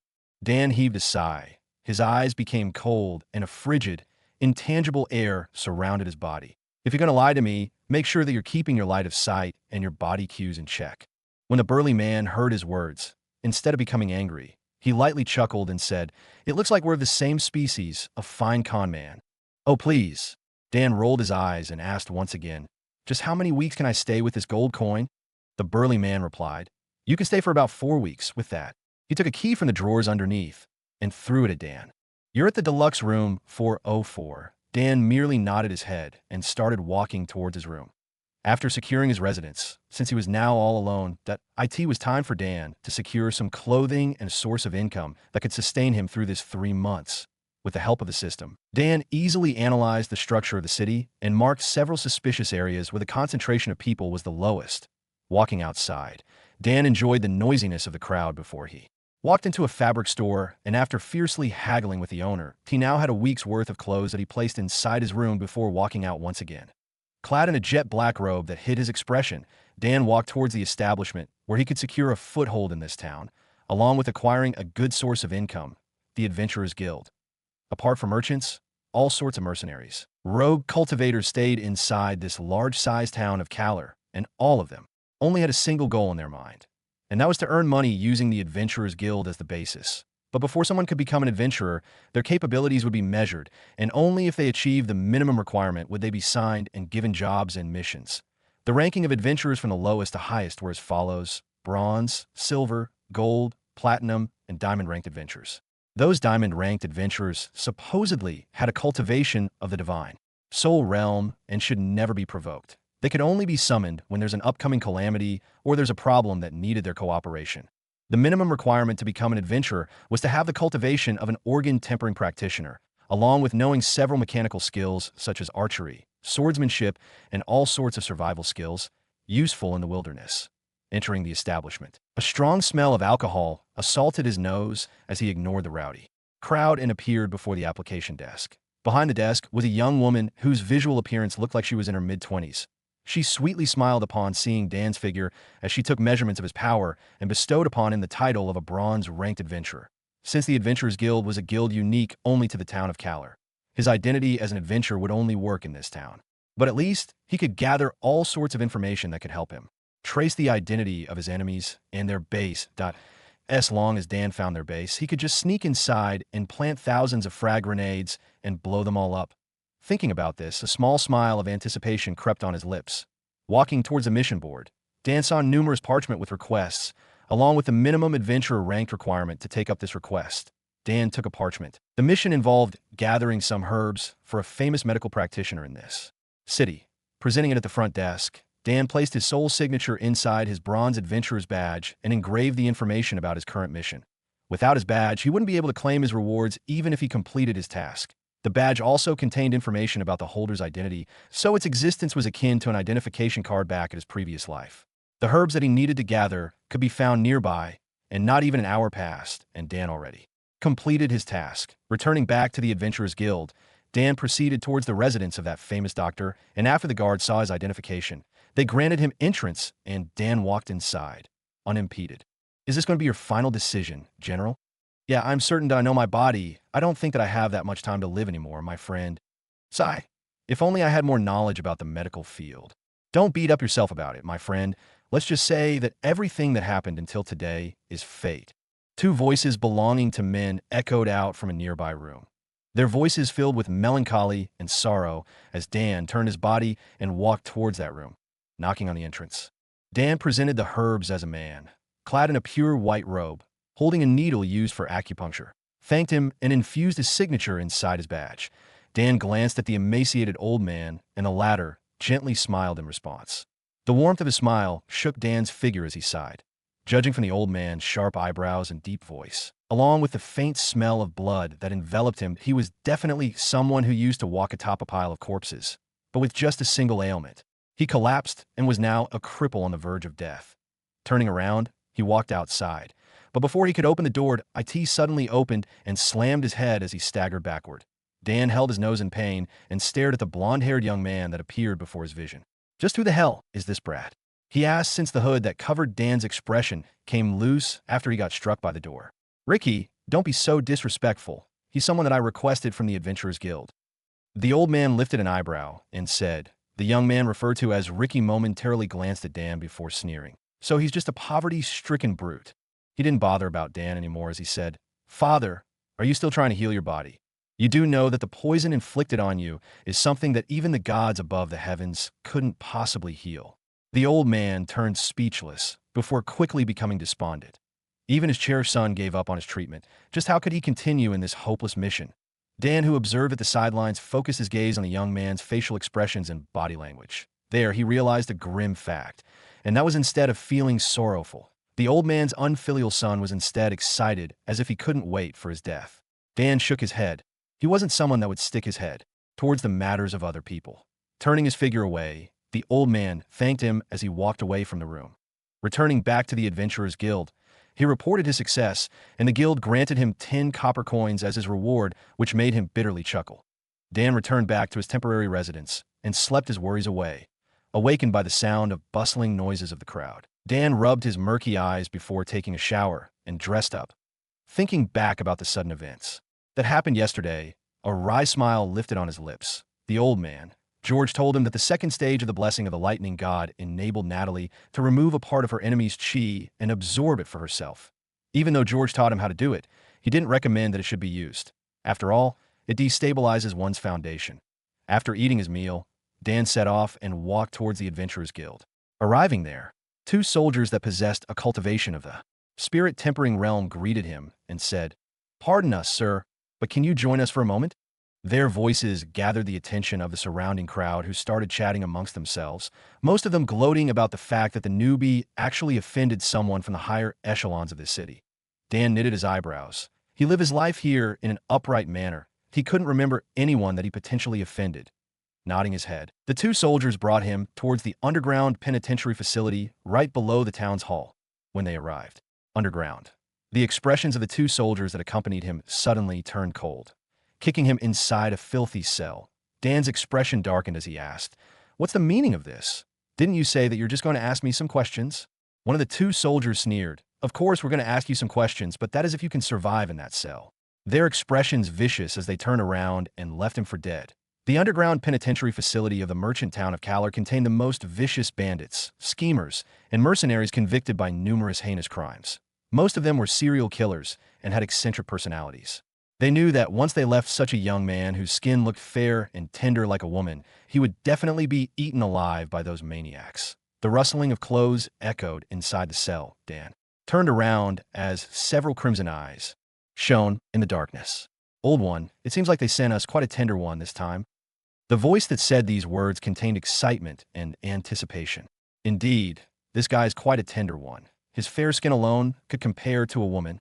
Another voice replied. The androgynous voice contained a deep-seated lust which made Dan's body shiver and feared. He gulped a mouthful of saliva, and the sound of his throat moving echoed loud and clear inside the dark cell. "He's afraid already." The two voices chuckled as the other said, "This time, I'll take the back door. You take the front door, old one. Didn't you forget about how that previous bastard bit me when I took the front door?" "No, I am going for the back," the voice of the so-called old one retorted. "Then, according to our deal, you must wait until I'm satisfied." "Of course I will. Just make sure that you won't break him." The two discussed as if the matter of Dan's life was already in their hands. Dan scanned the area and found that the cell contained at least 20 people. But apart from these two, the 18 other guys just stared at him with a light of indifference and slight amusement shining within their crimson eyes. Dan staggered backward as a pair of fudgy arms made its way towards his body, with fear visible in his expression. He stammered as he begged, "No, please, don't come near me. Don't come near me." Countless wicked laughter filled the dark and filthy cell as the one who approached him gave a vicious chuckle. "Don't worry about it, young man." His crimson eyes landed on Dan's rear end. "It will hurt at first, but once you get used to it, it will definitely feel heavenly." His fat and full of scars visage distorted into euphoria as a weird smell wafted from his lower body. His expression looked flushed as the earth itself trembled, and each time he took his steps towards Dan's direction. The gazes of the 19 people behind him concentrated at the scene, looking forward towards Dan's miserable outcome. Dan's expression went cold. Towards the bastard who placed him inside this cell, he will definitely make him pay a price that was 100 times greater than what he experienced today. Lifting his head, a cold smile lifted on his lips, followed by numerous gunshot sounds which stopped the laughter inside the cell. Within a blink of an eye, Dan executed 5 prisoners, his accuracy unbelievable even under the condition that he couldn't see his enemy. The clueless bastards who didn't understand what was happening intensified their chuckle as they thought that the dull thuds that continuously echoed around them must have been the wretched and miserable body of the young man. But little did they know that in each time those explosions echoed, the closer they were nearing their deaths. Several seconds later, a concentrated smell of blood wafted in the air. Dan's expression looked unsightly as he quickly activated Flicker and took advantage of the invincibility attribute to sneak past the bars, and after escaping from the cell, he disappeared from the area with stealth. News of the heinous murders that happened inside the underground penitentiary facility soon shook the entire town of Calor. Rough sketchings of Dan's face were plastered around the entrance of the town, and almost all the entrance of inns had his face beside it. Unfortunately for the police, Dan had the absolute disguise under his sleeves as he sneaked past the guards after assuming the identity of an indigenous merchant that sold decorative wooden crafts. His current figure looked like an emaciated old man. On his back, a huge sack full of wooden crafts that he bought in bulk from a wandering merchant. Approaching a nearby guard, Dan said in a hoarse voice, "Young man, can you help me carry this to that alleyway for a moment? I'm going to establish my stall."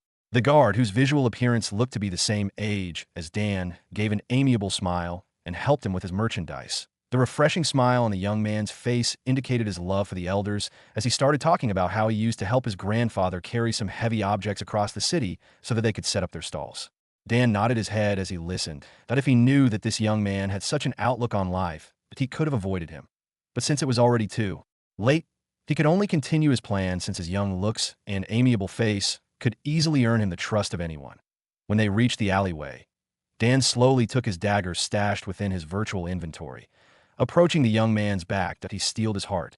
Before slicing on his nape, blood splattered on the walls, and he hurriedly covered the scene with his big sack before cleaning it with the help of the system. All traces of the young man was devoured as Dan's figure transformed into his figure. Walking away from the dark alleyway, complicated emotions flickered on his face. As a man who lived in a world where a murder was condemned, in a world where everything was peaceful and war could be considered as a rare occurrence, it could be said that killing this young man who had such an optimistic future ahead of him made him somehow sick of himself. But at the same time, he wondered why he didn't feel any remorse upon killing those bastards that threatened his life. Sighing in his heart, he thought about the assassins that he killed back at that forest when he was still at the City of Cloud, that he didn't think much about it. But even though those bastards threatened his life and he killed them out of self-defense, they should have their own family and had their own outlook and ambitions in life. Yet Dan easily reaped their lives. Shaking his head, he could only assure himself that he didn't have any other choice back then, that if he didn't do such a deed, then it would be him that would have died at that day. Walking away, he took the badge from the young man's uniform that he currently wore and approached a fellow guard and said, "Bro, I saw something suspicious. I will go and report to the leader about it." The guard nodded his head and replaced his shift. Soon, Dan arrived at the police barracks and, using his position as the town guard, he made a report about suspicious activity in a certain alleyway. The commander of the police became enraged. "Why are all of you guys so useless? Can't you just investigate such a small matter on your own?" Dan revealed a small smile and politely exited the room, that he knew that the commander wouldn't care about it as he walked away. However, the reason why he did such a useless report wasn't for that. It was to successfully enter the police barracks and scan the entire facility using the system's function. Soon, a three-dimensional holographic image of the entire barracks could be seen floating on his peripheral vision. IT was very detailed and numerous secret rooms, such as torture chambers and execution. Ground were marked, which made Dan question the integrity of the police force. He inwardly chuckled. Really, no matter what kind of world I am in, corruption is everywhere. He entered stealth and approached an area where the commander entered on his own. Inside that room, only 3 people could be seen, and judging from their paused movements in Dan's minimap, he deduced that they must be discussing something. Commander Rickshaw wore a weary expression, staring at this blonde-haired young man. If not for the fact that he was the son of a retired general, he would have grabbed him by the collar and threw him at the wall already. His dignity and pride as a commander didn't allow him to show his emotions on his face. Maintaining a calm facade, he said, "Young Master Ricky, why must you do this to me? The person that you incarcerated earlier is definitely an expert. He single-handedly decimated the entire cell that was full of those serial killers. Now he will definitely come for you." "Of course I know about that." Ricky's fair expression frowned. The reason why he imprisoned Dan was to make him a scapegoat for his plans. After all, he's the one who fetched those herbs from the outskirts of Kalar. He didn't expect that a mere bronze-ranked adventurer would possess such strength. However, a confident smile still lingered on his lips. And no matter what, even if Dan came for revenge as a supporter of that certain association, they will definitely take care of him and protect him from the sidelines. "Then what is your plan, young master?" "Apart from increasing your bodyguards, I cannot do anything blatant, or else those bastards at the opposition will definitely attack me from the sides," Commander Rickshaw said. His helpless tone indicated the dire situation they were in the merchant town of Kalar. There are people that you could not afford to offend, like the town mayor, the commander of the police force, and most importantly, those hidden dragons inside the town, that if by any chance you manage to offend one of them, then, congratulations, you just obtained a one-way ticket to hell. Ricky smirked. Lifting his head, he said, "One of the best ways in luring a tiger is to create a bait. Since I believe that he would definitely come after me, why not just wait for his arrival?" He nonchalantly said and turned towards the jet-black robed man who stood at the side all this while. The man slightly moved his head in a gesture of confirmation as Commander Rickshaw's expression flickered. When he entered this room along with Ricky, he felt that the man possessed a strength that he could not fathom. His stature gave a feeling of an unsheathed sword that, once drawn, would definitely reap lives. "Oh, so you're planning on waiting for me?" A casual voice suddenly echoed before them. Their expressions flickered as they darted their gaze towards the source of the sound and found a young man staring at them with a small smile on his lips. The jet-black robed man reached for his sword. "Wait." Ricky stopped him before turning to Dan and said, "You did well to survive in that prison." A cold smile lifted on his lips as both gazes met in midair. Commander Rickshaw narrowed his eyes. His cultivation base rotated and sent a probing chi in an effort to see through the enemy's cultivation base. A shattering sound akin to a glass being destroyed echoed in his mind as he staggered backward. When his chi entered the youngster's body, that IT suddenly disintegrated as a backlash struck him.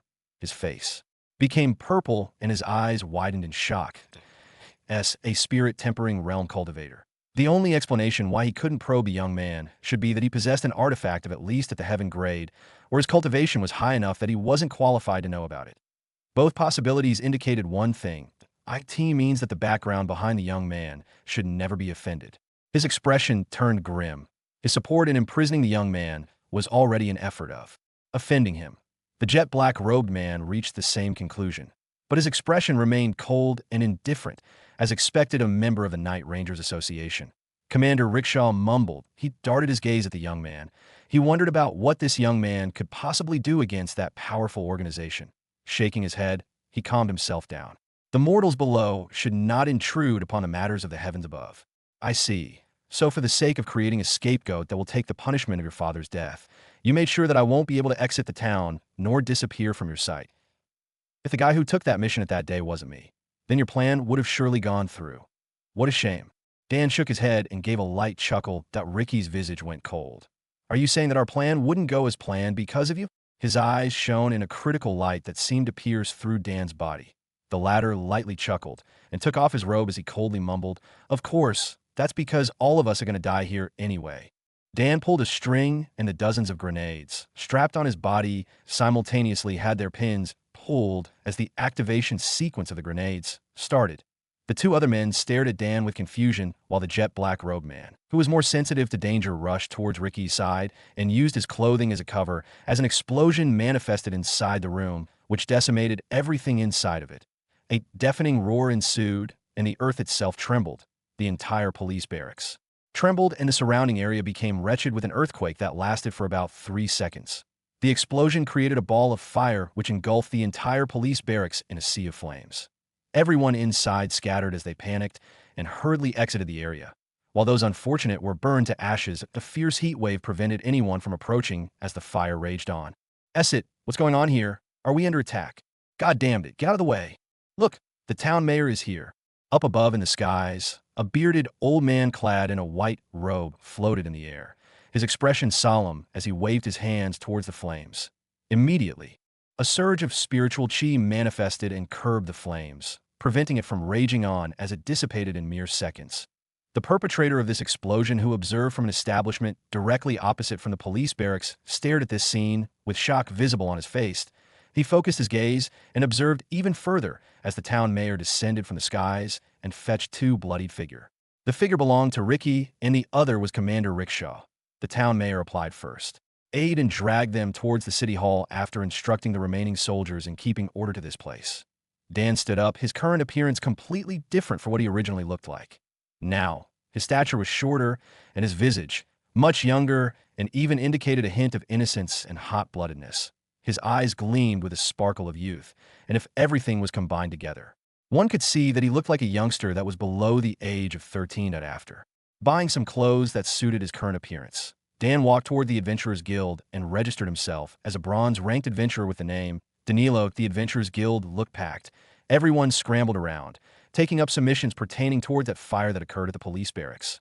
Most of them were recovery missions for the sake of removing the bodies of the dead soldiers. Dan stared around and found 3 bronze-ranked youngsters whose visual appearance looked the same as him. They were pointing towards a mission board, discussing something about each other. "We can't take this mission. IT says that a minimum of 4 people is needed." A jet black-haired youngster amongst them spoke with a somber tone. "It's okay, we could just ask the people here and they will definitely join us." A feminine voice replied. Her optimistic tone, paired with her smiling face, indicated her naivety and innocence. "Are you guys stupid? We obviously cannot do that. What if those adults renege and take everything from us? We have a family to feed, you know." A youngster whose stature looked more mature than them said with a hint of cautiousness in his tone. Dan approached them from behind and took a quick look at the mission board. Judging from the fact that Ricky survived and the jet black robe man from the Night Rangers Association disappeared, it could only mean that they had their own means to survive and hide from the scrutiny of the crowd. Since the gold coins that he had wouldn't really last for that long, that he had to secure a constant source of income. And since he also wanted to train his body by experiencing life and death battles, taking up hunting missions from the Adventurers Guild lined up with his goals, that Dan's gaze swept over these young children. Each of their figures looked malnourished and skeletal. However, the determined light within their eyes indicated their desperation of securing some cash to feed their families. Judging from the conversation that they had earlier, Dan understood that these bunch of kids that didn't even have a cultivation should have come from the slums area of this merchant town. The mission before them said that they should hunt a fire panther, a common beast that didn't have a cultivation base. However, it could spat out flames from its mouth, which could scorch anyone who dared to capture it. The three children obviously looked apprehensive in taking up this mission. But since the easier missions like the search missions and escort missions were taken up by the adults, they could only risk their lives for some measly change. Indeed, the reward for completing this life-threatening mission was just 10 silver coins for each member of the team. That was one of the reasons why the other adventurers didn't bother about it. "Can I join you guys?" Dan spoke up from behind, and hearing the childish voice, the three turned around as the sole female member of their group said, "Really? Are you going to join us? Welcome." A smile blossomed on her face since they finally met the minimum member requirement of the mission. The eldest member of the group scanned Dan with his eyes. After realizing that apart from the dagger on his waist, he looked thoroughly average. His gaze softened and his guard went low.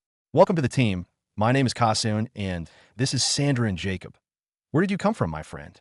As expected, as the eldest of the group, he knew his way with words and spoke politely with Dan. The latter gave a small smile and said, "I came from the extreme northern district." The slums area of the merchant town of Kalar had the extreme word affixed at the start of the location of the area. "I see." Kasu nodded his head and didn't bother about him anymore as he took the mission notice and registered it at the front desk. Sandra walked forward and embraced Dan's arm as she said, "So you also came from the extreme northern district?" "I also live there." Jacob went forward and stood beside Dan as he said, "I am at the extreme southern district, but we meet each other every day for missions. And since you're a member of us, you're considered as our family." He wrapped Dan's waist with his arm as the latter chuckled. The three children engaged in a happy discussion towards each other.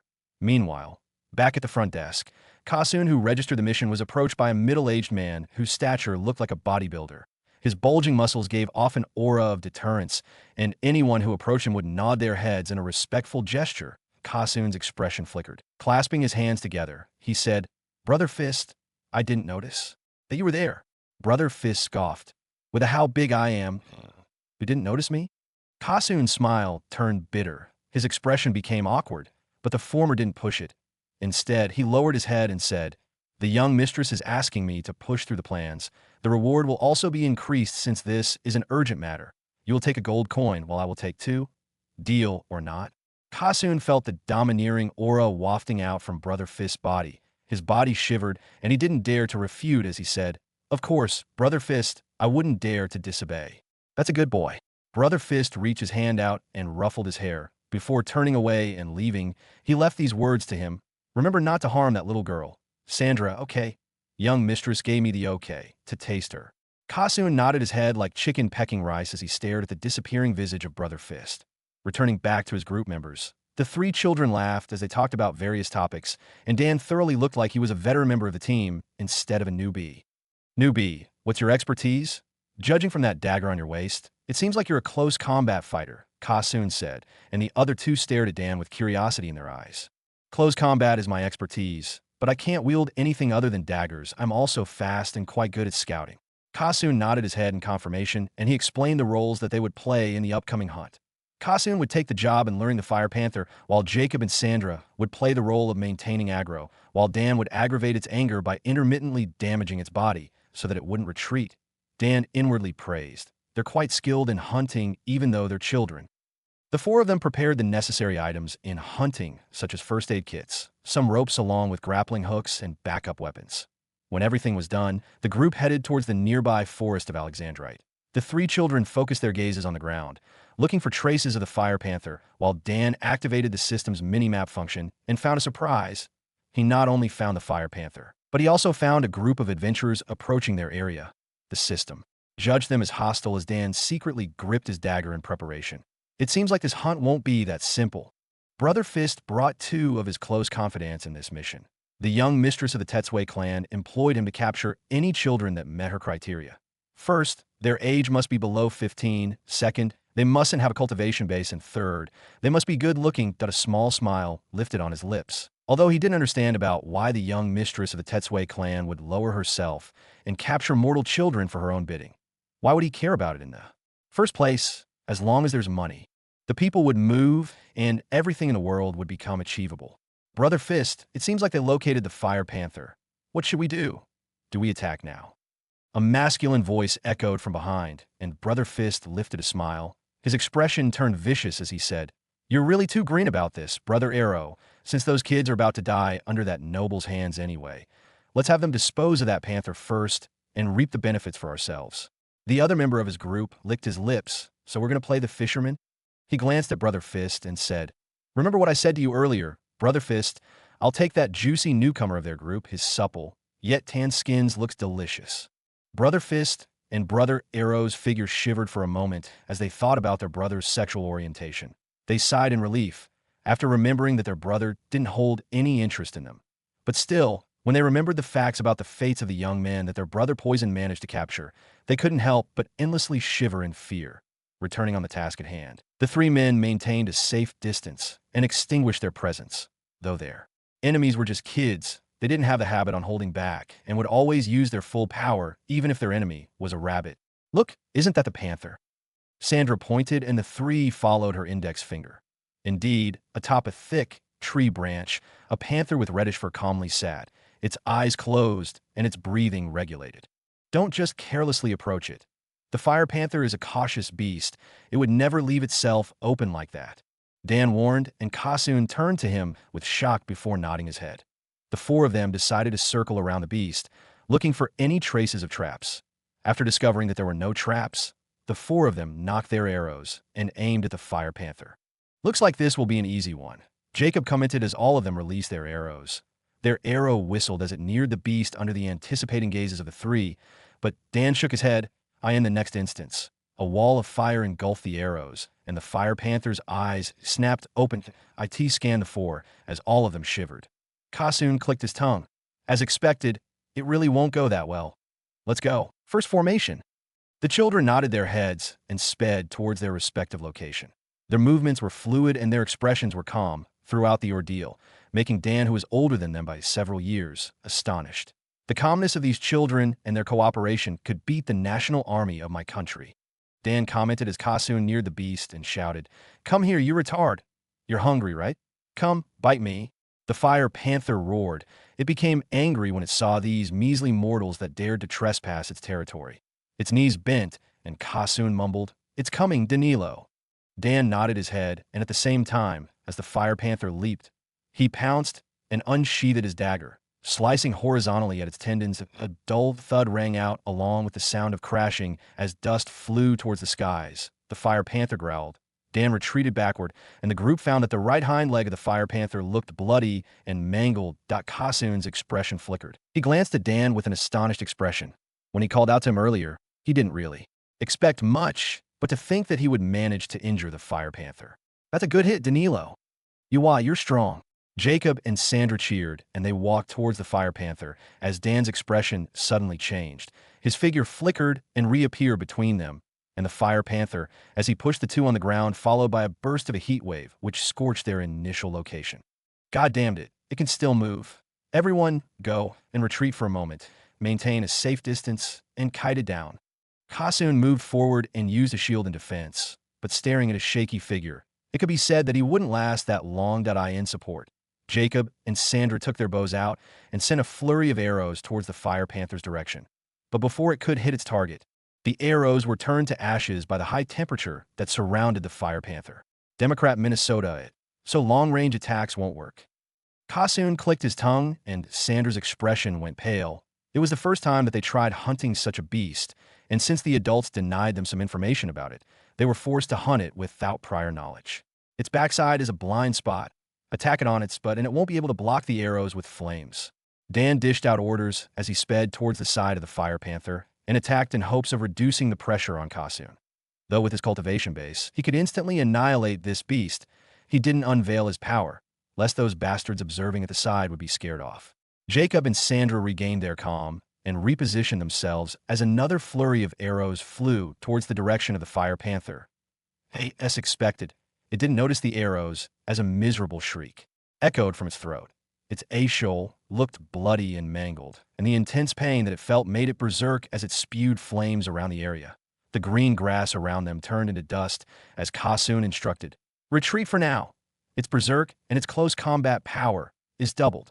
The berserk state of the Fire Panther would increase its firepower, but will also lose its reasoning to IT trampled the area around and even forgot about Kasun's group. Dan, along with the two children, stood beside Kasun, observing the fiery inferno that the Fire Panther created. The sound of rustling leaves echoed behind them as a malevolent voice echoed from behind, followed by the appearance of three burly men whose expression distorted into vicious ones. "Game time is over, kids, the adults. We'll take over now." Brother Fist licked his lips and his gaze swept over at Sandra's figure. Jacob knitted his eyebrows. "Who are you?" he asked. He stretched his hand towards his weapon, but before he could do so, a sharp pain struck his nape as his consciousness darkened. "Kasun, you," he mumbled. His eyes widened in shock and despair as he crumbled on the ground. Brother Fist stared at Kasun's display of betrayal and amusement. Clapping his hands together, he said, "Good one, Kasun. Now come over this side and receive your reward." Kasun's expression flickered in glee. His figure couldn't help but tremble in excitement as he approached Brother Fist's side. Staring at Kasun, Dan inwardly thought, "And here I thought that he's smart and respectable. It seems like he's just a fool that blindly worships money." He stared at Brother Fist's vicious expression and shook his head. Kasun will never be able to take his reward. "What?" Kasun's figure froze. A blood arrow spat from his mouth, which drenched the ground in a crimson color. Lifting his head, he stared at Brother Fist and said, "BB brother, you said that you will give me." His eyes widened as his body stopped its struggle. Just like this, a young life was lost. "No, this is..." Sandra's expression went pale. Despair suffused on her pale visage as she staggered backward, staring at the depraved expressions of the three adults before her and the cruel actions of them, killing her comrade. She couldn't help but tremble in fear as she snuck behind Dan's back. Brother Fist licked his lips. His gaze landed at Dan before saying, "What do we have here?" "A wannabe hero." His comment made the two other men chuckle in disdain. "A wannabe hero?" Dan lifted a smile. "I didn't intend to be like that." He shook his head. Lifting his head, he stared right into Brother Fist's eyes as he said, "But since you decided to include me in your hunting list, you should expect to be hunted in return, right?"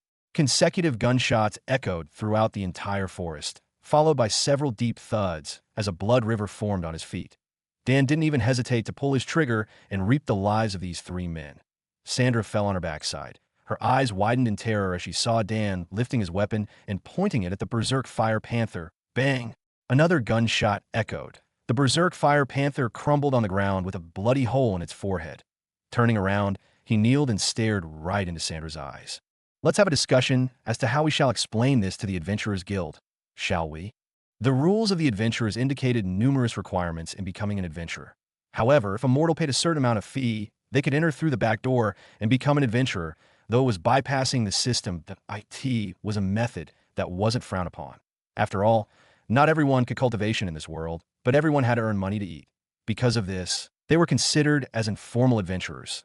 Though they could receive missions, they were not recognized formally by the Adventurers Guild, and if a strife happened between formal and informal members of the guild, they would definitely be biased towards the formal members. From the time that he saw these children, Dan knew that they must have taken the route of becoming an adventurer from behind, though he couldn't see any problems with it for as long as they're earning their money in a righteous way.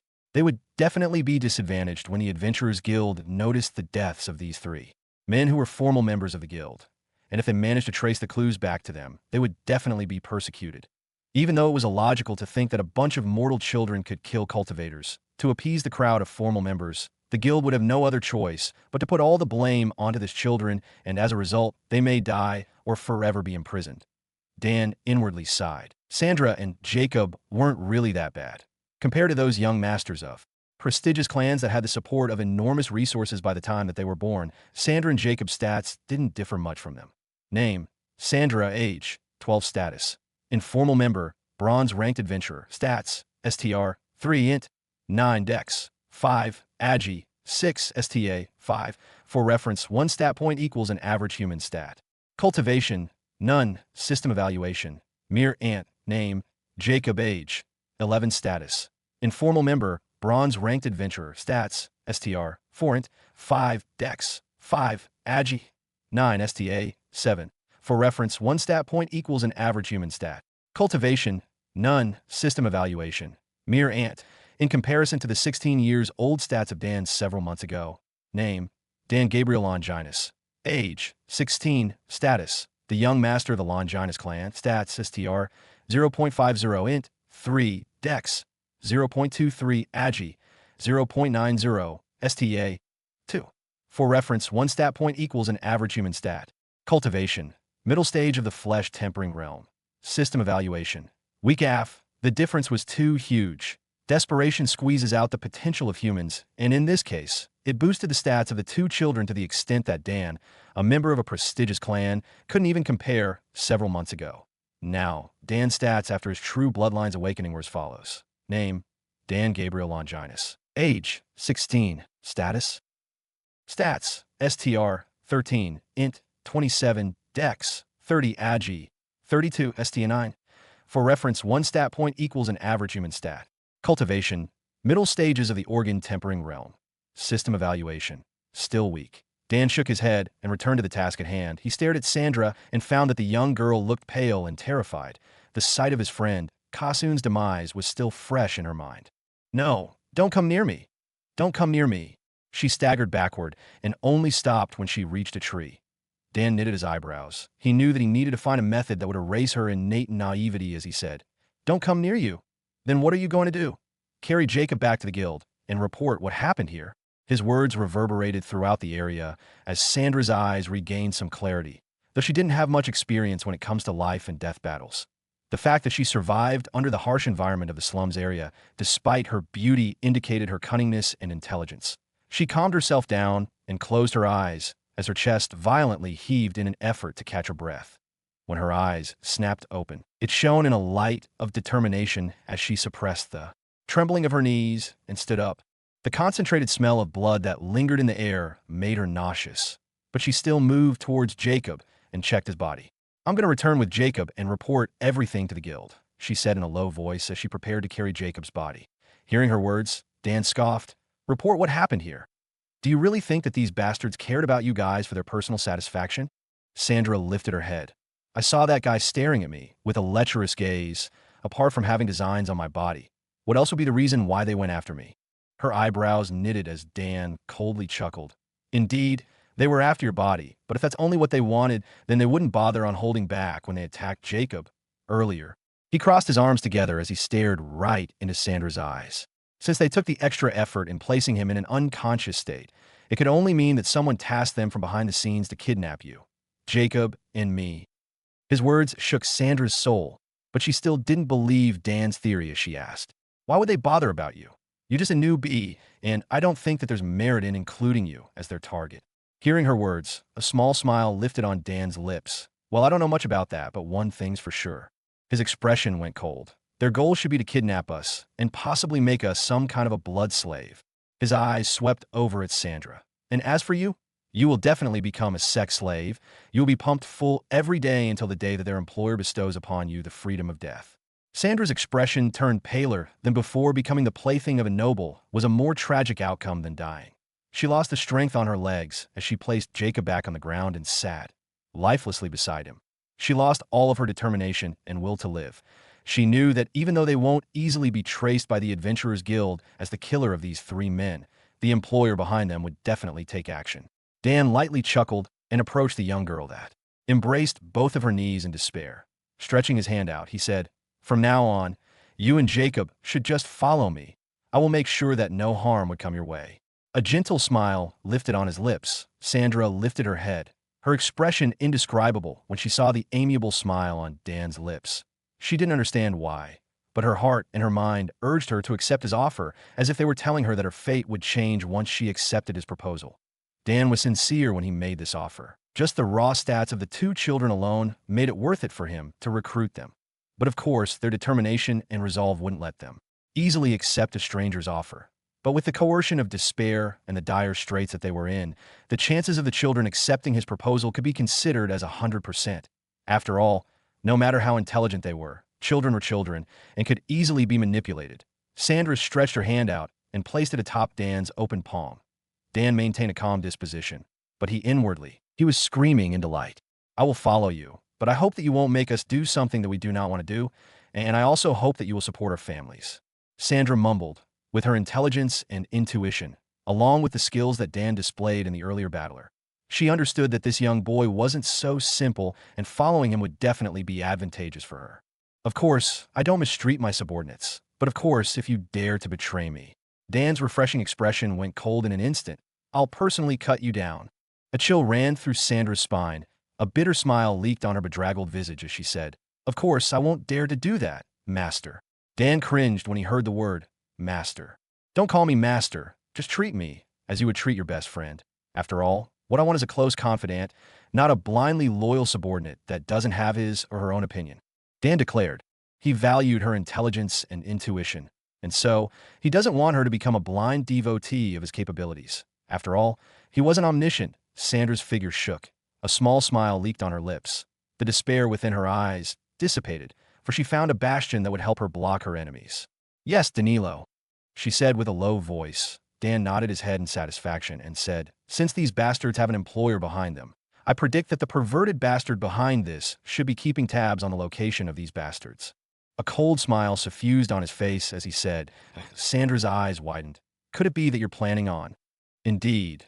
Dan's eyes twinkled in anticipation. Other than that, I don't have any other way in luring that fierce tiger from the mountain. Sandra nodded her head and begun her preparations. Dan couldn't help but endlessly grin when he saw Sandra's deft movements and actions. Soon, the three of them, along with the unconscious Jacob, hid under the ground, covered with the vegetation as they observed the location where the three bastards' dead bodies laid. They held their breaths and extinguished their presence by staying in here. They were intent on luring out the tiger from its mountain and know the identity of their enemy. Forces that govern the merchant town of Kalar belonged to the town mayor, his two confidants, and the leader of the police force. Apart from the town mayor's clan and the clan of the police force's leader, his two confidants also had their own share of the region. One of them was the Tetsui clan that governed the northern region of the merchant town of Kalar. The Tetsui clan could be considered as a righteous clan by the masses due to the fact that they exert lower taxes on their people than the other region of the town. They also have health care for the poor, and because of this, the people love them and their way of governance. But little did everyone knew that the Tetsui clan had their own little secret that they desperately tried to hide, and that was the fact that they cultivated on the demonic path, particularly on the path of life force devouring, where they devoured a mortal or a cultivator's soul in order to intensify their life force and effectively increasing their lifespan. Young mistress of the Tetsui clan, known as Leona Tetsui, indulged on that path. The three held their breaths as two incoming figures appeared in the line of sight. Dan frowned. One of the approaching figures belonged to a young woman whose visual appearance looked to be the same age as him. The young woman's visage looked refreshing to the eyes and amiable beyond extent. The dimples on her cheeks gave her a sensation of innocence, and her eyes that sparkled with the light of spring painted in, expression which indicated her righteousness. However, the more Dan looked at her, the more suspicious he became. How could someone look so innocent as her? He mumbled, Well, with the exception of my little girl, Juliet. Dan lifted a small smile. He felt refreshed thinking about Natalie and Juliet. Shaking his head, he calmed his nerves and focused on the task at hand. Dan's doubt intensified when he realized that the young woman's cultivation was at the spirit-tempering realm. Even Charlotte Paradine, who had the support of her entire clan behind her, didn't achieve the realm that the young woman had. Just what kind of secrets is she hiding? Dan inwardly thought. His gaze swept over at Jacob and Sandra and realized that their expressions looked pale and exhausted. He whispered towards them, I'll take their attention so that when they scan around us, they won't notice our existence. But you? Sandra shook her head and refused, while Jacob also stared at Dan with worry suffused on his visage. It's fine, I have a few tricks up my sleeves, just stay here and leave after they leave. He reassured them with a smile and walked away from their hiding spot. Are you sure that they are here, Mike? Leona knitted her eyebrows. When she received the news about the commencement of Brother Fist's plan, she and her loyal confidant, Mike, immediately set off to do their usual affair. However, when they arrived at the location, What they saw was a fire panther laid on the ground with signs of struggle and battle around it. Her nose twitched. Turning her head towards the side, she saw the bodies of Brother Fist and his comrade as she gestured for Mike. Democrat Minnesota, they're dead. Just who did this? Mike violently cursed. He paid a huge amount of money towards Brother Fist, and the latter guaranteed the success of his plan.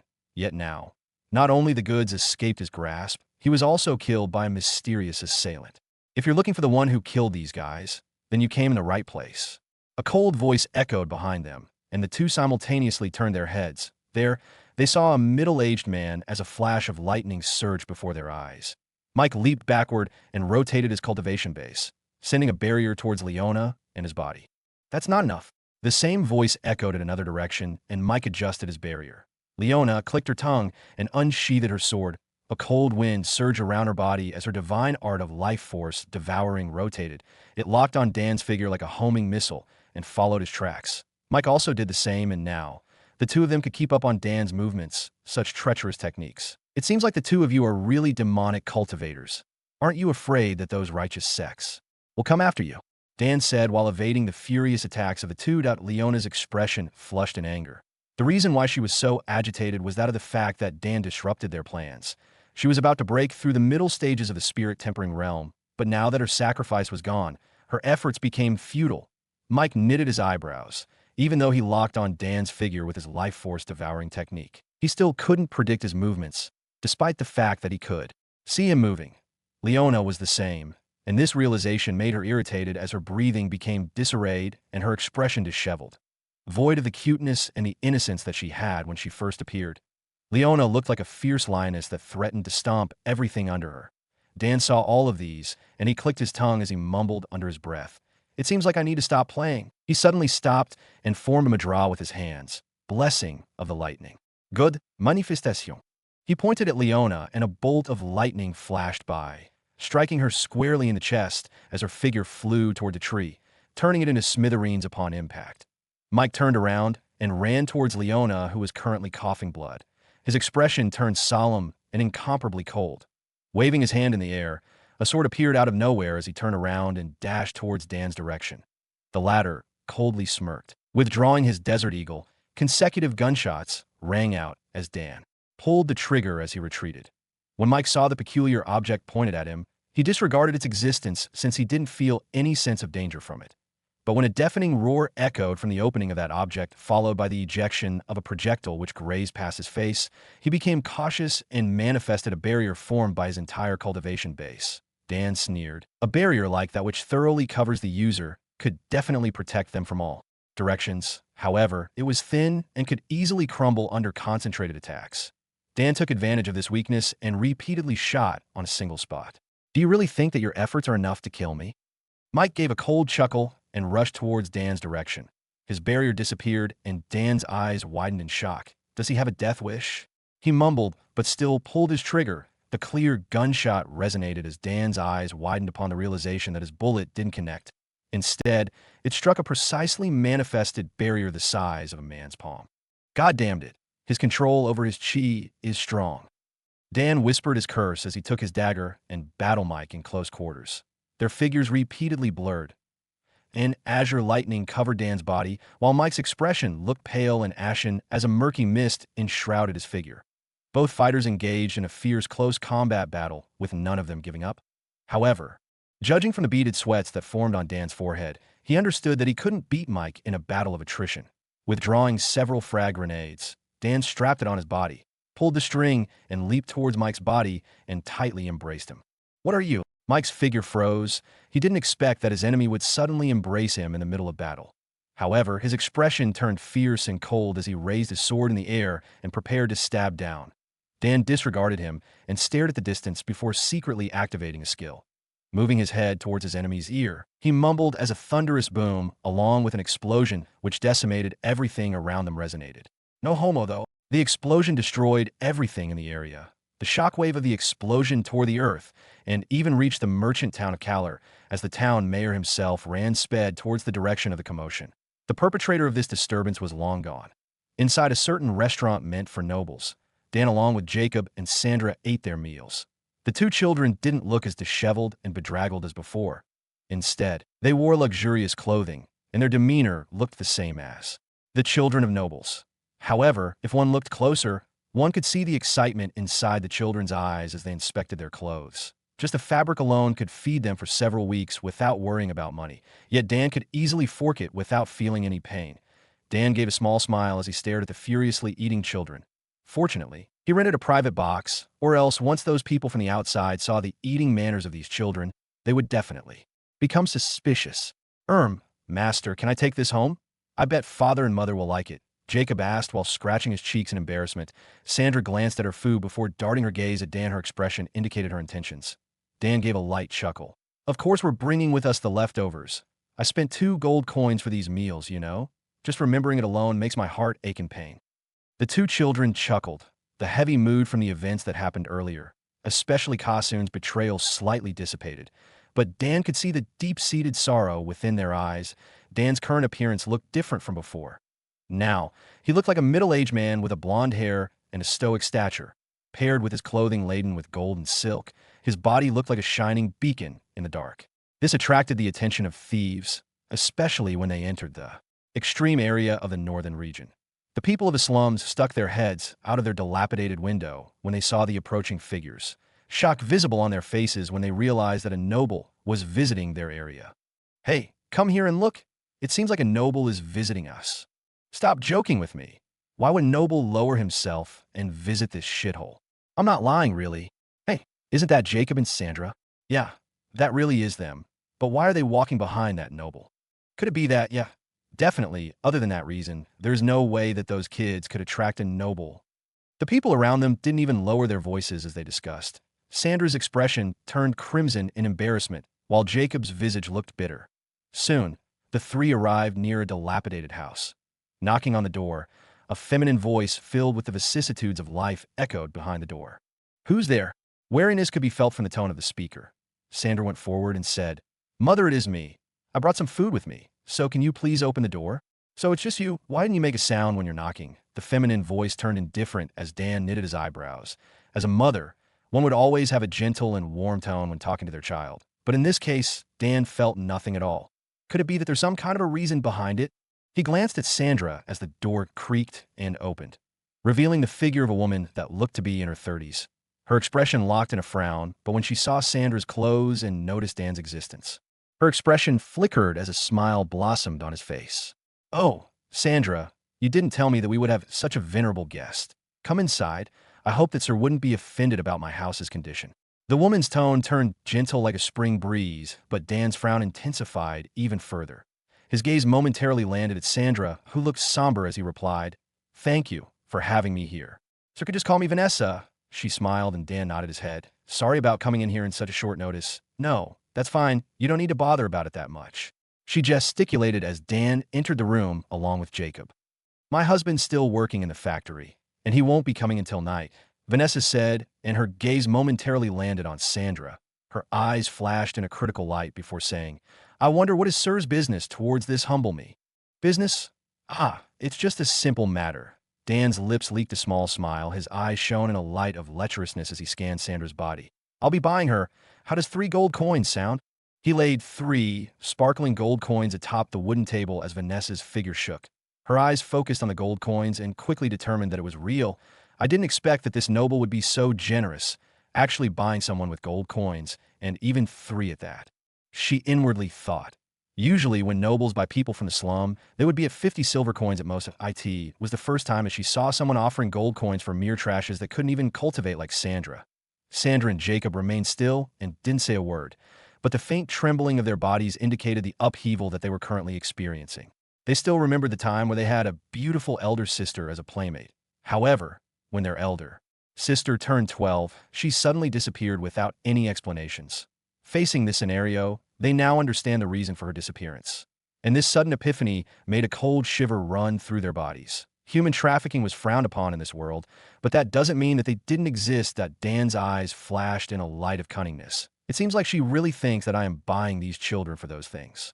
He maintained his calm disposition as Vanessa lifted her hand and tested the waters. Pushing the gold coins back at Dan, she said, I don't think that I can do that, mister. Sandra has been a crucial part of my life, and I don't want her to disappear. Her tone sounded miserable and tragic, and it carried a charm which enticed people to pity upon her circumstances. Dan gave a small smile. If that's what you want to do, then let's do it this way. He gave a deep sigh and said, I see. I understand your sentiments, madam, but I really want them with me. Dan stretched his right hand towards Sandra's back, and the latter took the cue. Sandra's expression turned fidgety and crimson. Jacob's lips lifted a slight smile as he stared at Vanessa. The latter noticed his actions, and she inwardly sneered. He acts like a gentleman, but he's just a lecherous bastard, F-kin. Nobles. If you want to take that girl with you, I'll have you pay a huge price. Dan lifted a free finger from his left hand and said, How about I borrow her for today? I will be quick, and as a member of the nobility, you can't expect me to renege in such a simple promise, right? The lecherous smile on his lips intensified as Sandra's figure intensely trembled. I see, I understand. Vanessa's expression revealed her inner struggle. Clenching her fists together, her eyes turned teary as she said, I still can't let her go with you, mister, but I can have you borrow her for a day. She then turned to Sandra and said, Child, I'm sorry, but mother has to do this. You do know about how we're struggling just to feed ourselves every day, right? Tears spilled down her cheeks, and if Dan didn't know anything, he would definitely be swayed by her Oscar-worthy acting. Lightly coughing, he interrupted, 20 silver coins for a day. How's that sound? Dan placed 20 silver coins above the table, and Vanessa's figure shook for a moment. 20 silver coins? Though that's good enough, why is he holding back from spending? Well, that's also fine since his pride as a noble won't let him renege on his promise anyways. Vanessa accepted the deal, and as a precaution, she asked for Dan's noble surname so that she could have an insurance if Dan reneged on his promise of returning Sandra. My noble surname? Ah, I see what you mean. It's fine since I will definitely be returning her after I'm done with the deed. He viciously chuckled before turning around with Sandra and leaving these words. My noble surname is Ligma. He turned around and disappeared towards the direction of Jacob's household. However, the same thing occurred. Jacob's family was even greedier than Sandra's, and Dan was forced to fork out 50 silver coins just to borrow him for a day. When all said was done, Dan rented an inn and took their dinner together inside their rented room, unveiling the leftovers that they set aside for their families earlier. Tears streamed down their cheeks as the two finally acted like children for once and wailed. To their heart's content, Paradigm Academy, Inner Disciple Region. The cheers of the crowd resonated in the area, creating a deafening chorus which trembled even the earth itself. Surrounded by the crowd were two figures of a man and a woman, holding their respective choice of weapon. All sorts of cheers and supporting words flew towards them, as the judge, who was an elder of the academy, announced. This battle has been requested by the challenger, Vincent Lancea, by the grounds of objecting towards Natalie Longina's promotion for the position of an honorary disciple. His voice rang loud and clear as the crowd around them lowered their voices. Inside a balcony where you could see everything below, the figures of Matthias and Charlotte, along with several high-ranking elders, could be seen staring at the commotion with amusement visible on their faces. Just where did you find such a genius, clan chief? Though her skeletal age is higher than what I would like, her talent alone is astounding, and she will definitely soar greater heights as long as she's nourished. An elder commented with a smile. He stared at Natalie and secretly thought that he will make sure that she falls under his tutelage. Just make sure that you don't steal her under me.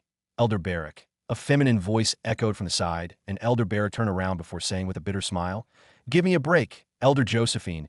You already have that genius with you. Give this old bones a chance, will you?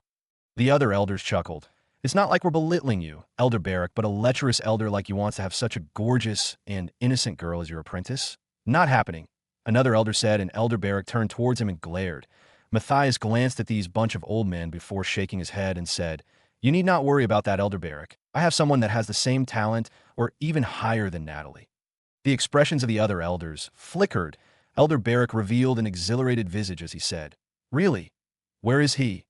And who is he? He'll come here soon, maybe 3 months later. Matthias left these words and turned to stare at the ongoing battle, ignoring the old men behind him that started their fervent discussion. Atop the platform, Natalie held a soft sword, swinging it around. Hati looked like a whip which tore through the air itself. Lifting her head, she assumed a stance and said towards her enemy, I do hope that Senior doesn't become indignant about his defeat, and I hope that you honor your promise. Vincent's expression turned for the worse. Why would I renege on my promise? As long as you defeat me, I won't bother about you anymore, and all of my complaints shall cease. However, his eyes flashed in a solemn light. Withdrawing his lance, he mumbled, If you can defeat me, that is. Several days ago, just when he was about to be crowned as an honorary disciple, and just as the enormous amount of resources from the Academy would be bestowed upon him. Natalie suddenly arrived and stole that spotlight. Filled with indignance, he complained, but when the elders of the Academy realized Natalie's talent in the martial path, they disregarded his presence and instead, they rewarded him with a position inside the core disciples region. The difference between an honorary disciple and a core disciple wasn't that huge, but the former had more freedom than the latter. That means that if he acquired the honorary disciple position, he could come and leave from the academy as he wanted, wielding his lance. His figure disappeared and reappeared beside Natalie. The tip of his lance sliced at Natalie's torso. When it comes to frontal battle, because of the lance's reach and its innate sturdiness, it would most likely win in exchange with a sword. However, why would Natalie clash with him in the first place? Leaping backward, she evaded Vincent's attack and counterattacked with a thrust. Vincent merely smiled and dodged it without any problems. What's wrong? Is that the best that you can do? If that's all that you can do, then it would be better for you to admit defeat. Remember, I advocate gender equality. He sneered, and Natalie's expression went cold like tea first. She wanted to go easy with Vincent due to the fact that she felt guilty about Matthias' arrangement. But hearing his words, she coldly chuckled and said, "Is that so? Then I will go serious on you." Natalie's cultivation base rotated. A tempest manifested in the area as her momentum brewed. The fierce wind rattled the audience as the judge summoned a barrier, which prevented the tempest from injuring the crowd. Vincent clicked his tongue. "No matter how much momentum you gather, I will pierce it with my lance." A confident smile lifted on his lips. Martial technique, sun flare. He mumbled, and a brilliant light surged on the tip of his lance. The brilliant light gave off a fierce heat wave which dissipated the surrounding tempest. Matthias, who stared at them from above, mumbled, "So they're planning on ending this in a single attack?" A small smile lifted on his lips as he observed. Juliet, who sat beside him, stared at her mother with a worried expression on his face. Charlotte crossed her arms together. Her expression indicated her trust for Natalie. After sparring with her several times under her father's instructions, she had a solid grasp of Natalie's strength. Vincent, who couldn't even last 10 exchanges under her attacks, shouldn't even dare of defeating Natalie, whom she could hardly beat. The Tempest and the Golden Sun. Concentrated. Natalie raised her soft sword towards the skies as she mumbled, "Blessing of the lightning god. Manifestation." The first stance of the Longinus clan's divine arts rotated as a lightning bolt from the heavens struck the tip of her soft sword. Lightning crackled around her and paired with her fiery red robe, which enunciated her gorgeous figure. Everyone became dumbstruck, and even the old men that observed them from above couldn't help but become entranced. Natalie's beauty couldn't be compared to Charlotte's innocent visage, but the latter couldn't compare to the former's charisma. Natalie's sharp eyebrows, along with her cold expression, painted a picturesque scene which could never be forgotten by everyone that saw her today, that as of now. She wasn't a disciple of the Paradigm Academy. She was a goddess that descended from the heavens to punish her impudent enemy. Vincent gave a bitter chuckle that Natalie's momentum pressured, not only his body but also his soul. However, his pride and ambitions that he wanted to achieve didn't let him give up. Instead, he raised his lance and hardened his resolve. Pointing his lance towards Natalie, his expression said that if a Buddha arrives, he would slay; if a devil arrives, he would annihilate. And even if the heavens itself descended to obstruct his path, he would personally seal for eternity. Wielding his lance along with his formidable path of the martial arts, he roared and leaped towards the center of the tempest. BNGG! A deafening boom resonated. The golden sun clashed directly with the tornado of lightning, and their exchange destroyed even the reinforced platform itself. Dust madly flew, and everyone could not see what exactly happened in their exchange. Several seconds later, visibility returned, and the crowd was astounded to find that the person laying on the ground was Natalie and not Vincent. What happened? How did Sister lose? Charlotte stuck her head out of the balcony, and Juliet's expression looked teary upon seeing her mother's bedraggled figure. She started crying and squirming. Asking for her mother's presence, Vincent's expression revealed his shock. His figure trembled like a leaf as he spoke in a hoarse voice. "You? Why did you?" Natalie gave a light chuckle. Staring at the sun, she mumbled, "Your determination and the hard work that you placed to reach your current position is enough for you to deserve that title." Her eyes rolled, and her consciousness darkened. Her words reverberated inside Vincent's mind like a thunderbolt. The crowd stared with widened eyes at Vincent. They didn't expect that the latter would win. After all, Natalie's momentum alone gave her a higher chance of winning. The judge dissipated the barrier and stared at Vincent. Raising his hand, his mouth opened, but before he could speak, Vincent's wobbled and fell on the ground like a kite that lost its strings. This battle between the two geniuses, despite Natalie's effort of giving him the win, ended in a draw. The first burst of light descended from the skies, and Dan, along with the two children, awakened from their slumber. After taking their breakfast, Dan ordered the two to secure some dried rations that could last them for months. Although the two looked doubtful, they obeyed, and when they returned, Dan, along with the two children, discussed with each other. Since both of you struggled for money in this city, I suppose that you guys know about what kind of job earns the most money, right? Dan asked with a slight smile on his face as Sandra turned at him and said, "Could it be that Master is running out of money?" Not exactly running out of money. It's just a temporary shortage. Dan lightly coughed, and Jacob commented, "Having a shortage is the same as running out." When he said these words, the two children became somber and despondent once again. The reason was they felt guilty about the fact that they let themselves indulge in such expensive meals, and they even bought luxurious clothes for themselves. Dan noticed their feelings and said, "You need not worry about such things since both of you are following me now. I can't be so harsh with my subordinates, right?" Jacob and Sandra nodded their heads. The guilt within their hearts and their eyes slightly diminished. Jacob turned to Dan and said, "Master, my years of experience in this merchant town tells me that the best way of earning money is trading." Dan gave a wry smile. "You don't say?" Sandra smacked the back of Jacob's head as she scolded. "Master isn't obviously asking for that. How can we trade items when we don't have a capital?" Jacob rubbed his aching head and turned to Dan with a pitiful expression.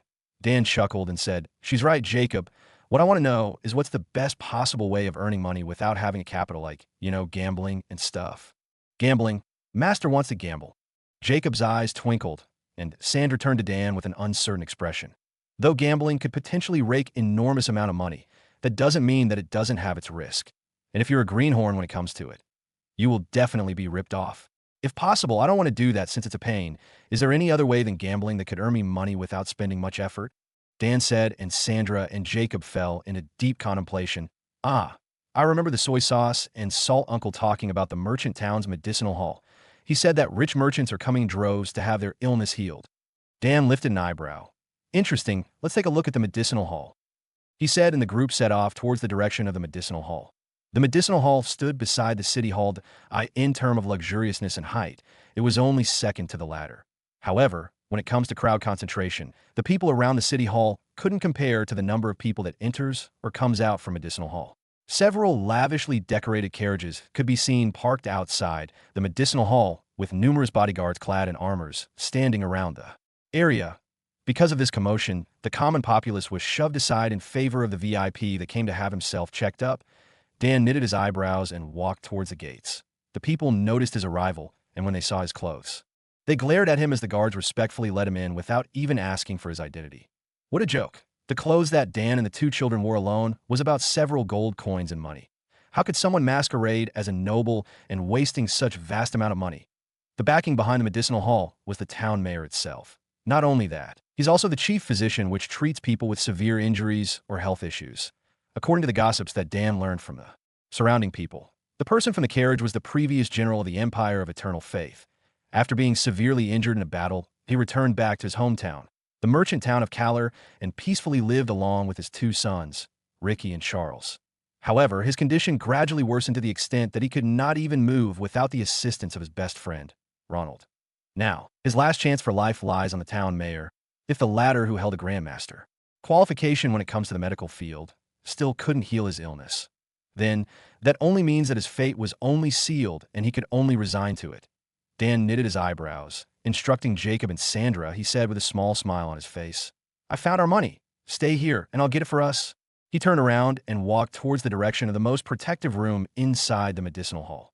Ever since he arrived, his habit made him scan the entire hall along with simulating a holographic map of the area. Because of this, Dan easily found the room where that VIP went and secretly tailed him using stealth. Inside the room, a bearded old man placed his right index finger on his patient's wrist, inspecting his pulse. But soon he shook his head and said, "The damage has destroyed most of your meridians along with your nerves. Now, it's spread towards your vital organs, and it should only be a matter of time until you leave this world." He heaved a deep and regretful sigh. "I am regretful to say that only the gods from the heavens itself could heal your ailment." His expression looked sorrowful and downcast. The fact that he had to say these words toward a patient as a grandmaster physician made him disheartened. The old man on the chair gave a small, amiable smile. "Thank you for the efforts, town mayor. But it's fine. I've already come to terms and I know my body well than anyone."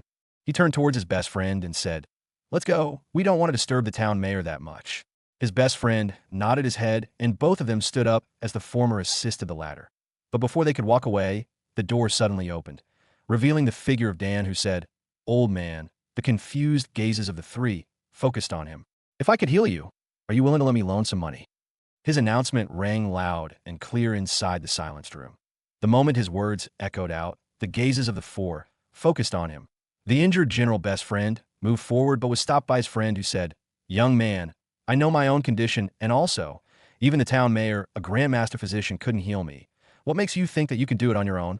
His words were logical and sensible. Dan stared right into the old man's eyes and found that his earlier words contrasted his true feelings. He said almost to everyone who knows him that he has come to terms about his death and was ready to die. However, the fire burning within his eyes, along with the hot-bloodedness that he felt from his figure, indicated that this old man, this retired general, wasn't ready to kick the bucket. Dan gave a small smile. He darted his gaze towards the old man's best friend before nodding his head and said, "I understand. I won't treat you, but I shall prescribe you something." Dan's cultivation base rotated. He compressed a thread of his chi and sent his message flying right beside the old man's ears. The old man's figure shook when he heard the young man's words. His smile turned amiable and an indescribable light filled his eyes, along with his best friend. The two of them walked away as Dan and the town mayor stared at each other in a standstill. "How did you get inside without being detected by my formations?" The town mayor frowned. The formations he placed around this room could hinder even a divine soul cultivator, but this young man, whose cultivation was just at the organ-tempering realm, easily surpassed it. Those formations, I realize that they really don't detect human presence. Instead, what they detect are the fluctuations of chi in the surrounding area, and when it notices a bunch of spiritual chi lumped together, it would trigger. He gave a light chuckle and casually sat down. The town mayor's expression flickered. Indeed, the formation he placed could only detect spiritual chi, which means anyone that doesn't have a spiritual chi or a mortal could easily enter the area.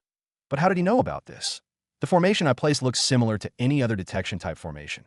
Unless his knowledge about formations is comparable to mine, it should be impossible for him to know about it. He inwardly thought that he became interested in the young man who suddenly appeared before him. "Young man, judging from what you said earlier, it seems like you're also privy about what's going on with my comrade, right?" A critical light flashed in the old man's eyes. If Dan agreed with what he said, he may be forced to make drastic actions else he disrupts their plan. "Relax, I'm also planning on luring those bastards out." Dan reassured the old man, and the latter's expression changed. "Really?" Dan turned towards him and nodded his head. With his gesture, a fierce wind kicked up and the old man suddenly reappeared before him. Holding a dagger towards his neck, the old man said, "Do you really think that I would be so naive as to believe everything that you're saying?" The two gazed at each other's eyes as Dan lightly chuckled. "Of course, I don't think that you would easily believe what I'm saying, but what if I can tell you that I can erase them from this place in 3 months? Would you believe me?" The old man scoffed and stepped backward. Sheathing his dagger, he said, "Erase those bastards in 3 months? Even I, with my resources and manpower, couldn't find them in these past years, much less you, whose cultivation couldn't even compare to a normal member of that association." He turned around and disregarded his presence. "We're done talking. The door is behind you. Please leave." He returned back to his desk and sat behind it. "Of course, I do not hope to destroy them by myself, but if I have you as my ally, then there's hope, right?" Dan snickered and crossed his right leg towards his left leg, his hands crossed with each other. The old man's eyes focused on Dan and found that his heartbeat was calm, without any signs of deceit. With his experience, he understood that no matter how good of a con man someone was, they could never completely hide all traces of their lying. It would definitely show in the form of subtle hints.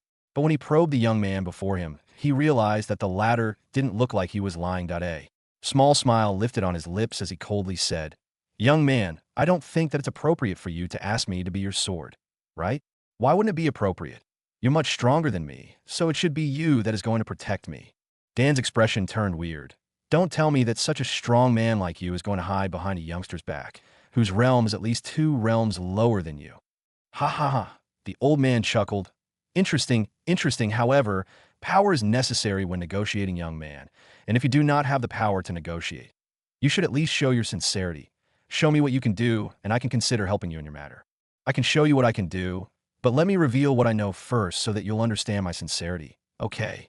Dan stared at the old man, and the latter understood that if Dan knew too much about their plans, other than silencing him, they could only become allies, which means that Dan would secure a much higher chance of acquiring this alliance. The old man spoke up, but Dan hurriedly interrupted him as he said, "First, the fire that happened at the police barracks should have something in relation to that association, right?" The old man's figure shook as Dan continued his speech.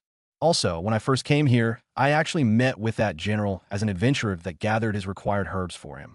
When I arrived at that time, I realized that his son, Ricky, seems to discourage him to take any medical treatment. His son is blatantly saying that he wants his father to die. But for what reason? Other than acquiring his inheritance, I don't think there's more reason behind his actions. A son that is so evil that he actually wants his father to die only means one thing. And that is his mind was definitely corrupted, or his resentment toward his father is so deep that he wanted him to die as soon as possible." The old man heaved a sigh. That young man, Ricky, is actually a sweet and caring person which greatly dotes upon his father. However, when his lover died under strange circumstances, that he suddenly changed into a villain and took control of most of his father's stores and establishments. His father noticed this, but didn't pay any heed to it. After all, he was about to die. The old man lifted his head. However, one day, that old geezer used his strength for the last time so that he could stalk his son. And what did he find? He found that his son has been keeping close contact with that association, and their goal was to slowly take control of this town using Ricky's influence after obtaining his inheritance. The old man's words sent a thunderbolt reverberating inside Dan's mind. So, are they going to turn Ricky into a puppet leader? The old man nodded his head. "Yeah, after that old geezer confessed to me everything, I intensified my efforts in tracking down their base so that I could end them prematurely. How could I let those bastards who walk on the demonic path govern this town of mine?" Dan gave a wry smile. "And you're cooperating with a so-called demonic cultivator, you know?" He contemplated what would happen to this old man if he ever found out that he cooperated with a demonic cultivator. "Since you told me about these already, I suppose our cooperation has started?" Dan's lips lifted a smile. With the help of such an influence, that he could just send some information and have them search the area. Dan didn't believe that they wouldn't discover those bastards' base with his help. The old man sighed, moved towards him, and said, "Yeah, it has started, but before I could let you leave, I want you to swear an oath with your cultivation as the stake that you won't tell anyone that happened in her, and that you won't utilize a loophole of this oath so that you could tell anyone about our conversation earlier, understand? Also, take this jade token. This may help you in your investigation." The old man handed over an authority token. The one who holds that token would achieve a level of authority that was only below to him. Meaning, Dan could do whatever he wants to do inside the merchant town of Kalar without thinking about the ramifications. Dan lightly chuckled towards the old man's cautiousness. But he knew that the latter's cautiousness made him the leader of this vibrant, yet dangerous town of Kalar. After swearing his oath, Dan borrowed 1,000 gold coins and promised to him an information in the fastest time possible. Jacob and Sandra saw us come out of the room and asked about the gold coins. They became elate when they knew that Dan managed to obtain some money as the group returned back to their inn. Dan wrote some training regiment that he remembered from his previous life, but he never utilized because of his lazy ass, and gave it to the two. After guiding them for a while, the two excitedly worked out inside the inn with sweat building on their bodies. With this, Dan was assured that their foundation would be as firm as concrete. "I'll give them a cultivation method when I return back to the Empire," he thought to himself as he walked out of the inn and headed for the direction of the general's residence. The residence of the general was heavily protected with numerous armed guards patrolling around the area, but under stealth effects, it could be considered as nothing as Dan sneaked past their defenses and entered the room where the old man stayed. Inside that room, the old man could be seen with his best friend, talking to each other with sly smiles on their faces. "We don't have much time left, brother. The hands of those bastards are closing in." "Yeah, I also know about that. The Tetsui clan and the Trias clan are starting to become restless. The town mayor has also noticed these movements. Tell the town mayor that I'll commence the plan today," the old general said, and his best friend nodded his head before disappearing towards the exit. Inside the room, the old man took a dagger from his spatial device storage and sliced his wrist. Blood dripped on the bed, staining the sheets in a crimson color. Dan knitted his eyebrows. What is the old man's plans? He contemplated. The old general laid on the bed, before taking a bottle full of a pepper-like ingredient that Dan's expression widened when he realized the identity of that pepper-like powder. Storming outside of the room, He hurriedly departed from the general's residence as a deafening roar resonated and decimated the entire room of the old general. Inside the town mayor's residence, the town mayor's expression looked somewhat somber as he stared at his comrade. So he wants to commence the plan today? It seems like the movements of the clans of these two confidants of mine are starting to become more rigorous, as if they do not consider my existence. A terrifying aura enveloped the town mayor. Black gashes appeared in the air, and his expression turned fierce. The black gashes that materialized in the air indicated that his aura alone could tear the space and even destroy it under his will, which means he reached the realm of space manipulation, signifying that his cultivation was at the divine ascendance realm. The leader of the Night Ranger Association's branch in this empire had a cultivation of a peak divine soul realm, according to Matthias and Takamikizuchi's findings, which means if the old man managed to find the location of their headquarters, he could just teleport there and annihilate them all.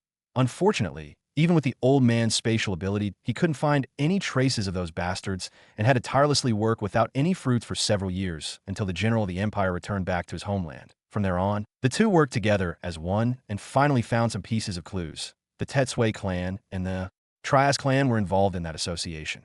However, since he still doesn't have any concrete evidence, he couldn't make a move.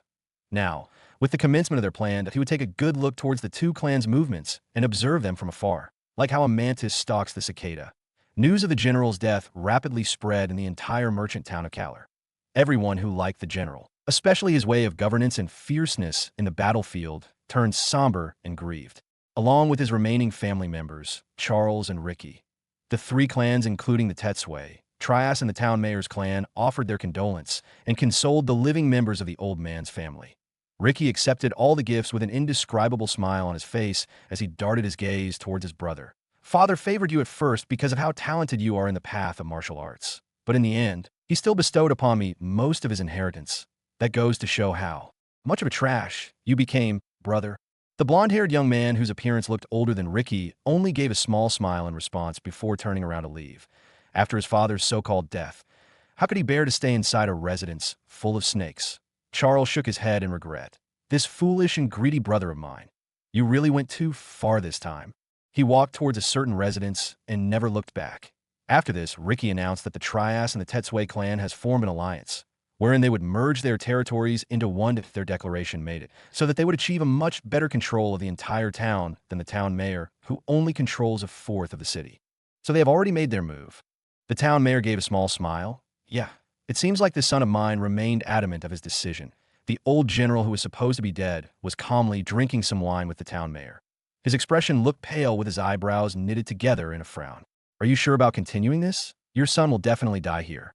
You know, the town mayor warned, and the old general said, from the time that he sided with those bastards, I stopped treating him as my own son. His life and death doesn't matter to me anymore. He shook his head, and the pair of friends continued their banter. Meanwhile, back at Dan's rented inn, the three prepared themselves as they walked out of the inn and headed for the direction of the Tetsui clan. Dan had predicted that the parents of these two children would definitely ask the Tetsui clan for assistance. After all, they governed the northern region of Kalar, including the extreme northern side. Arriving at the northern region of the merchant town of Kalar, Dan walked before the Tetsui residence and found Vanessa, whose expression looked wretched. Her eyes swollen, apparently from crying, as she said, Sir, you must help me find justice. Someone with a noble surname of Ligma has kidnapped my daughter. Another family also spoke from the side. Sir, please help us. That noble also kidnapped my son, Jacob. The elder of the Tetsui clan, who usually handled these matters, coughed. Both families need not worry about this matter. Since you're under the governance of our clan, we will definitely find justice. His expression amiable and tender as he glanced at the two families and said, But first, we shall ask the city hall for the copy of the city's registrar, so we could track down the origin of this noble surname, Ligma.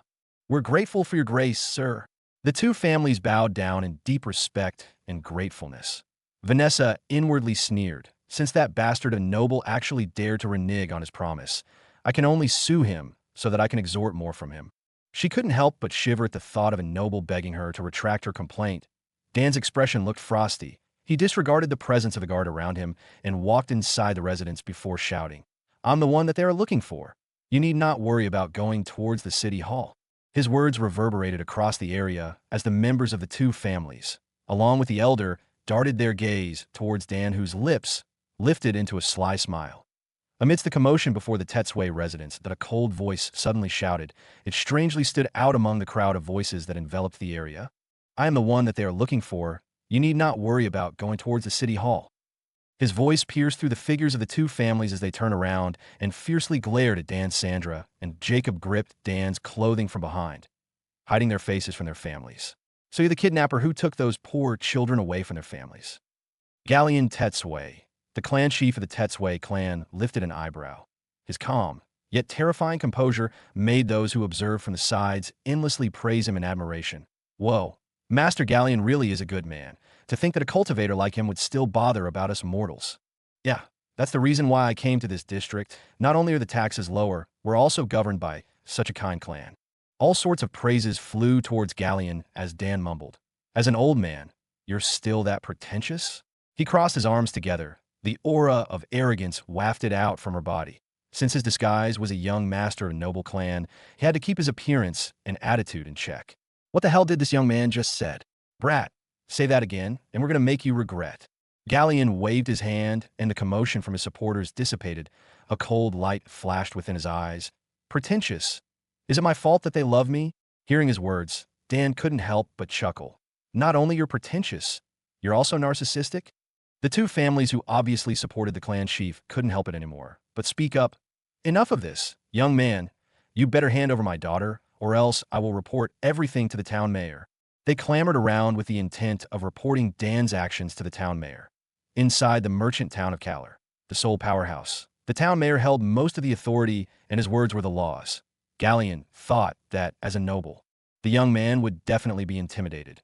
However, when he lifted his head to stare at his countenance, all he could see was plain indifferent and disinterest, if he didn't put the town mayor in his eyes.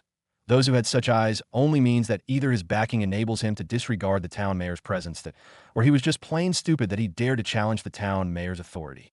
Young man, I do not know where your clan is located inside this empire, but I suggest that you do not provoke the town mayor's authority. He's someone that the emperor himself designated and should not be challenged. I don't effing care. Let's go towards the town mayor's residence to settle this. Dan shouted in a domineering manner. Swaying his clothes in the air, he looked like a proud and arrogant manner as both families, along with the Tetsui clan, marched towards the vicinity of the city hall. Their entourage gathered the curiosity of the crowd. The two families glanced at Jacob and Sandra. A vicious smile lifted on their faces as they realized that the children looked oppressed and scared. Their figures were even trembling. Witnessing the emotions of the children, they would definitely win the case and could possibly obtain a huge sum of money as reparations from this stupid noble. Jacob and Sandra lifted their heads. Dan instructed them earlier to act like trembling leaves. Though they didn't understand his intentions, they still obeyed, and with the help of the acting skills that they obtained by surviving through the merciless slums region. The two families and the Tetsui clan thoroughly believed that the children were forced by Dan. The commotion attracted the attention of the guards, which called upon the attention of the town mayor. Because the clan chief of the Tetsui clan also joined the entourage, the town mayor couldn't be absent, and soon, a white-bearded old man descended from the skies. Just what is going on here, Galleon Tetsui? His presence, terrifying, and the aura that surrounded him almost suffocated everyone present. Galleon Tetsui went forward and clasped his hands together.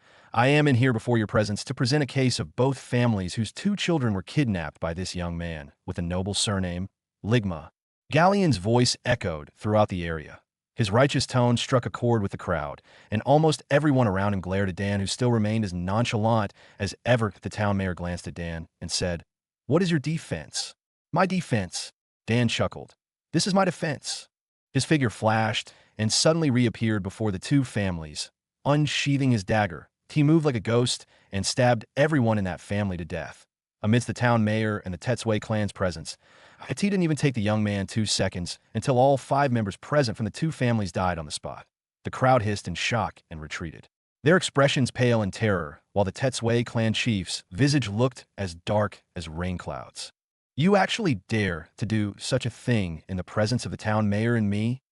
Galleon's cultivation base wildly rotated, but Dan's figure was nowhere to be seen. Instead, his figure flew towards the skies and disappeared towards the horizon. "I'll make sure to repay this debt, Galleon," he announced, and Galleon's face looked unsightly and green. Not only he failed in protecting his people, he also failed in capturing the perpetrator of this event. The town mayor stared at Dan's disappearing figure with a dumbfounded expression. But soon he heaved a sigh and said, "Here are my orders. A detailed sketch of that young man should be posted in all gates of this town. Put up a bounty of 1,000 gold coins. Let's see where that bastard could hide." The cold air that surrounded the town mayor indicated his anger, as literally everyone in the city hall got to work. The Tetsui clan chief offered his thanks towards the clan chief and was about to bring the terrified children under his custody when the town mayor said, "Leave those children to me. I still need to take their accounts about that presumptuous young man." The clan chief nodded his head in response, and he could only return empty-handed and humiliated.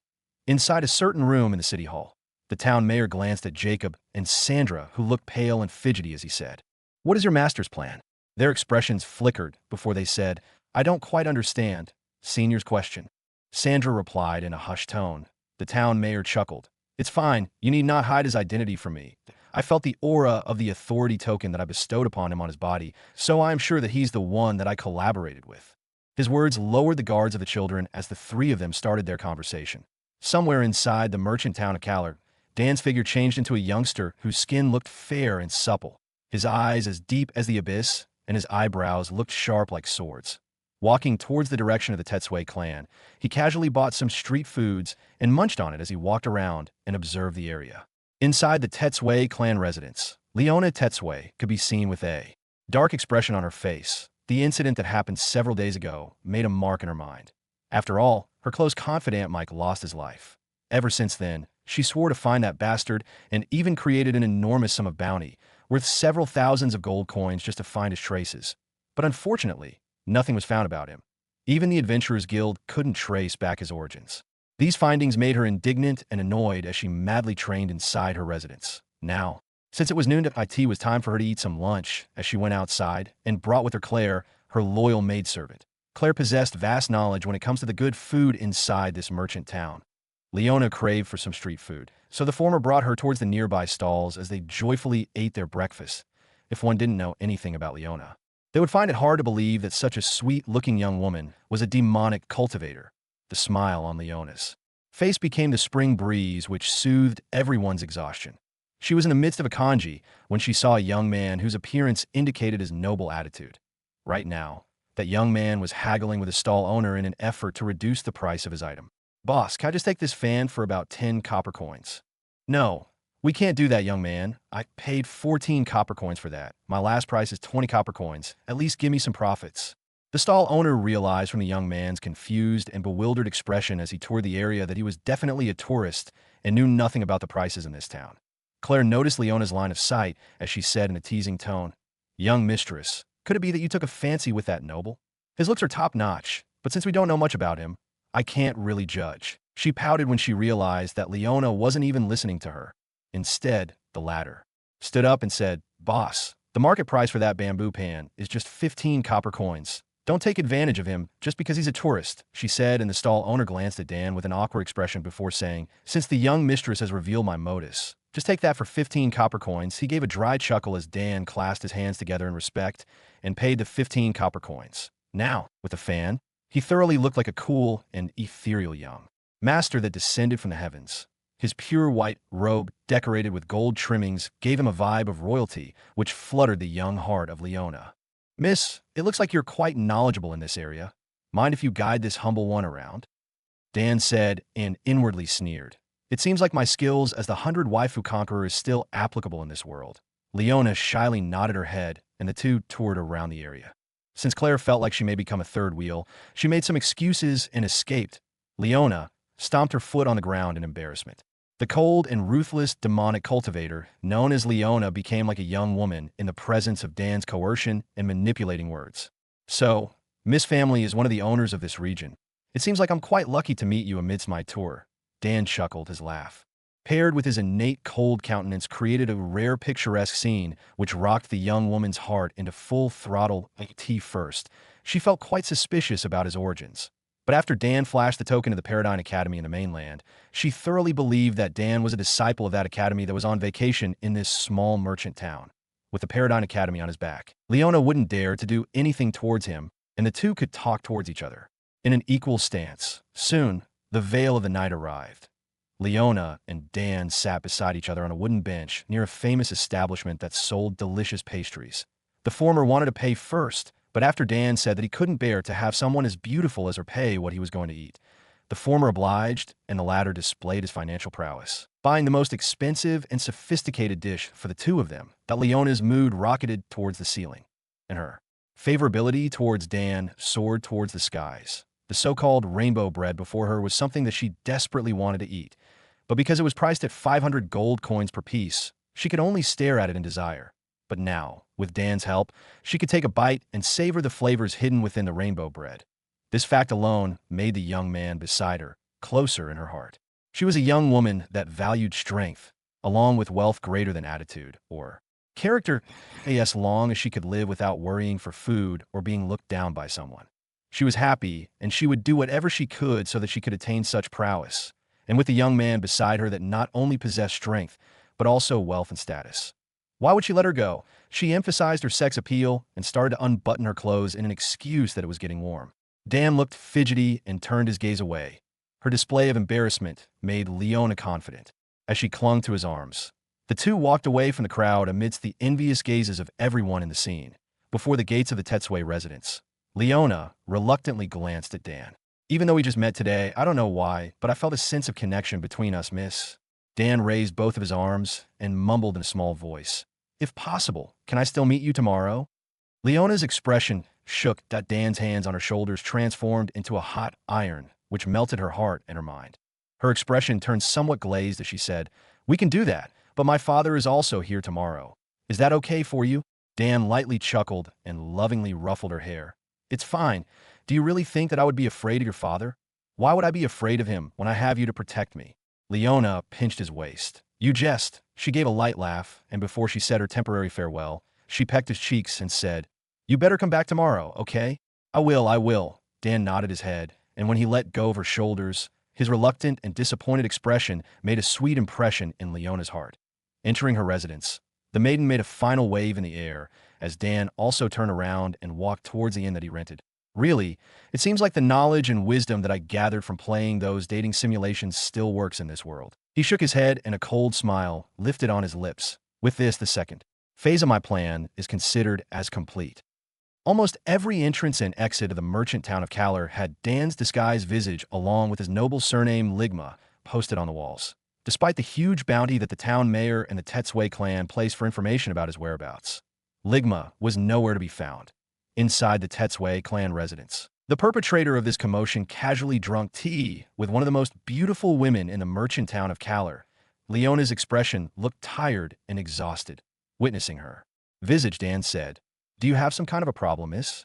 He spoke up, and Leona rubbed her aching temples. Ever since that day, she didn't dare to go out of their region and stayed inside, in hopes that the bastard who killed Mike would be scared off her authority. However, she knew that she would eventually have to come out, and knowing that there was someone out there that wanted to murder her made her apprehensive and anxious about her future. "Indeed, there's someone out there that wants to kill me." Her distressed voice echoed out, and Dan suffused a concerned expression. When Leona saw his blatant concern towards her safety, she inwardly smiled and thought that it would be a matter of time until she latches on this tasty piece of meat called Dan, because Dan used the token of the Paradigm Academy as proof of his identity.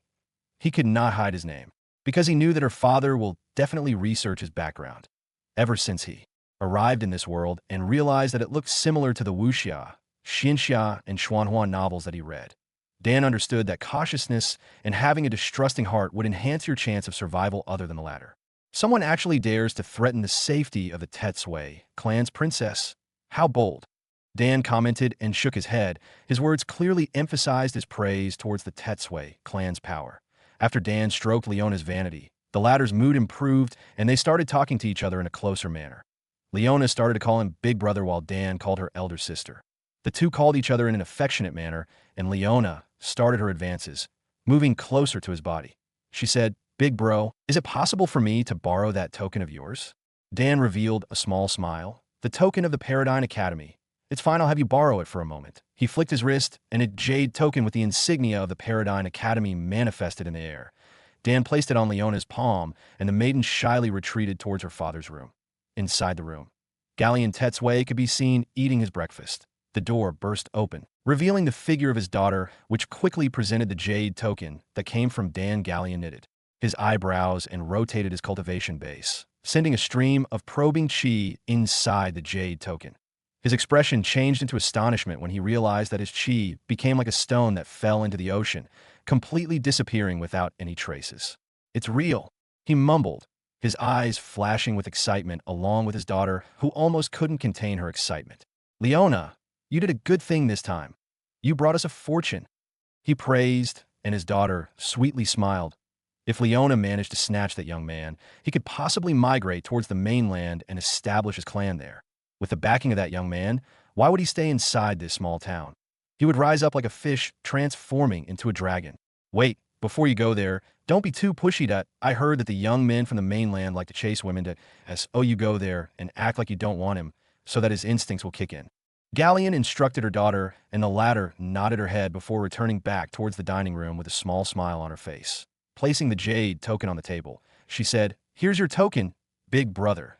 Dan nodded his head and inserted the jade token back inside his spatial storage device. Turning towards Leona, he said, "No matter how much I look at you, you really astonish me with your capabilities. Elder sis." Leona smiled in return. "You're saying that as if you're also not as talented as me. Big brother, we basically have the same cultivation, but as for age, I wonder, just how old are you, big brother?" She stared at him in curiosity as Dan lightly chuckled and said, "I'm just a 16-year-old young man." Leona was astonished about this revelation, but she wasn't that shocked. After all, Dan came from the mainland and was even a member of such a prestigious academy. However, when she asked about the reason why Dan was still at the organ-tempering realm, Dan replied that he was strengthening his foundation. Unlike Leona, who sought short-term gratification, she understood that Dan forcefully suppressed his cultivation so that he could lay out a firmer foundation than he already has. The stronger the foundation of a cultivator was, the higher their chances of arriving at the next realm. With Dan's foundation alone, Leona understood that he could jump realms to battle her, and she would have a hard time defeating him. That's the reason why she didn't look down on him and instead even felt admiration. "Now that I think about it, Elder Sis, why are you here instead of entering the Paradigm Academy? With your talent alone, I'm sure that you will definitely transform into a phoenix." Dan asked, and Leona gave a rueful smile. "It's not like I didn't want to enter the academy. It's just that we cannot obtain an entrance slot." She shook her head in disappointment. Dan nodded his head. "If that's the case, I could find you a spare entrance slot. It would be a waste to have someone as talented as you staying in here with nothing to do, right?" His eyes flashed in a zealous light, and Leona took this cue as him having desires toward her as she said, "Really?" She embraced his arms and pushed it closer to her chest. "Will you really do that for me, big brother?" She lifted her head and assumed her most gentle state as she spoke in a tender tone. Dan inwardly sighed. If it was someone else whom she latches on, that guy will definitely be unable to let go. Just her mountainous peaks alone could send any guy into the heavens with one touch. Dan's blank expression made it look like he was stunned by her appeal. A confident smile lifted on her lips as she continued her advances. Stretching her hand forward, she touched his thigh as Dan coughed and mumbled, "I can do that, but I need to show your talent to my clan. Is it okay for me to borrow you away for about a month?" When Dan spoke these words, traces of reluctance became visible on Leona's face. Her figure froze, and she fell into deep contemplation. Seconds later, her eyes flashed with a resolute light as she said, "I'll go ask for Father's opinion for a moment." She stood up and walked towards her father's residence, leaving Dan, who was sneering in his heart. The fastest possible way of manipulating someone was to have them take an interest in you beforehand. Meaning if they wanted something from you, you could easily make them dance above your palm. Because he received the mission of finding concrete evidence towards the Tetsui clan's relation towards the Night Ranger Association, Dan had no other choice but to do this kind of trick. And as for the reason why he chose the Tetsui clan, that was because they looked too clean and pristine. For a clan to soar this high in society, at it was impossible to be completely free of dirt, and for them to be completely righteous. Not in a billion chance in this world. The merciful you are, the more ruthless your enemy becomes. Though it doesn't really mean that everyone in this world was an a-shole that should be avoided, it would be the best choice to avoid someone's company whom you think as not worthy of trust. Dan sighed his heart. The world he previously lived in and the world he currently lived in the present had some similarities, though murders were condemned back at his previous world. The number of vipers that donned the skin called human were innumerable and lurked everywhere. The allure of having someone with a substantial background standing as their ally proved fatal as Galleon consented towards his daughter's request. T first. He was doubtful at first, but when he made inquiries towards the Paradigm Academy, using his channel connections, he found that the young man named Dan really did exist, and he was an honorary disciple at that. When Leona returned, a sweet smile blossomed on her face as she talked towards Dan in a gentle and tender manner. Dan kept up his gesture as he followed through the conversation. Dan understood that when he spoke his true name and even flashed his academy token, Galleon Tetsue would have surely made some actions and confirmed his identity. If he didn't do that, it would be impossible for him to send her precious daughter towards his lap like a sacrificial lamb. Understanding this fact, a wry smile couldn't help but leak on his lips as he shook his head. The temptation of the so-called status and wealth was too great that fathers could even abandon their daughters. That Dan's masterfully weaved words enabled him to lure Leona out of the woods. There, the young mistress of the Tetsue clan became somewhat fidgety as Dan scanned the area around him. After confirming with the system that there was no one around them in a 2-mile radius, Dan turned to Leona and said, "Elder Sis must be confused about the reason why I drag her here, right?" A small smile lifted on his lips as he said. Leona's expression turned as red as a tomato, but she tried her best in maintaining her calm. She replied, "Indeed, is Big Brother gonna do something that needs us to be alone?" She took the initiative and preemptively attacked. "Yeah, I have a confession to make towards Elder Sister. I do hope that Elder Sister doesn't reveal what she saw towards anyone." He mysteriously spoke, and Leona turned serious. That a secret that even someone who was an honorary disciple of the Paradigm Academy that flustered. Just what kind of secret is that? And why is he revealing it to me? Does he trust me that much? She inwardly thought. Leona noticed that she didn't reply to his inquiry as she hurriedly nodded her head like chicken pecking rice the instant she consented. A cold air swept past their figures as a black mist manifested around Dan's body. This moment, his calm and refreshing visage looked cold and controlling. His gaze stared at her as if he was looking at an inferior species. This drastic change made Leona afraid of what was going to happen. But before she could speculate, Dan mumbled, "Elder Sister is also a demonic cultivator, right? I'm also the same. I cultivate in the path of slaughter." These words made a chill run through her spine as her mind madly spun. Adrenaline coursed through her body as she assumed a defensive stance with her cultivation, rotated in full throttle. Witnessing her response, Dan bitterly chuckled in disappointment. His cold expression melted and revealed a rare weakness that didn't suit someone like him.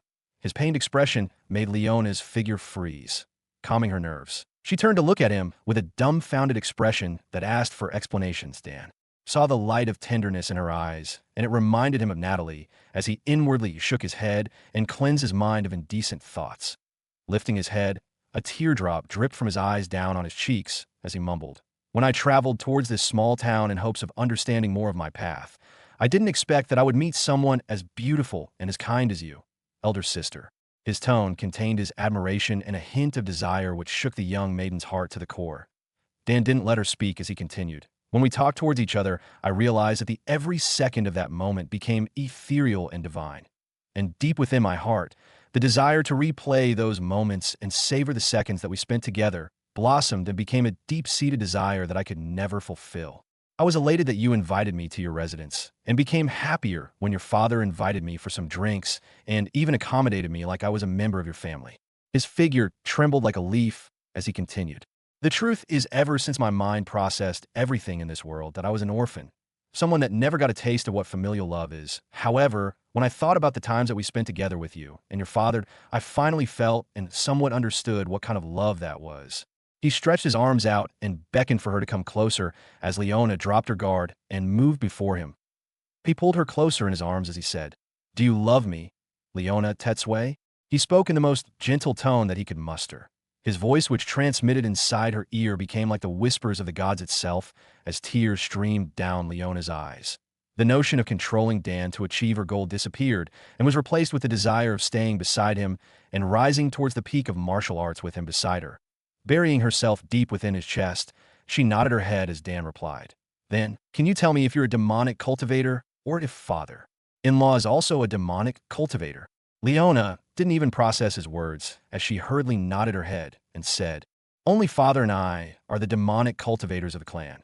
But trust me, since you're the same as us, You must know about how hard it is to cultivate using the method of the unorthodox path. Dan ruffled her hair. Silly girl, of course I understand your sentiment, and I am not that shallow to think that you're a despicable person just because you cultivate a path different from what is morally acceptable. After all, we're all fighting against the heavens. Why think of such trivial things when there are only two results, either death or reaching the peak itself? Leona lifted her head and stared at Dan with an affectionate light in her eyes. Staring right into his eyes, she said in a hushed voice, "Can you give me a kiss?" Her words made the former chuckle as he lightly pecked on her forehead and said, "Just be satisfied with this for now. The night of our wedding. I'll give you even more than that."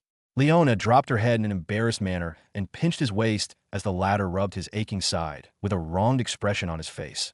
Little did Leona knew that when both of them returned towards their residence, Dan casually returned a profound imagery stone from his left palm back inside his virtual inventory.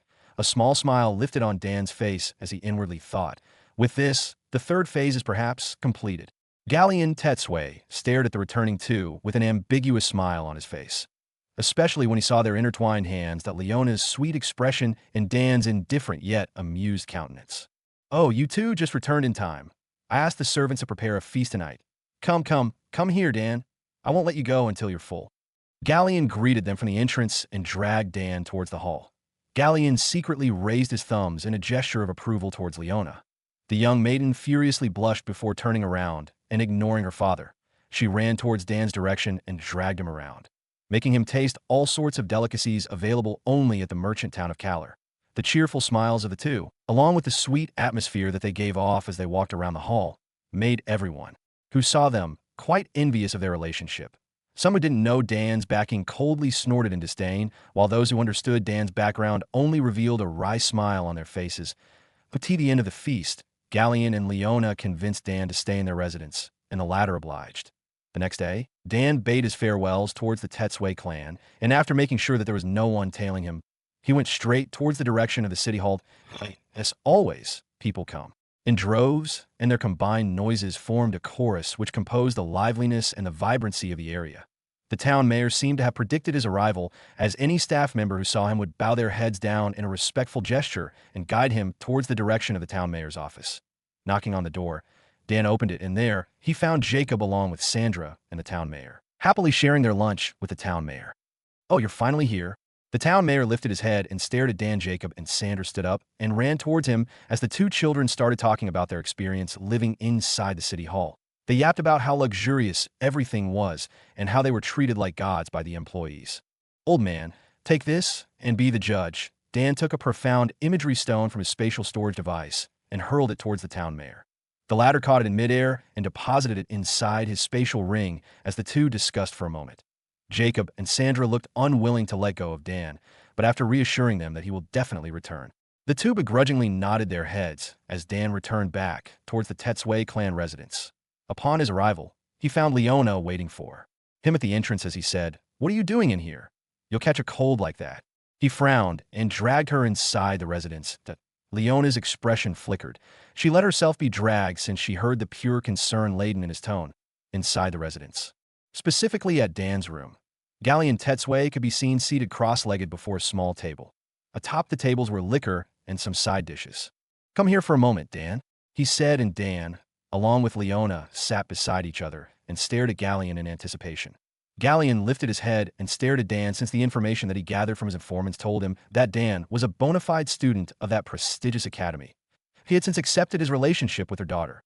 However, though the Tetsue clan was named as a clan walking on the righteous path, that was not entirely the case, especially him and his daughter who walked on the path of life force devouring. He needed to know if Dan would accept these circumstances as he asked, "What do you think about my daughter, Dan?" His eyes flashed in a complicated light. If Dan answered that he liked his daughter, then he would press on and tell him his and her daughter's secrets. However, once Dan knew their affiliation towards the demonic path and he didn't accept their situation, Galleon would have no other choice but to kill the former so that all evidence would be wiped out. Leona glanced at Dan, a hint of uncertainty visible in her expression. Dan turned to look at Leona and noticed her apprehension as the latter ruffled her jet black hair and pecked on her forehead before turning to look at Galleon as if saying, "Is this answer enough?" Galleon lightly chuckled. It was the first time that he saw his daughter acting like an embarrassed young maiden. Witnessing his active affection for Leona, Dan's favorability in Galleon's heart increased as he mirthfully chugged several shots of liquor. The couple stuck together and fed each other as they happily chatted with their father. Soon, the latter became somewhat intoxicated and said, "The truth is, aside from the other members of the clan, that I and Leona are actually cultivators who walk on the unorthodox path of demonic cultivation." He stared right into Dan's eyes, probing for any violent reactions from him. Fufu dash. Leona covered her mouth with her left palm and lightly chuckled. "Father, he already knows about that. And not only that, he's also the same as us." Her words reverberated like thunder inside Galleon's head as his intoxicated appearance disappeared. "Really?" he asked with shining eyes. Towards this display of immatureness and excitement, Dan gave a light chuckle before saying, "Yes, that's indeed the case. Father-in-law, I walk on the path of soul, devouring. Be why devouring the soul of a fellow cultivator or a mortal, I could permanently enhance my cultivation." His words dumbfounded the two. "A heaven-grade demonic cultivation method?" Galleon mumbled and Dan replied, "Indeed, it is a heaven-grade method. As for father-in-law," he inquired, and Galleon immediately replied amidst his excitement, "We walk on the path of life force devouring. Using that, we could extend our lifespan. However, it is only an earth-grade cultivation method. Unlike yours that is a tier higher, our methods couldn't even be compared to each other." "Father-in-law, may I ask something?" Dan's eyes flashed in a complicated light. "What is it?" "Feel free to ask. We're considered as family anyways." Galleon patted his shoulders in an affectionate manner. Dan revealed a small smile and said, "Just what is father-in-law and elder sister's current lifespan, and how many people did it needed to attain that current lifespan?" Galleon froze for a moment along with Leona, who became somewhat awkward. Holding his arm closer to her chest, Leona said, "We prefer absorbing the life forces of children because they're void of impurities and gives the best boost in our lifespan." She explained and thought for a moment, "I absorbed about 200 children these past years, while father absorbed 300. Since the ratio of absorption to lifespan is 10 to 1, which means I have an additional 20 years of lifespan, while my father has 30 years. She stared right into Dan's eyes amidst her explanation. But contrary to her expectations, Dan remained indifferent as if the matter about those mortals dying didn't enter his eyes. Because of this, Galleon became joyful about the fact that he found a suitable husband for her daughter, while Leona brimmed with happiness due to the fact that Dan didn't judge her by her deeds. After all, everyone wanted to live for as long as they could, and that includes her and her father. Unbeknownst to the two, a fiery inferno of rage seethed inside Dan's heart. Gulping down a mouthful of liquor, he suppressed his feelings as Galleon said, "Since the three of us are a family now, I'll teach you the life force devouring method that we cultivate." Dan lifted his head and stared at Galleon in astonishment. "Really? Will father-in-law teach me? Since you're already calling me as your father-in-law, why should I hide secrets from you? I'll teach you this method, but in return, you must teach us your method." An imperceptible flash of light that didn't escape Dan's perception surged inside Galleon's eyes. Dan froze for a moment, and his expression turned awkward. Galleon noticed this and followed up, "You do not need to teach us today. I know that heaven-grade cultivation methods are heavily regulated, and it should also be that case in your family." He nodded his head in understanding. "So only after I officially go and meet your mother and father will I ask for the cultivation method." Dan's expression flashed in enlightenment. The reason why Galleon wanted to teach him their demonic cultivation method was that he wanted to express his sincerity towards this matter. According to Galleon, if Dan's parents or master realized the fact that Galleon willingly bestowed his cultivation to Dan, they would be moved and do the same to him and his daughter. After all, they were in the same family. Galleon didn't waste any more time and sent a stream of information about the entirety of their life force devouring cultivation method. "Foreign information stream detected. Do you want to receive? Y/N. Well, this is a freebie, so don't mind if I do." A slight smile lifted on his face as he inwardly replied, "Yes." And after receiving, sort out all the information and disregard those redundant and unnecessary before placing it in a folder that would be named as demonic method. System function initiating. 30%. Dan dismissed the system notification as Galleon heaved a sigh and turned to look at his figure. Dan noticed that the light within Galleon's eyes looked more affectionate and tender. Turning his back towards them, that he walked towards the exit and opened the sliding door. "I placed numerous sound isolating formation inside this room, along with a mortal grade perception blocker formation." Dan stared at him in confusion, while Leona's expression looked reddened like a ripe tomato. "Since you just received my inheritance, and we're now considered as a single family, I want you to work hard starting today and produce some grandchildren for me."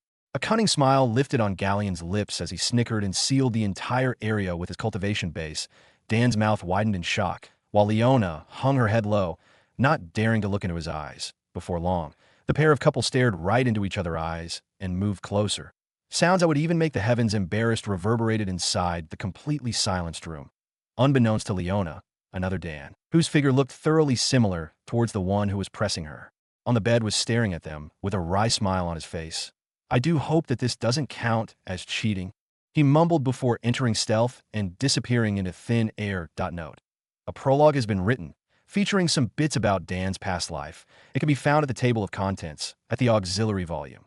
Now that Dan secured his position at the Tetsui clan, it was time for him to commence the fourth phase of his plan.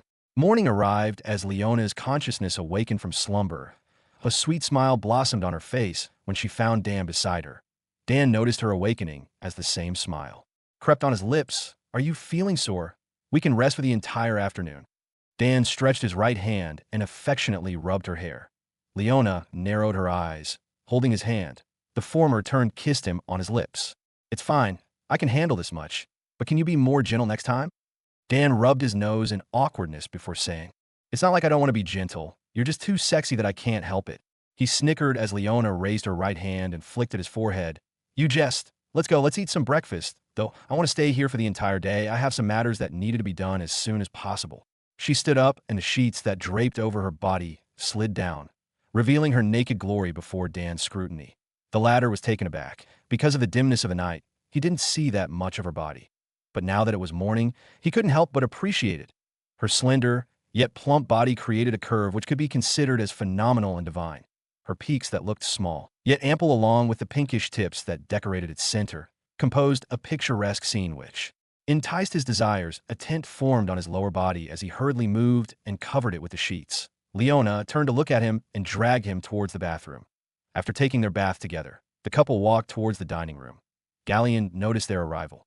His eyes focused on his daughter's lower body, and an imperceptible flash of light surged within his eyes that soon turned into joy and excitement. Since Dan has taken his daughter's chastity, then the matter of hooking him in, his family was considered as complete. The old man looked overjoyed while Natalie and Dan looked somewhat speechless as they continued their meal. His enjoyment overshadowed his thoughts to the extent that he inadvertently revealed some bits regarding their connection with the Night Ranger Association. "Sir Beathrows is asking for our presence later in the afternoon. It seems like he has finally formulated a plan about that," Galleon said while munching on some meat. Leona lifted her head before saying, "Can I bring Dan with me at that meeting?" Galleon's hand stopped, and he darted his gaze at Dan as he said, "It's fine. Just make sure that you explain everything to him, lest he misunderstands everything." "I understand," Leona replied, and the three continued their meal with Dan wondering about that meeting and the so-called intricacies of everything. Later on, at lunch, Leona called for Dan inside her room, and there, she talked about their connection with the Night Ranger Association and asked for the reason why they were planning such things. According to Leona, the town mayor has long been overdue in his position, and with the help of the Tetsui clan and the Night Ranger Association, they would overthrow his governance so that the merchant town of Kalar wouldn't stay as his monopoly. Everyone under the heavens has their own ambition, and that includes the two overlords of the merchant town. However, Dan knew with his experience in reading various novels that things weren't as simple as it was. The High and Mighty Night Ranger Association wouldn't lower itself to ally with such a small clan without further benefits. Dan asked, "Is that everything that they wanted? I don't believe that they're aiming for a fair share." He expressed his opinion as Leona's knitted her eyebrows. "I also don't think so. They're clearly more powerful than us, and they could demand further benefits, but it's strange that they are not doing so." Dan's figure shook. Could it be that there's some kind of a secret that they are not willing to disclose, even with their confidants? He mumbled, and Leona's expression flickered. The two stared at each other before nodding their heads. Later on, in the afternoon, somewhere outside the merchant town of Kalar Point, two figures could be seen walking toward a nearby cliff face. Leona stood before that cliff and crushed a crystal. The crystal turned into dust and flew towards the cliff face as a distortion occurred and revealed the true visage of the cliff. It transformed into a cave opening of which Leona and Dan entered. Leona looked calm and indifferent as Dan carefully activated the system's function and simulated a three-dimensional map of the entire area. Glancing at his mini-map, he discovered that the headquarters of the Night Rangers Association branch in the merchant town of Kalar, stood 3 kilometers away from the northern gate. "Oh, you're finally here." A coarse voice echoed before them, followed by the appearance of a ghastly figure that looked like an apparition of a ghost. His intangible figure changed into a tangled one as he leaked a creepy smile on his face. "As I thought, young Mistress Leona really looks as beautiful as ever." Leona shrugged, and the figure glanced at Dan. "May I know who is this gentleman beside you?" he said, and Leona replied, "That's my husband." "Your husband? I see." He mumbled for a moment before his figure dashed beside Dan and stabbed with a concealed dagger. The sound of metal clashing against metal reverberated. Fortunately, Dan had perceived his killing intent beforehand and was able to defend, but Leona's expression changed. Opening her mouth, she fiercely shouted, "How dare you attack my husband?" She flicked her wrist as a jade sword manifested in the air before holding it and slashing towards the direction of the figure. However, though her attack struck him, it only went through his body.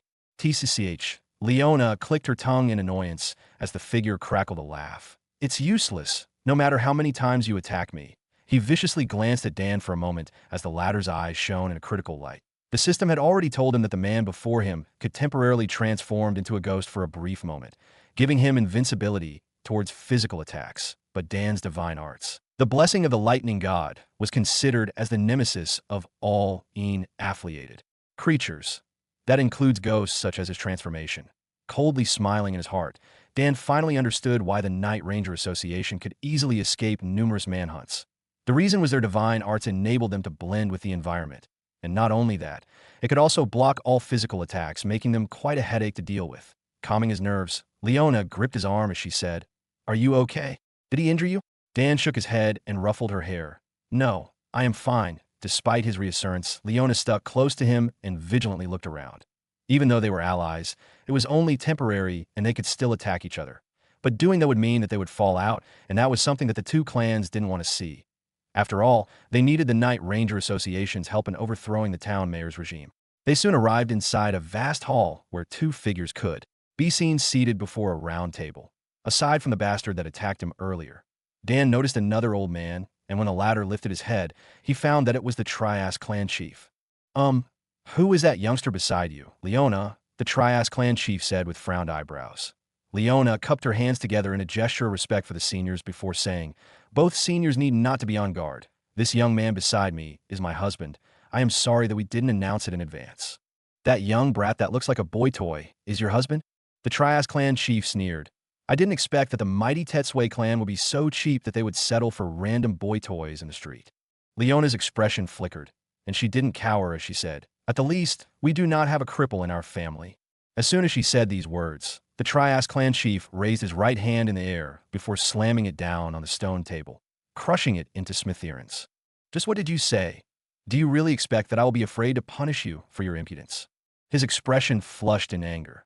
The matter of his son becoming an eunuch always made him sorrowful, and Leona, reminding him of that fact, made him unable to control his nerves. Dan coldly glanced at the clan chief and thought that he was somewhat retarded.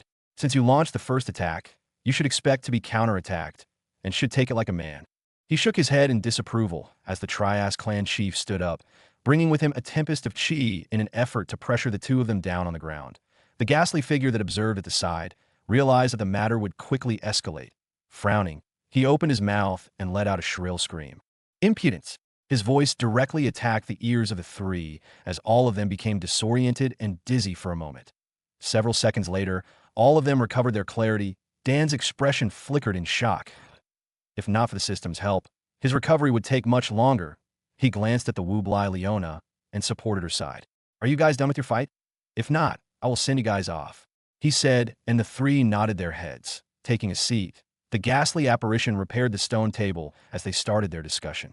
"The town mayor is starting to notice our invasion. The boss has decided that we would attack the hamlet of Plaridel. The objective this time is to massacre everyone and take the food in their granaries." The fact that he said these terrifying words in a calm manner made the three somewhat apprehensive, especially Dan, whose eyes flickered in a light of burning rage. "What? Unwilling?" the ghastly apparition replied. His tone indicated that he didn't want any objections. We wouldn't dare," the Trias clan chief pacified, and the former coldly snorted before saying, "It's not like you guys wouldn't have any benefits at all. The Tetsue clan's life force devouring and the Trias clan's bone consuming method needs mortals, right? Then what are you guys hesitating for? Leona lifted an eyebrow. But senior, such large-scale murder will easily attract the attention of the town mayor. When the ghastly apparition heard Leona's words, that IT viciously chuckled before throwing a formation disc at Leona's direction. Leona caught it in midair, and Dan secretly analyzed it at the side. Name: Earth-grade Dream Domain Formation. Effects: places everyone inside the vicinity of the formation in a deep sleep, which eventually robs them of their breath. The formation covers at least 3 kilometers of radius. That is an Earth-grade Dream Domain Formation, to prevent them from immediately noticing your attacks. The two of you should place that formation at the center of the hamlet of Plaridel and activate it. After that, several minutes later, you will have all the mortals for the reaping. The Appariton cracked a vicious laugh, and after receiving every information that they needed, the Trias clan chief, along with Leona and Dan, dashed towards the hamlet of Plaridel. Are we really going to massacre everyone in that hamlet and absorb them with our divine arts? Dan suddenly asked, and Leona, along with the Trias clan chief, stopped. The latter glanced at Dan before laughing out loud. Of course we will. The boss is giving us some free absorption material. Why wouldn't we take advantage of it? For us demonic cultivators, mortals are just livestocks. Why think too much about their deaths? She lifted an eyebrow. As a demonic cultivator, why would you feel sympathy and pity towards their deaths? She found the matter as strange. Dan sighed. No matter how much he wanted to dispose of these feelings of sympathy, he was recently immortal, and the murder of his kind made him feel sick and disturbed. Just from your fair skin and naive countenance alone, I could tell that you're quite a sheltered brat.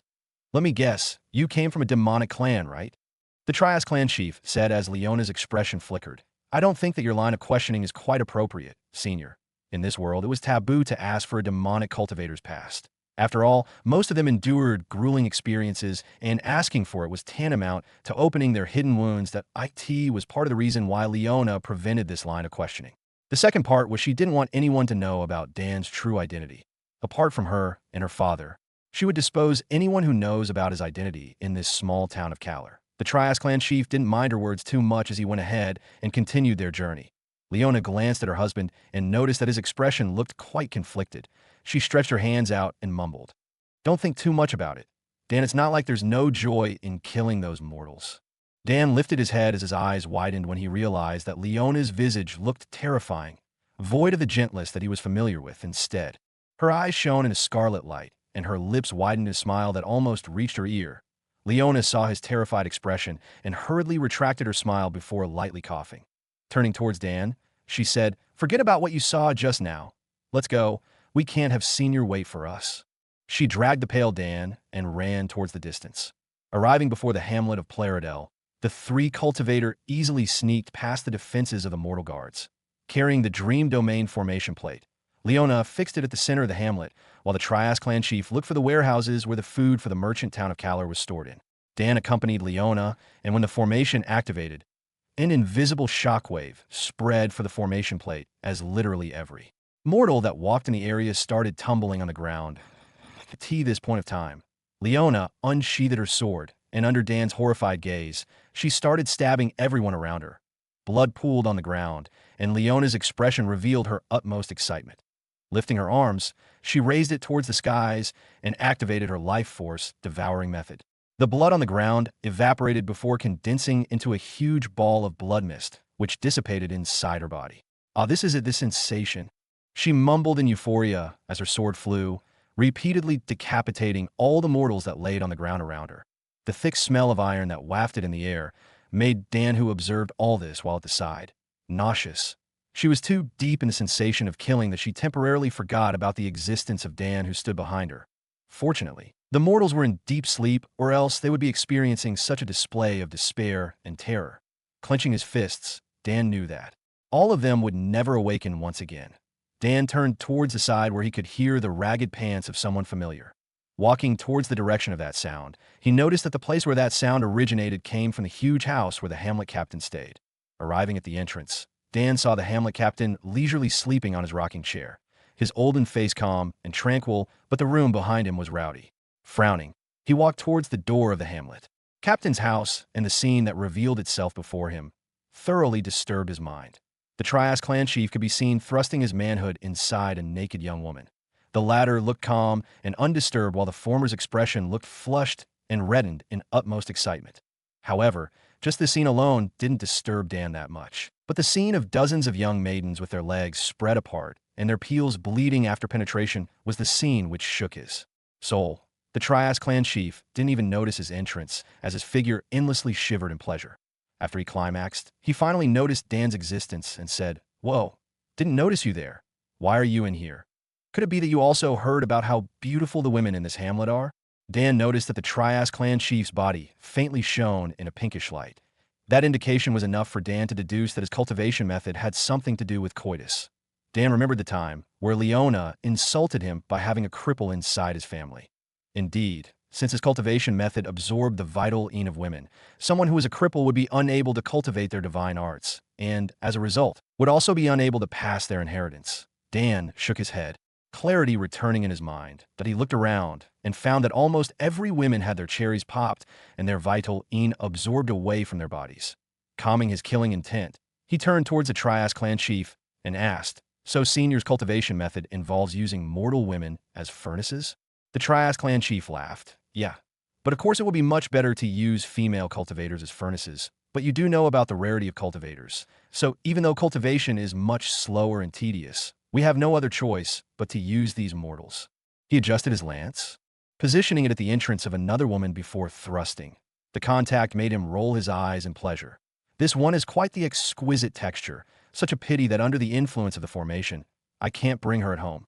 He shook his head in disappointment before starting his piston. The continuous slapping sounds and the strange smell that wafted in the air made Dan sick as he pardoned himself and exited the area. Closing the door behind him, a dark and icy expression replaced his amiable visage as he casually returned a profound imagery stone towards his virtual inventory. Fourth phase completed. He mumbled before walking towards Leona's direction. When Dan returned, he saw Leona cleaning herself of the blood that she absorbed from the mortals. Approaching her, the latter noticed his presence as she lifted her head and said, "Did you find that old geezer? We have a time limit of 30 minutes, and it is almost up."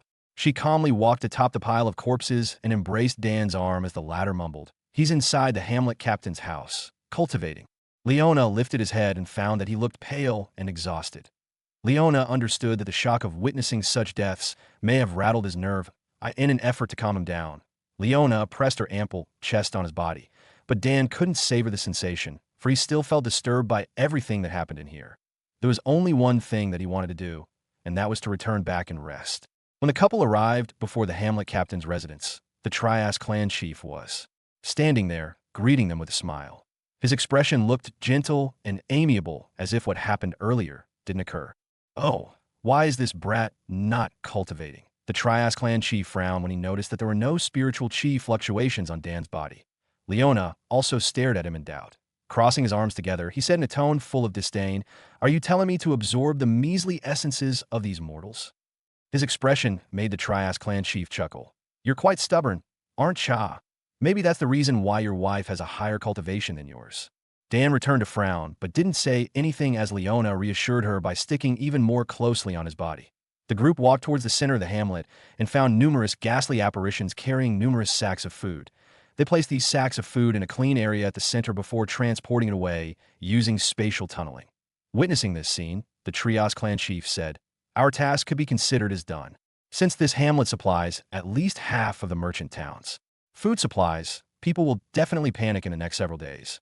Dan turned to the former and said, "Several days, you say?"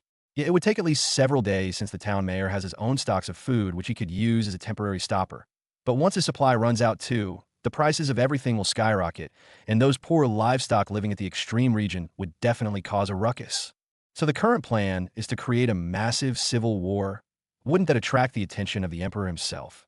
His line of questions made the Trias clan chief stare at him in annoyance. This much of an upheaval wouldn't warrant his care.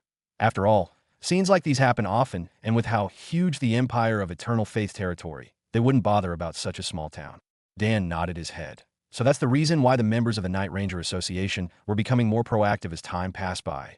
But little did they know that the Emperor was already alerted and had sent some of his trusted confidants, such as Matthias and Takamikizuchi, in investigating their traces, since the plan of the Night Ranger Association was about to come into fruition in the next several days. Dan understood that he had to make use of the confusion so that he could commence the last phase of his plan. Glancing at Leona, he knew that the young woman really did fell for him. Unfortunately, they were bound to be enemies, and he had to eliminate her if he wanted to erase all traces of his existence in this merchant town of Kalar. Hardening his resolve, Dan reaffirmed his beliefs. Since the roots of his entire clan belonged to the demonic path, Dan understood that he had to be merciless and cold. He knew that he needed to sacrifice, even everything, so that he could increase his cultivation. And no matter how much he wanted to be righteous, his roots wouldn't let him, and he would eventually fall in the demonic path. Calming himself down, he returned back to the merchant town of Kalar along with Leona, who once again invited him inside her room. Entering stealth, he had his clone satisfy her desire, though he could just disregard everything and do it with her. Dan disliked the idea since he wouldn't really obtain that much other than sensual pleasures.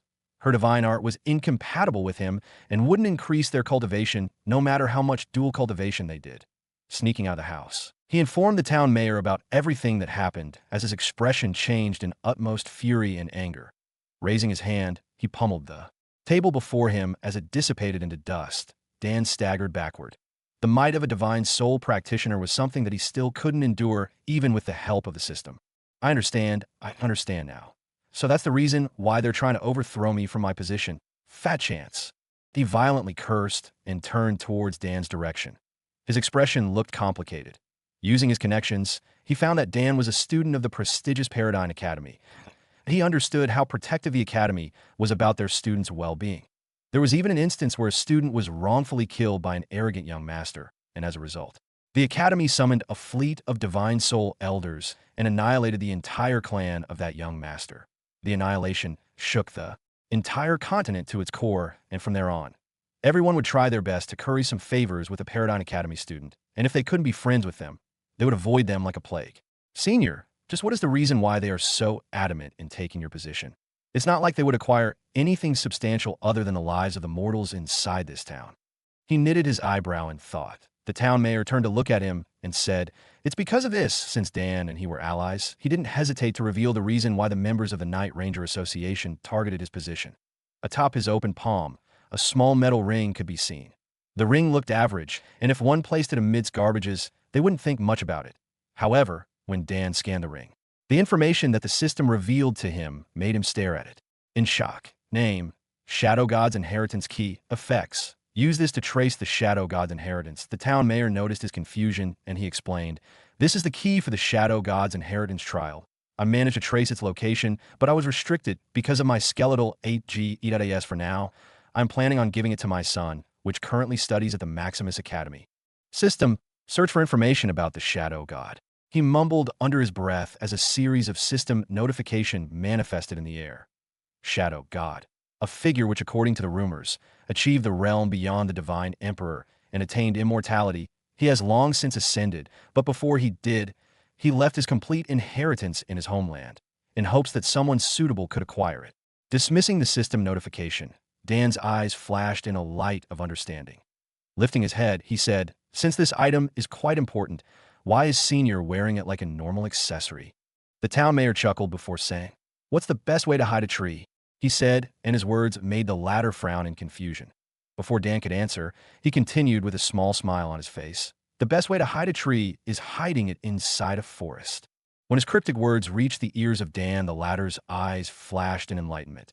"So the reason why Senior is blatantly displaying such an important item is to hide it from the scrutiny of your enemies?"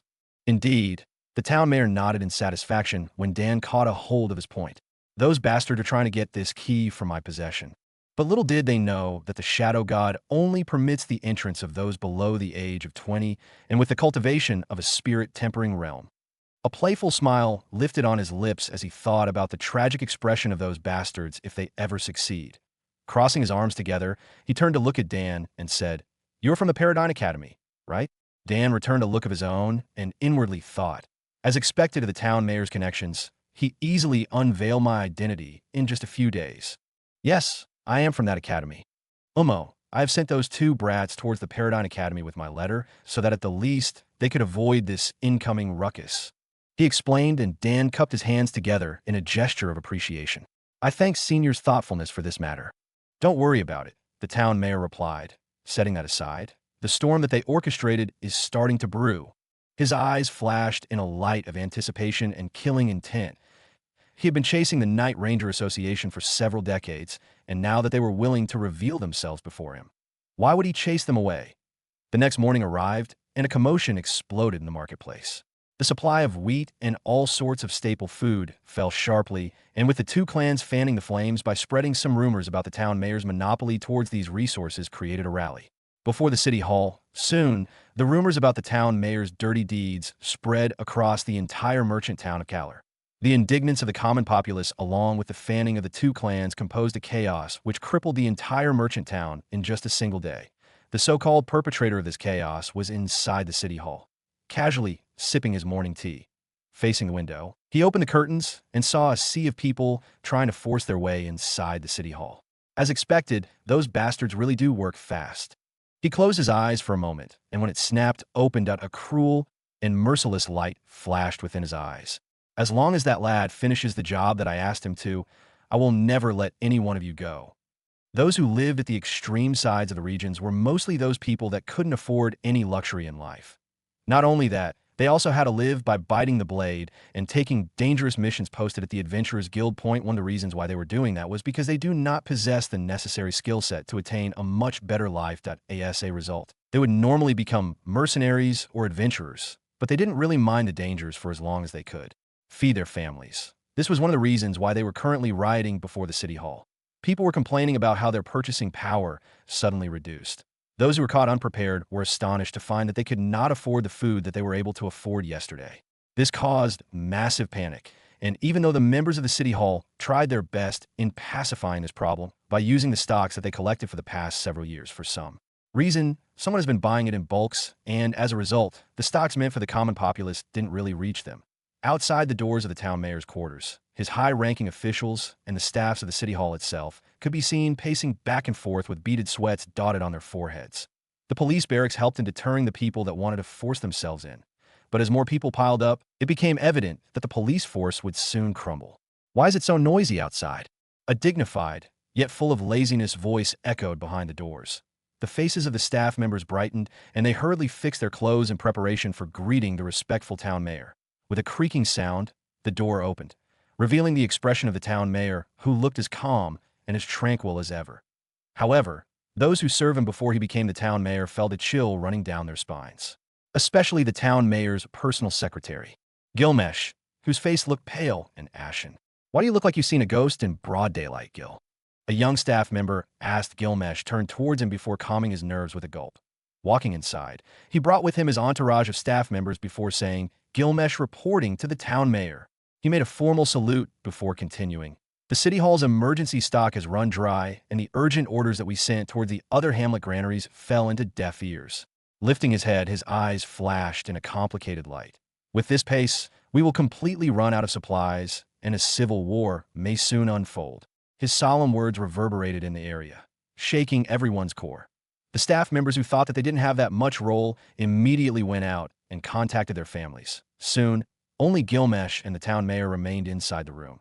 The latter turned towards the former before saying, "Do you still remember the times where we forcefully suppressed our competitors with brute force?" A cold smile lifted on his lips. Gilmesh had a terrifying premonition in his mind that he didn't dare to voice out to someone who stayed beside the town mayor ever since he achieved his position. He understood how an amiable-looking old man like him could transform into a terrifying Azura. It could be said that he stepped atop mountains of corpses before he was able to solidify his foundation. And now that there were people that dared to maneuver against him, he would never let them go. The town mayor was an easygoing person, but that doesn't mean that he was a pushover. When the town mayor stood up, Gilmesh felt a horrifying pressure emanating from the former's body. His figure couldn't help but endlessly tremble upon the suppression of cultivation strength. Only until he rotated his own cultivation base did he manage to endure. The town mayor wordlessly walked out of the city hall with the pale and frightened Gilmesh behind him. Upon arriving at the entrance of the city hall, the town mayor's figure revealed itself to the world. All sorts of insults flew towards his figure. "You bastard! How dare you monopolize all the resources that are meant for us? Return us the food. Stop being so greedy." That's right. Step down. No one knew who started it, but the people before the gates of the city hall suddenly shouted. Their voices formed a chorus, which shook the entire area. Gilmesh's expression looked indescribable as he glanced at the town mayor's indifferent expression. He knew that the more the town mayor looked calm, The horrendous the storm that he would unfold once he erupted, without any hope of suppressing the brewing storm. Gilgamesh could only wish that the incoming disaster wouldn't do that much damage as he stood behind the town mayor with clenched fists. The members of the police force who held the fort couldn't help but shiver as they craned their necks and turned their heads towards the direction of the town mayor. The chanting crowd stopped, and everything descended into complete silence. Only the approaching footsteps of the town mayor could be heard as he lifted his right hand towards their direction before saying, "Everyone listen." A surge of spiritual chi manifested, bringing with it a strange power which charmed everyone into complete silence. Gilgamesh, who expected a bloodbath, lifted his head as he stared at the town mayor. He's not killing everyone, he inwardly thought before sighing in relief. Little did the gathered crowd knew that they managed to avoid a calamity in a hair's breadth. From now on, to temporarily alleviate the problem of food supplies, those independent merchants inside the town should open their stocks for public usage. The price will be the same as before. Pass this order town and initiate a lockdown of all gates. Prevent those greedy bastards from escaping. The town mayor dished out his orders as the staff members of the city hall complied. Soon, the entire merchant town of Kalar became enveloped in a state of lockdown. Those who wanted to escape found it hard to do so because of the spirit-tempering realm cultivators from the police force that barred them entrance nor exit. The rioting people before the city hall became elated and started dispersing. The commotion across the entire town disintegrated. But those who perpetrated these events in the first place wore a small smirk on their faces, such as the leader of the Tetsue clan, Galleon Tetsue. Does he really think that the plan that we started doing for the past several years could easily be destroyed with a flick of his wrist? He sipped a cup of tea as a stream of information struck his ears. Hearing the words contained within the sound transmission, his expression twisted into a vicious one. Meanwhile, inside the cave where the Tetsue clan, the Trias clan, and the Night Ranger Association held their meeting. Dan could be seen entering the area with silenced footsteps. Despite the fact that he was in stealth, that he still minimized his movements. Since all sorts of mysteries existed under the heavens, who knows if there's someone that could spot him through the darkness? What happened with the order that I gave to you, Junior One? A coarse voice echoed, and Dan perked his senses. I successfully completed it, boss. Now, I bet the two clans would definitely rush to this place. After all, they need their rewards. The voice replied with a chuckle. Stop saying nonsense. Make sure that everything goes right. Understand, don't be so serious, boss. Scram. Okay. Dan, who hid deep in the shadows, fell into deep contemplation.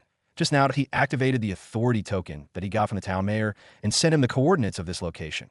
However, he didn't expect that he would walk in and see such a scene. Democrat Minnesota, these bastards really are as vicious as the rumors said. They're not even going to spare their comrades. Judging from the killing intent that the voices emanated, Dan understood that they should be planning on eliminating the leaders of the two clans. However, this also works to my advantage. The only mission that I received from Senior George is to erase all traces of the Night Ranger Association's branch in this merchant town. Since the town mayor and the association has an irreconcilable conflict, I could use him to destroy the association. He cupped his chin in contemplation, and long enough, a vicious smile lifted on his lips.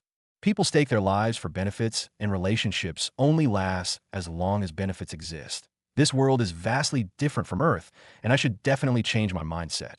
Only by being vicious could I achieve the most benefits that will help me acquire greater strength. Opening the system menu, Dan used at least a third of his ASP in buying frag grenades. With the help of the system simulation, Dan planted those grenades beside the walls, under the soil, and even around the stalactites before simultaneously infusing them with his chi.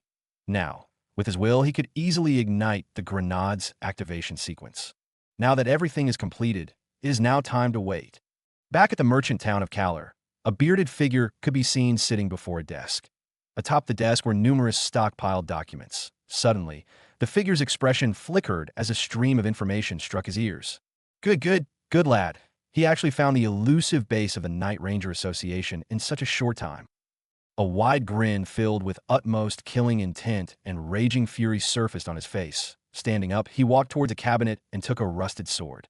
The rusted sword looked average, and if one placed it among scraps, no one would take any particular notice about it. But when the figure's hands gripped the sword, a faint humming could be heard as the air itself trembled. It's been a long time since I unsheathed this baby of mine. Placing it on his waist, the town mayor's figure blurred before shortly reappearing above the merchant town of Kalar. Scanning the location where the signal from Dan came from, he descended on the ground and assumed the identity of a bronze-ranked adventurer as he rapidly closed in towards that cave. Inside the cave, the two leaders, Gallian and the Trias clan chief, Ivan Trias, arrived. Gallian brought with him his daughter Leona, while Ivan brought with him his sole heir, Edward Trias. Dan also stood beside Leona with his left arm around the ladder. I suppose that boss already has our rewards prepared, right? Gallian cupped his fists together. An indiscernible light flashed within his eyes. The ghastly apparition who talked with him earlier gave a crackle as he said, "Of course I already have it prepared beforehand. After all, I have to complete the deal on my end." He walked towards the two clan leaders and offered 2 spatial rings. After scanning the spatial rings, the 2 leaders nodded their heads and promptly retreated. But before they could exit the cave, that a wave of spiritual chi that came from formation surrounded them. Warning: the host's surroundings has been placed in a spatial lockdown. Escape through spatial means is currently unavailable. A system notification that told him about what just happened flickered before the eyes of Dan as his expression turned solemn. Peeking behind a slab of rock, Dan secretly reinforced the rock so that it wouldn't crumble in the upcoming clash. What's the meaning of this? Gallian turned around, his expression frosty and icy. Ivan also looked the same, and there was even an air of killing intent surrounding his body. What do you mean? Didn't I just give you the rewards that you deserved? The ghastly apparition spoke in a sarcastic tone. Since I gave you the rewards, I completed the end of my deal, but that doesn't mean that I cannot steal it back. The apparition roared as numerous shadowy figures surrounded the 2 leaders. Ivan turned towards Gallian and said, "There are too many of them. We have no choice but to join hands if we want to defeat him." The latter grimly nodded his head as the 2 leaders rotated their cultivation base. "Leona, Dan, both of you take care of these bastards around us. We'll take care of their leader." Gallian shouted as his figure sped towards the ghastly apparition along with Ivan, who wielded a greatsword. Leona turned towards Dan, and along with Edward, they rotated their cultivation bases and started their fierce battle with the members of the Night Ranger Association. Constant sounds of metal clashing against metal could be heard inside the cave as it intensely trembled upon the might of the 3 leaders. Leona clicked her tongue. The members of the Night Ranger Association possessed numerous means which enabled them to escape certain death. Their movements were erratic, and each of their attacks was fatal, giving her no chance to rest as wounds started appearing on her body. Ivan and Dan looked the same at T first. They held the upper hand because of their brute strength, but when these bastards started showcasing their cooperation, the inexperienced 2 crumbled before the decades of experience that these bastards accumulated. Gallian and Ivan looked at each other before saying, "Gallian, I'll go and forcefully destroy the spatial lock. Hold him down for 10 breaths." Ivan roared and dashed towards the invisible wall that floated in the air. Gallian gritted his teeth, but he didn't want to comply. He didn't have any other choice, or all of them will die inside this cave. Viciously staring at the ghastly apparition, he bit the tip of his tongue as his body started glowing in a crimson light. The life force devouring method contained numerous secret arts which allowed the user to burn their existing lifespan in exchange for temporary power, in just a few breaths. Gallian reached the peak of the divine soul realm. His body that shone like a crimson sun illuminated the entire cave, and when he attacked, the rocks around them would crumble. "This is the end," he howled as his figure blurred and launched a flurry of attacks. Their exchanges created numerous sonic booms which destroyed the eardrums of everyone, including Dan, who became disoriented. Leona turned towards Dan and found that the latter looked wobbly, and beside him, a member of the Night Ranger Association could be seen raising his sword in a downward slash. "No!" Leona screamed and activated the might of her entire cultivation base despite the suppression that she felt from her father's cultivation base. She barely managed to push Dan away from the assailant as an attack grazed her hair. Strands of her hair fell on the ground as she forcefully twisted her body in midair and launched a horizontal slash towards that attacker, instantly killing him as his head rolled on the ground. "Dan, are you okay?" Leona's expression looked tragic and teary as Dan stared at her with a wry expression before ruffling her hair with his hand. His smile looked somewhat melancholic, and it pierced the young woman's heart. Punk! A flash of bright light formed a line in the air and struck the lying Dan right in his heart. A blood arrow surged from that Dan's mouth, drenching Leona's visage, who twisted in anguish and terror. "No!" she screamed. Her expression looked murderous, and her eyes shone in a crimson light of killing intent and the desire to destroy everything around her. Biting the tip of her tongue, she utilized the lifespan that she recently collected in an effort to activate the strongest secret art that she could use. Blood continuously dripped from her mouth. Her blood formed a crimson ball, which eventually formed a tangible azura, which pounced towards her enemies and continuously reaped their lives under the effects of the secret art, and because of the fact that the members of the Night Ranger Association didn't have the skill sets suitable for close-quarter combats. They succumbed under the attacks of the Azura. Tears mixed with blood continuously streamed from her eyes down her cheeks. She disregarded everything around her and focused her efforts on resuscitating Dan to no avail. No, it can't be, not like this, Dan. She overlapped her mouth with his mouth and tried sending air, but her efforts would never bore fruit. After all, the mysterious attack completely disintegrated the latter's heart. Leona, what are you doing there? Assist us here. Edward, whose expression looked pale from exhaustion, fiercely cursed at Leona. His words fell on deaf ears as Leona continued her efforts. Galleon's expression looked heartbroken and sour. His attacks became even more frenzied as the ghastly apparition viciously laughed. Edward, come here, fly out with me. Ivan, who finally cracked the spatial lockdown, screamed toward his son as the former sped towards the opposite direction with all of his might, leaving Galleon and Leona behind. Galleon realized what Ivan was about to do and fiercely cursed. You bastard! What the hell are you doing? Ivan's expression turned frosty and condescending as he said, Thank you for stalling some time for us. My brother Galleon, don't worry. I will light some incense for you and your daughter every year. At the end of his sentence, he laughed out loud as his figure disappeared. With his disappearance, the spatial lockdown formation repaired itself, trapping Galleon along with his daughter Leona inside this den of tigers. Ha ha!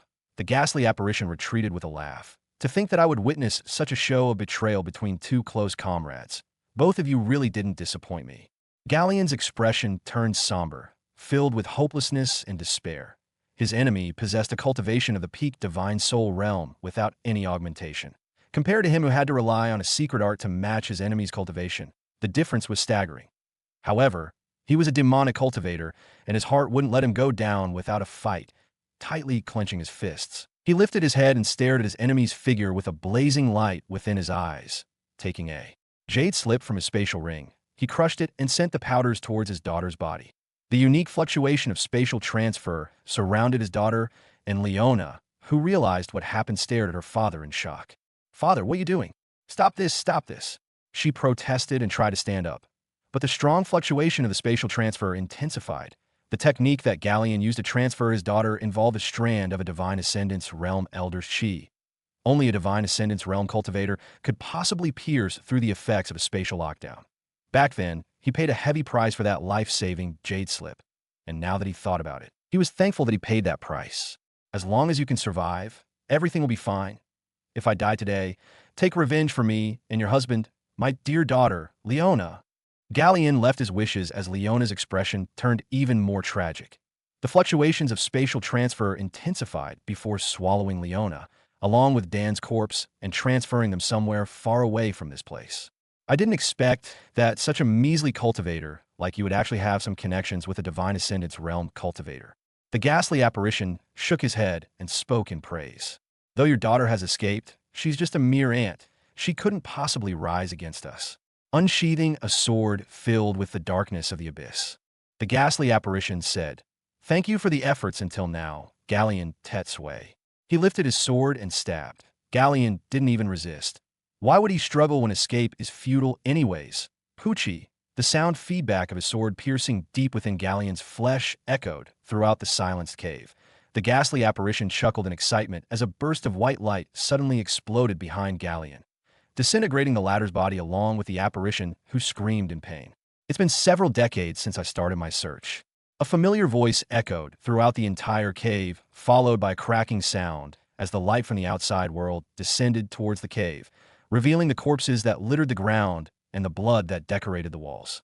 I thought that the Emperor itself arrived. It looks like it's just you, our true target. The ghastly apparition gave a small chuckle as the town mayor, whose expression looked indifferent and frosty, walked inside. His two hands held the lifeless bodies of Edward and Ivan. Throwing them on the ground, he said, So these are the people who were foolish enough to trust you? He spat, pathetic, Hey, don't be like that, old man. Even though they betrayed you, they're still your comrades, you know? Don't disrespect them and spit on their corpses. The ghastly apparition commented, and the town mayor replied, Ever since they had the notion of betraying me, they have long since disappeared from my list of comrades. The ghastly apparition snickered upon hearing his words. Really? You're so cold. So this is the true attitude of someone that once held the title of the executioner. The apparition's words, laced with mocking and sarcasm, pierced through the ears of the town mayor, who gave a cold smile. There's no need to think deeply about it. After all, you're going to die anyways. He unsheathed the rusted sword, and miraculously, the rust that enveloped the sword transformed into blood, which constantly enveloped its blade. The ghastly apparition gave a small sigh before mumbling. You had the talent and the ruthlessness that we're looking for. Why are you so stubborn as to repeatedly refuse our invitation? The apparition's expression became filled with regret. We could have been friends. You have your own path, and I have my own. That I prefer freedom than being shackled. Let's stop the nonsense and get over this as soon as possible. The town mayor replied before dashing towards the apparition. The latter saw his approach as a smile of excitement, and glee lifted on its lips. If that's the case, then let me witness the might of the renowned executioner. With the clash of their weapons, a deafening roar ensued inside the cave, blasting everything around them as the walls of the cave threatened to crumble. And that's the end of today's chapter from the Dimensional Diary. If you enjoyed wandering these worlds with me, don't forget to like the video, share it with fellow adventurers, and subscribe so you never miss the next story that unfolds.